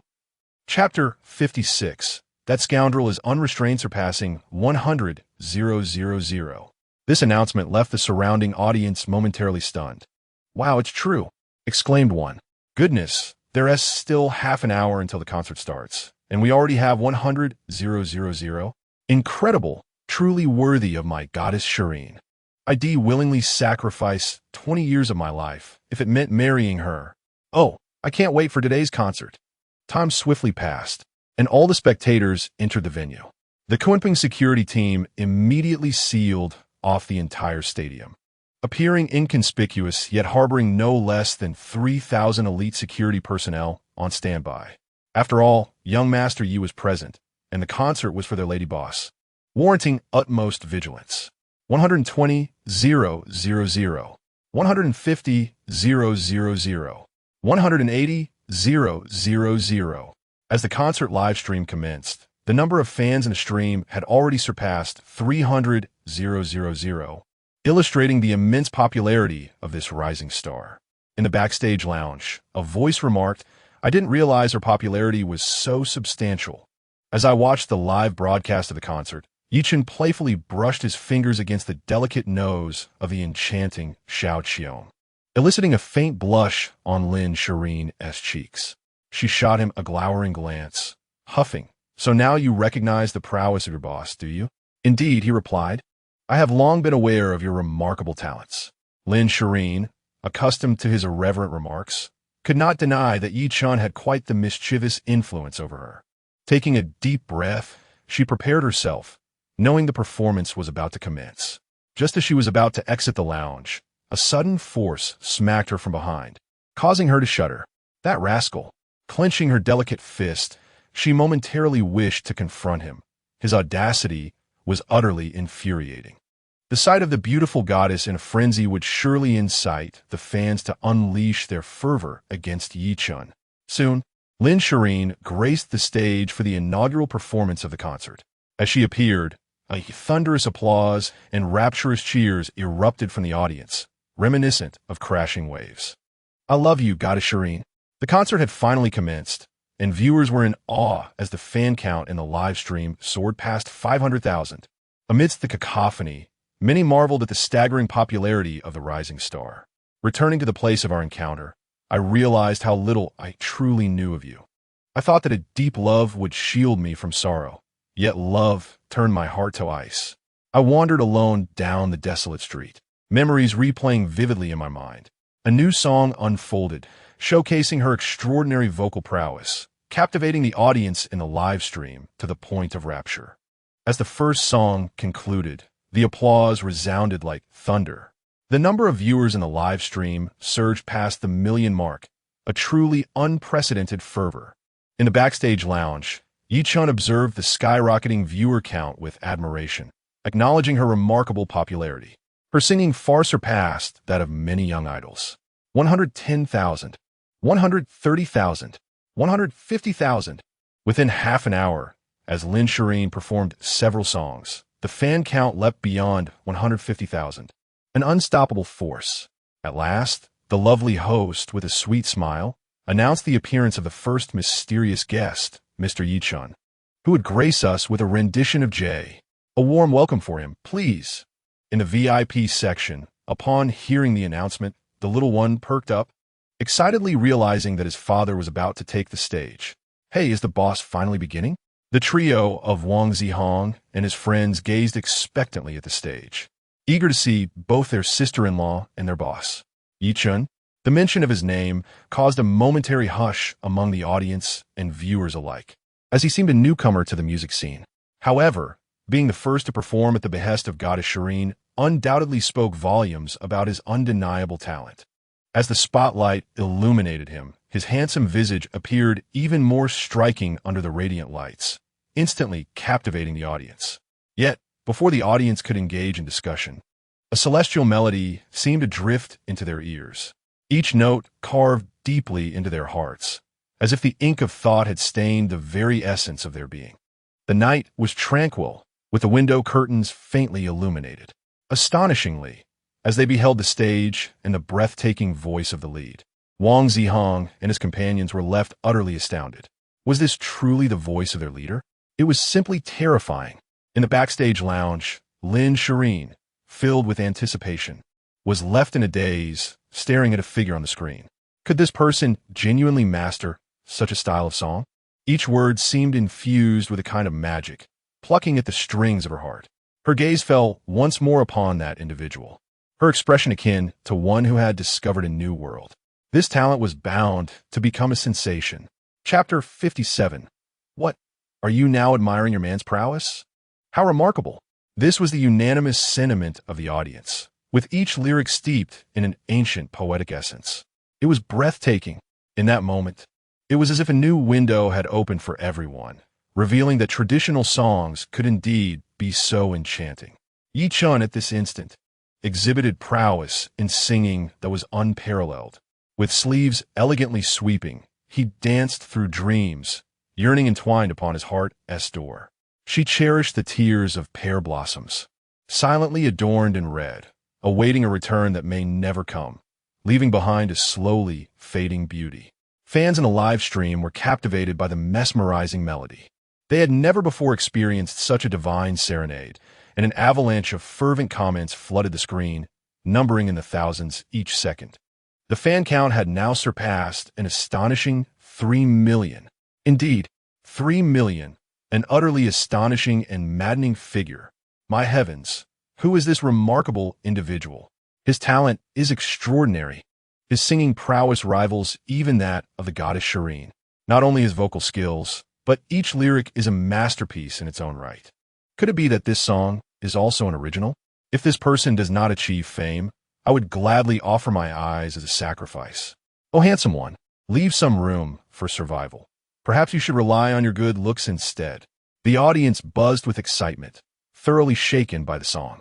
The boys were envious, feeling utterly dwarfed by his charm and talent. How could mere mortals compete with such brilliance? Our leader is invincible. The trio in the VIP section watched in awe as their leader showcased his extraordinary talent, truly astonished by the performance. While they were aware of his singing abilities, this was beyond their expectations. Compared to their sister-in-law, he was not lacking in any regard. No, in fact, it felt as though he surpassed her. Could it be a mere illusion? After all, their sister-in-law was a top-tier pop diva. To be better than her was beyond their imagination. Brother-in-law, you are amazing. Lin Shiyin, seated in the VIP area, was equally ecstatic, her admiration for her brother-in-law beyond the scope of mere words. No wonder her sister had chosen him. Her sister's taste was impeccable. Watching her brother-in-law shine on stage, Lin Shiyin found herself hopelessly infatuated, ready to defend her brother-in-law against anyone who dared challenge her affection. Daddy is wonderful. The little one, upon witnessing her father's charisma, could not help but express her affection with a flurry of flying kisses, nearly causing the trio to burst with envy. My youthful heart, how could my dear elder sibling deceive them into believing she bore a daughter? As the final notes of a song reverberated through the venue, the backstage room was filled with anticipation. With a creaking sound, the door swung open, revealing Ye Chen, who entered the room. Lin Shiyin gazed at the man before her with a complex expression. Ye Chen, you are capable of mastering such a song? Lin Shiyin exclaimed, astonished. The lyrics, impeccable as well, left her momentarily speechless. Just as she was about to continue, her foot slipped, causing her to twist her ankle. In a swift motion, Ye Chen expertly wrapped his arm around her delicate waist, supporting her against the wall, creating an exquisite moment of intimacy. Their proximity was so close that even their breaths intertwined. What is this? Have you begun to admire your man? He teased, eyeing the stunning beauty who was caught in the moment. Your husband can handle even you. A mere song is childish play. Upon hearing his audacious words, Lin Shiyin felt an overwhelming urge to bite him in frustration. What a vexing man. Yet, she knew she could not overpower him. Let go. Ouch. Before she could distance herself from Ye Chen's embrace, pain shot through her, and she found herself back in his arms. Even the heights of the mountains seemed to shift under the circumstances. Seeing her predicament, Ye Chen effortlessly scooped Lin Shiyin into a princess carry. Ye Chen, what are you doing? We're backstage at a concert. Do you dare? Before she could finish her sentence, he playfully tapped her forehead. What are you thinking? Am I the kind of man who would be indiscriminate? Upon hearing his words, Lin Shiyin wanted to retort, isn't that so? But fear held her tongue. She was genuinely concerned that he might act indiscriminately, which would be disastrous if witnessed by outsiders. Sit tight. He gently placed Lin Shiyin in a chair, skillfully removing her high heels as if he had done so countless times before. This made her cheeks flush with warmth, her heart racing, leaving her to wonder what thoughts were crossing her mind. Ouch, that hurts. Be gentler. Lin Shiyin shot a fierce glare at him, as if accusing him of wrongdoing, which earned her a roll of his eyes in response. If you keep complaining, do you believe your husband won't reassert his authority? Chapter 58. Taekwondo from the land of morning calm. Is this all the strength you possess? How infuriating. Lin Shiyin's cheeks flushed at his threat, fully aware of the implications of such a statement. As her mind wandered back to the scenes from the resting room, she heard Ye Chen's voice. Take a few steps. Take a few steps? Lin Shiyin was taken aback. Having just twisted her ankle so severely, she felt she needed at least a week or two to recover. Yet he expected her to walk a few steps without any sympathy. However, as her foot touched the ground, she was astonished to find no pain. How could this be? Ye Chen. Lin Shiyin looked at him, incredulous, while he merely smiled and playfully tapped her forehead again. Do not idolize me. I am but a legend. With a chuckle at the sight of a certain individual's narcissistic demeanor, Lin Shiyin could not help but be amused, subsequently casting him a disdainful glance. Who would worship you, you big-headed fool? The two exchanged playful banter, yet their sweet interactions went unnoticed by others. A little while later, Lin Shiyin resumed her performance while Ye Chen headed towards the restroom. Director, that guy's gone to the restroom, reported a young man who had just left the backstage lounge, his gaze towards Ye Chen filled with mockery. This kid is doomed. After hanging up the phone, the young man scoffed. He was none other than a companion of the Taekwondo prodigy Ye Chen from South Korea, an elite of the Fengxian Taekwondo Academy. Casting a glance towards a shadowy corner, Ye Chen smiled knowingly, having detected that he was being followed shortly after leaving the lounge, although the tracking was rather clumsy. Clearly, it was the work of amateurs. As expected, upon nearing the restroom, dozens of individuals surrounded Ye Chen, members of the Fengxian Taekwondo Academy, led by the headmaster, Jin Zhixio. Director, it's him. At that moment, Ye Chen recognized a familiar face. Ye Chen, the very Taekwondo prodigy he had encountered before. Realizing the purpose of their visit, Ye Chen braced himself. Oh, Jin Zhixio mused, eyeing the pristine young man before him. Is he the one I can defeat in a single move? Cough, cough, director. His skills are quite impressive. Ye Chen interjected, having initially underestimated Ye Chen, but now fully aware that his opponent surpassed him in skill. Is that so? Jin Zhixio regarded Ye Chen with keen interest. Let us see how he fares against all of you. Yes, director. Dozens of individuals responded to the director's command, charging forward. For the ability to defeat their academy's prodigy in a single move indicated exceptional prowess, and they dared not take it lightly. With a swift motion, Ye Chen unleashed a strike, sending one of the Fengxian members crashing against the wall with a resounding crack of bones. What followed was a one-sided massacre. Half a minute later, all the assailants lay sprawled on the ground, including Ye Chen, who now stared at Ye Chen in disbelief. What? That guy is so strong. In less than half a minute, he had defeated all of them. Such a feat was beyond even their director. Was it possible that this individual's strength surpassed that of the headmaster? An opportunity arose as Jin Zhixio narrowed his eyes, clearly sensing a moment of distraction from Ye Chen. He executed a powerful downward kick, seemingly aiming to deliver a fatal blow. Gotcha! Ye Chen and the others watched as the director launched his unexpected attack. Though it bore the hallmarks of a sneak attack, it mattered little. Ye Chen paid no heed to Jin Zhixio, effortlessly swatting him aside. With lightning speed, his hand struck the side of Jin Zhixio's face, sending the 6-degree black belt crashing to the ground, the thud echoing ominously as he was momentarily dazed. Ye Chen and the others exclaimed, "Impossible! Where did that guy make his move?" The director was clearly poised to strike. Yet how did it turn out like this? His speed is astonishing. The young man, with a swift motion, struck before Jin Zhixio could rise, rendering him incapacitated on the ground. The prowess of Taekwondo from the land of the morning calm proved disappointing. Jin Zhixio, consumed by fury, felt his face flush as he coughed up a mouthful of blood, incensed by the audacity of his opponent.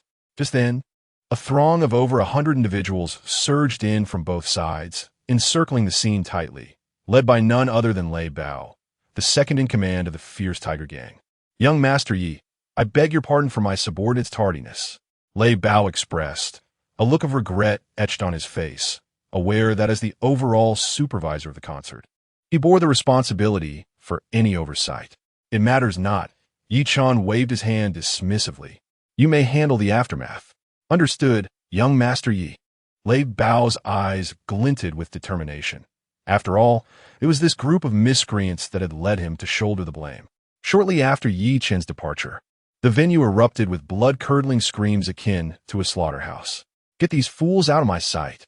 Lei Bao shot a glance at the gruesome scene, knowing that none from the Phoenix Immortal Dojo would be able to rise from their beds for at least a month. Yet, He remained oblivious to the vengeful glint in Jin Zhishu's eyes. If that young man did not pay the price, Jin Zhishu would not be called Jin Zhishu. A nefarious plan began to take shape in his mind, unbeknownst to him of the calamity it would bring upon his homeland. Chapter 59. Last-minute changes. The explosion unfolds in the backstage lounge. Chaos erupted. This is terrible. Teacher Meng has collapsed. The esteemed Teacher Meng, in the midst of final preparations, suddenly fell unconscious, devoid of any awareness. The medical personnel rushed to the scene, conducting preliminary assessments as beads of sweat formed on his forehead. He had suffered a cerebral hemorrhage and required immediate hospitalization. Failure to act swiftly could result in a grave outcome. The atmosphere became tumultuous. As Teacher Meng was a revered figure in the music industry, many fans had come solely to see him. His absence could spell significant trouble. After Teacher Meng was taken away, Lin Shiyin, while concerned for him, was equally troubled about the continuation of the concert. What would be done? Her mind raced, contemplating various solutions, yet none seemed adequate. Sister Shiyin. At that moment, her assistant, Lily, had a thought. What if we ask Ye Chen to perform another song? His previous performance was exceptional, and it might substitute for Teacher Meng's absence. Oh! Upon hearing Lily's suggestion, Lin Shiyin envisioned the figure of that young man, particularly recalling his recent rendition of Rolling Beads. She had indeed begun to regard him with newfound respect. However, in her haste, she wondered if he had any new songs ready. Lin Shiyin expressed her concerns. She had invited Ye Chen to the concert with the hopes of propelling him to fame, and a failure at this juncture would undoubtedly be a devastating setback for him. Nonetheless, after careful consideration, she resolved to call Ye Chen. As Ye Chen made his way back, his phone rang. Seeing it was Lin Shiyin, he smiled slightly. "My dear, have you missed your man so soon?" Clearly, Ye Chen was unaware of the turmoil unfolding in the backstage lounge, playfully teasing her. "Enough of your jesting. There has been an incident at the concert." Lin Shiyin paused for a moment before continuing. "The illustrious singer, Master Meng, has suffered a cerebral hemorrhage and has been rushed to the hospital for treatment. Consequently, he will be unable to perform, which will undoubtedly impact the concert significantly." As Lin Shiyin spoke, Ye Chen was taken aback. "You wanted to save the show?" Ding! The host has triggered a random task. Perfectly salvage the concert and astound the audience, with a reward of divine calligraphy abilities and an additional 10 billion. Upon hearing the system notification resonate in his ears, Ye Chen couldn't help but smirk. What a generous reward. Divine abilities plus 1 million. Convincing your husband is not out of the question. However, Lin Shireen's voice trailed off as a cunning glint sparkled in her eyes. "Tonight, you must fulfill your duties well." Lin Shireen. Upon hearing such an outrageous request, Lin Shireen's beautiful eyes widened. As he lost his mind, thinking of such matters at this juncture, initially reluctant to tarnish his reputation, she promptly resolved to act. With a huff, Lin Shireen's cheeks flushed a rosy hue. "Fine, but you must possess the capability to replace Master Ming. Otherwise, it will not count." "Hey, don't worry." Ye Chen, unfazed by her opportunistic maneuvering, assured her. "With your husband in the fray, there will be no mishaps." Then it's settled. Lin Shireen took a deep breath, as she realized the fate of the concert rested upon this man. Half an hour later, the beautiful host, her face slightly tense, addressed the audience. "Dear guests, due to Master Meng's health issues, he will be unable to perform tonight. Please welcome Ye Chen, who will present us with new noble concubine drunk. Let's give him a warm welcome." At this announcement, the crowd erupted in a flurry of whispers, casting doubtful glances towards the stage. It was indeed a pity that Master Meng could not perform. Yet, how could that young lad possibly be compared to him? At that moment, the livestream audience, which had swelled to over 4 million, began to flood the comments section with skepticism, their doubts about the concert growing ever more pronounced. In the VIP section, Wang Zihong and his companions were left in a state of bewilderment, internally lamenting the situation. They could clearly hear the audience's murmurs of discontent. A slight misstep could spell disaster for their leader. Changing performers at the last moment was a cardinal sin in the world of entertainment. Dong Kuan glanced toward the backstage, wondering what had transpired for his sister-in-law to allow their leader to substitute for the renowned Master Meng. "Brother-in-law, you must hold strong." Lin Xiaolang silently prayed, while the little one raised a tiny fist, cheering, "Daddy, go for it." Under the spotlight, a figure appeared on stage, and the screen illuminated with a breathtaking portrayal of the love story between Emperor Xuanzong and Yang Guifei. The enchanting scene instantly quelled the audience's doubts. As the tale unfolded, in that year, the snowflakes fell and the plum blossoms bloomed. By the Huaqing pool, so many sorrows lingered. Do not speak of right or wrong in love. I merely wish to dream and drink with you once more. The golden hairpin and jade hairpin were gifts from you.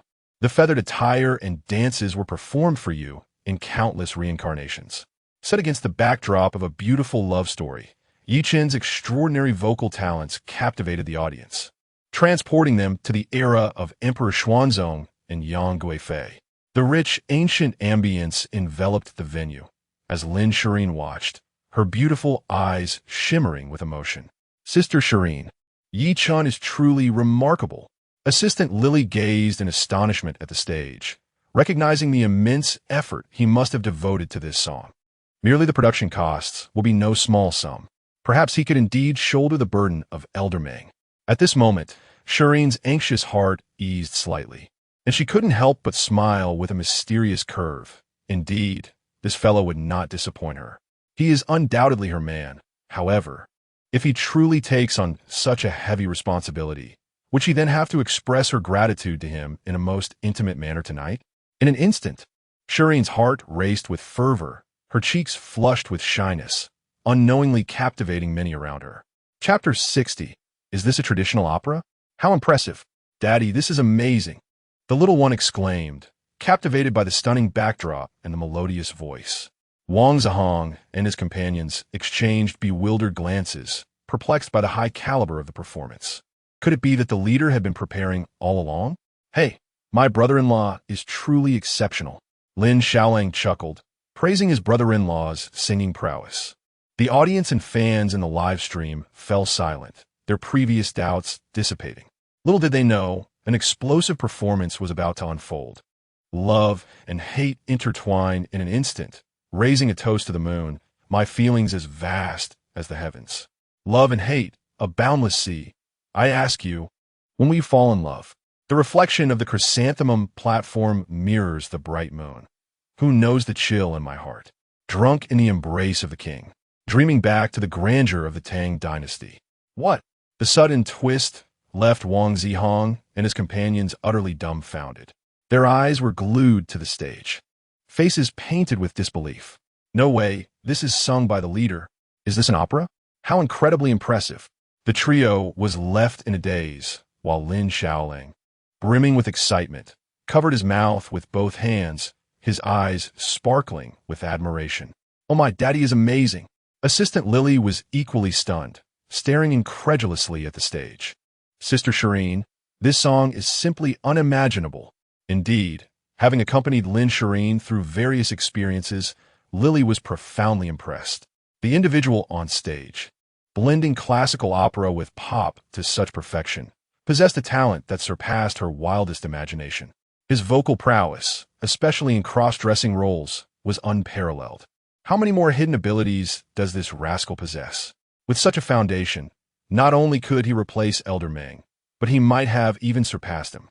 Drunk in the embrace of the king, dreaming back to the grandeur of the Tang dynasty, listening to the operatic intonations and gazing at the exquisite scenery, one couldn't help but believe that this rascal had meticulously prepared for this moment. Could it be that he did it intentionally? Reflecting on her earlier promise to him, to serve him in gratitude, what was she to do now? The audience in the live stream erupted. 4, 8 million, 5 million, 2 million. Fans who had initially been skeptical of Ye Chen surged into the live stream, pushing towards 6 million, a force unstoppable. A flurry of comments flooded the chat, and if the comments were not disabled, the entire screen would resemble a blank canvas, reflecting the fervor of the moment. The live audience was equally astounded, witnessing a performance that was both electrifying and profoundly captivating. "Oh my, this gentleman is truly impressive. What an extraordinary vocal talent. Is he cross-dressing?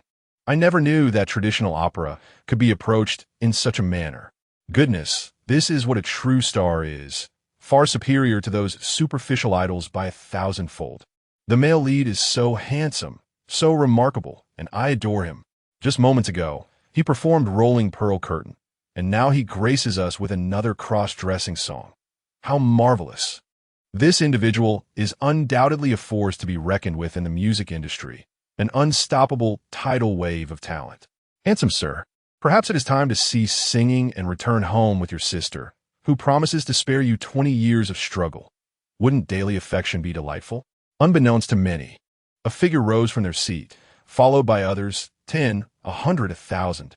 In no time, the entire audience stood, their fervent gazes fixed upon the stage, while the security team, composed of elite personnel, wore solemn expressions, vigilantly observing the excited crowd. My goodness, what does young Master Yi intend to do? Should the audience erupt? They are far too fragile to withstand such chaos. Ahem! Thunderbolt, a member of the team, spewed his drink in surprise, immediately summoning the 3,000 elite guards. We must not allow the audience to riot. Young Master Ye's moment of glory must not be disturbed. Yes, Boss Thunderbolt.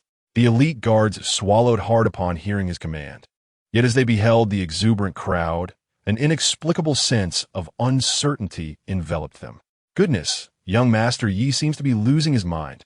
Thunderbolt shifted his gaze back to the figure on stage. Indeed, young Master Yi is a remarkable individual, effortlessly surpassing the prowess of the Tiger Gang. His singing is nothing short of groundbreaking. Such creativity is unheard of. Boss Thunderbolt, it seems the live concert's fan count has surpassed 6 million, reported one of Thunderbolt's trusted subordinates.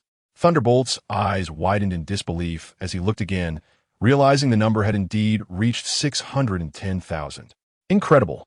In such a brief span, the count has surged by 100,000. With renewed astonishment, he turned back to the stage, his mind racing. Chapter 61. I sold you for a good price in the backstage lounge. The phone rang melodiously. Observing someone shine brilliantly, Lin Shiyin's beautiful eyes shimmered with pride. For that was her man. Just then, her phone began to ring. Seeing it was a call from the music platform's signing manager, she answered promptly. Hello, Minister Chen. After connecting, Lin Shiyin greeted him. Minister Chen cleared his throat. Miss Lin, I hope this is a convenient time for you. Being one of the few who knew Lin Shiyin was the partner of their boss, Minister Chen was careful not to overstep. It's all right. Sensing the peculiar tone from the other end, Lin Shiyin furrowed her brows. Something felt off. Indeed, we just watched the concert, and both of Ye Chen's songs are undoubtedly masterpieces. We wish to discuss. Lin Shiyin quickly grasped the intention behind the call. You wish to sign Ye Chen as an exclusive artist and acquire the rights to all his songs, correct? Upon receiving the olive branch from the music platform, Lin Shiyin narrowed her eyes. She had not anticipated such prompt interest. Little did they know, the entire music platform belonged to her man. Yes, Miss Lin. After a brief pause, Minister Chen spoke again, assuring Miss Lin that they would certainly provide her with the most favorable contract terms. Aware that her superior was seated opposite her, and that the lady in front was his significant other, Ye Chen could not afford to be presumptuous. As an exclusive music artist, he was offered an annual salary of 30 million, with the platform granting 1 million for each song's exclusive copyright, and a subsequent revenue share of 70-30, with the platform retaining 30%. Miss Lin was momentarily taken aback by Minister Chen's words. Such terms were exceptionally generous, especially considering Ye Chen was merely a newcomer. Nevertheless, she was not one to hesitate and promptly agreed, dismissing any concerns about another's opinion, as that individual was merely her unpaid laborer. With this initial exploitation, it seemed quite promising. With this thought, a smile curved upon Lin Shiyin's lips as she received the original versions of 2 songs from Ye Chen and promptly forwarded them to Minister Chen. Just after sending the files, her phone chimed with a notification. Dear esteemed user, your account ending in 5210 has received a deposit of 32 million on October 10th, 2023. Please check your account. Lin Shiyin was astonished. The speed at which the music platform operated was unprecedented. She had dealt with them before, but never experienced such efficiency. Could it be due to Ye Chen's songs? Contemplating various possibilities, she quickly dismissed them, unaware that the owner of the music platform was her partner. The concert wasn't even over.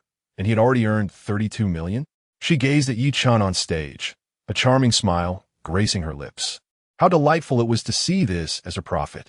Meanwhile, having left the stage, Ye Chen received a call from Wei Yiming, the president of the music platform. "Hello, Yi," he said. "Miss Lin has received the 32 million funds." "All right, I understand," Ye Chen replied, hanging up and glancing towards the backstage lounge, where the young lady must be feeling quite pleased with herself. After a moment, he pushed open the door and embraced her from behind. "What are you smiling about? You seem rather joyful." "Umph," Lin Shiyin responded playfully. "I've secured you a fantastic deal. You are now the exclusive music artist for the platform, with an annual salary of 30 million and 1 million for each song's exclusive copyright, with a revenue split of 70-30. Her cheeks flushed slightly as she paused, contemplating the significance of 32 million. "Should I transfer it to you?" she suggested with a teasing glance. "Ye Chen, noticing her playful eyes, tenderly kissed her cheek. My dear, remember that your man has stated that all studio-related income is yours. I am merely a free laborer. Is that so?" Lin Shiyin replied, ignoring the kiss, yet acknowledging his understanding. "You certainly know your place." Lin Shiyin felt a surge of sweetness at the words of his fellow. To think that 32 million was no trifling sum, and the fact that he did not even blink while offering it to her was a testament to the esteem in which he held her. Naturally, after a playful wall slam, their lips met in a wave of delightful sweetness, a French kiss that left Lin Shiyin both hesitant and willing, ultimately succumbing to his charms. Before long, she struggled to push him away, only to hear his mischievous laughter beside her. "My dear, I've saved face for Teacher Ming. So tonight, you must promise to attend to your man well." Upon hearing his words, Lin Shiyin's beautiful eyes widened in realization, recalling the previous betting agreement. Her heart leaped with excitement, but alas, she had let this slip her mind. Chapter 62, Exploding Across the Internet. A battle to deify at the headquarters of the Song platform, as President Wei Yiming issued his command. Everyone halted their tasks to focus entirely on promoting the 2 new songs by their boss. Certainly, only a select few at the upper echelons knew Ye Chen's true identity, while ordinary staff and even supervisors at the headquarters remained oblivious, a situation Ye Chen had deliberately orchestrated. 10 minutes later, the Song platform's page refreshed, displaying a striking headline. Musical prodigy Ye Chen joins with 2 divine tracks. With the page refresh, curious fans eagerly clicked in, soon becoming enamored with the 2 songs. "Who is this Ye Chen? He is incredible. Hey, did you not read the introduction? He is a sophomore music major from Jiangnan University. Wow, a sophomore student. Can you believe it?" Rolling up the bead curtain, the new concubine drunk, he is set to stir the ancient-style wave on his own. "Ye Chen Appa is super handsome. I adore him. Woo, my mom asked why I'm kneeling to listen to music. And I said I found the ancestor of music." In no time, the name Ye Chen spread across the entire music network like wildfire, garnering an uncountable number of fans. 5 minutes later, 50 plays, 20 shares, 15 downloads. 10 minutes later, 150 plays, 80 shares, 40 downloads. 20 minutes later, 400 plays, 270 shares, 250 downloads. The 2 songs surged with exponential momentum, epitomizing the meaning of explosive. President Wei Yiming, witnessing the fervor surrounding his boss's songs, was overwhelmed with emotions. Ye Chen's maneuver was astonishing. One could only speculate the profits these 2 songs would bring to the platform. Launch the promotion.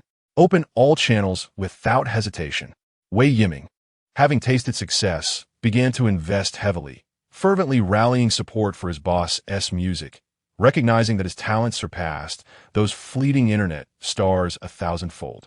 At Yangqingno, one high school, in the teacher's office, Li Wanning was diligently grading assignments. Renowned as one of the few distinguished teachers at the school, she was known for her unwavering dedication to her students. Suddenly, a colleague exclaimed, "Li Laoshi, come quickly. Isn't this your son, Ye Chen?" Upon hearing the teacher's words, not only did Li Wanning rush over, but other educators also gathered around. As their gazes fell upon the video, they were collectively taken aback. It truly was that boy. Li Wanting instantly recognized her son. That song was indeed sung by him. "Teacher Li, your son is remarkable. You have raised him well. Indeed. Could you share your insights on parenting? As the colleagues observed teacher Li's son, they couldn't help but feel their own children paled in comparison. Huh, that boy has truly made a name for himself. Listening to her colleagues' admiration, Li Wanting's face lit up with joy. At the concert venue, wow, Dong Kun exclaimed, staring at the link sent to his phone, his eyes widening. After several glances, he realized it was no illusion. Their leader had become a sensation. 2 songs had surprisingly made it onto the music platform. Hearing Dong Kun's words, Wang Zihong and the others turned their eyes to him. The view count stood at 1,000, shares at 670, and downloads at 450. Faced with these striking statistics, the expressions of Wang Zihong and his companions were filled with astonishment. Over 10 million views. My goodness. Although they were aware of how melodious their leaders' songs were, they had never anticipated such a phenomenal occurrence.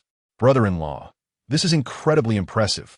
Lin Shiyin, upon hearing Wang Zihong and the others' astonished remarks, was brimming with excitement and admiration for her brother-in-law. He, of course, Daddy is the best, chimed in the little one, smiling brightly. Though she did not comprehend the significance of the numbers, she knew her father was exceptional. Ding! Congratulations to the host for flawlessly salvaging the concert and astonishing the audience. You have completed the task and received the reward of divine calligraphy skills, along with 10 billion. Amidst the crowd's attention, Ye Chen heard the system's voice ringing in his ears. He then summoned his attribute panel. Name, Ye Chen. Age, 21. Skills, divine culinary arts, divine music, divine martial arts, divine orthopedic massage, divine chess, divine calligraphy items, Pagani Huayra, Supreme Edition, Apollo Sun God, Ferrari, Lamborghini Veneno, Jillo No. 1 Villa, 100 shares of Junlin Hotel, 100 shares of Kunping Security, 100 shares of Phantom Entertainment, Lucky Card X3, 100 shares of Go Music Wealth, 270. 8 billion gazing at the attribute panel. A smile spread wider across Ye Chen's lips, unaware that his 2 songs had erupted across the internet, eclipsing even the most popular rising stars in the music industry, leaving them far behind in the dust. At that moment, in a corner of Jiangnan University, a notification chimed. A strikingly beautiful girl stared at the push notification on her phone, her delicate face paling and appearing unnatural. Ye Chen's 2 songs have taken the internet by storm. His future is limitless. She stumbled slightly, her eyes vacant. This girl was none other than Su Jiao. Chapter 63. We will register tomorrow. Let's celebrate tonight. As the concert concluded, the phone rang in the supercar, Lin Shiyin's ringtone echoing through the vehicle, while Lin Xiaolang and the little one were taken back to the villa by Tianlang. Hello, Mom. Upon answering, it was evident that the caller was Lin's mother, Mu Yiling. What? Tomorrow, a family banquet will take place, and I must take Ye Chen along. Before Lin Shiyin had the chance to voice her thoughts, Lin's mother had already hung up the phone, clearly understanding her daughter better than anyone else. Mu Yiling naturally sensed her daughter's reluctance. A family banquet? How could this be managed? For a moment, Lin Shiyin felt a wave of anxiety wash over her, her beautiful eyes discreetly glancing towards Ye Chen. Yet, the words lingered on her lips, unspoken. After dinner, as the night deepened and Lin Shiyin had completed her evening routine, her cheeks flushed with a rosy hue, reminding her of the wager she had lost, which required her to fulfill her duties in bed. Taking a deep breath, she shifted the topic, gazing at him. Ye Chen, my mother called and asked you to join the family banquet. Do you have time? With her delicate hands tightly clenched, it was evident that she had made a significant decision. There is time, of course, Ye Chen replied, a playful smile curving his lips as he regarded the girl in his embrace. However, whether I attend depends on your performance today. How dare you take advantage of the situation? Lin Shiyin exclaimed, her beautiful eyes widening in disbelief as she stared at him. Performance? You big-headed fool. In a moment of playful anger, she lunged at him, determined to teach him a lesson. Amidst their playful tussle, a spirited battle ensued. Eventually, after a considerable while, they settled into a tender embrace, savoring the tranquility that followed their playful skirmish, a moment both beautiful and serene. Tomorrow, let us register our marriage, Lin Shiyin whispered, resting her head against his chest, listening to the steady rhythm of his heart, which brought her a sense of calm. In that moment, she realized that her heart was irrevocably entwined with his.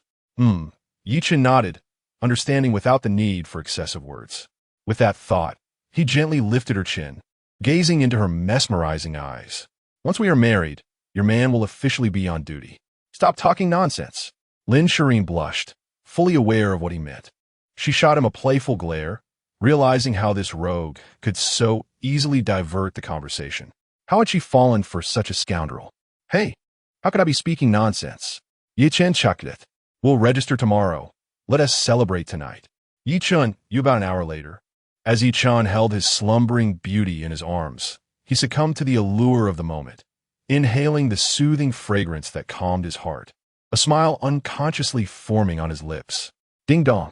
A notification from his phone interrupted the tranquility. It was a message from Zhao Ziyin, young Master Yi. Assassins from the Seven Killers organization have been spotted in the depths of the back mountain of Jiulong Villa. They seem to be plotting against you. What should we do? Oh. Ye Chen glanced at the message, unfazed. He typed a reply. Handle it yourself. After sending it, he promptly deleted the message, recognizing that the fewer who knew of such matters, the better. Clearly, he did not take the so-called assassination attempt to heart.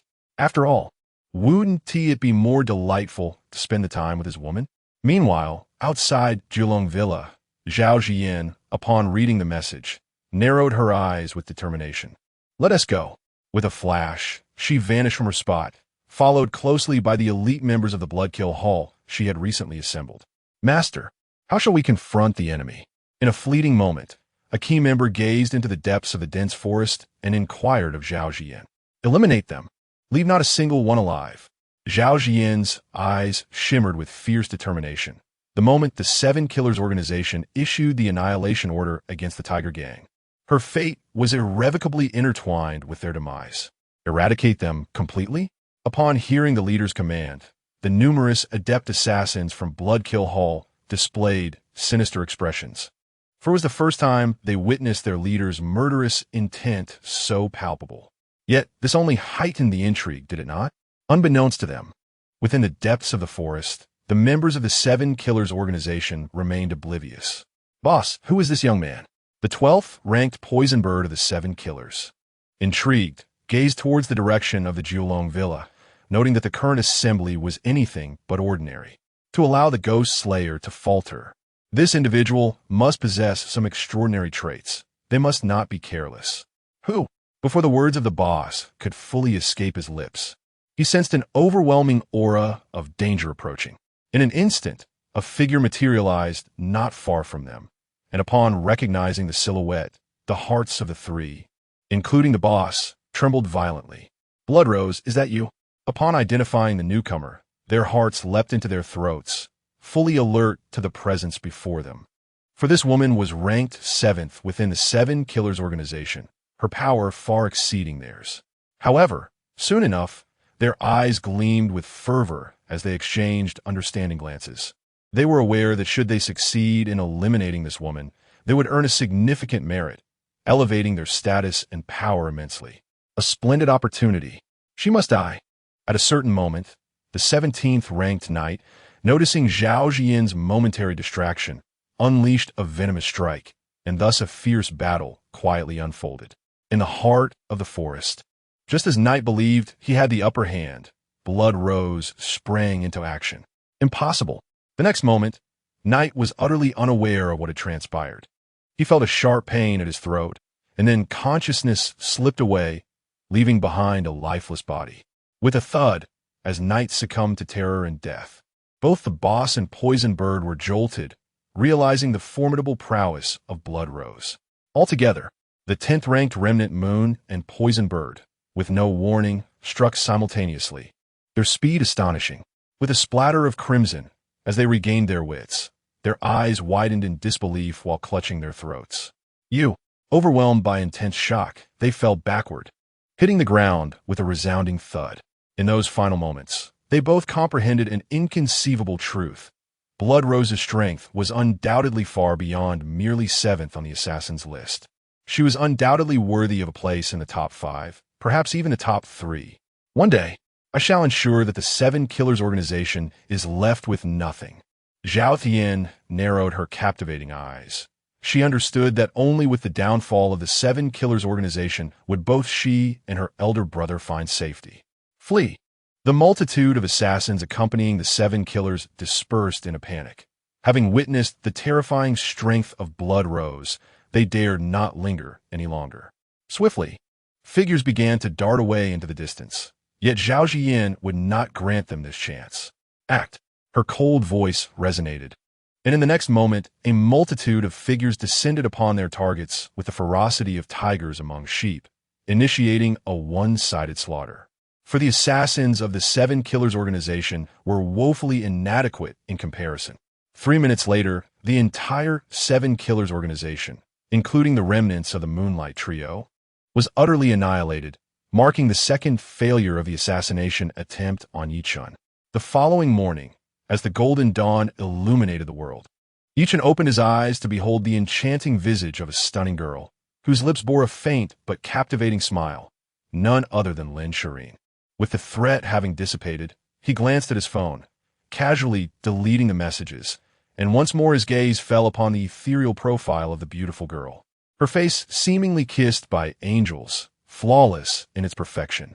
Unable to restrain himself in the presence of such beauty, Ye Chen leaned in and gently pressed his lips against her crimson ones, feeling an overwhelming sense of delight. Just as he basked in this victorious moment, a sudden bite from the girl jolted him, causing him to gasp in surprise. Huh, serves you right for taking advantage of me. The voice belonged to none other than Lin Shiyin, who had clearly been awake for some time.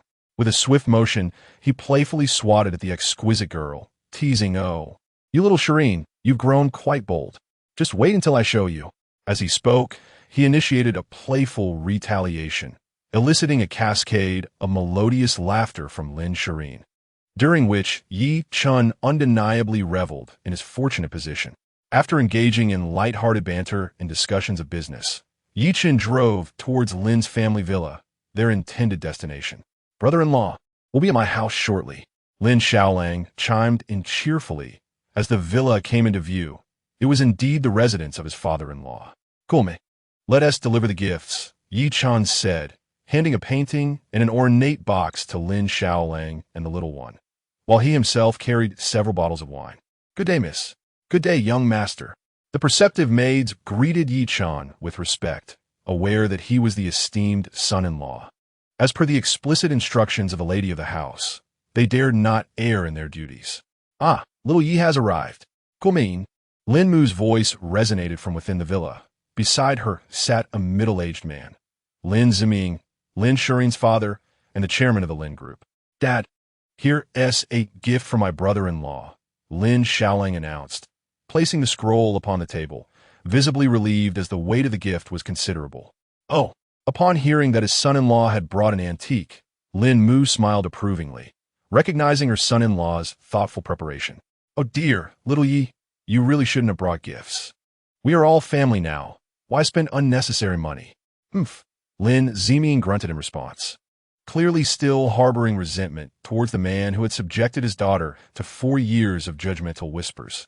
He found it difficult to swallow his anger. "Pay him no mind," Mu Yiling interjected, carefully unrolling the scroll as the attentive maids stepped forward to assist. While they were unaware of the significance of the mysterious gift from the son-in-law, they could tell it was certainly not trivial given his reputation. Despite his lingering grievances, Lin Ziming could not resist the allure of the antique, for it was his passion, and thus he leaned in to admire it. Upon glancing at the artwork, his gaze became irrevocably transfixed. The 100 Horses painting? Lin Mu slightly furrowed her brow, seemingly indifferent to antiques and lacking understanding of its significance. "This is the genuine masterpiece of 100 Horses." At that moment, Lin Fu approached from behind, nudging Lin Mu aside, utterly astonished. How could this be the authentic 100 Horses? Witnessing his father-in-law's astonishment, Ye Chen was not surprised. After all, this exquisite piece had cost Lu Minjing nearly 100 million. It would indeed be peculiar if it failed to captivate his father-in-law's interest. However, this was merely the beginning of the gifts for the family gathering. Chapter 65. Father Is the wine my brother-in-law brought very expensive? It was merely a painting. Why such fuss? Lin Mu rolled her eyes at Lin Ziming, yet her gaze towards her son-in-law was filled with satisfaction, giving him a thumbs up, clearly impressed by his cleverness. Lin Ziming remained oblivious to Lin Mu's subtle gestures. Had he known, he might have been wary of her reactions later that evening. What do you know? This is one of the 10 legendary paintings by the court painter Lin Shiyin. Lin Ziming gazed at the authentic on her horses, momentarily unable to part with it. This piece, conservatively valued at 100 million, was indeed priceless and rare. What? Upon hearing this revelation, the maids in the villa were momentarily stunned. Goodness, this painting is actually worth 100 million? Cough, it seems so. I have heard of the 100 horses before. It is a treasure-level artwork. My brother-in-law is exceedingly generous, starting off with 100 million. Indeed, and he is incredibly handsome. I adore him. No wonder the young lady took a liking to him back then. If my future boyfriend had even half of my brother-in-law's attributes, I would be overjoyed. Mu Yiling's expression turned serious upon hearing Lin Fu's words. This painting is so expensive. What did you expect? Lin Fu shot a glance at Lin Mu, seemingly reproaching her ignorance. Little Yi, this is far too valuable. We cannot accept it. Lin Mu instinctively prepared to refuse, for this was no trivial sum. If auctioned, it would undoubtedly fetch a sky-high price. Hearing Lin Mu's words, Lin Fu felt a tightening in his chest. Such a treasure was an irresistible temptation for a collector like him. Ye Chen, observing the situation, diplomatically remarked, "Andy, you are being too modest.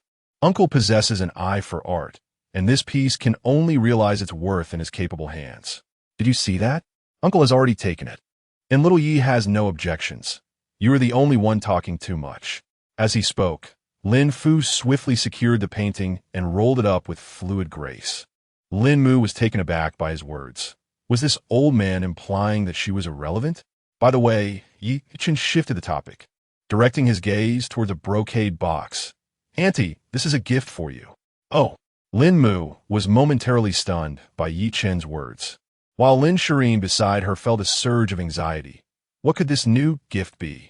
After presenting a priceless painting to her father, surely the gift for her mother was extraordinary as well. As the brocade box opened, a striking emerald hue caught the eye, an imperial green jade bracelet. Upon seeing the bracelet in Lin Mu's hand, Lin Fu's expression shifted dramatically once more. Such a jade bracelet, crafted from imperial jade, must have been created by a master artisan. If this bracelet were to be auctioned, its value would likely exceed 80 million. Lin Xiaowang. Upon hearing the elder's words, Lin Xiaowang's eyes sparkled with excitement. "Father, what did you say? This bracelet is worth 80 million?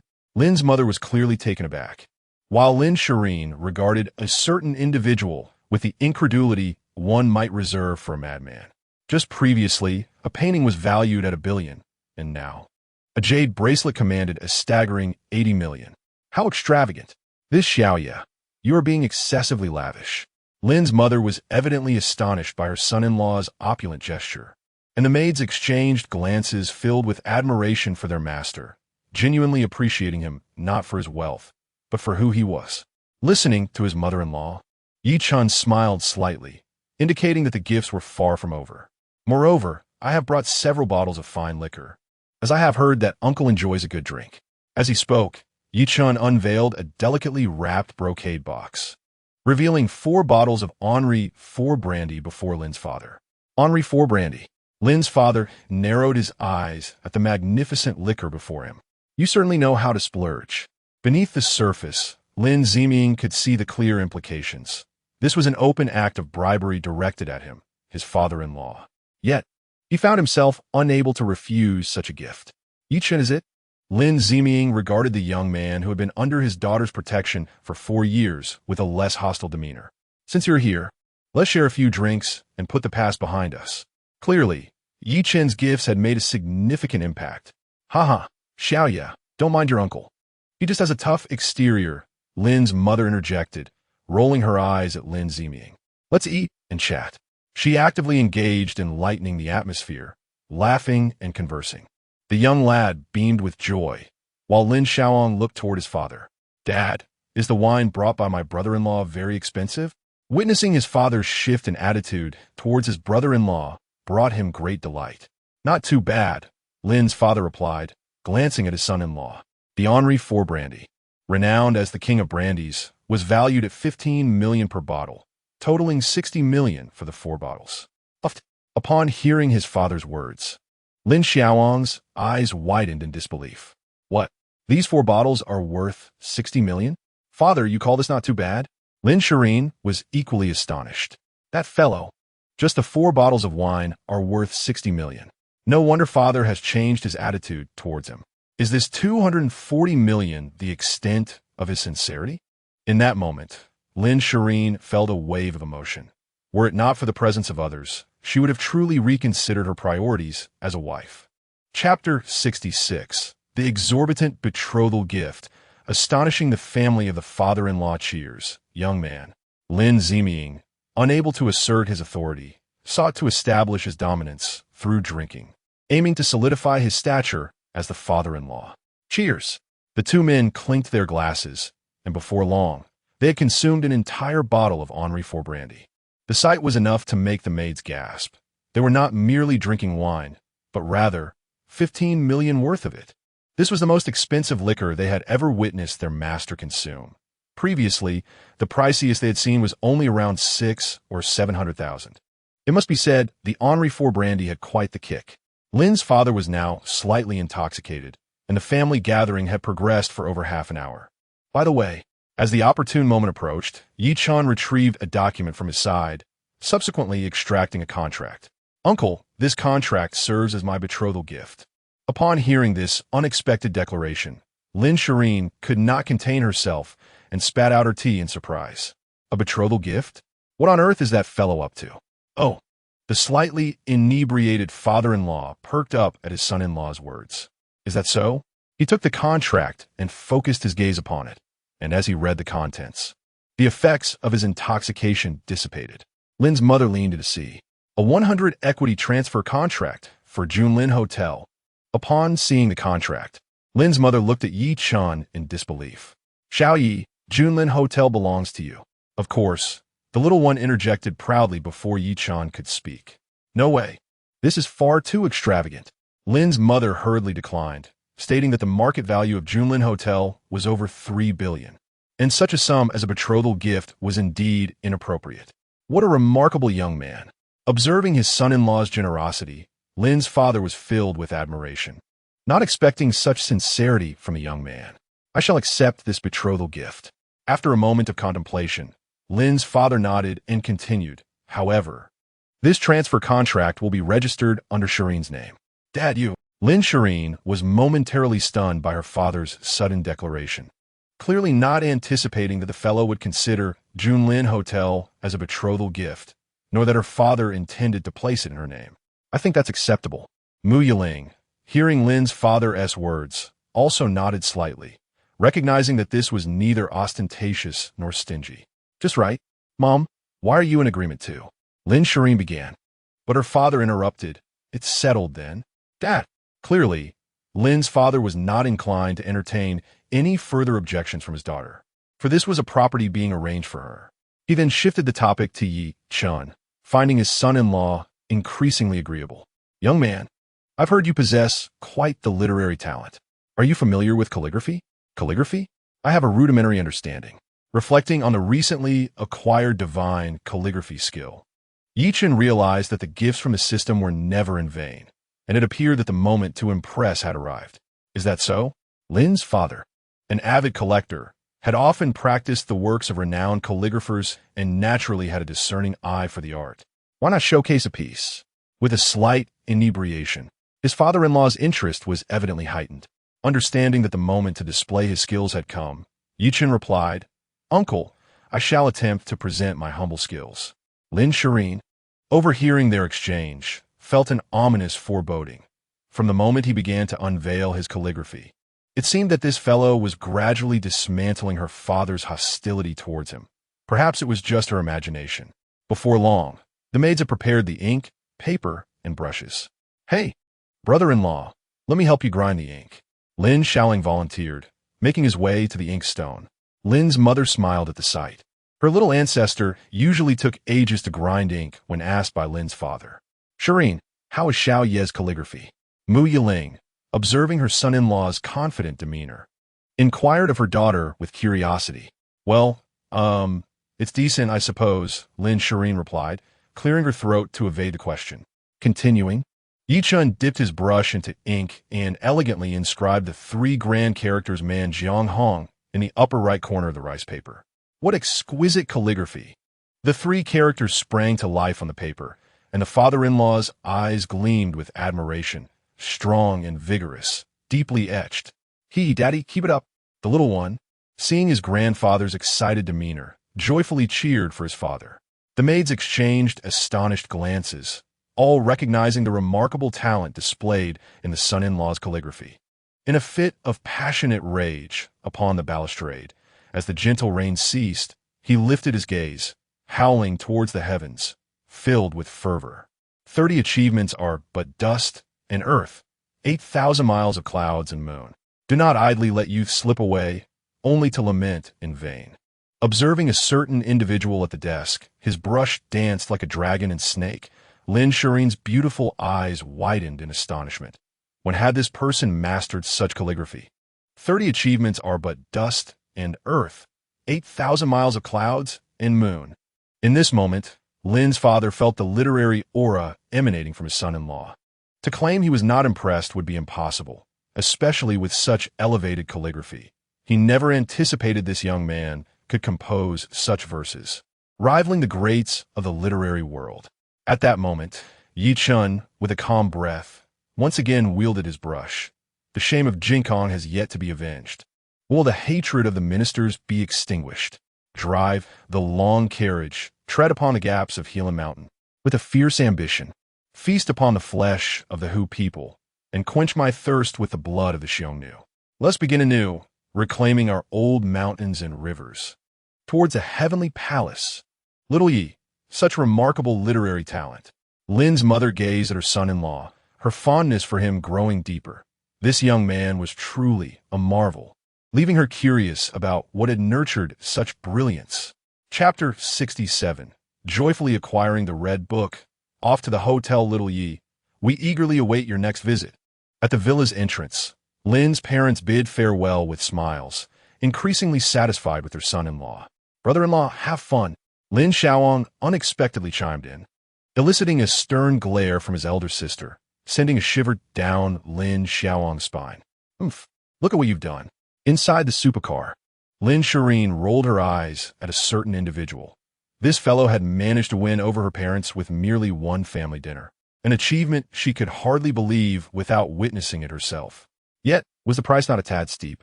Darling, where are we heading now?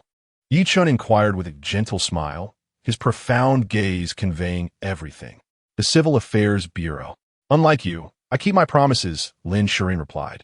Her cheeks tinged with a flush, clearly indicating they had made plans to register their marriage the day before.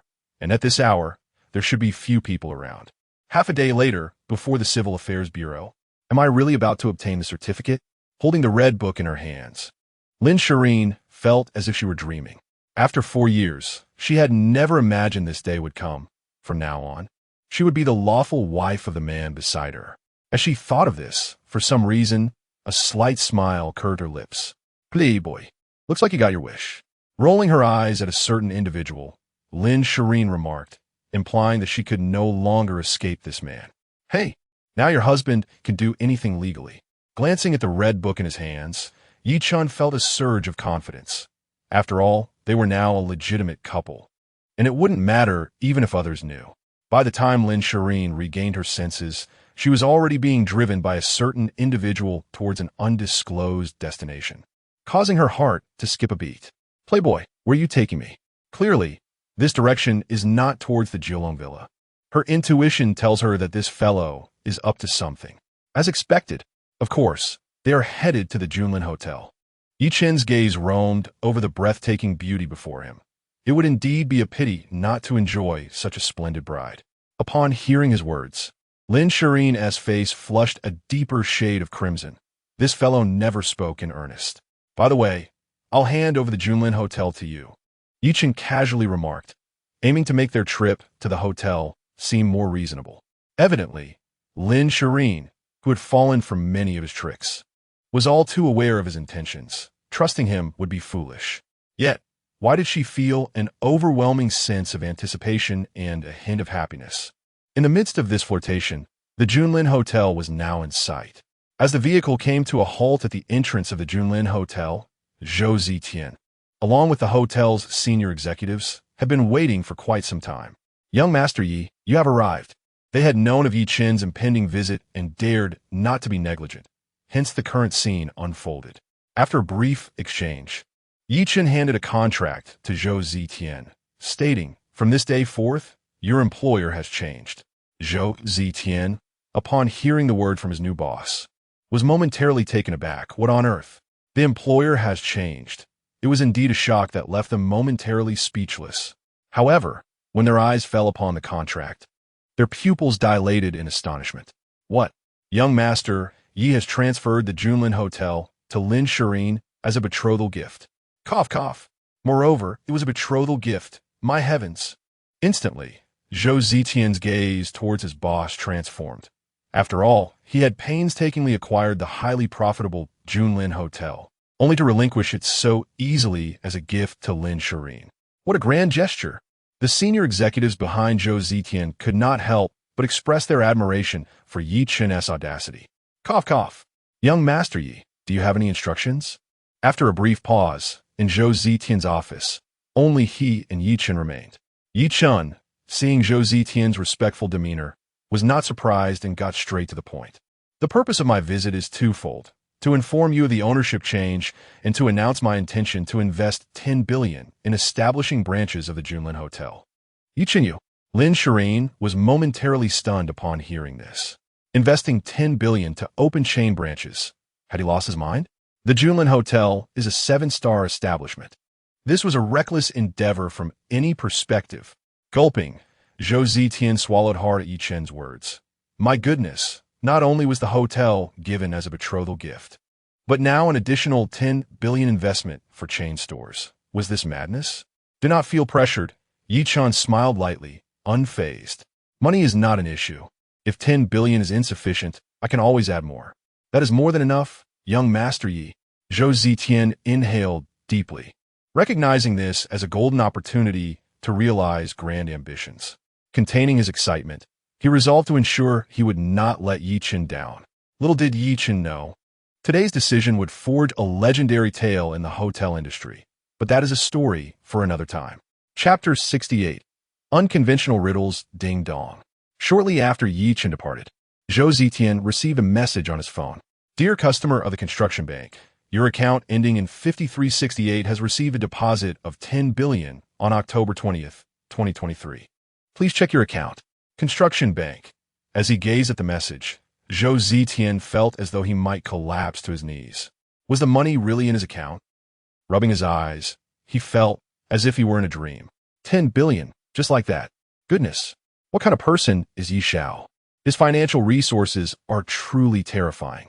Meanwhile, in the presidential suite, surrounded by familiar decor, Lin Shiyin couldn't help but recall her previous visit. Her heart raced wildly, especially at the thought of that irreverent card. Scoundrel, confess your wealth. Lin Shiyin exhaled softly, attempting to divert her attention. How much money do you truly have? Listening to her pressing inquiry, Ye Chen smiled slightly and playfully tapped her on the head. Is that how you speak to your man? Do you believe he would deal with you harshly for such insolence? Upon hearing his audacious words, Lin Shiyin shot him a fierce glare, feeling a twinge of guilt. She knew all too well that he was capable of such actions. Well, Lin Shiyin found herself at a loss for words. What could she say? Was she to refuse his advances or accept them? Yet, there was nothing wrong with wanting to know how much her husband possessed.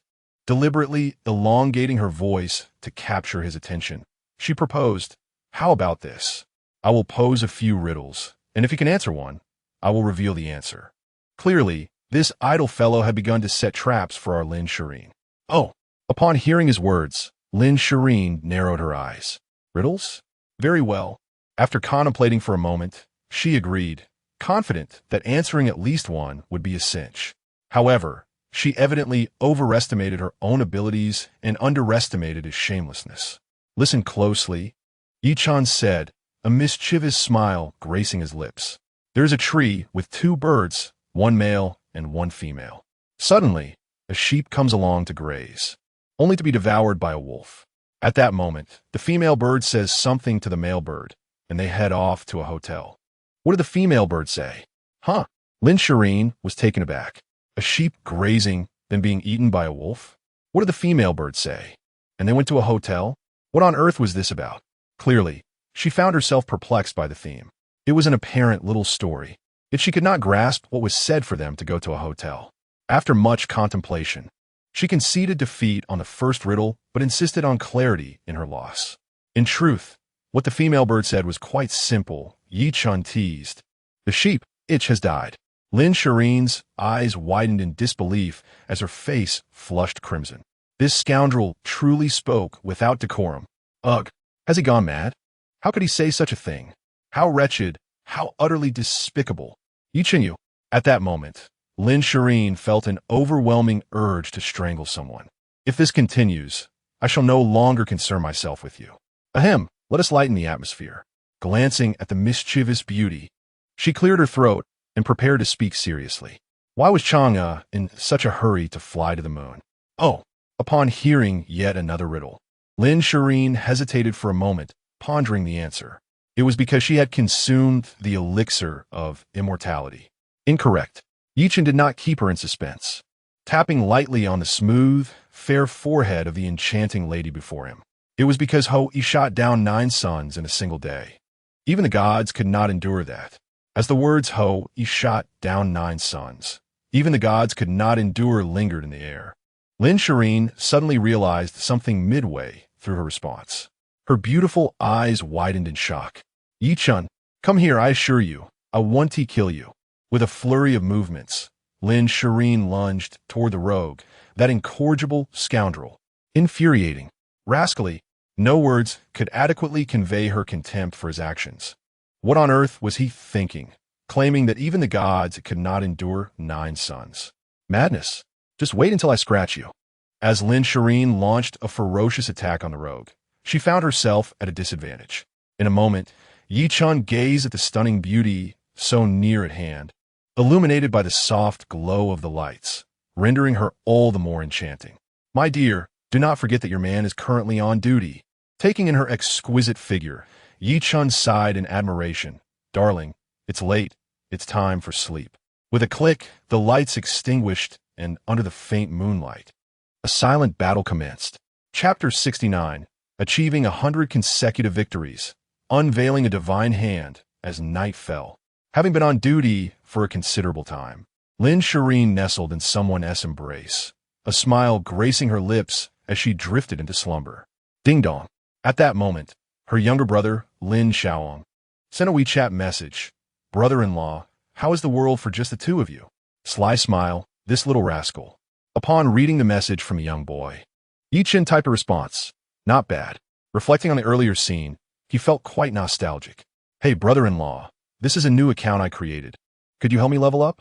After reading the message, Lin Shiyin sent his newly created chess account nickname. The Mischievous Demon King? Ye Chen's lips twitched at the name. It was rather juvenile.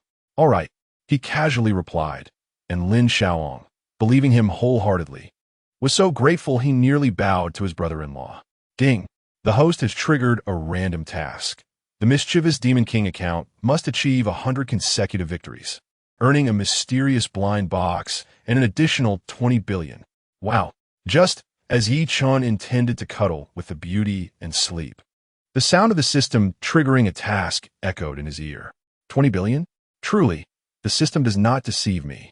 Clearly, as the tasks progressed, the rewards grew ever more bountiful, along with the anticipation of a mysterious blind box.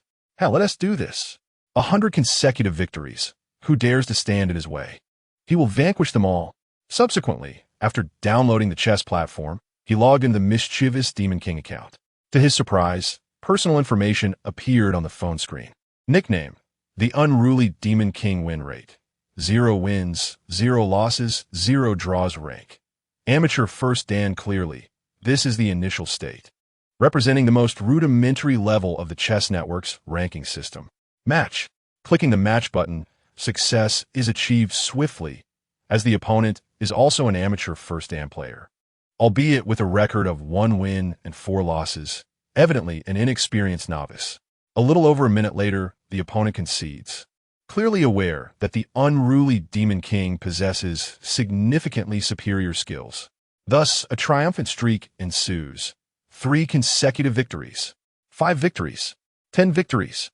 After more than an hour, the unruly Demon King's account triumphantly achieves a flawless record of 100 wins, 0 losses, and 0 draws.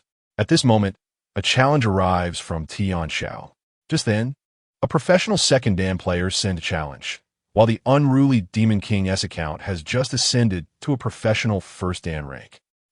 Observing the opponent's nickname, Tian Xiao, I readily accept the challenge. The name indeed carries a certain gravitas. Meanwhile, at the Capital Chess Academy, today, we shall engage in a practical demonstration of one of the 3 most challenging Go formations, the Demon Blade formation. As the vice president of the academy, Xiao Tian has always undertaken teaching duties, and he himself is an esteemed professional 8th dan player. Within the academy, few can rival his prowess, save for the president. At this moment, the large screen prominently displays an impending match, with Xiao Tian's nickname being Tian Xiao, a name he created for the sake of teaching. On the opposite side, there stands the unruly Demon King, boasting an impressive record of 100 consecutive victories.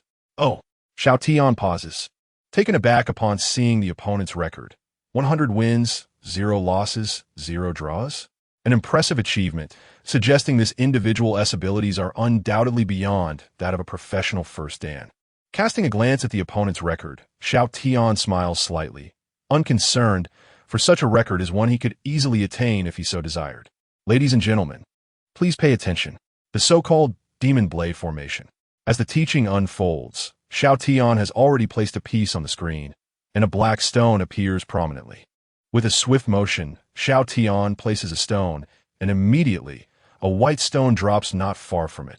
Unwilling to be outdone, he quickly plays another stone, having long since mastered the Demon Blade formation. However, despite this, Xiao Tian's moves appear rife with flaws in the eyes of Ye Chen. 5 moves, 10 moves, 20 moves. Soon, the members of the academy are no longer composed, and even Xiao Tian grows increasingly serious. What a remarkable player. This unruly Demon King's skill is at least on par with a professional 6th dan. Members of the academy rise one by one, astonished. Good heavens! To match Vice President Xiao to such an extent, has a professional 6th dan truly been surpassed? Could this individual be a professional 7th dan? Look, Vice President Xiao's Demon Blade formation has been broken. A shriek pierces the air, instantly drawing the attention of the crowd to the screen, their faces reflecting sheer astonishment, as Xiao Tian himself is left astonished. This unruly Demon King possesses an exceedingly peculiar style of play. Evidently, Xiao Tian is utterly perplexed by the unruly Demon King's strategy, but as time progresses, his expression grows increasingly serious, for he realizes he is now at a complete disadvantage. My heavens! In the chess academy, the atmosphere was charged with an undeniable tension as onlookers gathered, their expressions reflecting disbelief at the unfolding game. Who was this enigmatic master, this chaos king, capable of cornering Vice President Xiao to such an extent? Just then, a white piece was placed on the board, and beads of sweat began to trickle down Xiao Tian's forehead. His pupils constricted suddenly. This was a move of divine brilliance. Upon hearing this proclamation, the crowd was astounded. Vice President Xiao had actually lost. Chapter 70, Brother-in-Law, incredibly impressive. A move of divine brilliance. In the chess hall, every gaze was fixed on the screen, faces etched with astonishment at the legendary move that had materialized. How could they not be amazed? This individual's skill surpassed that of Vice President Xiao. It was utterly inconceivable. His prowess must have reached the professional 9th dan level. Could he be on par with the president? It was difficult to fathom. A wave of astonishment swept through the room, and Vice President Xiao took a deep breath. Addressing the elite of the academy, he declared that with such a master in their midst, today's game would serve as the basis for a lesson. Clearly, this game had been adopted by Vice President Xiao as a teaching example, and he bore no resentment for his defeat. After all, losing to such a formidable opponent was not unjust, and moreover, he had gained invaluable insights. It became apparent that complexity and strategy did not always equate to superiority. Meanwhile, the online chess community was ablaze with excitement. What? The Chaos King had achieved an unprecedented 101 consecutive victories.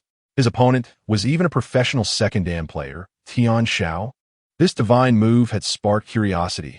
Who was this Chaos King? Great King, allow me to pay my respects.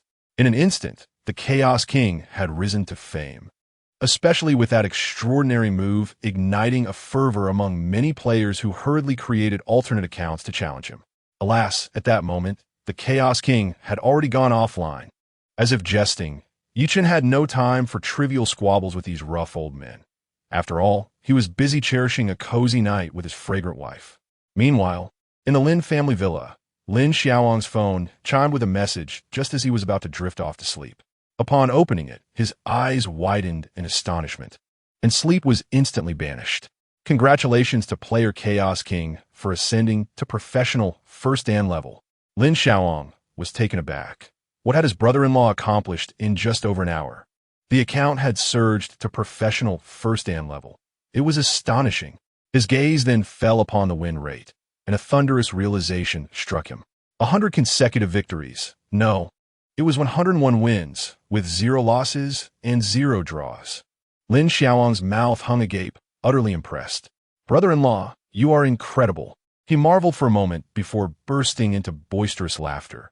It was exhilarating to discover that his brother-in-law was even more skilled at chess than he had imagined. The raucous laughter startled his father-in-law and mother-in-law, who hurried to his side. Xiaoang, are you all right? His mother inquired with a worried expression, while his father, though silent, wore a serious countenance that spoke volumes. Cough, cough, I'm fine, Mom, Lin Xiaoang replied, glancing at the screen once more. A grin spreading across his face as he stumbled upon a humorous detail, unable to contain himself. Oh, I see. His mother exhaled in relief. This little rascal was truly a source of surprise. The maids huddled together, discussing the recent raucous outburst of their young master. Was it truly merely a jest? In the bedroom of the Kowloon villa, Ye Chen lay wrapped in garments, nestled beside a lovely maiden, inhaling the delightful fragrance and relishing the serene moments. This sensation was far superior to the recent achievement of 100 consecutive victories. Ding! The sound of a notification from his phone interrupted the tranquility, revealing a message from his brother-in-law. Brother-in-law, I adore you. Mwah! Get lost! Ye Chen grimaced at his brother-in-law's nauseating words, responding with a single word before silencing his phone. Alas, the young woman beside him was asleep. If only he could engage in a few more rounds, it would be splendid. Ding! Congratulations, host, for completing the task of achieving 100 consecutive victories with a mischievous prince account. You have received a mysterious blind box and an additional 20 billion. The sound of the system's reward echoed in his ears, a smile curving Ye Chen's lips. He opened the mysterious blind box. Ding! Congratulations, host, for acquiring a 49% stake in the Lin Group. Ding! Congratulations, host, for obtaining divine medical skills. Ye Chen was momentarily taken aback by the consecutive notifications.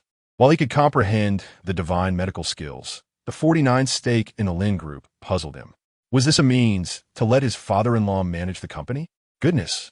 Considering the system's secrecy, his father-in-law might very well be driven to madness.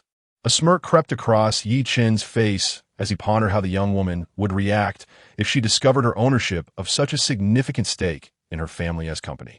He then accessed his attribute panel. Name, Ye Chen. Age, 21. Skills, divine culinary arts, divine music, divine martial arts, divine bone setting massage, divine chess, divine calligraphy, divine medical skills items, Pagani Huayra, Supreme Edition, Apollo Sun God, Ferrari, Lamborghini Veneno, Kowloon No. 1 Villa, 100 shares in Kunping Security, 100 shares in Fan Entertainment. 3 lucky cards, 100 shares in Guyu Music, 49 shares in Lin Group Wealth, 470. 8 billion. Gazing at the attribute panel, Ye Chen felt a twinge of sympathy for his father-in-law for a fleeting moment. He then succumbed to a gentle drowsiness and drifted off beside the beautiful snow peak of the abyss, leaving the fate of his father-in-law's family to unfold without his concern. Chapter 71. It's nothing, just that my wife looks exceptionally beautiful today. In the master bedroom of the Lin family villa, what did you say? Upon returning to his room, Ye Chen's father-in-law received a phone call that jolted him upright from bed, his expression suddenly grave. All right, I understand. After hanging up, Lin's mother hurried forward. Old Lin. What is it? A major incident has occurred. The father-in-law, pale-faced, sat on the edge of the bed, his lips a bitter line. The Lin Group has had 49 of its shares acquired by a mysterious individual, and no matter how we investigate, we cannot ascertain the identity of this person. 49 of his shares have been acquired? Clearly startled by her husband's words, Lin's mother exclaimed, "How could this be? Does that mean that apart from our 51 shares, the remaining have been purchased by this person?" Realizing the gravity of the situation, Lin's mother understood that this matter must remain confidential both within and outside the group. Once the news spreads, it may incite unnecessary panic. Listening to Lin's mother's concerns, Lin's father nodded solemnly, fully aware of the gravity of the situation. That night was destined to be a sleepless one for the couple. The following morning, the golden rays of the rising sun streamed through the hotel window, casting a warm glow on the white bedding and enhancing the beauty of the exquisite woman before Ye Chen. At that moment, he gazed quietly at her, recognizing her as the finest gift bestowed upon him by the heavens. Suddenly, the beautiful woman stirred, her eyelids fluttering open, revealing her drowsy eyes, which met the gaze of a certain someone. Upon noticing his unwavering stare, her cheeks flushed a delicate pink. What's with the intense gaze? Lin Shiyin asked, feeling a bit shy despite the familiarity. Nothing. I'm just admiring how beautiful my wife looks today, Ye Chen remarked, his sentiments sincere and devoid of exaggeration. Why are you being so sweet today? Lin Shiyin teased, clearly enjoying the subtle flirtation, her heart warming like honey. Sweet talk. I'm merely stating the truth, he replied, wrapping his arms around her slender waist, feeling elated. With such a stunning wife by his side, any man who could look at another woman must surely be blind. Do I really seem that wonderful? Lin Shiyin leaned against his chest, feeling the reassuring rhythm of his heartbeat. Aren't you afraid your little admirer might get jealous? Thinking of the little girl, she playfully huffed. Not at all. No one could ever compare to my little Shiyin, Ye Chen responded with the confidence of an old hand, unfazed by such inquiries. Really? Although she knew he might not be entirely truthful, Lin Shiyin felt a surge of joy, perhaps a reflection of a woman's nature. As an old saying goes, women are to be pampered. Mastering this essence allows one to navigate through a myriad of blossoms without a single petal clinging to them. Of course, if you don't believe me, I could show you my heart, he said, pretending to grasp her delicate hand and place it over his heart, allowing her to feel the rapid beat. Her cheeks flushed anew. Who would want your heart? She playfully shoved his hand away, though her attempt was in vain. After indulging in their sweet intimacy for a while, a sudden ringtone interrupted the sugary atmosphere. Hush, Lin Shiyin said, startled to see the caller ID. What's there to fear? We are officially on duty now, Ye Chen replied nonchalantly. You. Lin Shiyin shot him a glance, but chose not to comment further. Hello, Dad. What? The group has been partially acquired by a mysterious entity. 49. Okay, I understand. After hanging up, Lin Shiyin's expression shifted dramatically. Ye Chen, notijin herreation, similit subli. Anticipating her response. What's wrong? He inquired with concern, ensuring she remained unaware that he was behind the acquisition of 49 of the Lin Group. My father just called to inform me that the group has been partially acquired. The situation is quite serious, and he wants you to help investigate. The Lin Group has been acquired for 49? Ye Chen feigned surprise. His father-in-law's command was naturally his responsibility. I will have someone investigate shortly. Thank you, Ye Chen. Lin Shiyin expressed her gratitude, genuinely moved by his immediate agreement without a second thought. However, if she were to discover that the individual acquiring the Lin Group was none other than Ye Chen, it was uncertain whether she might not tear him to shreds on the spot. Why thank me? We are family. Ye Chen responded grandly, although a twinge of guilt crept in, as he recalled that his father-in-law likely had a sleepless night. Who is family with you? Lin Shiyin shot him a playful glare, but soon reminded herself that they had just received their marriage certificate, causing her cheeks to flush a deeper shade of red. Her bashful demeanor exceedingly charming. My dear, you will be heading to the Magic City shortly. Before you depart, let us discuss some business. Before Lin Shiyin could respond, her lips were claimed by him. Ye Chen you. Just then, an unexpected issue concerning exorbitant water fees silently emerged. Chapter 72, A Small Test. Instant annihilation of the skeleton's colorful characters. See you in the Magic City. With her foot on the accelerator, Lin Shiyin sped towards Jiangnan Airport, evidently preparing for the concert in 3 days. Don't think about your man.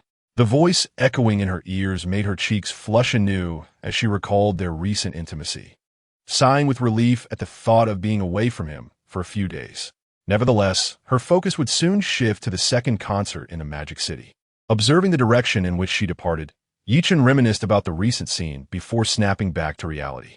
He drove towards Kunping security, but as he started the car, he sensed a subtle, yet menacing aura lurking in the shadows. Clearly, someone had marked him as a target. Interesting, he mused, feeling that the opponent possessed slightly greater strength than Zhao Ziyan. However, the level of concealment displayed was riddled with flaws in his eyes. It had been a while since he had engaged in combat, and he felt a twinge of eagerness. With this thought, a smile crept across Ye Chen's lips. He was ready to entertain them. 15 minutes later, he parked by the roadside and stepped onto the grassy expanse, casting a glance at the rustling woods. You've been following for quite some time. It's time to reveal yourselves. His calm voice resonated, and soon, figures emerged from the forest, approximately 10 in number, cutting off all avenues of retreat, evidently intent on his demise. Kid, your vigilance is commendable. A gaunt assassin stepped forward. This was the one who had been tracking him. With remarkable hidden prowess, he was the 6th-ranked member of the 7 Kills organization, known as Bone. Bone's command rang out, and his 10 or so subordinates surged forward in perfect synchrony. Bone himself narrowed his eyes, prepared to deliver a lethal blow at any moment.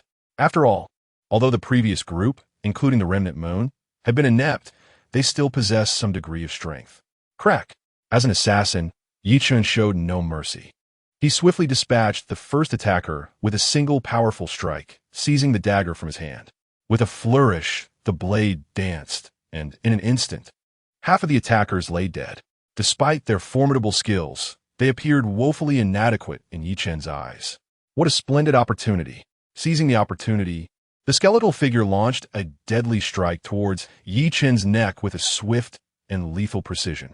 Yet before it could close the distance, Ye Chen had mysteriously appeared before him, inflicting a sharp pain at his throat.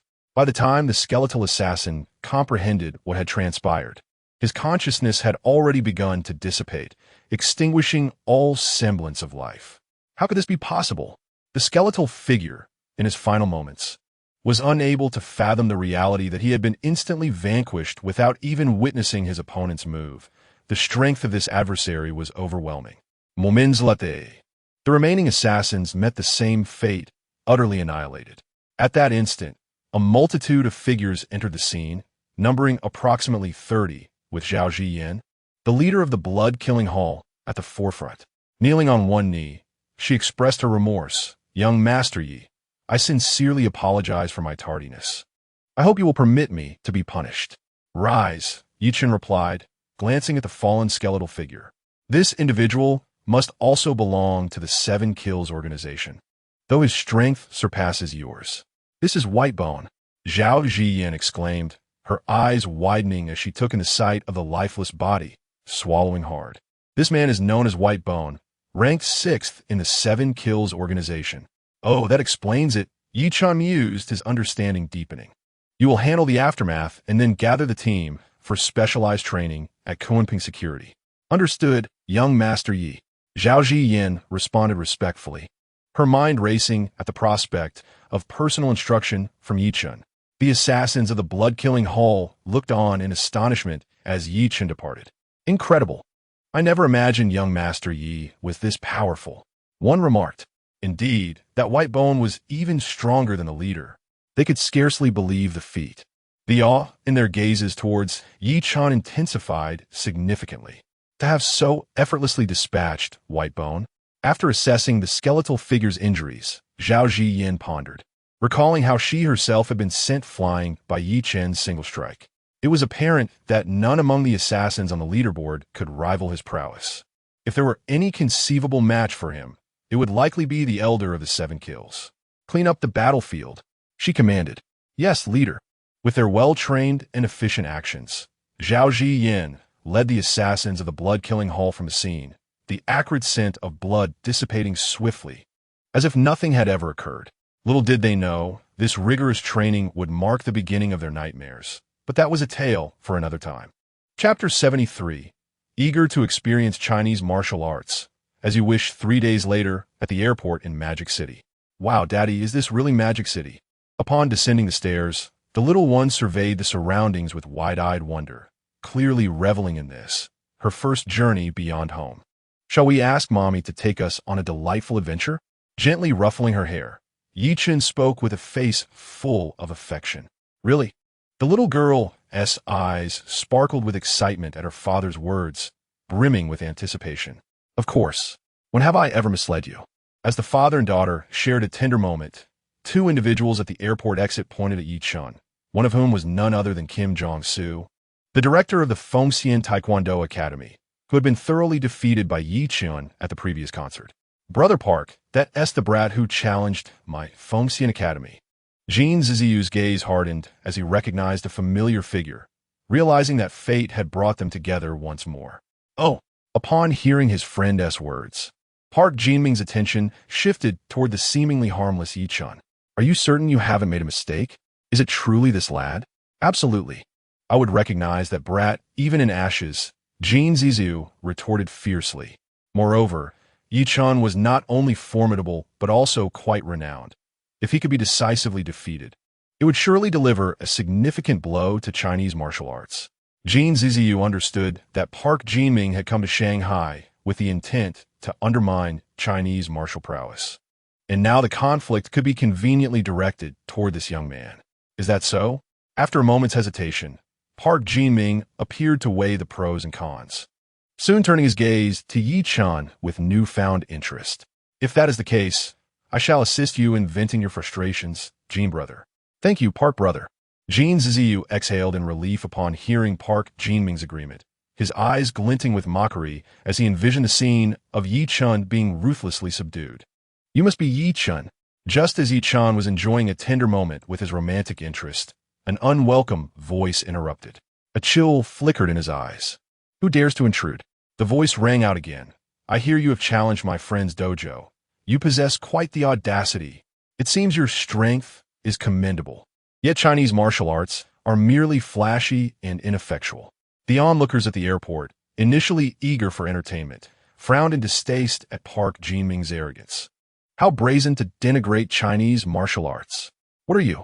With a swift motion, Ye Chen retaliated, delivering a resounding slap that sent Park Jinming hurtling through the air, not out of indignation for the insult to martial arts, but rather to reclaim the intimacy he had been cultivating with his partner. The crowd gasped in shock. My word, that young man possesses immense strength.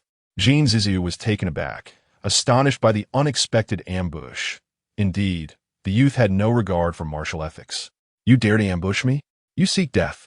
Park Jinming seethed, his face burning from the humiliation, for he was the reigning champion of this year's sparring competition in South Korea. How could he maintain his standing if word of this incident spread? You fiend! As he charged at Ye Chen, the latter's eyes glinted with determination. You wish to witness the prowess of Chinese martial arts? Very well. In the next moment, Park Jinming was sent flying several meters back, crashing violently into a guardrail, which bent under the force. He became ensnared within its twisted confines. Blood gushed forth as he felt multiple ribs fracture, his eyes widening in disbelief. Who are you? Just a nameless junior from China, Ye Chen replied coldly, delivering a final, cutting remark. With your meager strength, you are unworthy of even dying in my hands. Park Jinming's eyes bulged in shock as he succumbed to unconsciousness, clearly overwhelmed by the indignity. At that moment, Lin Shiyin, witnessing her partner's display of power, stood frozen in place. Did he just use a single Tai Chi push to propel a man 7 or 8 meters and bend the railing, rendering him unconscious? Has he gone mad? The crowd, momentarily regaining their composure, erupted into applause and shouts of approval. What a relief. Those pesky foreign dogs, how dare they? This young talent from Huaxia has spoken so well. Indeed, our great nation is filled with hidden talents. Handsome. Do you need a girlfriend? Come home with me. Sobi. Jin Jishio's mind was suddenly filled with a loud ringing, his calves cramping painfully. How could that young man be so formidable? It was terrifying. How could one person's strength be so immense? Surely, I am not hallucinating. This isn't how the script is supposed to unfold. Thud. Just as the crowd was still processing the scene, a figure knelt on the ground, executing a series of movements with remarkable fluidity. Master, please allow me to pay my respects. With a resounding thud, he knocked his head against the ground, displaying sincerity that was unmistakable. This boy, around 15 or 16 years old, was none other than Li Shiyin, the young master of the Taiji sect. Wow! The little one gazed in awe at the handsome brother suddenly kneeling before her father, her eyes sparkling with admiration. Daddy is even more impressive than I imagined. Chapter 74. Is the champion from the land of the morning calm so weak? Paying respects to a master? Ye Chen was momentarily taken aback by the kneeling youth, showing little interest. Clearly, Ye Chen was not inclined to take on a disciple, waving his hand dismissively. Master, please don't be so hasty in your refusal. Li Shiyin, sensing the disinterest, became anxious. After all, he had finally found a Tai Chi expert. How could he let this opportunity slip away? What are your requirements? Please do tell. Oh. Ye Chen raised an eyebrow, intrigued by the young man's words. Noticing the tenacity in his demeanor, he said, complete 300 push-ups unassisted, and I will accept you as my disciple. With that, he took the little one and departed from the scene, leaving the crowd in a state of bewilderment. 300 push-ups? Goodness, he clearly has no intention of taking him as a disciple. The boy has just knocked his head for nothing. However, Li Shiyin took it seriously. 300 push-ups? It might be challenging, but if it meant studying under such a formidable person, it would all be worth it. Rest assured, master, I will not disappoint you. Clenching his fists, Li Shiyin silently resolved to meet the challenge. The move he had just witnessed far surpassed that of his father. If Ye Chen were to learn of Li Shiyin's current thoughts, he might regret not demanding a few hundred more push-ups. Meanwhile, in the car, you just arrived in the big city and already making waves. A glance was cast at a certain individual, clearly chastising him for being overly ostentatious. At the very least, he could have found a more secluded place to vent his frustrations. Look, you're trending again, Lin Shiyin said, handing her phone to him. Ye Chen took a glance, momentarily stunned. That guy is a champion in Sanda. Staring at the introduction on the screen, Ye Chen was genuinely taken aback. Is the champion from the land of the morning calm really so weak? Lin Shiyin, please speak respectfully. Rolling her eyes at the troublesome fellow, she knew he would never tone it down. Besides, he was not weak by any means. His credentials were quite substantial. Just a troublemaker. Waving his hand dismissively, Ye Chen reflected on the earlier scene. After all, that person had interrupted his bonding time with their daughter. A light reprimand seemed too lenient. Exactly. The little one chimed in, clearly sharing her grievances. The conversation took a light-hearted turn, with Lin Shiyin taking the two gentlemen on a delightful excursion, which truly exhilarated the little one. Observing the child's unbridled joy, a smile involuntarily graced Lin Shiyin's lips. However, the only blemish on this idyllic scene was a certain individual's incessant attempts to take advantage of her, which left her rather exasperated. As dusk approached at the Tangchun villa, after a refreshing wash, the little one succumbed to slumber, utterly exhausted from the day's adventures. Upon returning to her room, Lin Shiyin found herself enveloped by a strong embrace. The tender reunion unfolded with practiced ease. Ye Chen, we have a concert tomorrow, she began, but her words were swiftly silenced by a kiss, leading to a serene exploration of life's profound truths. The night deepened, adorned with whispers and laughter, until the stunning beauty finally succumbed to sleep, cradled in her man's arms, enjoying a night of blissful rest, the cause of which remained a delightful mystery. The following day, as the sun climbed high, Lin Shiyin awoke languidly, her sleepiness vanishing upon glancing at the time. She hurriedly dressed and stepped out of her room, only to find the little one comfortably seated in the living room, quietly watching television, impeccably dressed. "Mommy, you're awake," the child chirped joyfully, causing Lin Shiyin's cheeks to flush. She shot an annoyed glance at the slumbering figure in the room, blaming him for her extended slumber. Suddenly, an urgent thought struck her, and she rushed back to the room. "Hurry up, we're going to be late for the concert." With the clock striking 9, and the concert set to begin at 10, time was of the essence. After hastily preparing, Ye Chen activated his driving prowess, racing to the venue just in time. Meanwhile, in the Doshal live streaming room, another spectacle was unfolding. Even before Lin Shiyin's second concert commenced, the number of fans had already surged past 1 million. "I can't wait. Goddess Shireen's concert is about to start. Yes, my Shireen is stunning. Moi. I heard that music genius Ye Chen became a sensation yesterday. Apparently, he even defeated the champion of the Korean martial arts competition. Is that true? The Korean champion is so weak? Do you think Ye Chen will attend Goddess Shireen's concert?" The comments flooded the screen, and although the stage appeared tranquil, it couldn't dampen the fervor of the fans, with Ye Chen becoming a popular topic of discussion. In the VIP section, the little one was huddled with a trio of friends, marveling at her ethereal cousin on stage. Wang Zihong and his companions exchanged glances, aware that their friend would once again steal the spotlight tonight. Chapter 75. Ye Chen stops singing. "I'll support you in your next life." Wang Zihong turned his attention back to his niece, swallowing hard as he asked, "So, did your father really defeat the Korean martial arts champion?" The inquisitive glances from Li Bin and Dong Kun spoke volumes, revealing their keen interest in the unfolding narrative. "Certainly, you are unaware that Miao embellished the tales of her father's achievements, nearly elevating him to celestial heights. Next, let's welcome Mr. Ye Chen to present us with a rendition of Would You Be My Wife? Please give him a warm welcome." As the beautiful host's voice faded, the audience's gaze swiftly turned toward the stage. What? Ye Chen is the first to perform. This maneuver is impressive. My poetic goddess, I adore you. Ahem. The champion of the slapstick genre has truly arrived. Ye Chen, cease your singing. In the next life, I shall support you. My idol. I yearn to have a brood with you. Oh dear. How delightful. The title of the song sounds so sweet. The fans in the live stream appeared momentarily stunned, clearly taken aback by the unexpected presence of their previously discussed idol at the concert, and moreover, as the first performer.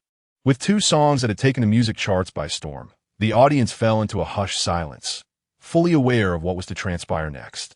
Having traversed numerous crossroads and heard countless sighs, I earnestly perceive your confusion. This sense of bewilderment is something we all experience. Fortunately, I can share in your sorrow. Can we draw a little closer? Can we come a bit nearer? Satiate the small vanity residing in my heart. The warm melody and profound ambience, under Ye Chen's masterful interpretation, seeped into the hearts of the audience. Each note danced like a sprite, tugging at their souls. In the backstage lounge, Lin Shiyin listened to the melodies of a certain someone, unmistakably filled with a sense of confession, and at one moment, she chuckled softly, her beauty radiating alluringly. Alas, such a picturesque scene went unnoticed. "Little Yi, this is splendid." In the audience, Lin's mother gazed upon her son-in-law on stage, reveling in the enchanting music, a satisfied smile gracing her face. Lin's father, too, was filled with emotion, realizing why his daughter was so enamored with this young man. He indeed possessed remarkable talent. Clearly, Lin's parents had secretly attended their daughter's concert, seeking a respite in the bustling metropolis, which explained why they had not purchased VIP tickets. Such conspicuousness was unwelcome. "Did you see that? This is our son-in-law." Lin's mother shot a glance at Lin's father, remarking that had he possessed such talent in his youth, they might have been cradling a grandchild by now. Meanwhile, at Jinghua High School, is this the brother-in-law of little Ong? A collective gasp echoed as all eyes turned toward Lin Xiaoling, particularly the young girls, filled with envy. Wow, Little Ang's brother-in-law is incredibly handsome. Yes, and his singing is marvelous. I adore him. Me too, he is my idol. Little Ang, may I have a signed photo of your brother-in-law? If you can procure a signed photo from him, I shall be your girlfriend, all right? The chattering voices filled Lin Xiaolong's ears, leaving him utterly bewildered. Is his brother-in-law truly this charming? Moreover, the prospect of having beautiful classmates vying to be his girlfriend felt rather delightful. Fear not, Lin Xiaolong declared. I shall gather requests for signed photos of my brother-in-law. I will get them for you. Hooray! Long live Little Ang. At a certain moment, the classroom erupted into chaos, with several young girls exuberantly kissing Lin Xiaolong, elevating him to a euphoric state of bliss. The sudden influx of happiness was overwhelming. Brother-in-law, you're incredible. Keep going. Let the storm intensify. If tomorrow you are uncertain about your path, just stay by my side and be my wife, will you? My not-so-broad shoulders can still offer you a warm embrace. If you weary of the tumultuous world outside, just remain with me as my wife, will you? Oh my, Brother Xiaolong is so sweet. Being his girlfriend must be extraordinarily delightful. The students in the class were ecstatic, and Ye Chen suddenly garnered a plethora of admirers. In a corner of the classroom, the enchanting homeroom teacher gazed at the concert screen, her cheeks flushed with an involuntary blush. Lin Xiaolong's brother-in-law is so handsome and talented. It turns out that the idol she adored, Ye Chen, is Lin Xiaolong's brother-in-law. Her heart raced. Could this be the taste of love? At this thought, Lin Xiaolong's homeroom teacher felt her pulse quicken, an extraordinary sensation enveloping her. What should she do? Chapter 76. The odd feeling of consuming one's own dog food at the concert in the audience. Xiaoye's confession was indeed something. Lin's mother listened to the surrounding chatter, particularly the girls professing their affections, a proud smile gracing her face, as if declaring to the world that this was her son-in-law. Ahem, this song is rather mediocre. Lin's father coughed lightly, eliciting an eye roll from Lin's mother. If you're so capable, why don't you give it a try? In that moment, Lin's father felt a peculiar shift in his familial standing, glancing towards the stage at that rascal. Couldn't he tone it down a bit? As the final note resonated, the entire venue fell silent. Yet the melody lingered in their minds. This song was overwhelmingly sweet, an avalanche of sugary affection cascading from the stage. Lin Shiyin, at that moment, wore a charming smile, unable to contain her delight. That rascal just loves to stir things up, she pouted playfully, though her face radiated happiness without a hint of reproach. How could he sing such a song in public? Particularly since the feeling of consuming one's own dog food was undeniably strange. Let us have another song. Ye God. One more.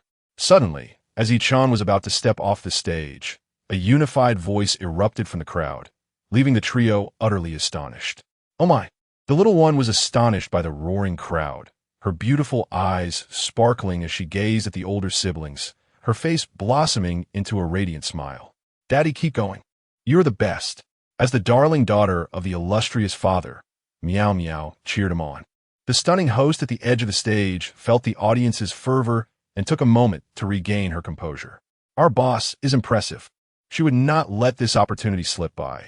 With a charming smile that radiated warmth, she addressed Ye Chen. Mr. Yi, what do you think? As for the delay in concert time, that was a jest. The music belongs entirely to the proprietor. Not even a day's delay in the release of a song would elicit a word of dissent. Thus, let us proceed with another performance. Ye Chen was in high spirits and was pleasantly surprised by the enthusiastic response from the audience, which served to warm up the atmosphere for that young lady. At this moment, the number of fans in a live stream had surpassed a staggering 3 million. Moreover, the momentum was not merely sustained, it intensified beyond earlier expectations. The next song, Fairy Tale, is dedicated to every viewer who supports me, with the hope that each one may find the person they wish to cherish for a lifetime. Upon hearing the words of their esteemed employer, the beautiful host aptly interjected, "Excellent. Now, let us enjoy Mr. Ye Chen's rendition of Fairy Tale." Before the performance commenced, the audience was already in an unprecedented frenzy, with many young ladies unabashedly professing their adoration with fervent cries of love, declaring, "I adore you, my idol, and I wish to have your children." In an instant, Lin Shiyin found herself facing a multitude of rivals, each more stunning than the last. As the spotlight intensified, the already handsome visage of Ye Chen became even more striking under the incandescent lights. The backdrop illuminated, revealing a scene of a young man desperately carrying an injured protagonist through the streets, evoking a palpable sense of urgency and despair. The boy's helpless sorrow was beyond articulation. "I have forgotten how long it has been since I heard you recount your most beloved tales. I pondered for an eternity, and now I am in a state of turmoil, wondering if I have erred once more." The deep, slightly subdued notes of the song resonated, seemingly possessing an enchanting quality that drew the audience into the narrative on the screen, longing to protect the heroine while feeling utterly powerless in the face of reality. "This is entirely different from the previous song," Wang Zihong remarked, genuinely astonished by the effortless mastery with which Ye Chen navigated his performance style. The seamless transitions were astonishingly effortless, and he appeared to be unfazed by it all. Regardless, there was no denying the excellence of his vocal prowess. After today, Ye Chen was bound to reach new heights of fame. Li Bin and Dong Kuan exchanged knowing glances, as if they could already foresee the aftermath of the concert. The music platform was destined to weather yet another storm. Those young rising stars in the music industry must be feeling quite anxious now. 3,330,000, 350,000. The number of fans in the live stream surged explosively, with comments flooding in at an astonishing rate. The lyrics, the ambience, and the charm were all exquisite, while the backdrop added an extra layer of immersion. A divine melody. Undeniably, this would be yet another masterpiece. No one could predict how many fans Ye Chen would gain from this concert, but one thing was certain: after the performance, he would undoubtedly be more popular than ever before. Chapter 77. So moving. The future girlfriend of the idol will undoubtedly be exceptionally fortunate. The screen illuminated as the video continued.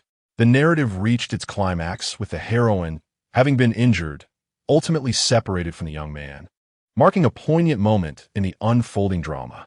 "I yearn to transform into the cherished angel from your fairy tale, spreading my arms wide to become wings that guard you. You must believe that our story will conclude with happiness and joy, much like those enchanting tales." The atmosphere surged with fervor as the audience, caught in the moment, rose to their feet, swaying gracefully to the melody while waving their glow sticks, creating a truly breathtaking spectacle. The sweetness enveloped me.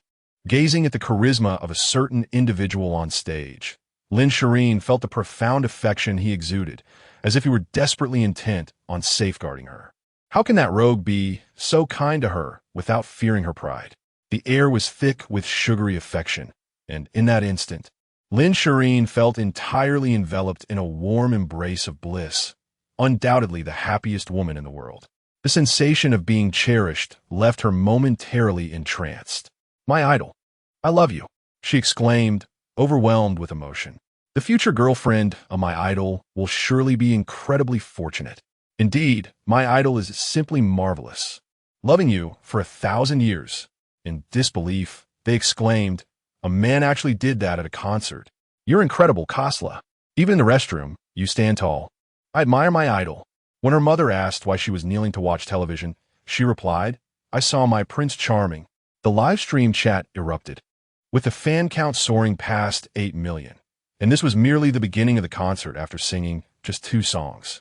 Meanwhile, at the Kai family villa, with a snap, Kai Qianyu's expression turned frigid as he witnessed a certain individual steal the spotlight. "Damn it, why is that brat still alive?" His face twisted in rage. Is the 7-kill organization filled with inept fools?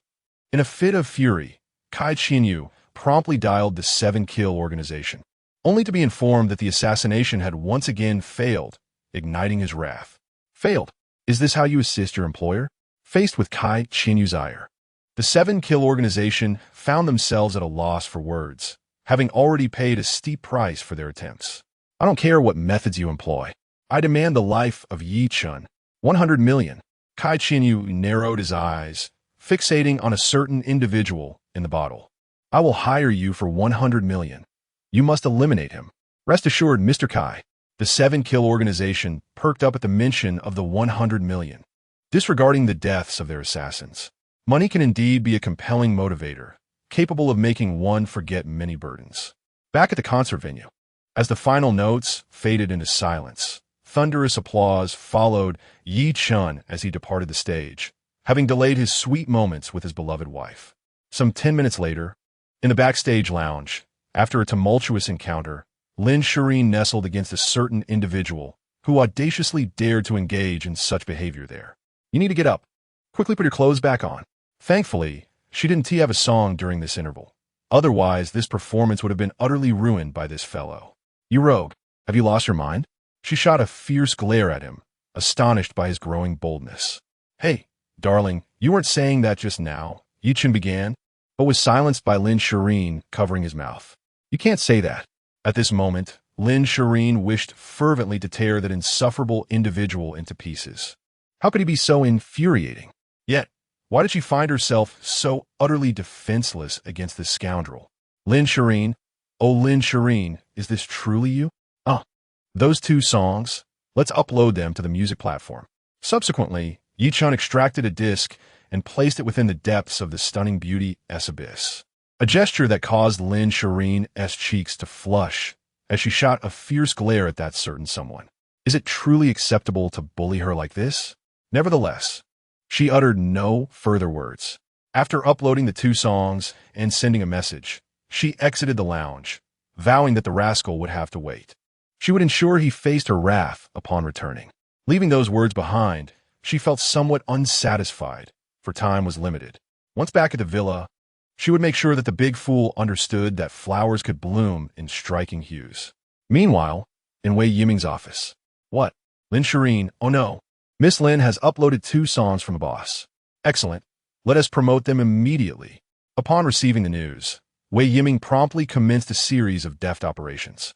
He had, of course, listened to the 2 songs by his boss, and they were undeniably on par with the previous 2. This would undoubtedly allow their music platform to capture a larger share of the market, and it was certain that Ye Chen would once again become a sensation across the internet. As for the future trajectory of the music platform, that remained to be seen. Chapter 78. Ye Chen, what is the bond of Longyang? Jiangnan University, campus. During a break, music suddenly broadcast from the studio, capturing the attention of the entire school. Having traversed countless intersections, having heard countless sighs, I earnestly ponder your bewilderment. This feeling of confusion, I believe everyone experiences. Fortunately, I am here to share in your sorrow. The extraordinarily beautiful vocals immediately drew praises from the crowd, but soon someone recognized the song's origin. This voice sounds so familiar, as if I've heard it before. Ahem, how could it not be familiar? It's Senior Ye Chen. Moreover, this is the song he performed at the concert in the Magic City. The song is simply mesmerizing. Just after the male idol finished singing, it was uploaded. It's so sweet. Oh my goodness. I want to have your children, my idol. Come home with me, Senior. I can warm the bed and do the splits. All hail, the idol belongs to me. In an instant, groups of students around Jiang University were engaged in fervent discussions, unaware that their idol Ye Chen songs had already soared to astronomical heights. The music platform's charts were being overtaken one by one. Download chart 1. Huan Zulian, pad format, Ye Chen Ikinji. New noble concubine drunk, performer, Ye Chen 3. Will you be my wife? Performer, Ye Chen trending chart 1. Juan Zulian, performer, Ye Chen 2. New noble concubine drunk, performer, Ye Chen 3. Fairy tale, performer, Ye Chen, and so forth. All charts, including real-time sales and favorites, were dominated by these 4 songs, causing Ye Chen's name to explode across the internet once more. Undeniably, Ye Chen was a sensation. As these 4 songs fervently captivated the online world, the concert reached its conclusion, and the audience began to leave the venue. Hey, did you see someone confessing? At that moment, by the exit of the concert venue, a luxurious car was parked beside a well-dressed heir, whose flamboyance was glaringly apparent. This individual was named Li Haoyu, the scion of the Li family in the bustling metropolis, and he was notably one of Lin Shiyin's ardent admirers. In the midst of a romantic setting adorned with heart-shaped candles, he held a handful of rose petals, a maneuver he had perfected through countless encounters with various young women. However, those previous pursuits had been merely fleeting affairs, far inferior to his aspirations regarding Lin Shiyin. As night enveloped the surroundings, the throng of people began to dwindle. Shiyin, long time no see. At this moment, two figures entered the scene, with a trio and a small child trailing behind them. Upon hearing the voice, Lin Shiyin turned her gaze, her expression instantly darkening. Li Haoyu, we are not acquainted. Please refer to me by my full name. Shiyin jested. You should be aware of my feelings toward you. Li Haoyu, undeterred, persisted in his advances, having long coveted Lin Shiyin. Moreover, the Li family sought to establish influence in Jiangnan City, and marrying Lin Shiyin would undoubtedly forge a connection between their families. Rival in love? Ye Chen observed Li Haoyu with surprise, realizing the extent of Lin Shiyin's allure. As he spoke, he wrapped his arm around her delicate waist, grateful for the relative absence of onlookers. Otherwise, such audacity would surely astonish many. Ye Chen, Lin Shiyin was taken aback by the boldness of this particular individual. Yet she did not reject his embrace. Who are you? Li Haoyu glared at the young man beside Lin Shiyin, his eyes flashing with cold fury at the audacity of someone encroaching upon his claim. Without a moment's hesitation, as the trio stood momentarily stunned, Ye Chen swiftly struck Li Haoyu, sending him sprawling to the ground. The trio watched in satisfaction, exclaiming, "Damn, the boss is truly formidable. When it comes to rivals in love, he takes decisive action. Shiyin is my wife. Care to guess who I am?" Ye Chen cast a sidelong glance at Li Haoyu before adopting a rather peculiar expression. "I advise you, though the allure of your preferences is undeniable, moderation is key." The revelation of his deepest secret by this audacious young man left Li Haoyu thoroughly shaken. "You have some nerve, just wait." He clutched his cheek and retreated in embarrassment, marking the end of this farcical encounter. The trio, having absorbed their leader's words, observed Li Haoyu's retreating figure in disbelief. "Is this for real?" The boss hit the nail on the head. "That guy has quite the peculiar taste." Good grief, the thought of such preferences is quite revolting. "Ye Chen, you were too impulsive." Lin Shiyin, witnessing Li Haoyu's hasty departure, wore a worried expression. "That Li Haoyu is from the prominent Li family. They hold considerable influence in the city. No worries, he is merely a spoiled rich kid." Ye Chen waved his hand dismissively, unconcerned about Li Haoyu, as entangling himself with such a wasteful individual would only serve to squander time and diminish his own standing. Lin Shiyin sighed, contemplating what to say, before curiosity got the better of her. "Ye Chen, what exactly is this Dragon preference?" The essence of the story unfolds as Ye Chen quietly elucidates the concept of Longyang's favor beside Lin Shiyin's ear, while the trio behind him wears a knowing smile. As anticipated, Lin Shiyin's cheeks flush with a rosy hue, recalling the previous declaration of affection from Li Haoyu, which sends a shiver down her spine. How could that individual be so repulsive? As night descends upon the Tangshan villa, a bus stands idly by the roadside in the dense forest at the back. A steady rhythm of footsteps punctuates the air, and soon, over 100 individuals emerge. "Li Xiao, everyone has arrived. When do we strike?" The leader, known as Mad Dog, gazes at his gathered subordinates, a fierce determination gleaming in his eyes. As a key member of the Golden Shield security, he has long been accustomed to earning a bit on the side. Tonight, at Tangshan Villa, I want you to incapacitate that Ye Chen, Li Haoyu instructs, casting a glance at Mad Dog, who has been his reliable enforcer. "Understood, Li Xiao.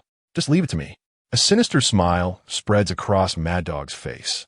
He is confident in his ability to handle such matters, and he intends for that young man to pay dearly. Just then, several buses halt nearby, encircling Li Haoyu and his crew. The sound of polished shoes striking the ground reverberates through the air, bewildering Mad Dog and his men as they find themselves surrounded by over 1,000 individuals. Swallowing hard, the Golden Shield security members are taken aback. They have never encountered such a formidable presence. How audacious! "Who are you?" Mad Dog's heart races, fully aware that they are no match for the adversaries before them, especially since he is a part of Golden Shield security. Before he can finish his sentence, the leader of the opposing group delivers a swift slap, sending him crashing to the ground. Golden Shield security? What of it? The assailant is none other than Lei Bao, a core member of Kunping security. You're Li Haoyu, aren't you? Lei Bao glances at him, a hint of menace in his tone. You dare to lay hands on young Master Yi? You got quite the nerve. Attack. With no further ado, Lei Bao commands, and the overwhelming force of 1,000 individuals descends upon Mad Dog and his crew with merciless ferocity. The 10-to-1 odds promising a brutal outcome. Li Haoyu finds himself on the receiving end of a violent beating, bones shattered, his face resembling that of a swollen pig, blood seeping from his mouth as he gazes at Lei Bao with wide-eyed terror. Should you dare cross my path again, I will annihilate your entire family, Lei Bao warns.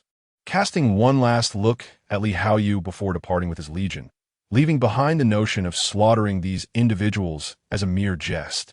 The death of 100 people would indeed shake the foundations of the Magic City. Curse them! Mad Dog glares at the departing buses, his eyes brimming with venomous hatred. Regardless of their identity, anyone who offends Golden Shield security will find it impossible to escape the grasp of the Magic City. Meanwhile, at the headquarters of Golden Shield security, the conference room is abruptly invaded as dozens of ruthless figures storm in. Are you all in a meeting? A woman at the forefront strides to the chairman's seat, now vacated by her subordinates. From this day forth, Golden Shield security will merge with Kunping security. Do any of you dissent? Who are you to intrude upon Golden Shield security? One of the board members rises in fury, angrily reprimanding Zhao Ziyan. Listening to the words of the director, Zhao Ziyan exchanged a knowing glance with her subordinate, who then presented a series of documents and discs before the directors and the chairman of Jingdun Security. You may review these materials before I pose my inquiries.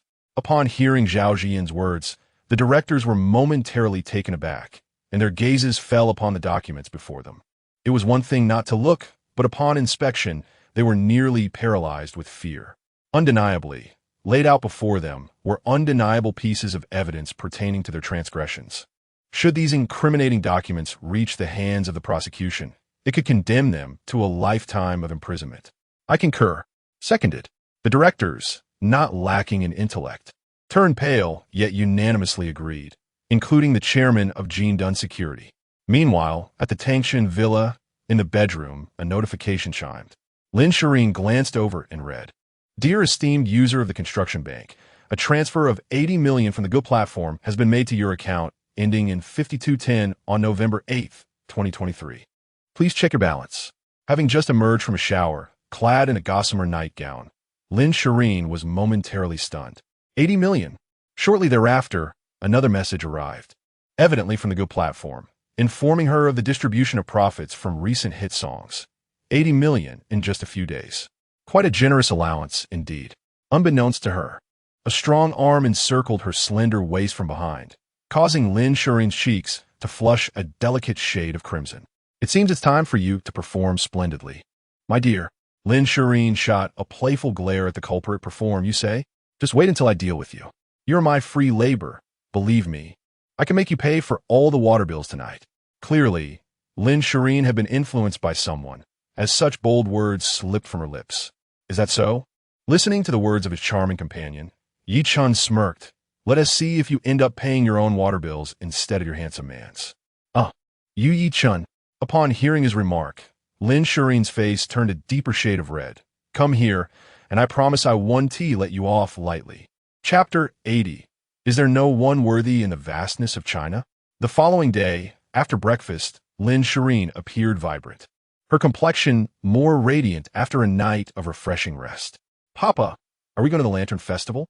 They had planned after dinner the previous day to visit the Grand Lantern Festival in the Magic City, a spectacle that attracted countless tourists each year.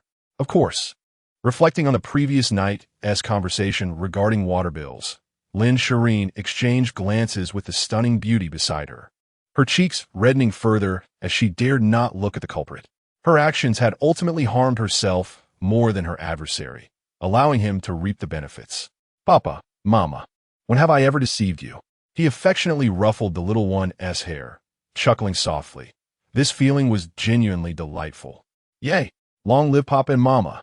The little one excitedly kissed her parents, their family exuding warmth and affection that was enviable to onlookers, though only a select few could truly appreciate the moment.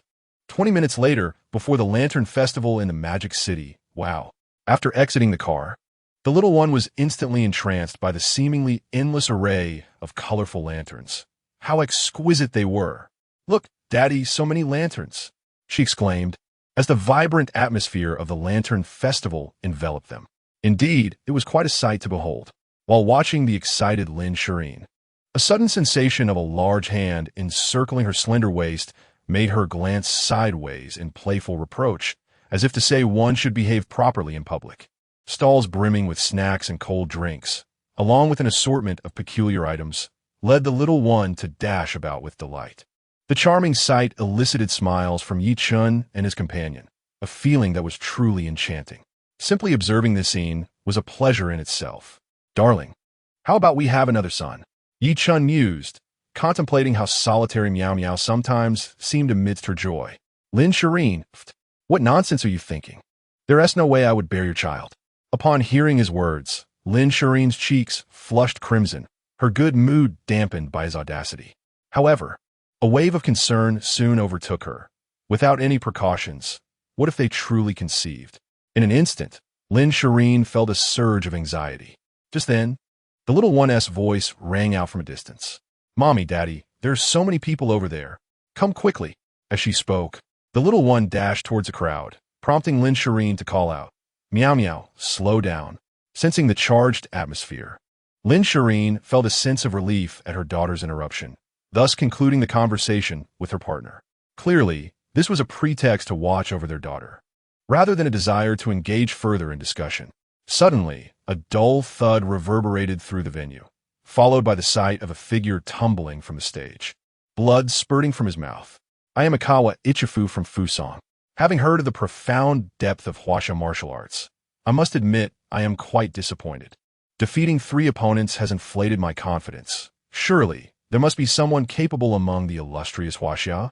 I shall take the challenge." A voice resonated as a monk appeared on stage, Shaolin Temple, Ji Kong. "Please enlighten me." Upon hearing Ji Kong's declaration, the Fusong fighter's demeanor became grave, recognizing that a formidable opponent had arrived. As their duel commenced, the Fusong fighter was increasingly astonished, evidently having underestimated the prowess of the Shaolin monk. Realizing the gravity of his situation, Ichifu bit down on a performance-enhancing substance, instantly revitalizing his combat strength and invigorating his spirit. Under the influence of such a forbidden drug, he could temporarily forget his injuries. Seizing the opportunity, Ichifu delivered a powerful punch to Ji Kong's chest, sending him hurtling off the stage, unfortunately landing right where Miao had edged forward. "Ye Chen, quickly!" Lin Shiyin called out, but before she could finish, Ye Chen had already appeared in front of the little one, effortlessly applying a gentle force to stabilize Ji Kong on the ground. The unexpected turn of events drew the eyes of the crowd towards Ye Chen. "Thank you, benefactor, for your intervention. Ji Kong has fallen short in skill." Ji Kong shook his head, clearly aware that he could emerge victorious, yet puzzled by the sudden surge in prowess exhibited by that individual from Fusong. "This young man is formidable. The move he just executed surely indicates he is a master." The crowd buzzed with excitement, and Ibu, caught up in the fervor, fixed his gaze on Ye Chen. He mused, "You seem quite impressive, but allow me to demonstrate my strength by incapacitating you with a single blow." "Daddy, that person is wicked." The little one gazed at Ibu, her face contorted with distaste, as she believed that anyone who mistreated her father was inherently bad. Ding! The host has triggered a random quest. Defeat martial artists from various nations, with a reward of 100 shares in Dosha Live and an additional bonus of 30 billion. Oh, hearing the system's voice in my ear, it seems I must teach these youngsters a lesson, lest I offend their enthusiasm. Moreover, completing this task would be quite delightful. Chapter 81. The Divine Performance of Ye Chen. "Do we have any sunflower seeds or popcorn? Buddy, go take him down. You mustn't let that short Fusong fighter become arrogant." In an instant, the crowd rallied, urging him on. Lin Shiyin's heart tightened as she cautioned, "Ye Chen, do not act impulsively. though she found the Fusang fighter equally displeasing. Her primary concern was her partner's safety. "Go, Daddy. Teach that bad guy a lesson," the little one exclaimed, oblivious to the gravity of the situation, prompting Lin Shiyin to feel an urge to scold her. Did this girl not realize she was only adding fuel to the fire? "Do not worry. I have it all under control." With a slight smile, Ye Chen stepped onto the stage. Since he was extending his face for Ye Chen to step on, failing to do so would be a slight against him. "Be careful. That individual possesses impressive skills." "Thank you." Ye Chen nodded to Ji Kong, then approached the stage, discovering that Ikawa Ibu, the karateka, was notably shorter than him by at least half a head. "Sir, may I pose a question that has piqued my curiosity?" Gazing at Ikawa Ibu, who had nearly harmed the young one moments ago, Ye Chen remembered the enmity he had yet to encounter from anyone more formidable than himself. What question? Clearly, Ikawa Ibu was unaware that he had fallen into a trap meticulously crafted for him. "I wish to inquire if all individuals from Fusang are of such diminutive stature, or is it merely a result of malnutrition?" With that unexpected remark, Lin Shiyin could not suppress her laughter, and the surrounding crowd erupted in hearty guffaws, releasing the tension that had built up moments prior. "Goodness, that fellow is quite sharp-tongued." However, he executed it splendidly. The martial artists from various nations turned pale, while Ikawa Ibu narrowed his eyes, his sharp teeth bared, vowing, "I shall smash your head with a single punch." With that, he leaped onto the platform and launched a rapid punch towards Ye Chen's forehead, the force of which would undoubtedly inflict severe injury if it landed. "That kid is finished." The international fighter smirked, and at that moment, Miao picked up her phone, skillfully opening a live broadcast on Dosha Live, her room nickname being Invincible Little Cutie. "Mommy, look, it's my first time live streaming." The little one proudly directed her phone towards the stage, displaying no concern for her father's safety, leading one to believe she was rather bold. As expected, a few fans began to flood into the stream. "The invincible little darling. Hee must surely be a beautiful young girl. Little lowly sister. May I behold your exquisite beauty?" The newly opened live stream. "Yet there are so many people around. Oh my, look quickly. Could that be Lord Yi?" Soon, one of the viewers in the live stream noticed the handsome man confronting the short figure from Fusang on the stage. Who else could it be but Ye Chen?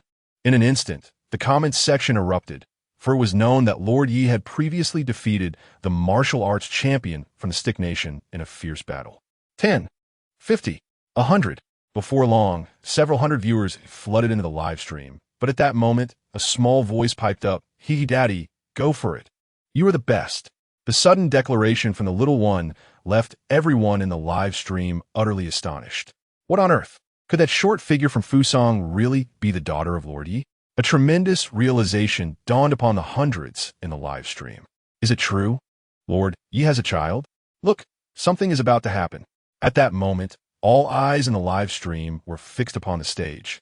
Just as Ikawa Ichibu launched a cunning and vicious attack, Ye Chen, witnessing this, cast a disdainful glance, his right hand shimmering with a faint golden light before he struck down. With a crisp sound, Ikawa Ichibu was sent flying off the stage, skidding over the ground for more than a meter before finally coming to a halt. Under the might of a single strike, silence enveloped the arena. Ji Kong's eyes widened in disbelief, fixated on Ye Chen's glowing right hand, which could only belong to a lost and legendary Shaolin technique, the Great Strength Diamond Palm. My heavens! What am I witnessing? Wow, Daddy, you did it! The little one, excited to see her father defeat the short figure from Fusang, was beside herself with joy, leaving the live stream's audience utterly astounded. My goodness, Lord Yi possesses such strength. No wonder he could topple the champion from the Stick Nation with a single blow. Indeed, I saw in the video that even the railings were bent. It seems the fighters from various nations are in for a tough time. The little stool is ready, eagerly awaiting the spectacle to unfold. Lord Yi, begin your performance.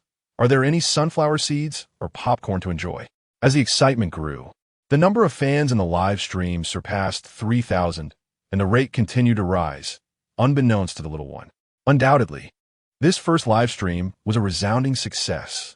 With a single strike, Ye Chen glanced at the gravely wounded Ikawa Ichibu, remarking, "Your strength is utterly pathetic." "Good. The arena erupted at Ye Chen's words. Oh my, this is exhilarating. The atmosphere is electrifying. Your strength is utterly pathetic. Hee hee hee. What a thrill. The fans in the live stream were left dumbfounded, exclaiming, Heavens, if it weren't for Lord Yi, the martial arts world would be cloaked in eternal darkness. Chapter 82. Are the young and the old about to engage? The power of a single strike shattered the arena. Ikawa Ichibu stared incredulously at the figure on the stage, unable to comprehend. At that moment, he could hardly believe that under the influence of performance-enhancing substances, he was not able to withstand even one strike from that man. How could he be so powerful? You all come at me together. At that moment, a commanding voice echoed in the ears of the fighters from various nations, inciting laughter that curved the lips of the surrounding spectators. Daddy is so cool, chirped a little one, blissfully oblivious to the revelation of his father's identity. Arrogant. Crush him. The eyes of over a dozen fighters gleamed with cold fury as they disregarded their dignity, rushing forward with the intent to obliterate that young boy. Slap, slap, slap. The sounds of strikes rang out as each fighter was sent sprawling off the stage, skidding to a halt after a considerable distance. In an instant, the collective force of the fighters was utterly dismantled. Incredible. The god of boxing is amazing. Well done. Just as expected from my god of boxing. His strength is astonishing. Fighters. Impossible. This defies logic. Once, I had a friend as formidable as the god of boxing. Whenever he reminisced, he would leap up from his wheelchair in excitement. I love you, god of boxing. Will you come home and have babies with me? A flurry of comments flooded the live stream, with the fan count exceeding 10,000 and climbing at a remarkable pace. What a thrill! The audience watched the chaotic scene before them, the arena in ruins. Their gazes towards Ye Chen filled with admiration and pride. Those fighters better not dare to speak again. Under the might of the great strength fist, the fighters began to doubt their very existence, their eyes questioning whether Ye Chen was a demon. Just then, two figures approached swiftly from a vehicle. Vice President. The fighters from Fusong and Bangzi were on the verge of tears, having just been thoroughly humiliated like children. The thought of this tale spreading would spell the end of their careers. What a ruthless lad. On their way, the two had learned of the fighters' total annihilation, and their ominous gazes fell upon Ye Chen, Vice President of the Fusong Martial Arts Association, Okada Murakami, Vice President of the Bangzi Martial Arts Association, Jin Chengming. Astonishment rippled through the crowd. How audacious for the vice presidents to intervene. This is utterly shameless. The livestream fans perked up, clearly aware that two heavyweight experts had arrived. They wondered how the god of boxing would respond next. Clap, clap. As the fans speculated, two crisp slaps rang out, and in the next instant, the vice presidents of Fusong and Bangzi were unceremoniously knocked to the ground. Crack! A devastating fracture of facial bones rendered them incapacitated. Cough, cough. Lin Shiyin, intending to sip water to calm her nerves, was caught off guard by the sudden turn of events, spitting the water out in shock. He.S. really in deep trouble. The status of the vice presidents was far from that of the earlier fighters. Should this incident spread, it would undoubtedly stir considerable trouble. What? It's over just like that? The vice presidents of the two martial arts associations were dispatched in an instant. My heavens, that guy is incredibly handsome. I want to have his babies. The surrounding crowd buzzed with excitement, many beautiful and adorable girls expressing their affection. Meanwhile, the fans in the live stream were equally astounded, witnessing a rapid surge in viewer numbers. The charming master of spicy strips generously rewarded the adorable little blue demon with a bounty of 666. The rebellious subjects wished to harm me, offering the unbeatable little darling a supreme gift of 88. The rambunctious little girl showered the invincible cutie with a cosmic heart of 333. Exchanging my husband for candy, I bestowed upon the unbeatable little sweetheart a super rocket of 111. The vice president of the Martial Arts Association from two nations was swiftly overwhelmed, and the screen was instantly filled with a spectacular display of rewards, sending the live broadcast heat soaring to unprecedented heights. 10,000, 20,000, 30,000. Before long, The number of fans surged past 50,000, with rewards pouring in relentlessly, while the barrage of comments raced by at 1,000 per second. Nonsense. A mere vice president dares to provoke Chinese martial arts? What a farce. Such words instantly endeared Ye Chen to countless fans. Indeed, it was their first time witnessing someone so boldly confront the martial arts of various nations. Truly impressive.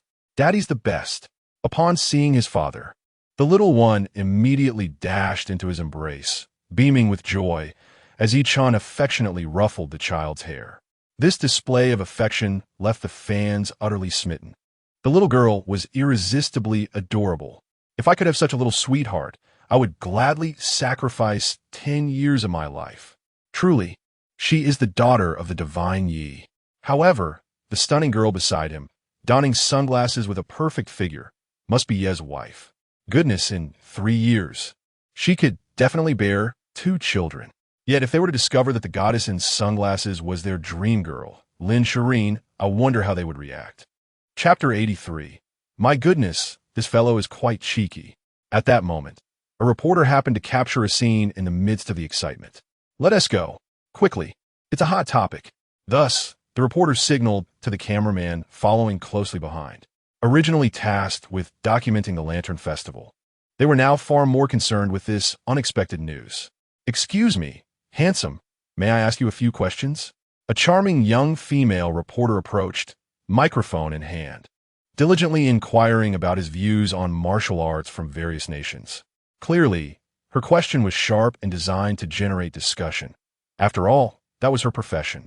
Martial arts from various nations? Hearing the reporter's words, Ye Chen glanced at the fallen fighters scattered across the ground and remarked, I would not exaggerate to say they are utterly incapable of withstanding a blow. Those 2 could barely take on 1,000 of them. The young reporter gasped in surprise. Such a powerful statement was bound to become a trending topic. Lin Shiyin shot a glare at a certain someone, but restrained herself from saying more due to her identity. Meanwhile, the surrounding crowd gazed at Ye Chen with admiration, especially the young girls, who were practically itching to rush forward to obtain his superior genes. Wow, Ye Chen is amazing. That sentiment resonated deeply with many. Indeed, he was the star we should be pursuing. Compared to those young, pretty boys, Ye Chen was at least 10,000, if not 100,000 times stronger. I adore him. From this moment on, Ye Chen has captured my heart as a fan. This performance deserves a score of 9. Any higher might inflate his ego. Master, please accept my humble bow. The fans of the live broadcast room erupted once more, with numbers soaring into the hundreds of thousands and rewards appearing in rapid succession. The young and charming reporter remained blissfully unaware of the unfolding scene. Her curiosity piqued as she inquired, Handsome sir, has anyone ever remarked upon your extraordinary good looks? If you were to describe your own charm, how would you articulate it? At her words, all eyes in the room converged upon Ye Chen, including Lin Shiyin, who cast a curious glance at her partner, eager to hear how he would portray his own allure. Upon hearing the reporter's insightful question, Ye Chen paused thoughtfully before responding.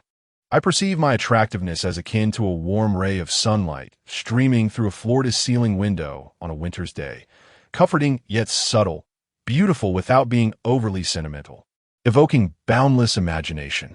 He continued, the American magazine Time once likened my appeal to that of a flawlessly sculpted statue by Michelangelo. Yet I must admit, I find this analogy somewhat lacking. Firstly, it renders my allure superficial and shallow, failing to capture the deeper essence of my character.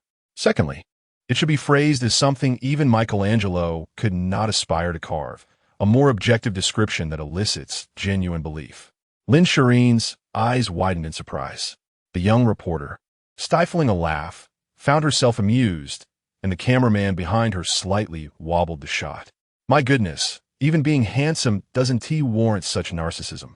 Someone mused, wow, this guy's a bit cheeky. Another remarked, now that's what I call a real man. The crowd buzzed with excitement, their smiles evident, while the fans in the live stream erupted in admiration, feeling utterly dwarfed by his display of confidence. The admiration for Ye Chen flowed like an unending river, relentless and overwhelming, akin to the surging waters of the Yellow River. This handsome fellow possesses quite the sense of humor, the reporter remarked, continuing. I wonder if you're considering joining the Huaxia Martial Arts Association? Not interested, Ye Chen replied without hesitation. With that time, wouldn't it be better to spend it with my two precious darlings? His words carried a double entendre. Lin Shiyin felt her cheeks flush at the mention of two darlings, one of whom was undoubtedly the little one, while the other was likely herself. How infuriating! Why do I feel sweet rather than angry? This rascal is clearly teasing me, and yet I find myself indulging him. What the predicamen? Meanwhile, the seasoned viewers in the live stream cast envious glances at the little one and the glamorous Lin Shiyin, marveling at Ye Chen's enviable life. Even as he playfully flaunted his charm, the two vice presidents of the Martial Arts Association fainted from the intensity of the spectacle, while fighters from various nations wore expressions of disbelief, blood boiling with frustration at the audacious man they wished they could vanquish. Chapter 84. How to Obtain the Superior Genes of Ye Chen. Farewell, handsome. The charming young reporter gazed enviously at the retreating figures of the family holding hands, envisioning herself in the girl's place, undoubtedly unable to sleep from sheer joy. Just then, the diligent assistant beside her widened his eyes in disbelief as he stared at his phone screen. Sister Chi, this is monumental. Startled by the sudden exclamation, the young reporter exclaimed, What is it, Sister Chi? As the assistant placed the phone in front of her, her eyes widened in astonishment. The handsome man from earlier was a deity. As she absorbed the information on the screen, her gaze shifted towards the direction in which Ye Chen's family had vanished, and her expression transformed entirely. Oh no, had I known he was a deity, I should have asked more questions. Regret washed over her in waves. Father is incredible, the little one exclaimed, recalling the earlier scene, her face alight with excitement. Ye Chen looked at the child, live streaming, affectionately ruffling her hair, revealing a captivating smile that could enchant countless young hearts in the live stream. Hee, that concludes today's live stream. The little one waved at her fans, who were not pleased. No, please don't go, our invincible little cutie. Ye Chen's skills were so exhilarating today. I never expected him to be so formidable. Oh no, is Ye Chen already married? My heart aches, and his daughter is absolutely adorable. I adore her. How can I obtain Ye Chen's superior genes? The lively discussion continued unabated in the live stream, blissfully unaware by our endearing little star. Lin Shiyin rolled her eyes at the two boys. You both only know how to show off. Just as Ye Chen was about to respond, a phone rang, interrupting their conversation. Hello, Mom. The anniversary of Yangqing No. One high school, is that so? All right. After ending the call, Ye Chen turned to the pair of beauties beside him. Shiyin, do you have any plans tomorrow? Come with me to Yangqing No. 1 to attend the anniversary and meet my father. Lin Shiyin's cheeks flushed crimson at the suggestion. Is that appropriate? The thought of being introduced to his family made her heart race uncontrollably. Why not? We are practically an old married couple now, Ye Chen remarked, glancing at Lin Shiyin. Are you planning to avoid meeting me forever? Mom, let us go. I really want to meet Grandpa. The little one chimed in, eager to see her grandmother as well, having felt reluctant when her grandmother had last departed. Very well, Lin Shiyin conceded after weighing her options. Although she felt somewhat unprepared, she understood that this hurdle would have to be crossed eventually. Yay! The little one clapped her hands in excitement. I knew Mom would agree. Overjoyed, she planted a kiss on Lin Shiyin's beautiful cheek, prompting an eye roll from her mother, who sighed, I truly can't with you. Evidently, the child's words often carried more weight than those of certain others. Lin Shiyin remained oblivious, while the little one discreetly gave a thumbs up to her father, causing Ye Chen to chuckle. This little cotton-padded jacket was indeed considerate. At Jiangnan University, in the dormitory, Lieben vented his frustrations at his hapless teammates during an online gaming session, exclaiming, Damn it, we just got wiped out. Evidently, his team had failed spectacularly. Useless bunch. The more he pondered, the angrier he became, until a notification pinged on his phone, prompting him to pick it up and alleviate his mood. With a mouthful of water still unswallowed, Lieben erupted in a spray, his eyes glued to the screen in disbelief. What the hell? Old 2, old 4. Come here quickly. His sharp cry disrupted the slumber of his roommates, Wang Zihong, and the rest, scattering their remaining drowsiness and igniting their irritation. Old three, what the hell? Did you take drugs or something? They grumbled as they got out of bed. Li Bin, unfazed, swallowed hard and exclaimed, "Look, the boss is up to something again." The initially angered duo paused, then turned their gaze to the screen, their pupils widening in astonishment. What? The boss just knocked out 2 vice presidents of the Martial Arts Association? Chapter 85. Whose prodigal son bought such an expensive car? Ding! Congratulations to the host for completing the task of defeating martial artists from various countries, earning 100 shares of Dosha Live and an additional 30 billion. As expected, amidst the ensuing commotion, Ye Chen received his reward from the system. He promptly accessed his attribute panel.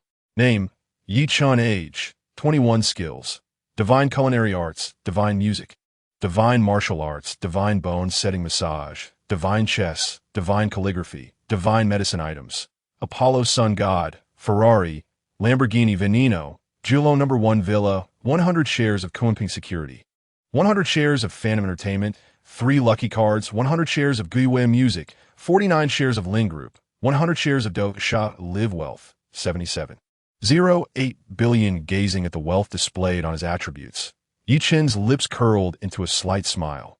With one more task, his wealth would reach the status of a billionaire.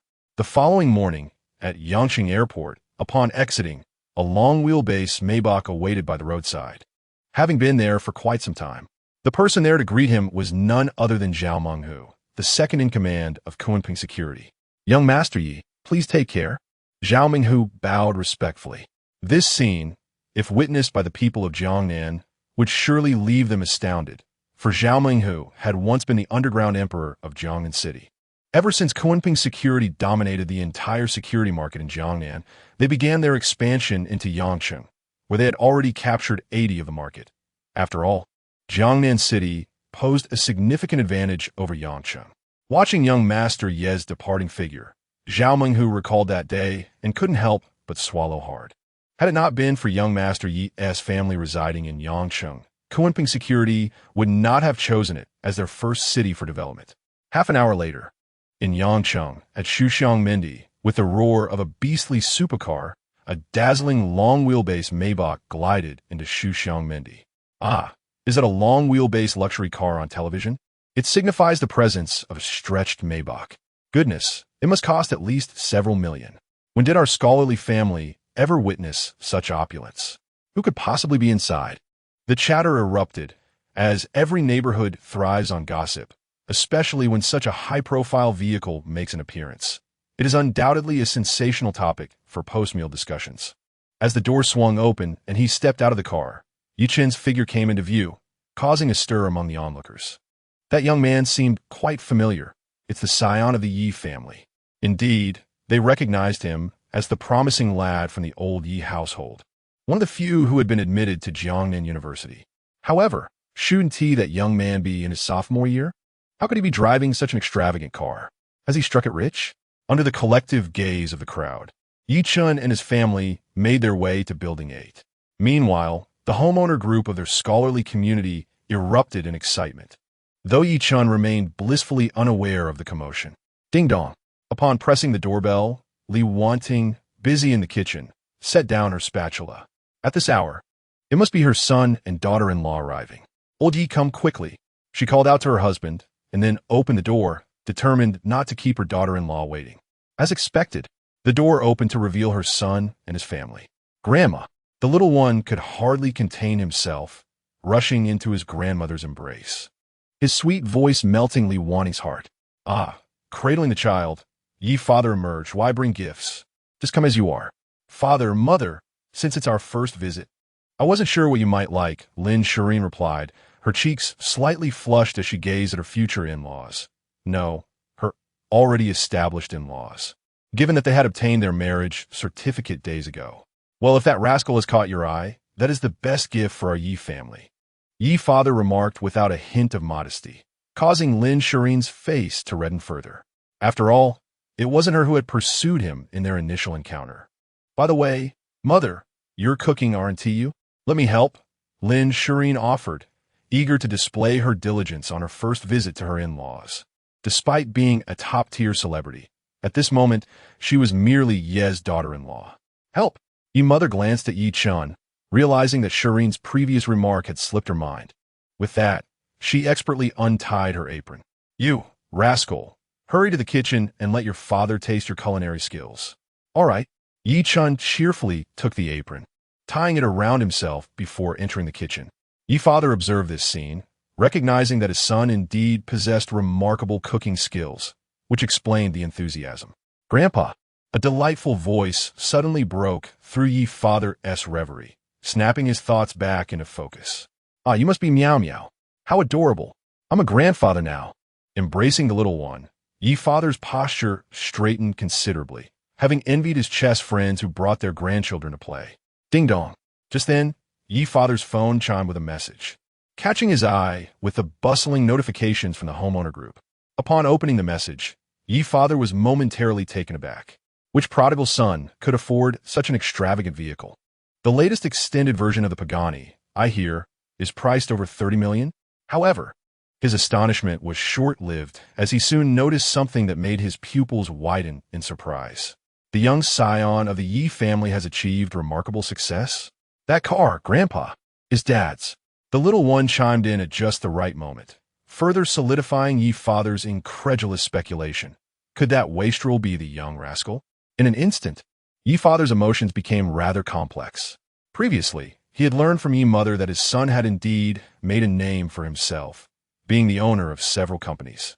Considering his wealth, purchasing such a car could hardly be deemed extravagant.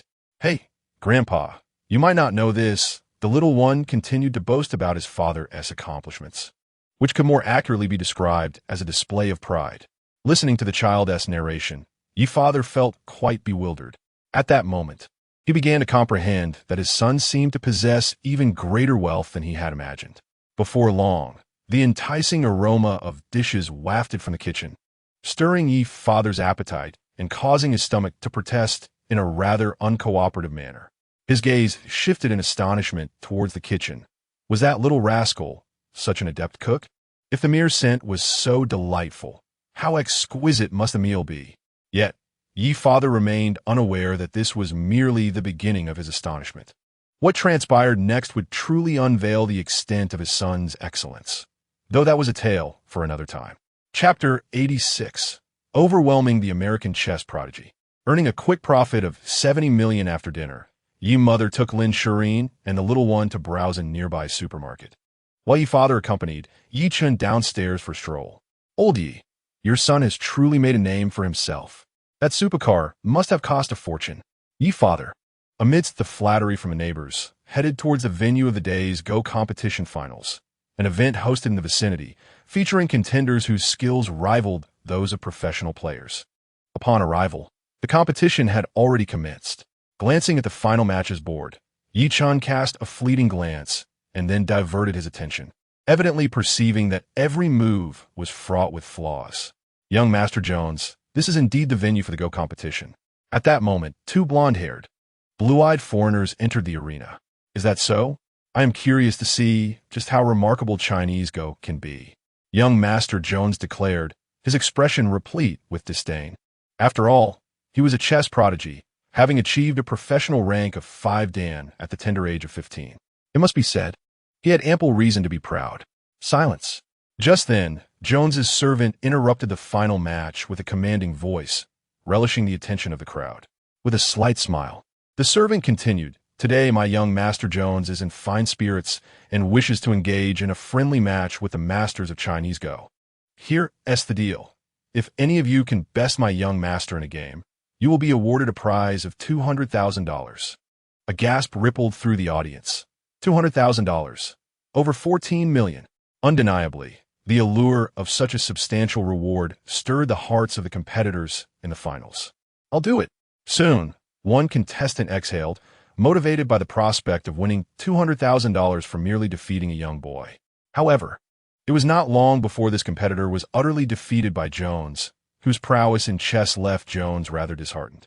Next, a bland voice announced as one by one, the elite of the finals were vanquished, and the crowd's gaze towards the young boy shifted dramatically. A chess prodigy. This thought echoed unanimously among the spectators. Jones, having obliterated the finalists, contemptuously remarked, "The chess skills of your nation are truly disappointing." "Indeed," interjected Ye's father, who had always held a fondness for chess and could no longer tolerate the disparagement. "Young man, do not be overly arrogant. The art of chess in your country was introduced by our illustrious Huaxia. There are countless masters in the grand tradition of Huaxia chess." Pausing momentarily, he continued, "If you truly possess the courage, why not seek a sparring match at the Imperial Capital Chess Academy?" This retort caused Jones's face to flush with embarrassment. The Imperial Capital Chess Academy? He would never dare to go there, for only the most exceptional talents were admitted, and while he considered himself adept, he was still far from such a prestigious stage. "Preposterous!" exclaimed Jones's servant, unable to contain himself at the disrespect shown to his master. Slap! Before the servant could flatter Jones further, he was swiftly met with a sharp blow from Ye Chen. "Father, why waste words on such a person?" The sudden turn of events left the crowd in astonishment. Young Yi from the old Yi family had executed a splendid maneuver. When dealing with the uncouth, one must respond with even greater disregard. As expected, this reaction proved far more effective than 100 words. The servant attempted to retort, but was silenced by another servant, who narrowed his eyes at Ye Chen. "Do you understand chess?" "Chess, you say?" Ye Chen chuckled inwardly at Jones's words, realizing this individual might be eager to challenge him. It was a rare occurrence to encounter someone so recklessly seeking their own demise. Nevertheless, having some leisure time, he thought it might be entertaining to engage with him. "Somewhat," Ye Chen replied, nodding slightly. At this moment, Ye's father felt a surge of anxiety. What was this reckless boy planning? "Then let us play a game," Jones declared, his confidence in his chess skills unwavering. "Oh, I have no objection to a game, but let us raise the stakes. How about $10 million? "Arrogant," scoffed the servant, fully aware that Jones had no need for such trivial amounts. $10 million? Are you certain you can afford such a sum? Jones was evidently skeptical that anyone from such a small place could muster such wealth. Naturally, Ye Chen then produced a prestigious black card from the Royal Bank of Switzerland. The servant was momentarily taken aback, then nodded to Jones, for to possess such a card, one must have a deposit exceeding 100 million. "Very well, $10 million it is." Ye's father, upon hearing this, became anxious, knowing his son had wealth, yet fearing such extravagance. "You rascal, Dad, I know my limits." Ye Chen interrupted, and thus the chess duel commenced. The finalists gathered around in anticipation. "Since you are a guest, I shall grant you 3 pieces," Ye Chen stated, gazing at the white pieces before him, his voice calm and composed. Upon hearing this, Jones narrowed his eyes. "In that case, I shall not hold back." With a series of swift moves, Ye Chen commenced his 4th play, while Jones, with a cold smirk, followed closely behind, thinking to himself how long the young man from the Yi family could maintain his pretense. The young scion of the Yi family possessed quite the strategic prowess. As the game progressed, the spectators' gazes toward Ye Chen transformed, for they realized that his chess skills had far surpassed their expectations. This audacious lad, though not yet at a professional level, was clearly recognized by Ye's father, who discerned that his son's abilities exceeded those of the competitors in the finals. No wonder he exuded such confidence. Jones, too, could not afford to underestimate him any longer and began to exert his full effort. A quarter of an hour later, beads of sweat rolled down Jones's forehead, while Ye Chen remained composed and untroubled, a stark contrast that highlighted the disparity between them. "Who on earth are you?" It was evident to Jones that his opponent's skills were not merely superior, but significantly so, and alarmingly, the young man was only a few years his senior. "Huh, just an unknown player in the Chinese chess scene," Ye Chen replied with a slight smile, which caused a flicker of surprise in Jones's eyes. "What? Does young Master Jones wish to back out?" With a decisive move, Ye Chen placed a piece on the board, decisively overpowering Jones. The servant accompanying Jones glared with hostility, ready to speak, but Jones interjected, "How amusing. I, Jones, have always accepted defeat with grace." "Pay up." "Yes, young Master Jones," the servant responded respectfully, subsequently transferring $10 million to Ye Chen. Jones cast a meaningful glance at Ye Chen, declaring, "I shall remember you." He then ordered his servant to depart, leaving the scene in a hasty retreat. At that moment, the eyes of all present shifted towards Ye Chen, particularly that of his father, who marveled at how his son had managed to amass over 70 million in mere moments. Could this truly be his son? Chapter 87. A crescendo of heaven and earth-esque dragon scales, young Master Jones. Are we truly letting it end like this? One of Jones's servants queried, glancing back at the cheers echoing from behind, his discontent palpable. Let end? How could that be? Jones replied with a slight smile, his eyes glinting with determination. That organization from the land of the rising sun has been eager to cultivate a relationship with my family, so let us ensure they eliminate that young man. Young Master Jones is indeed formidable.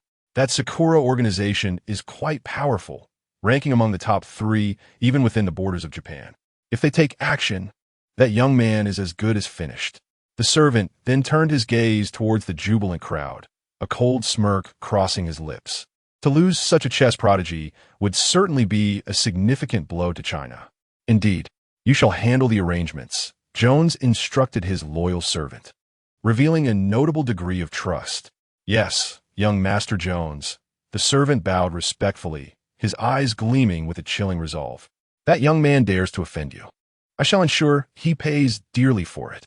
The following day, at the anniversary celebration of Yangqing No. 1 High School, Principal Zhao Ziyue, along with the head of the administration and others, had been waiting for some time. As an elongated Pagani made its grand entrance, their eyes widened in astonishment. Soon, the vehicle came to a halt at the entrance of the playground, drawing the attention of numerous students from Yangqing No. 1 High School. Look, a heavyweight has arrived. Who could the school have invited in such a luxurious car? Ahem, one cannot help but wonder if the discourse pertains to a certain illustrious celebrity. I am inclined to think it must be a goddess. How delightful it would be to acquire an autographed photograph. Nonsense. It undoubtedly must be an exceedingly handsome gentleman. The students engaged in fervent discussions, and at last, as the door swung open, a figure emerged before them. Upon witnessing the arrival, the students erupted in excitement.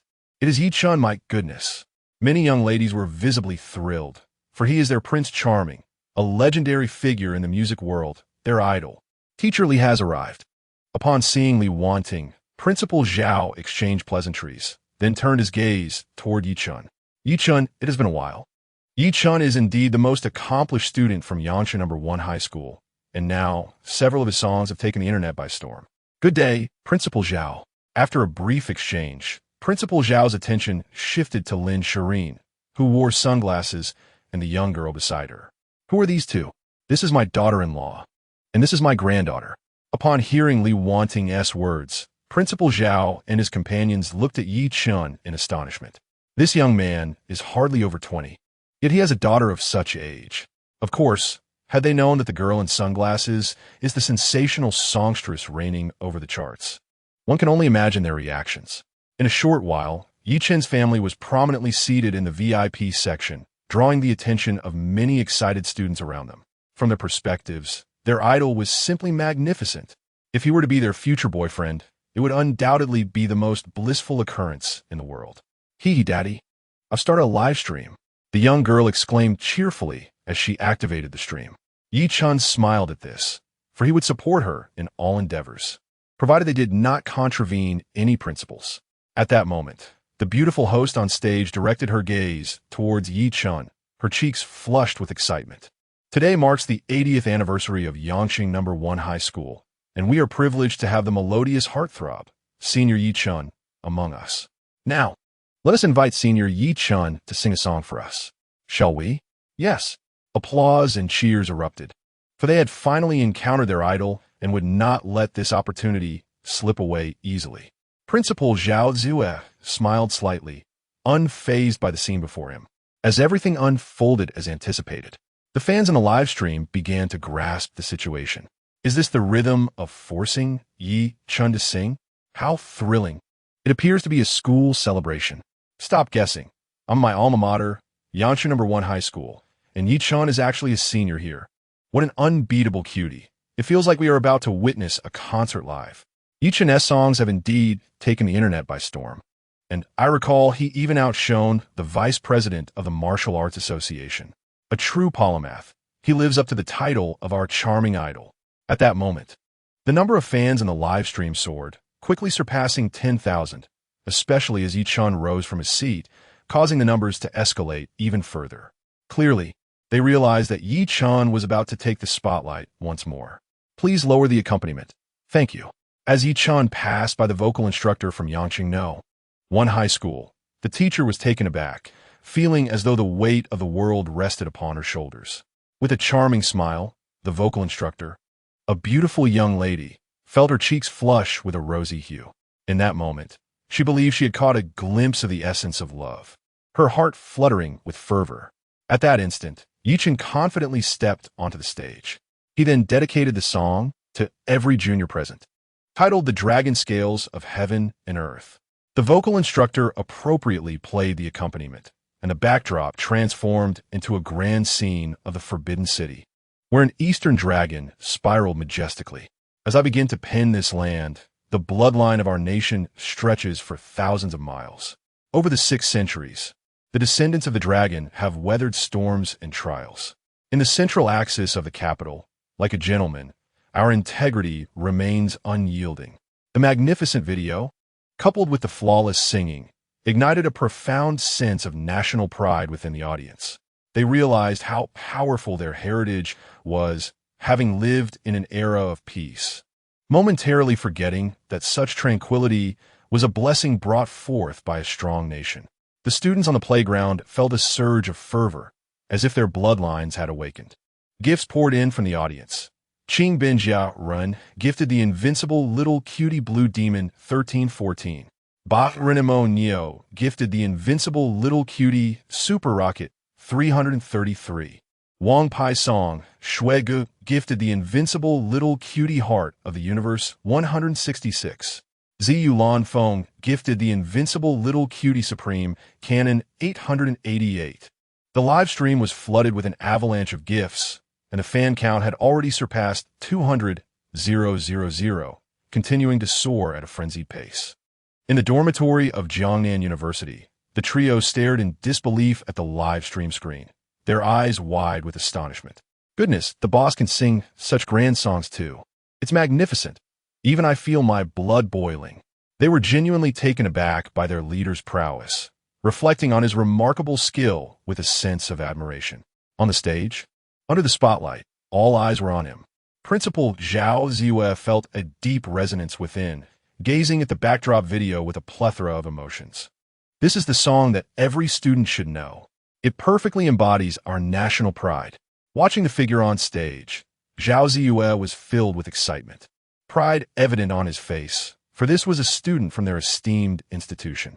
Lin Shiyin, captivated by the thunderous voice, recognized that this song far surpassed the current trends of the music industry, sparking a flicker of respect in her heart for him. These dragon scales once fell with a resounding clang, like shattered ice. Each scale is a piece of my heart, a story swaying that I cannot bear to hear. At the divine martial gate of the Forbidden City, how many hardships forged the soul of China. The little one's eyes widened in amazement, mouth agape, exclaiming, "Wow, Daddy is so amazing."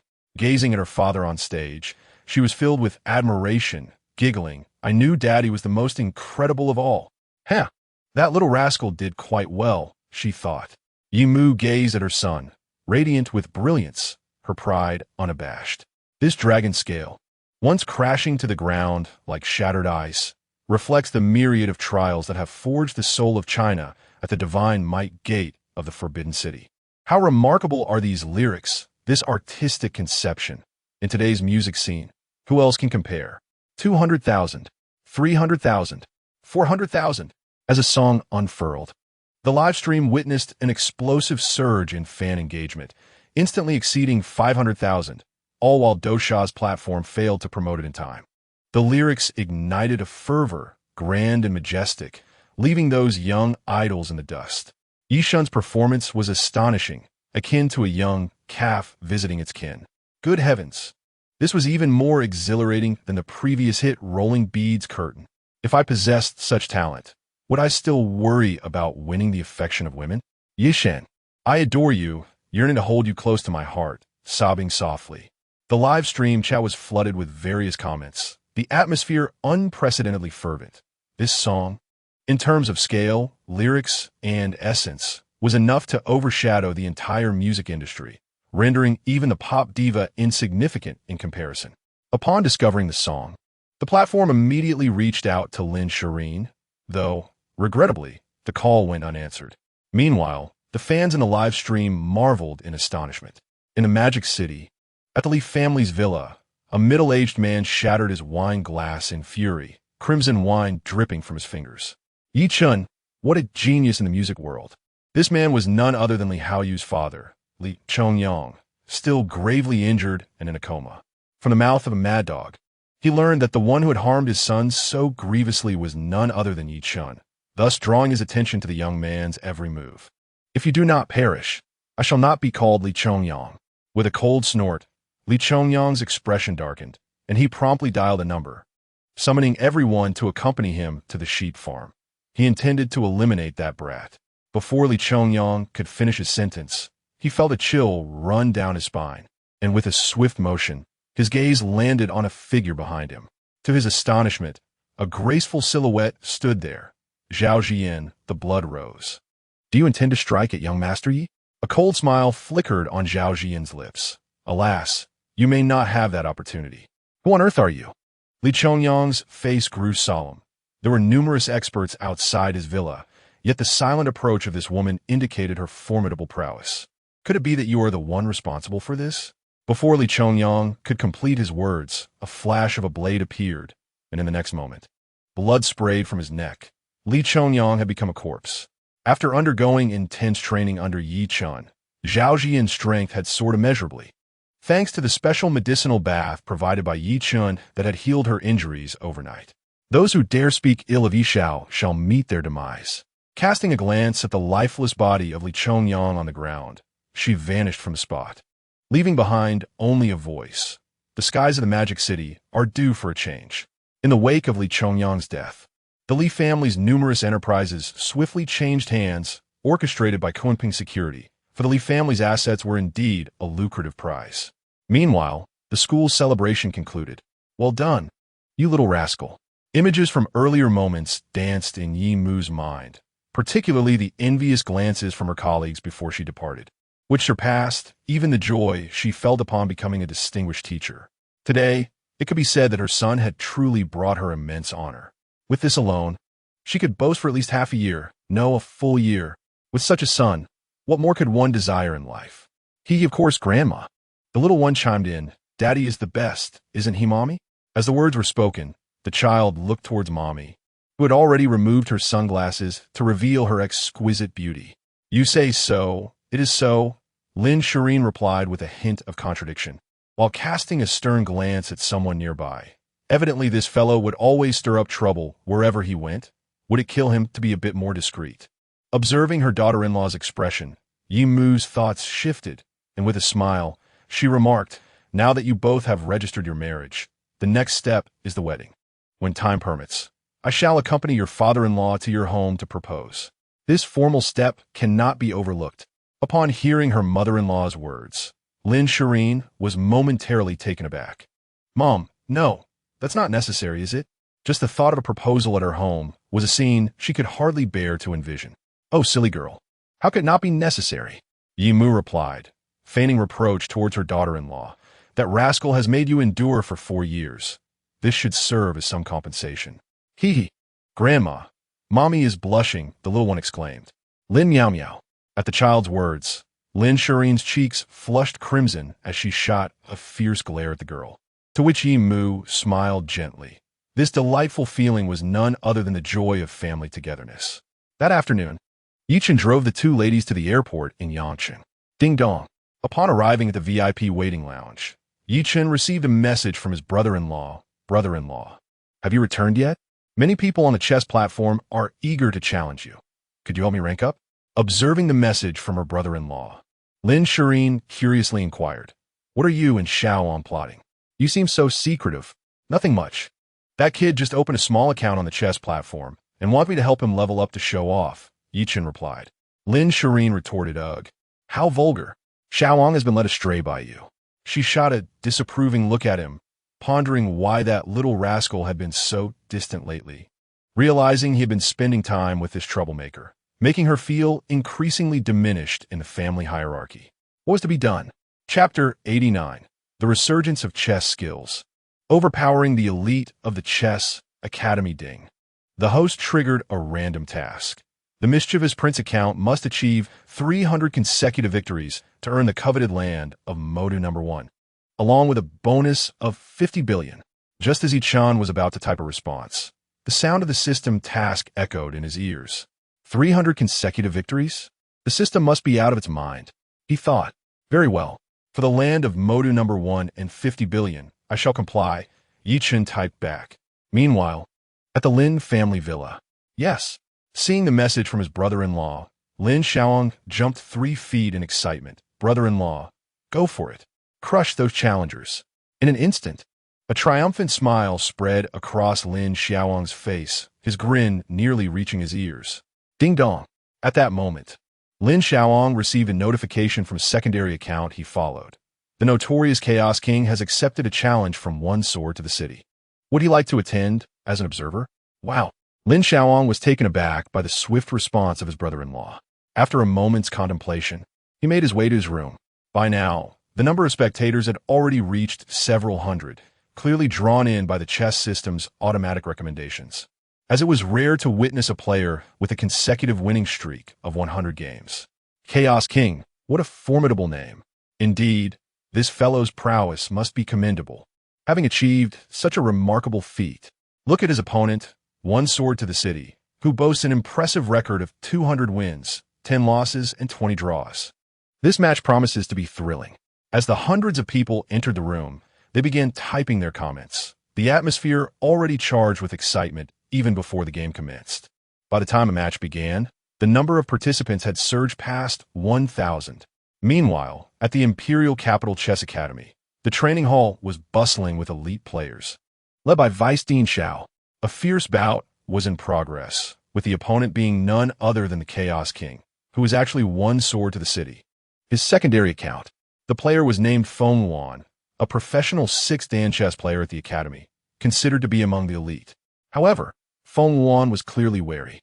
After all, his opponent had the capability to defeat Vice Dean Xiao, making this an ideal opportunity for practice. Feng Wan, relax. Just play at your usual level, Vice Dean Xiao advised, knowing that facing such a master was undoubtedly the quickest way for them to enhance their skills, as encounters with such talent were rare. Yes, Vice Dean Xiao. Feng Wan exhaled deeply, still visibly tense, while other elite players in the academy focused intently on the screen, eager not to miss any opportunities. As observing such a match was beneficial for them. With a decisive move, Feng Wan played first, placing a black stone at the star point. Clearly, Feng Wan adopted a very cautious approach, aware of the formidable strength of the Chaos King. Seeing this, Vice Dean Xiao nodded slightly in approval. Just then, a white stone was placed, indicating that Chaos King had made his second move. After 5 or 6 minutes, the game reached the 68th move, and Feng Wan's forehead was furrowed in concern, as the situation was evidently one-sided. I've lost. He clicked to concede, forcing a bitter smile. This Chaos King possessed an overwhelming skill that was far beyond his reach. Next, quickly, Vice Dean Xiao promptly initiated a challenge using Feng Wan's secondary account to face off against the Chaos King. Elsewhere, in the VIP lounge of the Yangqing airport, upon seeing one sword to the city challenge again, Ye Chen was momentarily stunned. The little one beside him looked over. Daddy, that one sword to the city is challenging again? Lin Shiyin observed the scene nonchalantly, finding it amusing that he was seeking attention even while waiting for a flight. Nevertheless, Ye Chen, eager to complete his task swiftly, had no hesitation in clicking to accept the challenge. Minutes later, the battle concluded. One sword to the city faced defeat once more, suffering a consecutive loss. The elite players from the academy took turns participating 10 matches, 50 matches, 100 matches. Soon, after 200 matches, the player known as One Sword to the City suffered an astonishing defeat in every single game. leaving the audience utterly astounded. The number of participants in the room had already exceeded 100,000. My goodness, who is this one sword to the city? One incredible display of perseverance. Losing over 200 matches. How terrifying. However, the worldly Demon King is indeed formidable, having achieved 300 consecutive victories. In the Lin family villa, Lin Shiyin watched his brother-in-law's gameplay, exclaiming, as expected of my brother-in-law, truly impressive. Meanwhile, Lin Shiyin, observing the performance of one sword to the city, rolled her eyes at Ye Chen, just as she had anticipated. Yet, she was taken aback by the fact that one sword to the city had lost more than 200 times. Most people would have given up after a mere 10 losses. Curiously, the little one tilted their head at the screen, asking Daddy, why I sent one sword to the city challenging anyone anymore. Lin Shiyin glanced at the child and thought, not challenging? Is this girl still dissatisfied with her father's spotlight? At the same time, in the chess academy's training ground, the worldly Demon King proved to be extraordinarily powerful. Clearly, he was no match for the other players, whose skills were astonishing. Indeed, even the Dean might struggle to secure a victory against him. It was evident that Vice Dean Xiao had lost no fewer than 20 times. Unquestionably, the elite members of the chess academy had been utterly vanquished by the worldly Demon King, ending the practice session with a record of 0 wins, 208 losses, and no draws. If this scene were to be witnessed by the outside world, it would undoubtedly leave everyone speechless. The last bastion of Chinese chess, the elite members of the academy, had been completely obliterated. Vice Dean Xiao gazed thoughtfully at the information about the worldly Demon King displayed on the screen. Nickname, Worldly Demon King. Win rate, 309 wins, 0 losses, 0 draws.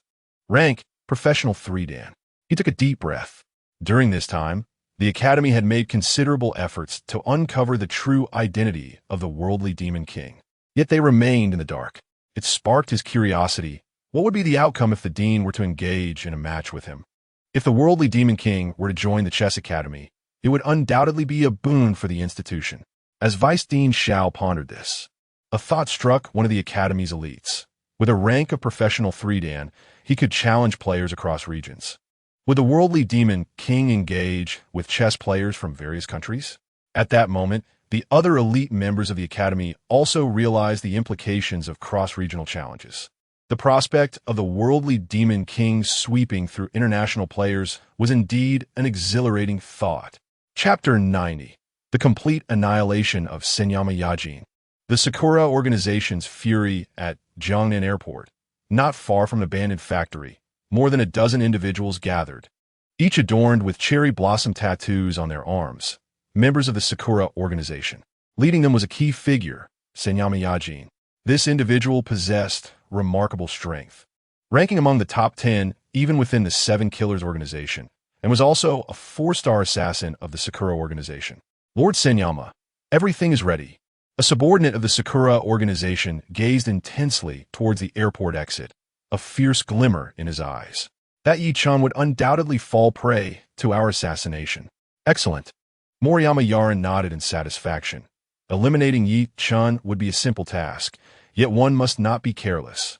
After all, as he pondered this, Moriyama recalled the warnings from the upper echelons of the Sakura organization. This assassination bore extraordinary significance, as it was a crucial consideration in our organization's alliance with a prominent family in the United States. A certain family? Upon hearing Moriyama's words, the dozens of assassins behind him were taken aback, realizing that this was a matter long contemplated by the organization's higher-ups. Yet, what had this lad done to incur such wrath from that family? Prepare yourselves. With a wave of his hand, Moriyama signaled his subordinates to get ready. This assassination was merely a part of their plan. To ensure success, they had devised 3 layers of attack, underscoring the gravity with which they approached this mission. To my friends from Fusong, I believe it is best to remain here. Just then, a voice unexpectedly interrupted, causing Moriyama's expression to shift. He turned to see a group of individuals surrounding them. The leader was none other than Zhou Guoping, the head of Kunping Security. It seems the Sakura organization has not graced this territory in many years, Zhou Guoping remarked, a smirk playing at the corners of his mouth. Moriyama Yarin, aged 31. A four-star assassin of the Sakura organization, known for his ruthless nature and willingness to employ any means to achieve his ends, holds the infamous title of Blood Butcher, with a record of assassinating high-ranking officials in Fusan. Who are you? With his identity laid bare so easily, Moriyama's face turned icy, and he exchanged glances with his subordinates, signaling them to be ready to strike at any moment. Heh, my identity is of little importance. What matters is that your Sakura organization should not lay a hand on young Master Yi. This place is a fine resting ground. Zhou Guoping had no intention of engaging in further banter with Moriyama. He regarded the eager assassins with a hint of mockery, raising his hand slightly. Eliminate them. Leave no one alive. In an instant, the 20-odd assassins sprang into action, while Zhou Guoping observed silently from the side as the two sides clashed. Moments later, aside from Moriyama, all others lay lifeless on the ground. The outcome left Moriyama in utter disbelief. The most terrifying aspect was that their adversaries suffered no casualties. Encircled by over 20 individuals, Moriyama found himself in an inescapable predicament. Kill! His eyes ablaze with rage, Moriyama understood his fate was sealed. He launched a desperate attack in a certain direction, as the group toyed with him like a cat with a mouse. Seconds later, Moriyama bled out and perished. Unable to comprehend how such formidable opponents could exist in a mere small region of Jiangnan and Huaxia, rivaling even four-star assassins. The scene had transformed into a veritable hell of slaughter. The Sakura organization? Zhou Guoping surveyed the numerous corpses around him, surprised at how swiftly they had encountered foreign forces. Yet it also presented an opportunity to test their combat prowess. The 20-odd individuals were but a fraction of the elite trained by Ye Chen. Withdraw. With a wave of his hand, Zhou Guoping ordered the group to retreat, leaving a few to handle the aftermath. However, it was regrettable that they had failed to uncover the reasons behind the Sakura organization's actions. Unbeknownst to Ye Chen, a scene was unfolding. Upon exiting the airport, the little one inhaled the familiar air, finally back home, giggling with delight. Clearly, the little creature was overjoyed, especially recalling the moment when Daddy had just made a remarkable impression at the chess tournament. The familiar sense surrounded them, and Lin Shiyin exhaled in relief. Her visit to Yangcheng to meet her future in-laws had concluded, almost feeling like a dream. Ding! Congratulations, host, for completing the task of achieving 300 consecutive victories on the mischievous monarch account. Reward: prime real estate in the Magic City, along with a bonus of 50 billion. At this moment, the voice of the system echoed in Ye Chen's ears, curling the corners of his mouth into a tantalizing smile. He then summoned his attribute panel. Name: Ye Chen. Age: 21. Skills: Divine Culinary Art, Divine Music, Divine Martial Arts, Divine Chiropractic Massage, Divine Chess, Divine Calligraphy, Divine Medicine Items, Apollo Sun God, Ferrari, Lamborghini Veneno. 9 Dragons Villa, 100 shares of Kunping Security, 100 shares of Fan Entertainment, 3 Lucky Cards, 100 shares of Guiwei Music, 49 shares of Lin Group, 100 shares of Dosha Live, Magic City Prime Land Wealth, 1.3708 trillion. The wealth value on the attribute panel had surpassed $1 trillion for the first time, bringing great joy to Ye Chen. Undoubtedly, the most gratifying aspect was the prime land in the Magic City, a place where every inch is worth its weight in gold, encompassing an area of several kilometers with a market value exceeding 100 billion. Such a valuable piece of land, if not utilized wisely, would be a tremendous loss. Ye Chen's smile deepened. It was time to implement the grand business plan he had long envisioned. Please return to the villa. I need to stop by the company, he instructed. Lin Shiyin was not surprised by his words, having already known that he was the owner of Phantom Entertainment, which explained her acceptance of the Rose CAF and Junlin Hotel. After all, he was not lacking in such ventures. Make sure to come back soon, Daddy. The little one waved at him, and then Tianlang drove towards the villa. Ding dong. Shortly after the mother and child departed, Zhou Guoping sent a message. Young Master, assassins from the Sakura organization have been dispatched to target you, but they have been dealt with. Ye Chen paused upon reading Zhou Guoping's message. The Sakura organization? Quite intriguing. He murmured, it seems the number of adversaries is steadily increasing. However, ISNT that what makes it all the more interesting? He deleted the message and then drove his Lamborghini Veneno towards Phantom Entertainment. Meanwhile, at the headquarters of the Sakura organization in Fusang, what? The high-ranking officials of the Sakura organization erupted in fury upon hearing the report from their subordinate. Is Moriyama Yorin a fool, unable to handle such a trivial matter? Eliminating Ye Chen is of paramount importance for the Sakura organization. Otherwise, we wouldn't have dispatched a 4-star assassin. Xiaotian, you are to travel to Huaxia. Ensure that Ye Chen is eliminated. A high-ranking official of the Sakura organization commanded, immediately dispatching a 5-star assassin, then gazing towards the direction of Huaxia. Ensuring the alliance with the Jones family remains intact. Failure was not an option. Chapter 91.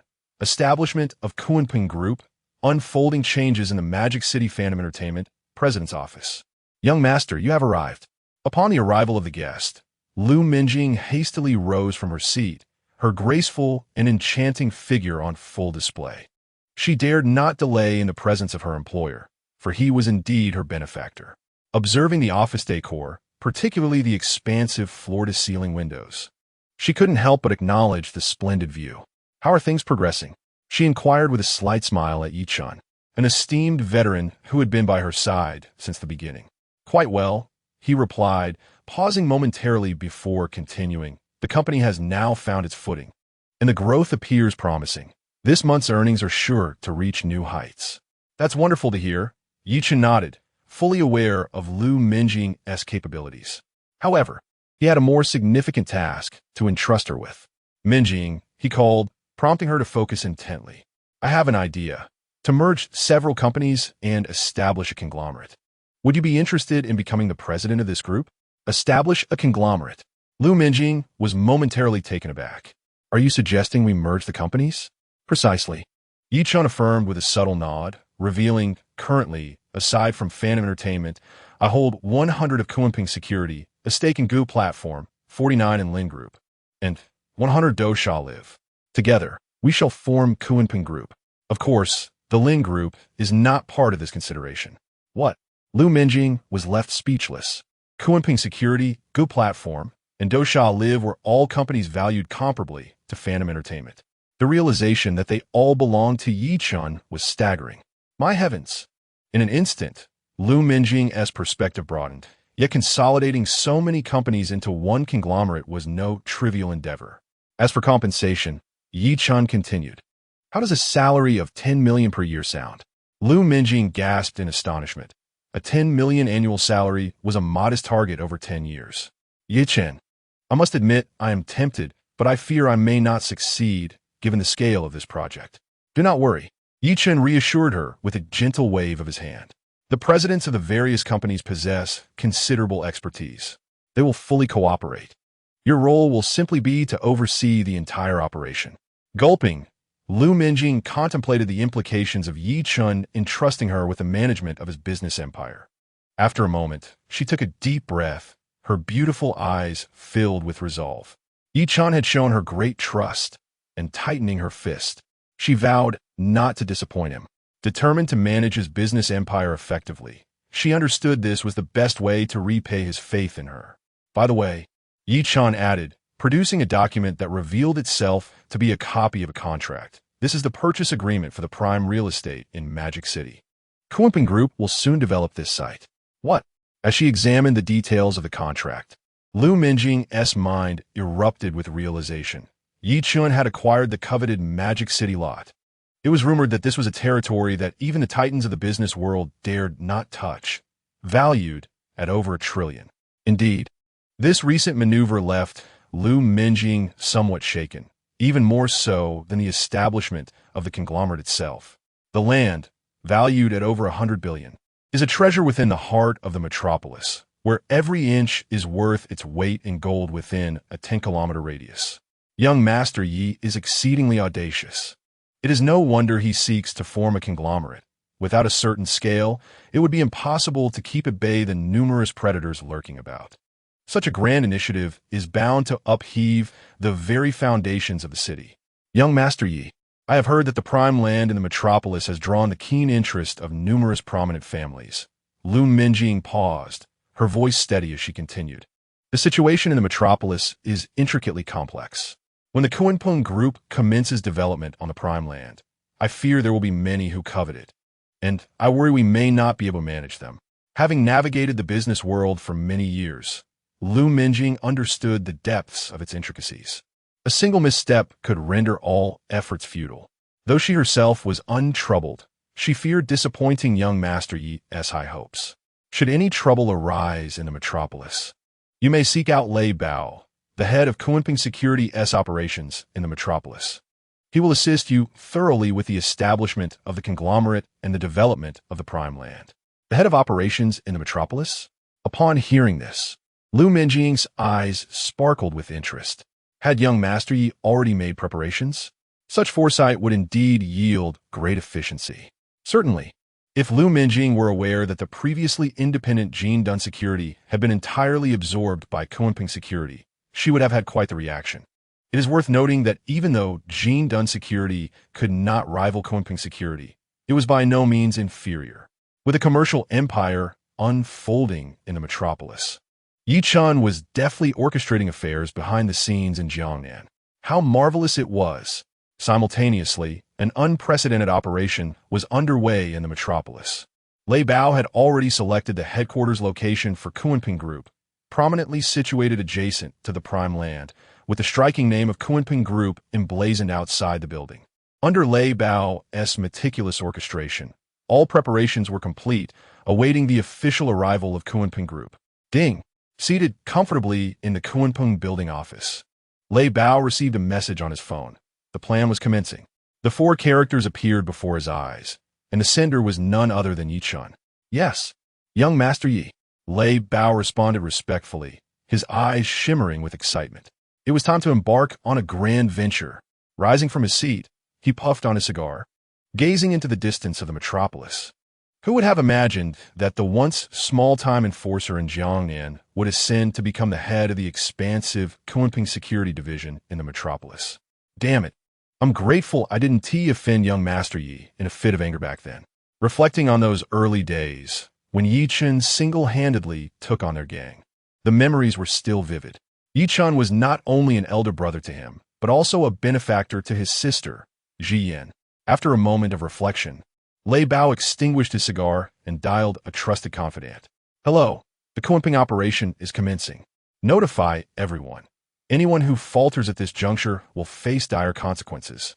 Yes, Boss Lei, came the response from his confidant, who gulped nervously and promptly initiated the prearranged plan, starting with the complete acquisition of the Li family's enterprises, all to be incorporated under the Kunpeng Group's banner. The sudden and decisive actions left the various factions in the metropolis reeling, as a monumental shift began to unfold quietly with the establishment of the Kunpeng Group. Chapter 92. The gala dominates the literary society as prodigy. Crisis approaches. At the Jiulong No. 1 villa, with the familiar sound of brakes, the little one playing on the lawn outside the villa beamed with joy. Daddy had returned. With tiny feet pattering, he rushed into his father's arms just as he stepped out of the car. Why did you come back so late? Although they had only been apart for a short while, Miao had missed him terribly. On the lawn, Lin Shiyin observed the tender moment between father and child. A smile curving at the corners of her lips. She had grown accustomed to this feeling.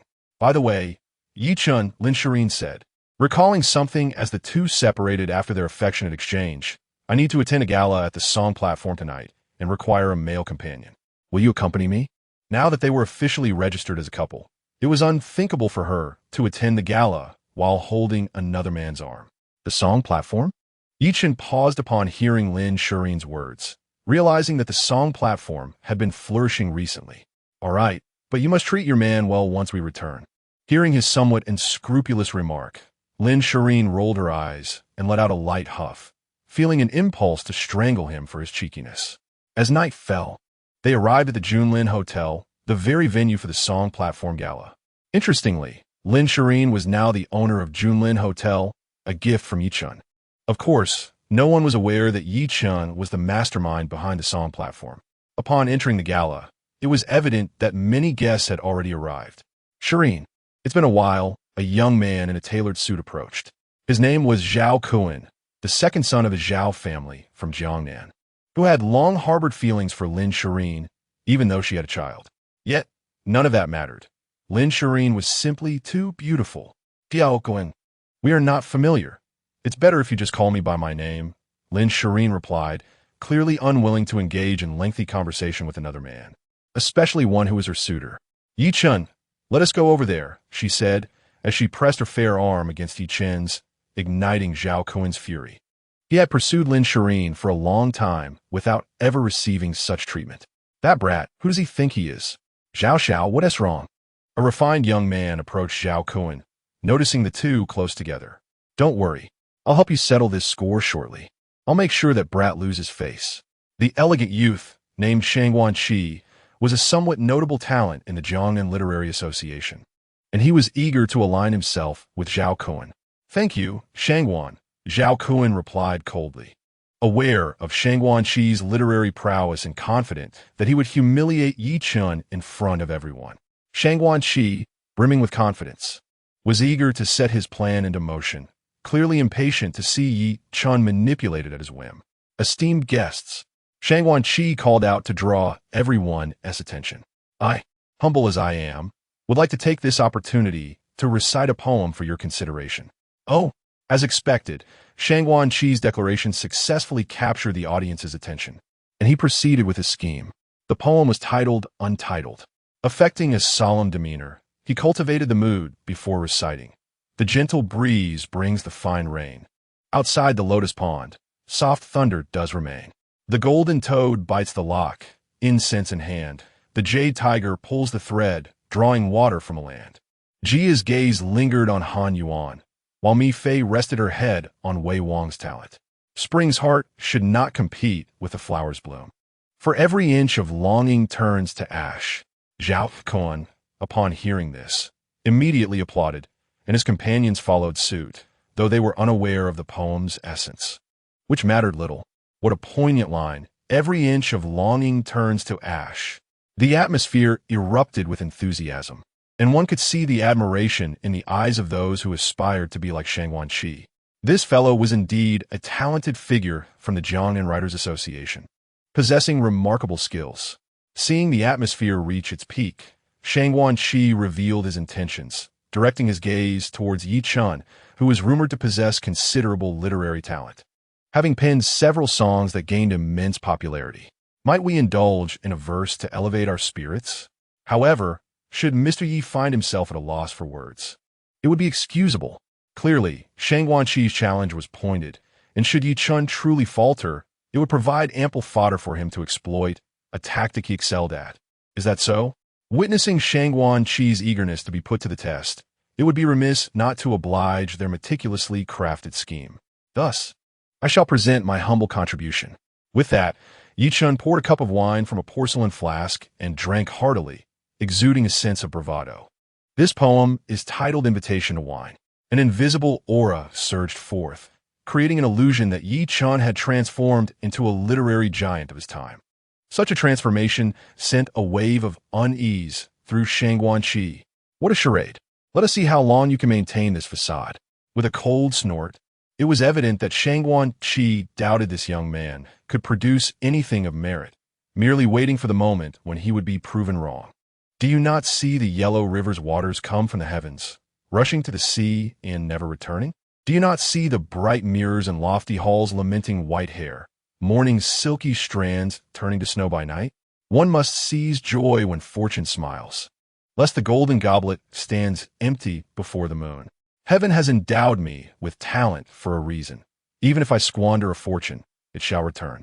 Throughout history, sages have all remained solitary, yet only drinkers leave their names behind.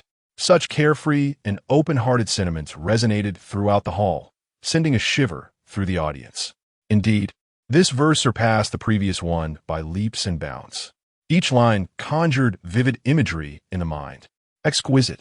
Naturally, there were many in the crowd who appreciated poetry. Their gazes towards Ye Chen had transformed. Lin Shiyin, meanwhile, rolled her eyes at the poet among them, annoyed that he had once again taken the stage. She then looked at Shangguan, confident that he could not possibly compete with his talent. Zhao Kun listened intently. Although some of the verses eluded him, he felt they eclipsed Shangguan Qi's efforts significantly. This is impossible. Meanwhile, Shangguan Qi stood there dumbfounded, his face burning as if Ye Chen had dealt him a resounding slap. Cursed be it, this script had gone awry. Infuriatingly, that young man had underestimated him. And in an instant, Shangguan Qi's unfriendly gaze fell upon Ye Chen, realizing the gravity of the situation. Not only had he failed to undermine his rival, but he had also stepped in his own mess, losing both face and resources. Shall I? Shangguan Qi attempted to say something, but was silenced by Zhao Kun's cold snort, leaving him feeling desolate. His plan had failed, all because of that wretched youth. Unaccountably, Shangguan Qi began to harbor resentment towards him. However, at the same time, a pair of serpent-like eyes in a corner of the banquet had been fixed on the scene for quite some time, waiting for an opportunity to strike. This young man would soon meet his demise, chuckling ominously. Chapter 93. A preliminary test of skills, the Divine Doctor's Apprenticeship. Excuse me, I need to visit the restroom. Ye Chen's gaze flickered toward a shadowy corner, where he had clearly sensed a fleeting aura of deadly intent. Shall I accompany you? With a dismissive glance at a certain individual who was known for his irreverent demeanor, Zhao Kun felt a chill in his heart upon witnessing the unfolding scene. Ye Chen made his way toward the restroom, the cold, venomous gaze in the shadows sharpening. As expected, not long after approaching the restroom, a figure appeared like a specter in the distance, emanating a formidable presence. Your life is forfeit. I, Gui Sha, shall claim it. With little ado, Gui Sha advanced with blinding speed, but before he could close in, another figure intervened, blocking his attack. Gui Sha was momentarily taken aback upon seeing the enchanting silhouette before him. Bloodrose, how could you possess the strength to withstand my strike? Indeed, Gui Sha was quite surprised to find Zhao Ziyin before him. In an instant, over a dozen figures from the Seven Killers organization materialized around them, each one formidable. Especially two of the top 10 assassins who had just arrived. Kill. Annihilate. Gui Sha wasted no time and charged toward Bloodrose again. The value of this woman was equal to the stakes of the mission at hand. Clang, clang, clang, accompanied by the sound of weapons clashing. Gui Sha became increasingly alarmed as the battle progressed. Yet, at a certain moment, a smirk appeared on Bloodrose's lips. The flash of her blade was swift, and Gui Sha widened his eyes in disbelief as blood gushed from his neck, soon transforming him into a lifeless body. Gulp. The other members of the Seven Killers organization were taken aback, their expressions shifting dramatically. How can Bloodrose be this strong? Engage. Zhao Ziyin cast a glance at the remaining members, and her voice rang out. Within moments, a dozen figures descended upon the Seven Killers organization, swiftly eliminating them all as if a harbinger of death had arrived. Clear the battlefield. Zhao Ziyin instructed her subordinates, and soon the scene was devoid of bodies. The blood meticulously cleaned, as if Gui Sha's group had never existed. Young Master Yi. Just then, a report came in regarding the Seven Killers organization. The individual who had hired Gui Sha was Kai Qianyu, the chairman of Kai Real Estate. Oh, hearing this name, Ye Chen's brow furrowed slightly. Do I have a grievance with him? Clearly, the multiple waves of assassins from the Seven Killers organization indicated that this was no trivial matter. Young Master, previously at the Junlin Hotel, you dealt with Kai Kun, leading to his being sidelined by Phantom Entertainment, resulting in his disgrace. Upon hearing Bloodrose's words, Ye Chen was momentarily stunned, recalling that this incident had indeed taken place. Handle this matter. Ye Chen nodded slightly, giving instructions to Bloodrose. Understood, young master. Bloodrose respectfully acknowledged, then swiftly exited the scene, bringing the commotion to a close. Returning to the banquet, old Master Lu, quickly a doctor. A sudden disturbance obstructed Ye Chen's path, and he soon spotted an elderly man in visible agony, beads of sweat rolling down his forehead as the doctor hurriedly arrived. After a thorough examination, the physician's expression turned grave. Miss Lu, your grandfather's chronic ailment has resurfaced. Immediate surgery is imperative, or else. Just then, the renowned healer, Gao Yuanshan, arrived at the scene. As a distinguished medical expert from Jiangnan City, he too wore a serious demeanor as he took the pulse. Gao, what is the situation? Lu Sueki inquired anxiously, fully aware of her grandfather's condition. Today, in celebration of his birthday, he had indulged a bit too much and inadvertently aggravated his hidden illness. Cough, cough. Elder Lu's condition is quite severe. It may be beyond saving. I can only prescribe some medicine to prolong his life, Gao Yuanshan lamented. Upon hearing this, Lu Sueki's face turned pale. How long can he be sustained? At most a month, Gao Yuanshan replied after a moment of contemplation. Observing the commotion around, Ye Chen, feeling a surge of confidence, remarked, I can cure his ailment. The crowd at the banquet turned their attention, catching his declaration. What a pretentious display, Zhao Cohen sneered, clearly unimpressed by Ye Chen's audacity. Ye Chen, have you lost your mind? Lin Shiyin grasped his arm, concerned that even the esteemed experts, including Gao Yuanshan, could not remedy the situation. Although Ye Chen's skills in massage were commendable, they were vastly different from the practice of medicine. I am confident, he asserted, stepping into the fray and producing golden needles. Wait, Gao Yuanshan interjected, young friend, while one may indulge in reckless eating, one must not speak carelessly. Elder Lu holds a prestigious position. Should anything go awry, it would be beyond your capacity to bear. No worries, Elder Lu replied with a faint smile. I have little time left, so let us try this desperate measure. Grandfather, you, Lu Sueki exclaimed anxiously. No need for concern. Elder Lu reassured her with a smile. Young friend, proceed. The golden needles glimmered as they precisely targeted various acupoints on Elder Lu's body. If this ailment could truly be cured, would there be no more incurable diseases in the world? One of the expert doctors scoffed. Silence. Gao Yuanshan glared at the doctor. What do you understand? Turning to Ye Chen, he added, young friend, this is the method of the 9-turn golden needle. After the needling was completed, Ye Chen looked at Gao Yuanshan. Do you recognize the 9-turn golden needle technique? Indeed, Gao Yuanshan replied. Such a technique is not known to ordinary individuals. Cough, cough, I'm ashamed to admit. I once found fragments of this method in ancient texts. At that moment, Gao Yuanshan knelt before Ye Chen. Master, might you impart the technique of the golden needle to me? The onlookers were taken aback. Was the esteemed healer truly bowing as a disciple? I have no interest in taking students, Ye Chen replied, glancing at Gao Yuanshan. I merely acted out of a desire to demonstrate my skill. However, I can provide you with some medicinal formulas. With a flick of his wrist, Ye Chen penned several formulas. Upon seeing them, Gao Yuanshan's eyes widened, realizing their extraordinary nature, and he bowed several more times. Thank you, master. Immediately, the crowd's perception of Ye Chen began to shift. Grandfather, how do you feel? Lu Sueki asked with great concern, noticing a significant improvement in his complexion. Elder Lu felt his breathing ease considerably. The pain in his stomach had subsided. I feel as though my illness has improved. What? Upon hearing this, the expert physician hastily examined the elder Lu and soon arrived at a startling conclusion. How could it be? He was truly healed. Zhao Kuin's eyes widened in disbelief. How could this be? That fellow possessed such remarkable medical skills? At this moment, Lin Shiyin was also taken aback. Indeed, the old man had been cured. As the crowd regained their composure, Ye Chen had already departed. I understand now.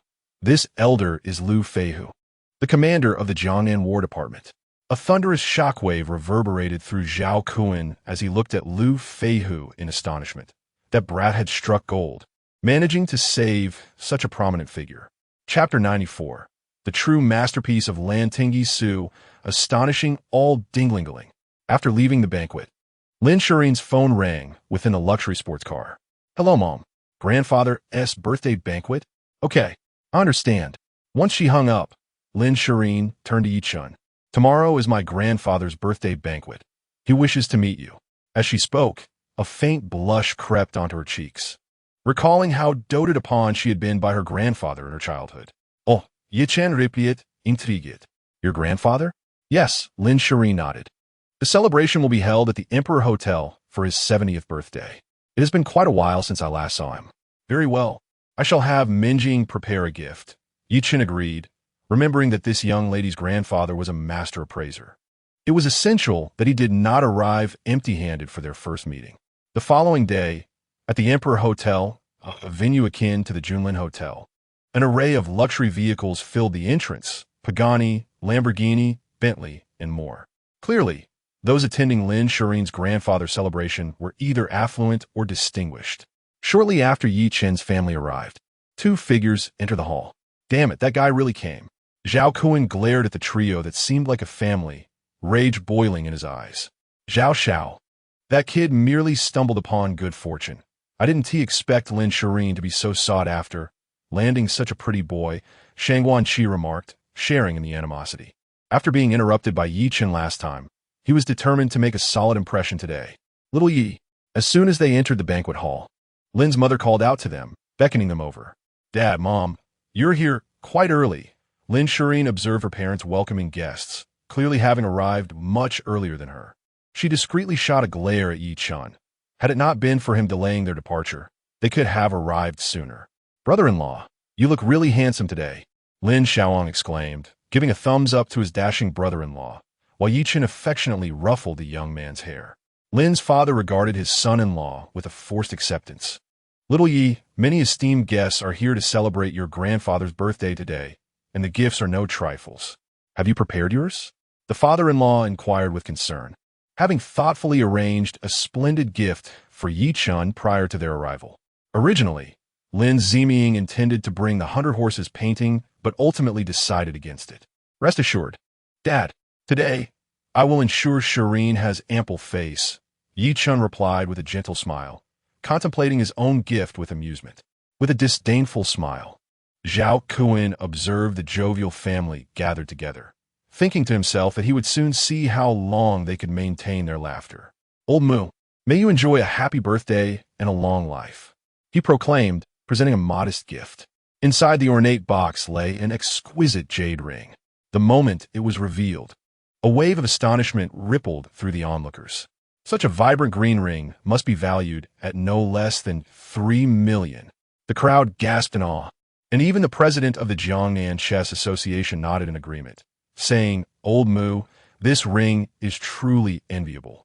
Well, it's not too shabby, Old Mu replied with a slight smile, casting a pleased glance at Zhao Kun, acknowledging the young man from the Zhao family for his thoughtfulness. Please convey my regards to your grandfather. Certainly, Old Mu, Zhao Kun replied, successfully drawing the attention of the gathered guests.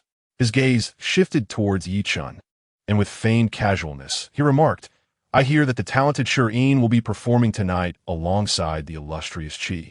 I wonder what kind of gift Mr. Yi has brought for Old Mu? His underlying intent was unmistakable. Shangguan Qi returned a cold smile, eager to see what the young man would present as a fitting birthday gift. Old Mu's eyes also wandered to a dashing young man, recognizing him as the one who had caused his granddaughter to become pregnant 4 years prior.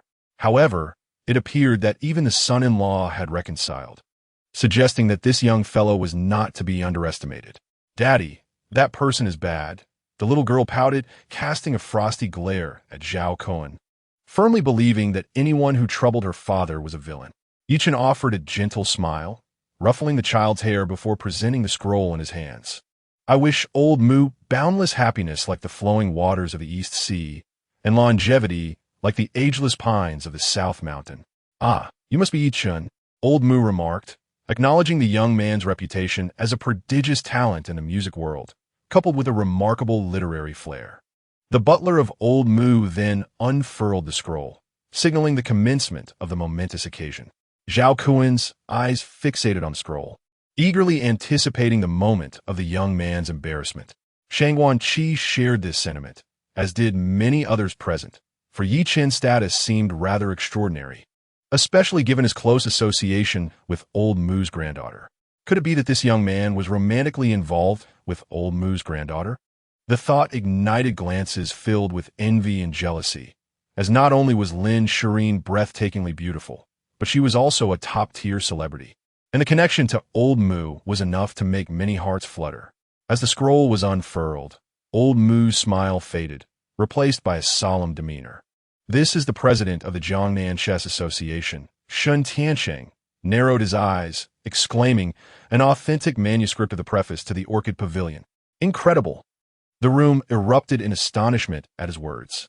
Although Shun Tiancheng was the head of the chess association, his expertise in identifying treasures was renowned throughout Jiangnan.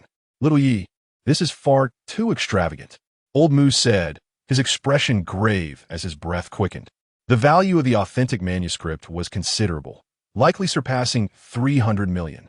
And even then, it was priceless and rare. Goodness. Lin Shiyin was taken aback by the scene, gazing incredulously at the scroll, realizing just how reckless this young man was with his wealth. Lao Lin, is this truly the authentic Lantingyi Su? Upon witnessing her father's solemn demeanor, Lin Mu was taken aback. It was the first time she had seen him so serious. Lin Shiyin inhaled deeply, for the style and elegance of the writing could not possibly be mistaken.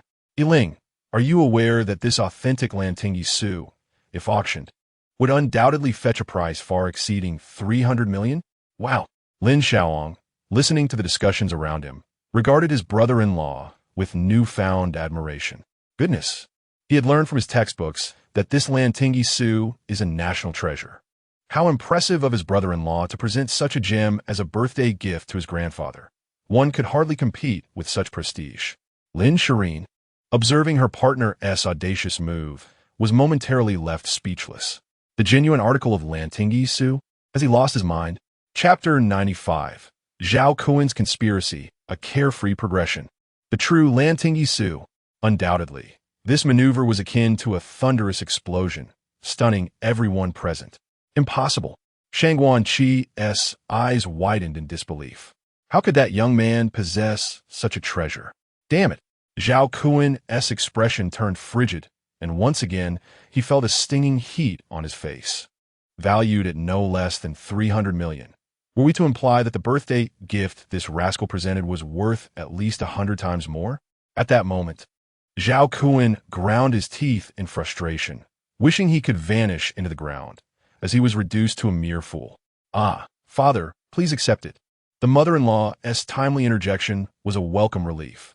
This is a birthday gift from Xiaoye to you, and it also serves as a token of our acquaintance. You may not be aware, but Xiaoye and Shiyin have already obtained their marriage certificate.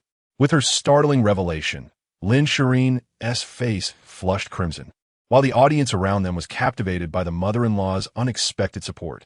This son-in-law was exceedingly generous, truly endearing. Oh, upon hearing Lin Mu's words, Old Mu looked at his son-in-law with surprise. Noticing Lin Shiyin's nod, his gaze towards Ye Chen subtly shifted. This young man was remarkably swift. However, this revelation alleviated a significant concern that had weighed heavily on him for years, the future of his granddaughter. Very well.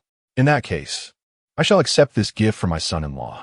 Old Mu's acknowledgement of Ye Chen's status was evident, and the onlookers regarded Ye Chen with a mix of intrigue and admiration.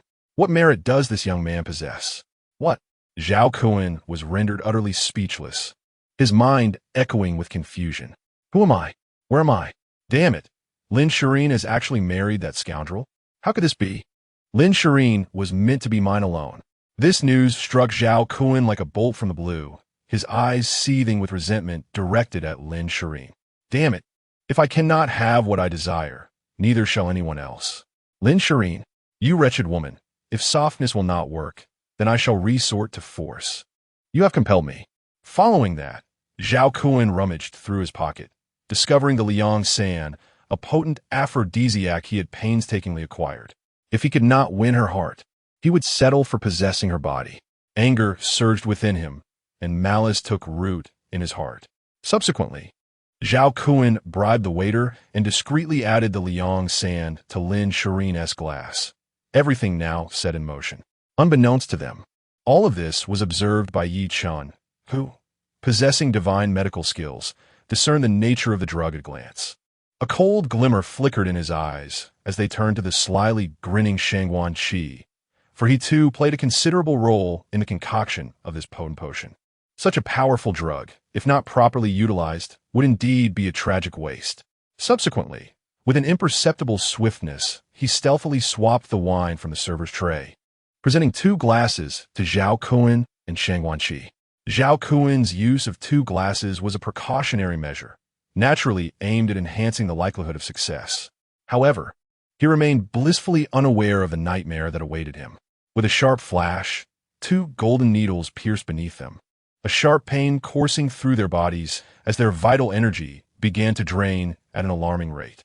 This needle, known as the Yama needle, heralded the beginning of their demise, a silent assassin indeed. Drink up. Zhao Kuan's eyes widened in disbelief as he watched Lin Shiyin consume her drink, subsequently downing his own in a moment of oblivion, completely unaware that his glass had been tainted. The same was true for Shang Wanqi. After sharing a knowing glance, the two men, with wicked grins, made their way toward a secluded room at the back of the banquet hall. Zhao Kuan's mind was already filled with visions of the banquet, and he imagined discussing the profound truths of life with the exquisite beauty by his side. Thrilling at the thought, before long, they reached the designated room, a place agreed upon with his subordinates. Intending to lure Lin Shiyin here the moment she stepped away from the table. Clearly, Shang Wanqi also yearned for a taste of this enchanting beauty. To bask in her charm would be nothing short of delightful. However, as time passed, the anticipated arrival of Lin Shiyin failed to materialize, and both men began to feel peculiar sensations within their bodies. Given that Shang Wanqi had ingested a larger dose, his reaction was particularly acute. Could this be disastrous? Zhao Kuan's mind raced, and he prepared to leave, only for Shang Wanqi to lock the door behind them, causing Zhao Kuan's heart to leap into his throat. Shang Wanqi, I warn you.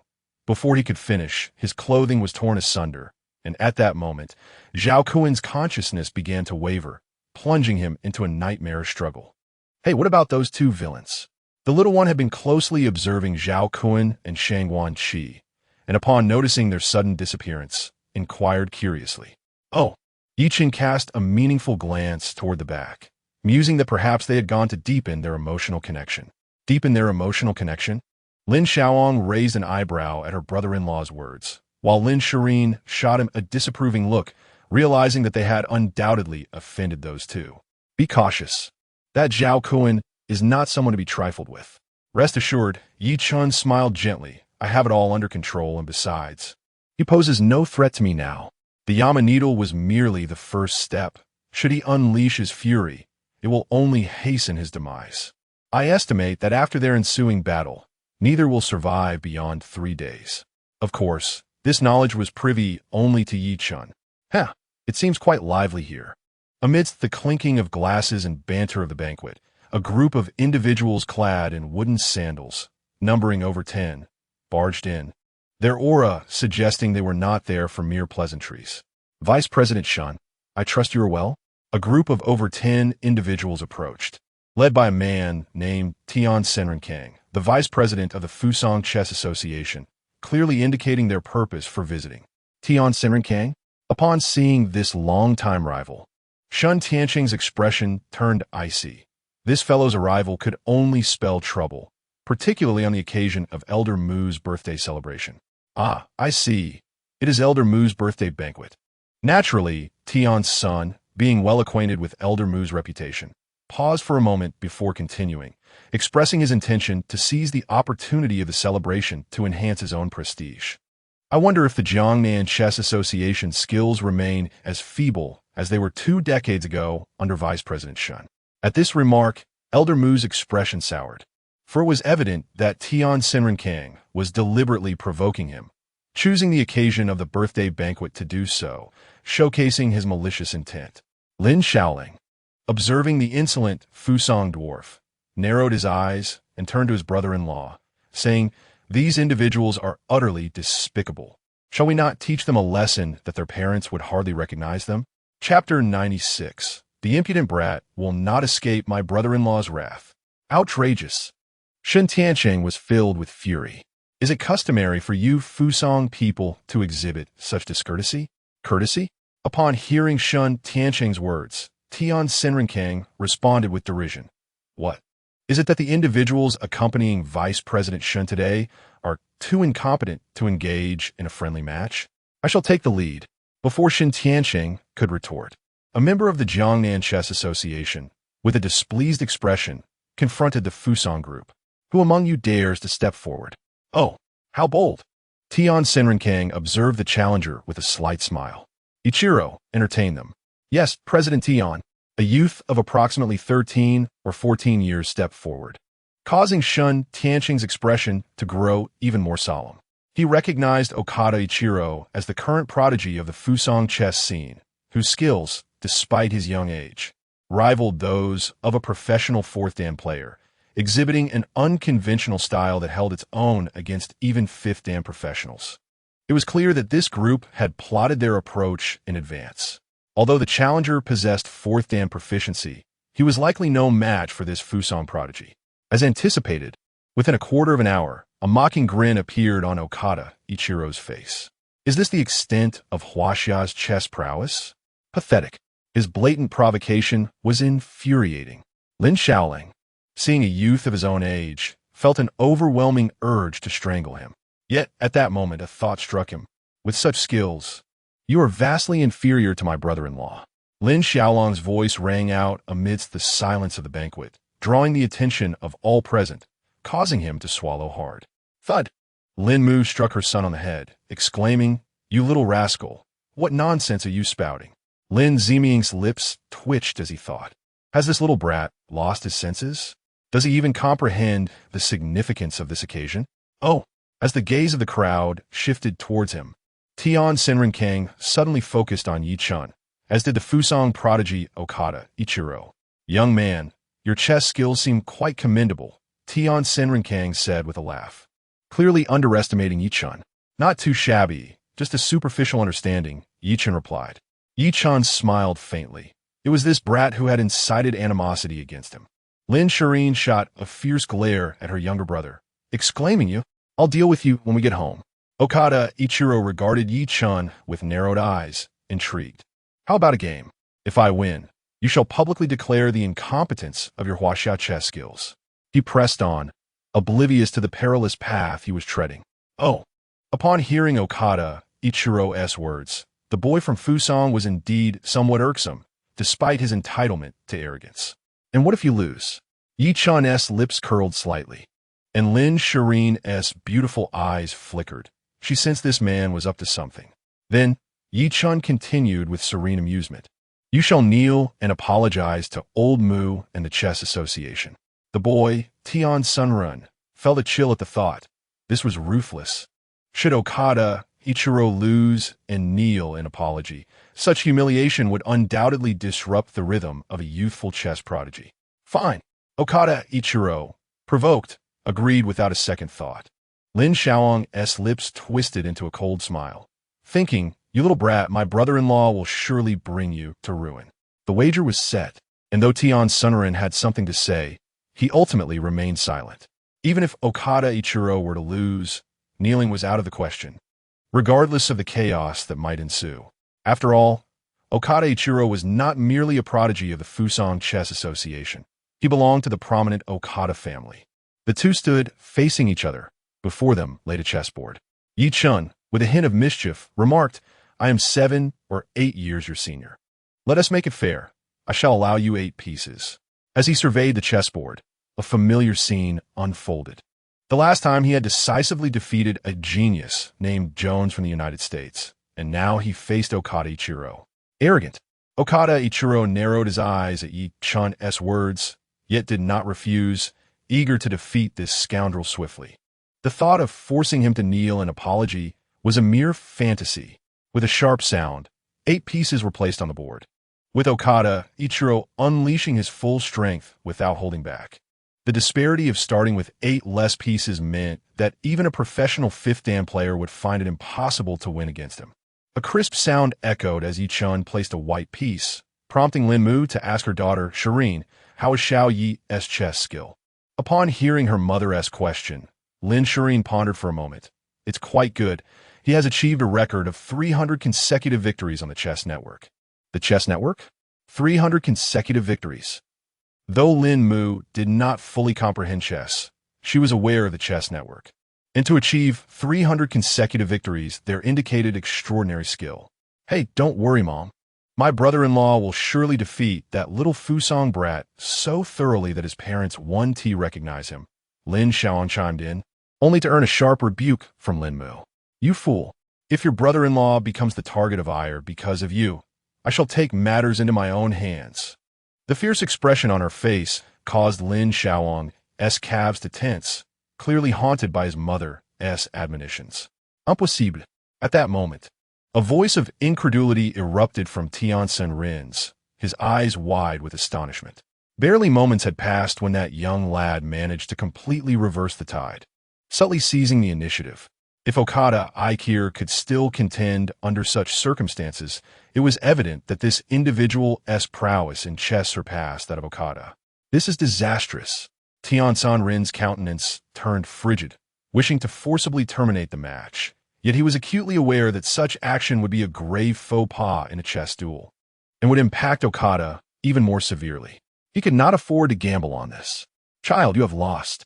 A calm voice echoed in Okada Ikir's ears after several more moves, followed by the crisp sound of a piece being placed, signaling Okada's imminent checkmate.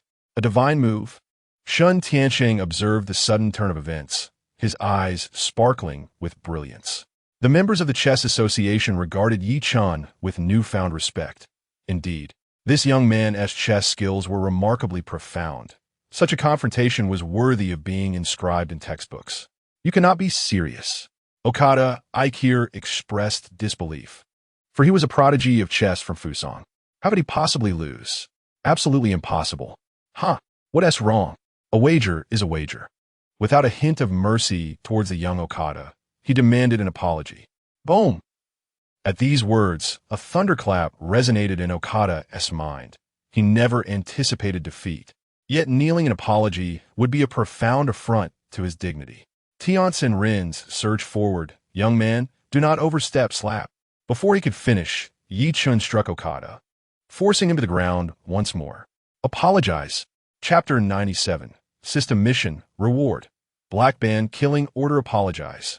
The pain in his knees and forehead, compounded by the humiliation, contorted Okada Ikir's face into a grimace. Soda. Summoning all his strength, he uttered the most humiliating words of his life.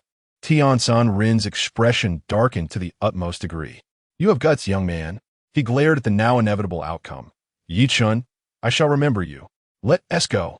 Rin's face was ashen, and the Fusang players behind him bore expressions of shame, as if the slaps had been delivered to them. The Fusang delegation departed in disgrace. Clap, clap, clap, clap. Well done. Thunderous applause and cheers erupted, undoubtedly overshadowing the venerable Miao, who, at that moment, stroked his beard with a satisfied nod. This grandson-in-law of his was remarkable. This brilliant move not only restored his dignity, but also avenged the Chess Association.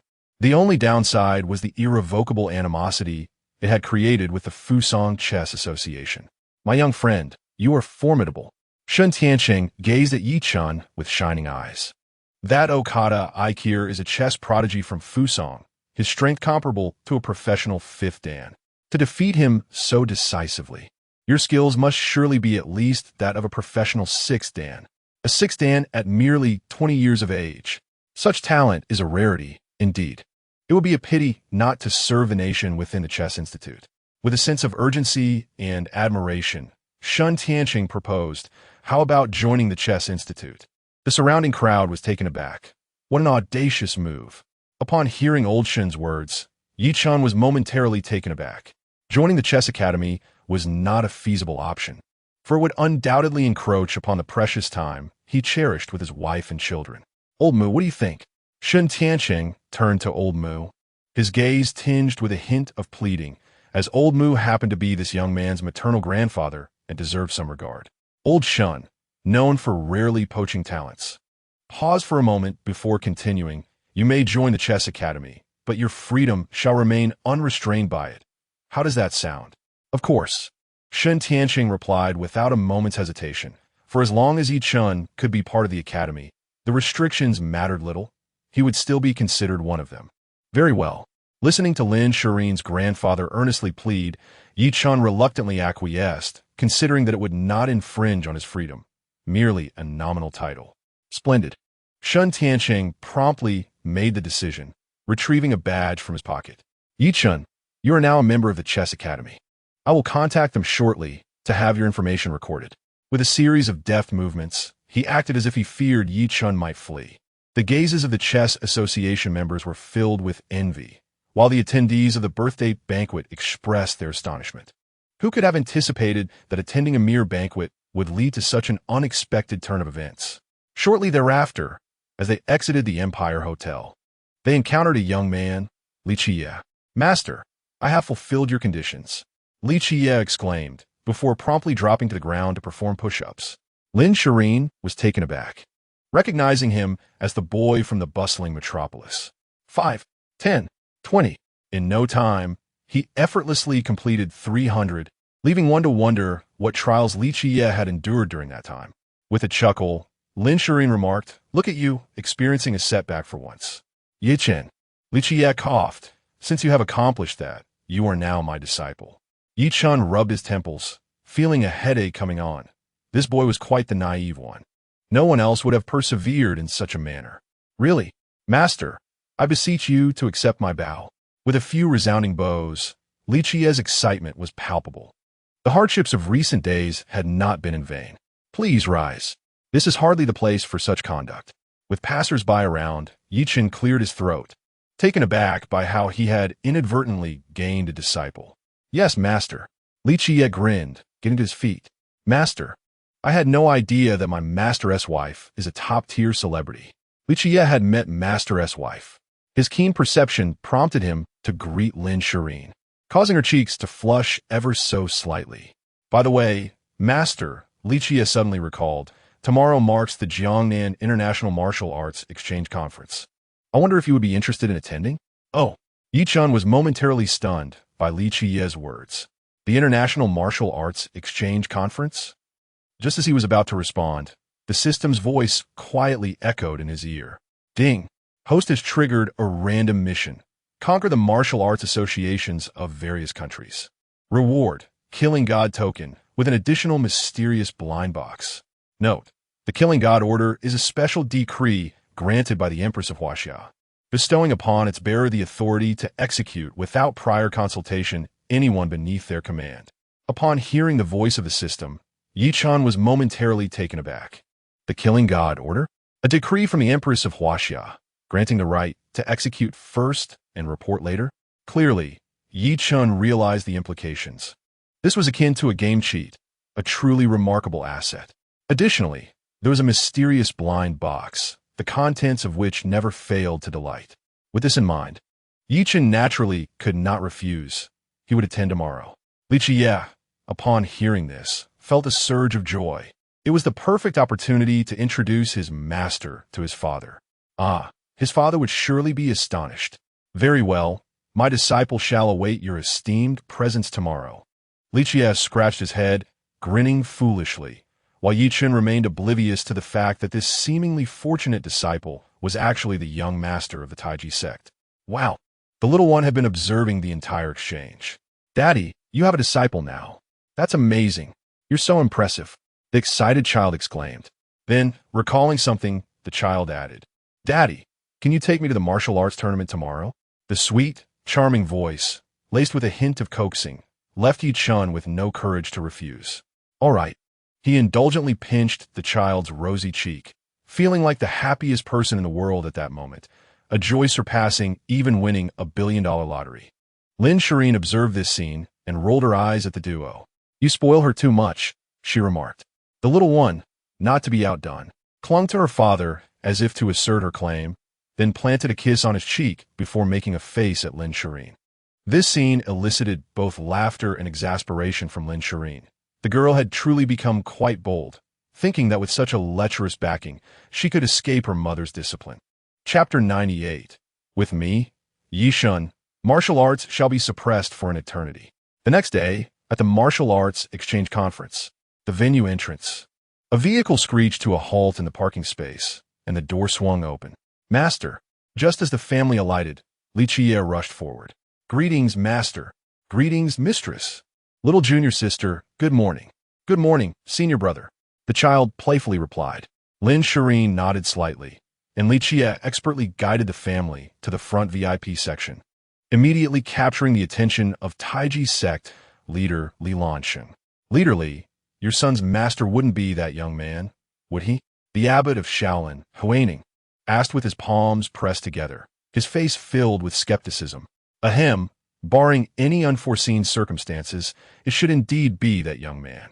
Li Lanxing's face turned crimson. The young man appeared to be merely in his 20s, just 5 or 6 years older than his son, which left him quite displeased. It seems Leader Li's son is truly unconventional. Several other sect leaders chimed in. Currently, the Huaxia Martial Arts Association lacked a president, with each of them serving merely as vice presidents, temporarily leaving the duties of president to Li Lanxing. Abbot, it is he. At this moment, a young man beside the Shaolin abbot Huayning suddenly stood up, his gaze fixated intently on Ye Chen. Recently, he had decisively defeated the vice president of the Martial Arts Association from the 2 countries of Fusang. What? Upon hearing this, all eyes immediately turned to Zhikong, and the Shaolin abbot's pupils contracted. Zhikong, are you certain? Absolutely. Zhikong took a deep breath and skillfully played a well-preserved video. Behold, this is the footage from that day. The mighty Vajra palm, the Tai Chi steps. Huayning exchanged glances with Li Lanxing, both astonished by the revelation. Goodness, that young man's martial arts prowess is indeed formidable. The abbot's gaze towards Ye Chen underwent a palpable shift, while Li Lanxing regarded his son with newfound understanding. No wonder that troublesome boy was clamoring to take him as a master, even at the expense of their relationship. The young man's strength may well rival our own. The master of the 8 extremes spoke thoughtfully. Furthermore, his ability to seamlessly integrate the martial arts of your 2 sects is indicative of limitless potential. Most intriguingly, he has mastered the mighty Vajra palm, a technique lost to Shaolin for a century. Perhaps we may soon have a candidate for the position of president of the Chinese Martial Arts Association. At that moment, Li Lanxing's mind raced, his gaze fixed on Ye Chen. That lad, barely 20, already possesses such strength. What might he achieve in a few more years? Meanwhile, martial artists from various countries buzzed with excitement. By heavens, it's that kid. Fate has brought us together. Today he is as good as dead. That scoundrel. I must avenge the grievances of that day. The murmur spread, and the champions seated from various martial arts associations turned their attention to Ye Chen. Clearly, their respective factions surpassed the vice presidents of the martial arts associations, and only the president could hold sway over them. Naturally, their strength was far beyond that of the champions in the Korean free-fighting arena. When they rose to prominence, those champions were still wallowing in obscurity. The Chinese martial arts community is proving to be quite intriguing. The champions from each country wore faint smiles, acknowledging that, for both personal and professional reasons, that young man is indeed a worthy opponent. After approximately half an hour of warm-up sparring, the champion from Fusang could no longer contain himself and approached the stage. Glancing in Ye Chen's direction, he addressed the Chinese vice presidents. I wish to take this opportunity to settle some personal grievances. His gaze then focused on Ye Chen. Young man, it was you who publicly disrespected me, the vice president of Fusang. I have heard of your prowess. Come up and spar with me. The crowd erupted in astonishment at his words, with eyes from the Chinese side quickly landing on Ye Chen. Soon, someone recognized him. By heavens, isn't that Ye Chen? The young lad had also activated his invincible livestream. What place is this? That Fusang individual is fierce. Is he challenging Ye Chen? I know that Fusang fighter. He is Meichuan Naiyu, a 3-time champion of free fighting, extraordinarily powerful. Goodness, is this assembly truly the venue for an international martial arts exchange conference? We're doomed. Ye Chen's previous actions are sure to provoke widespread ire. Hey, the small stool has been set up, eagerly awaiting the display of prowess from the esteemed Ye Chen. The fan count in the live stream has surged beyond a remarkable threshold of 100,000, and it continues to escalate by the thousands, illustrating the unprecedented phenomenon of Ye Chen's celebrity effect. Alas, this is troublesome. The Tai Chi master Li Lanxing and others felt a sudden jolt upon hearing the unexpected words from the champion of the Fusang boxing team. They had forgotten about the prior conflict. Master this. Li Shiyin was similarly taken aback, evidently not anticipating the champion from Fusang to launch a direct challenge, targeting his own master. Fear not. Ye Chen smiled faintly, recognizing that if others were clamoring for a confrontation, it would be remiss not to engage with such fervor. Take care of your master and junior sister.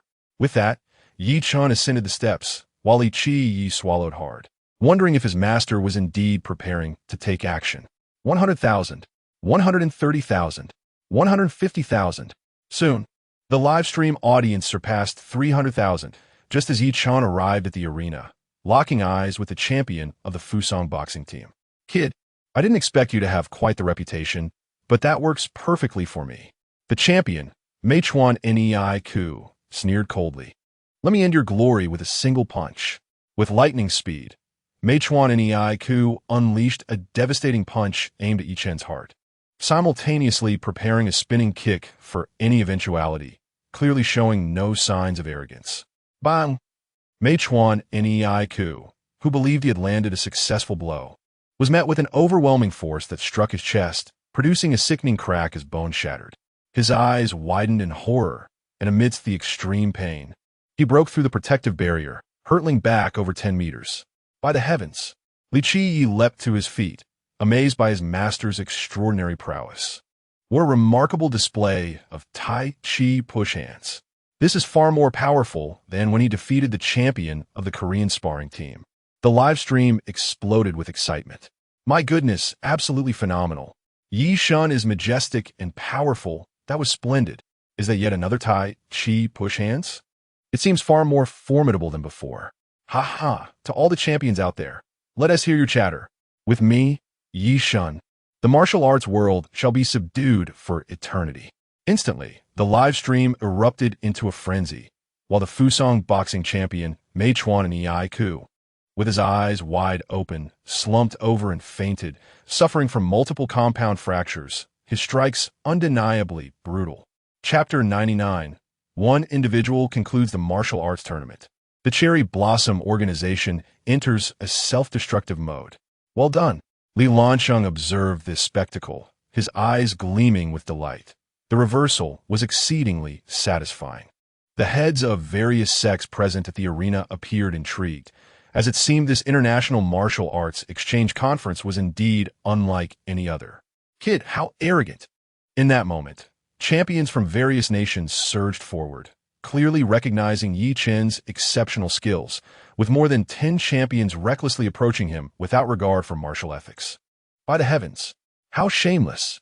The live stream viewers were incensed, berating the champions from various nations mercilessly. Damn it! Even if they are wary of Ye Chen, they need not behave in such a manner. With a resounding slap, the champion from the land of the morning calm was sent sprawling to the ground, causing the arena to tremble. This champion followed in the footsteps of Miao's infamous predecessors. The audience, particularly the leaders of the various Chinese martial arts factions, were left in a state of bewilderment, their expressions a mixture of disbelief and astonishment. The Golden Titan Palm, 8 Extremes Fist, Tai Chi Stance. The integration of their unique techniques left the champions from other nations utterly confounded, each strike delivered with such ease and finesse that it was reminiscent of slaughtering mere livestock. Ji Kong, observing the spectacle, inhaled sharply, exclaiming in awe, "Goodness gracious! Oh no! Amitabha! How formidable is that practitioner!" Gulps of anticipation echoed as Li Shiyin watched the champions from various nations being dispatched with the same casualness as one would deal with poultry, his heart racing with excitement. Truly, my master is exceptional. In the live stream, fans erupted with enthusiasm, a plethora of affluent supporters showering their admiration through gifts. Unmatched and indomitable, the god of Leaf reigns supreme. In an instant, the martial arts exchange conference witnessed champions from all corners of the globe lying unconscious on the ground. The vice presidents of their respective martial arts associations stood aghast, exclaiming in disbelief, "Is that fellow even human?"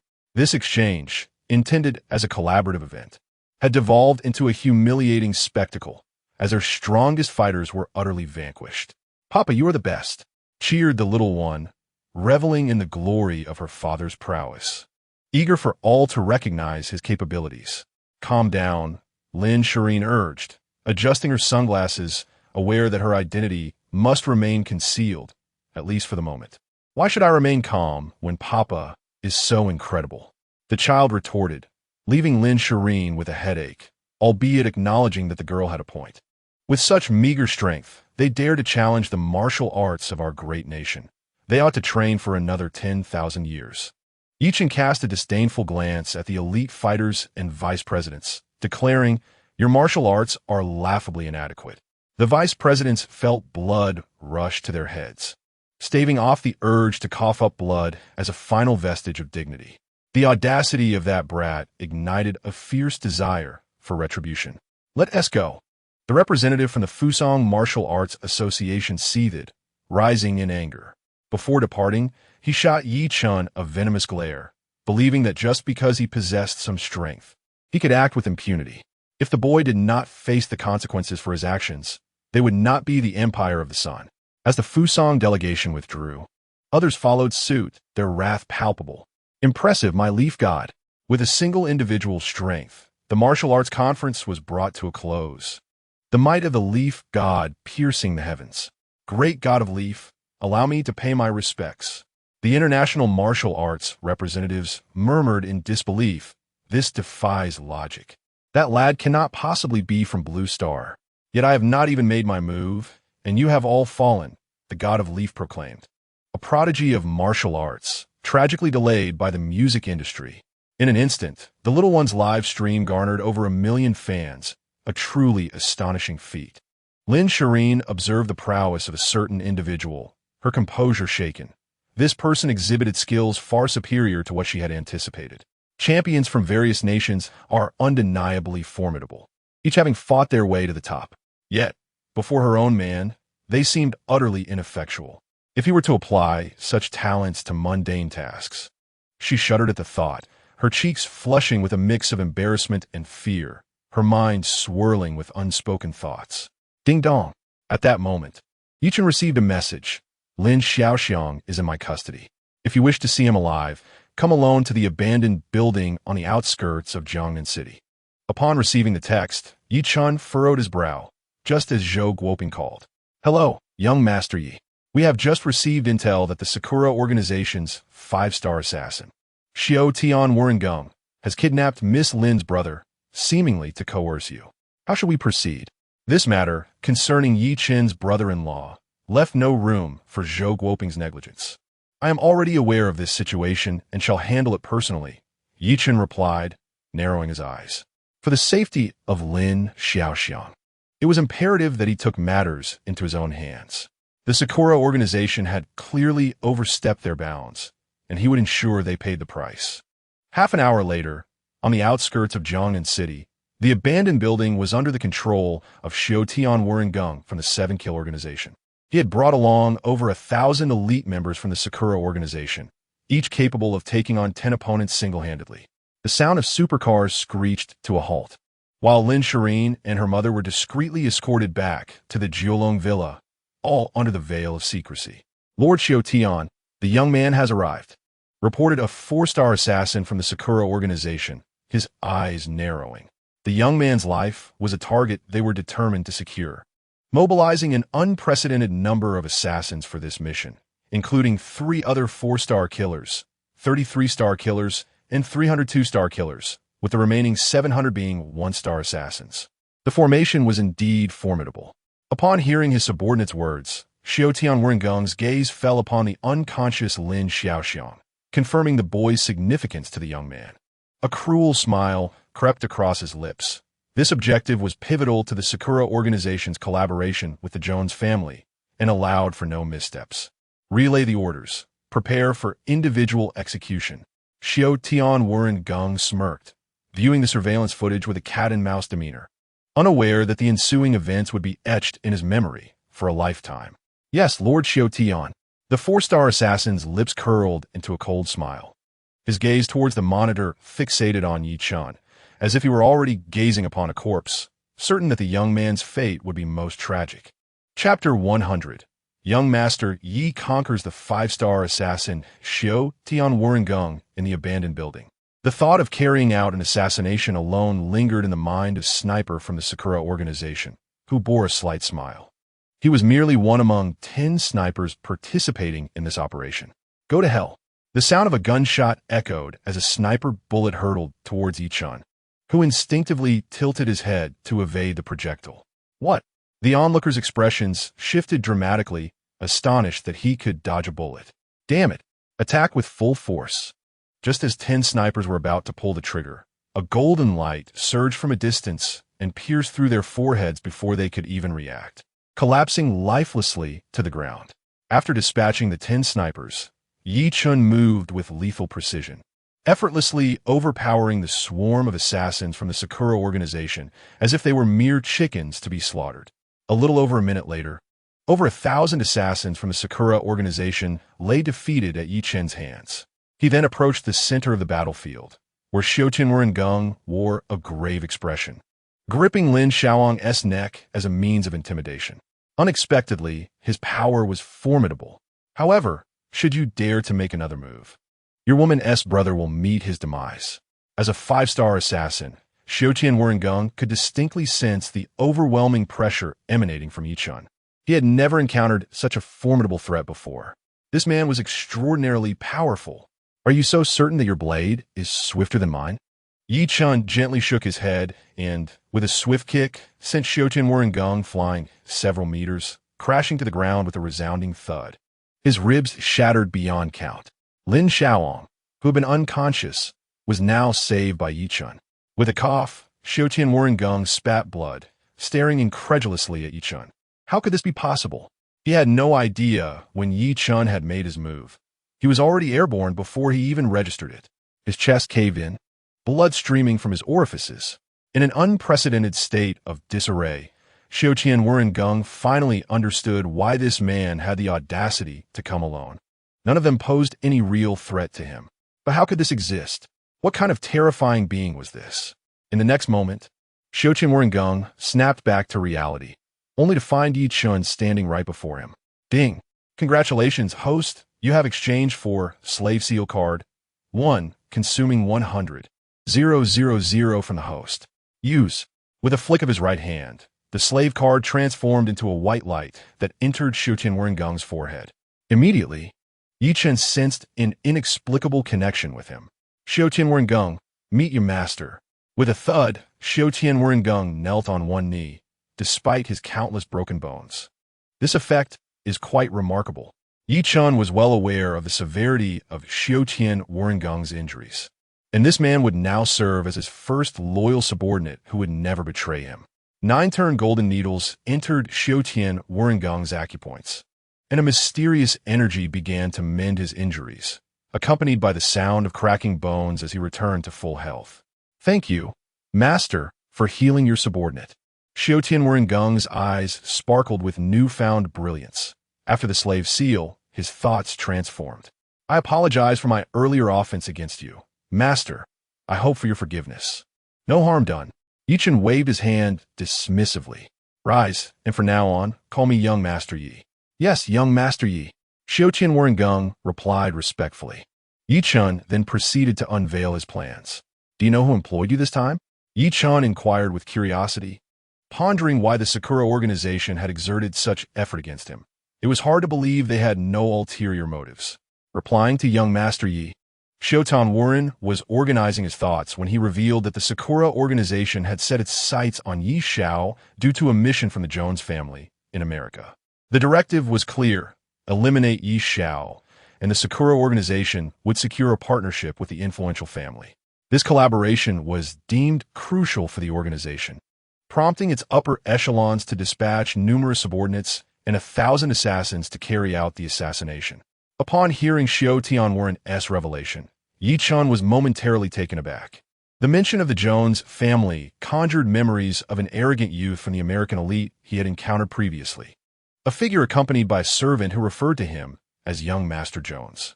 Understanding the gravity of the situation, Ye Chen comprehended why the Sakura organization was so determined to seek his demise. Yi Xiao, should I return to the Sakura organization and eliminate the senior members? Xiao inquired, his eyes glinting with a fierce determination. He hesitated, aware that he could not act without his master's command. No need, Ye Chen replied, waving his hand dismissively. The Sakura organization possesses considerable power. It would be a shame to extinguish it entirely. Instead, your sole task upon your return is to seize control of the organization. As for the methods, I leave that to your discretion. Understood, Ye Chen. Xiao Wuren's eyes sparkled with newfound resolve, his mind racing with strategies to dominate the Sakura organization. As a five-star assassin, he wielded significant authority. While it might be challenging to gain control, it was certainly not impossible. By the way, Xiao Tianwen recalled, the Sakura organization has the backing of the Okada Consortium. Their influence could pose a substantial obstacle to our ambitions. The Okada Consortium? Ye Chen pondered for a moment. I will handle that. Once you return, I will send some assistance your way. He contemplated the fact that Zhao Menghu was nearing full control of Yangqin. After a brief reflection, he concluded that with the support of Zhao and his sister, combined with Xiao Tianwen's prowess, they could indeed take command of the Sakura organization. If they could also subdue the Okada Consortium, it would be even more advantageous. Thank you, Ye Chen. Xiao Tianwen's eyes gleamed with excitement at the prospect of assistance, though he remained unaware of who Ye Chen would send. Go, Ye Chen gestured lightly. Xiao Tianwen bowed respectfully before departing the scene, as if he had never been there. Shortly after his departure, several figures emerged, led by Zhou Guoping. Ye Chen, are you unharmed? Zhou Guoping exclaimed, his expression shifting dramatically upon witnessing the numerous lifeless bodies of Sakura masters strewn across the ground. The elite guards from Kunping Security looked at their boss with newfound awe. Goodness, in such a brief span, the boss single-handedly dispatched over 1,000 assassins from the Sakura organization. Moreover, he appears unscathed. It's unfathomable to consider the extent of his strength. I'm fine, Ye Chen replied, shaking his head slightly. He then turned to Zhou Guoping. By the way, has old Zhao returned yet? Oh yes, Ye Chen. Zhao Menghu just returned yesterday. Do you need to speak with him? Zhou Guoping inquired, careful not to presume. Ye Chen nodded slightly. There's nothing urgent. Actually, thus, you shall convey my intent to him, urging him to accompany Ji Yan on a journey to Fusang, to assist Xiao Tianwu Rengung in taking control of the Sakura organization. Observing the absence of the five-star assassin Xiao Tianwu Rengung amidst the gathering, Zhou Guoping squinted, pondering, young Master Yi, could it be that Xiao Tianwu Rengung has been subdued by you? Proceed. Ye Chen replied with a subtle wave of his hand, departing alone. As for Lin Xiaoong, he was escorted back to the Lin residence by personnel from Kunping Security. Zhou Guoping's pupils suddenly constricted as he gazed at his employer's figure, exclaiming internally, good heavens, the five-star assassin of the Sakura organization has been tamed. How has young Master Yi accomplished this?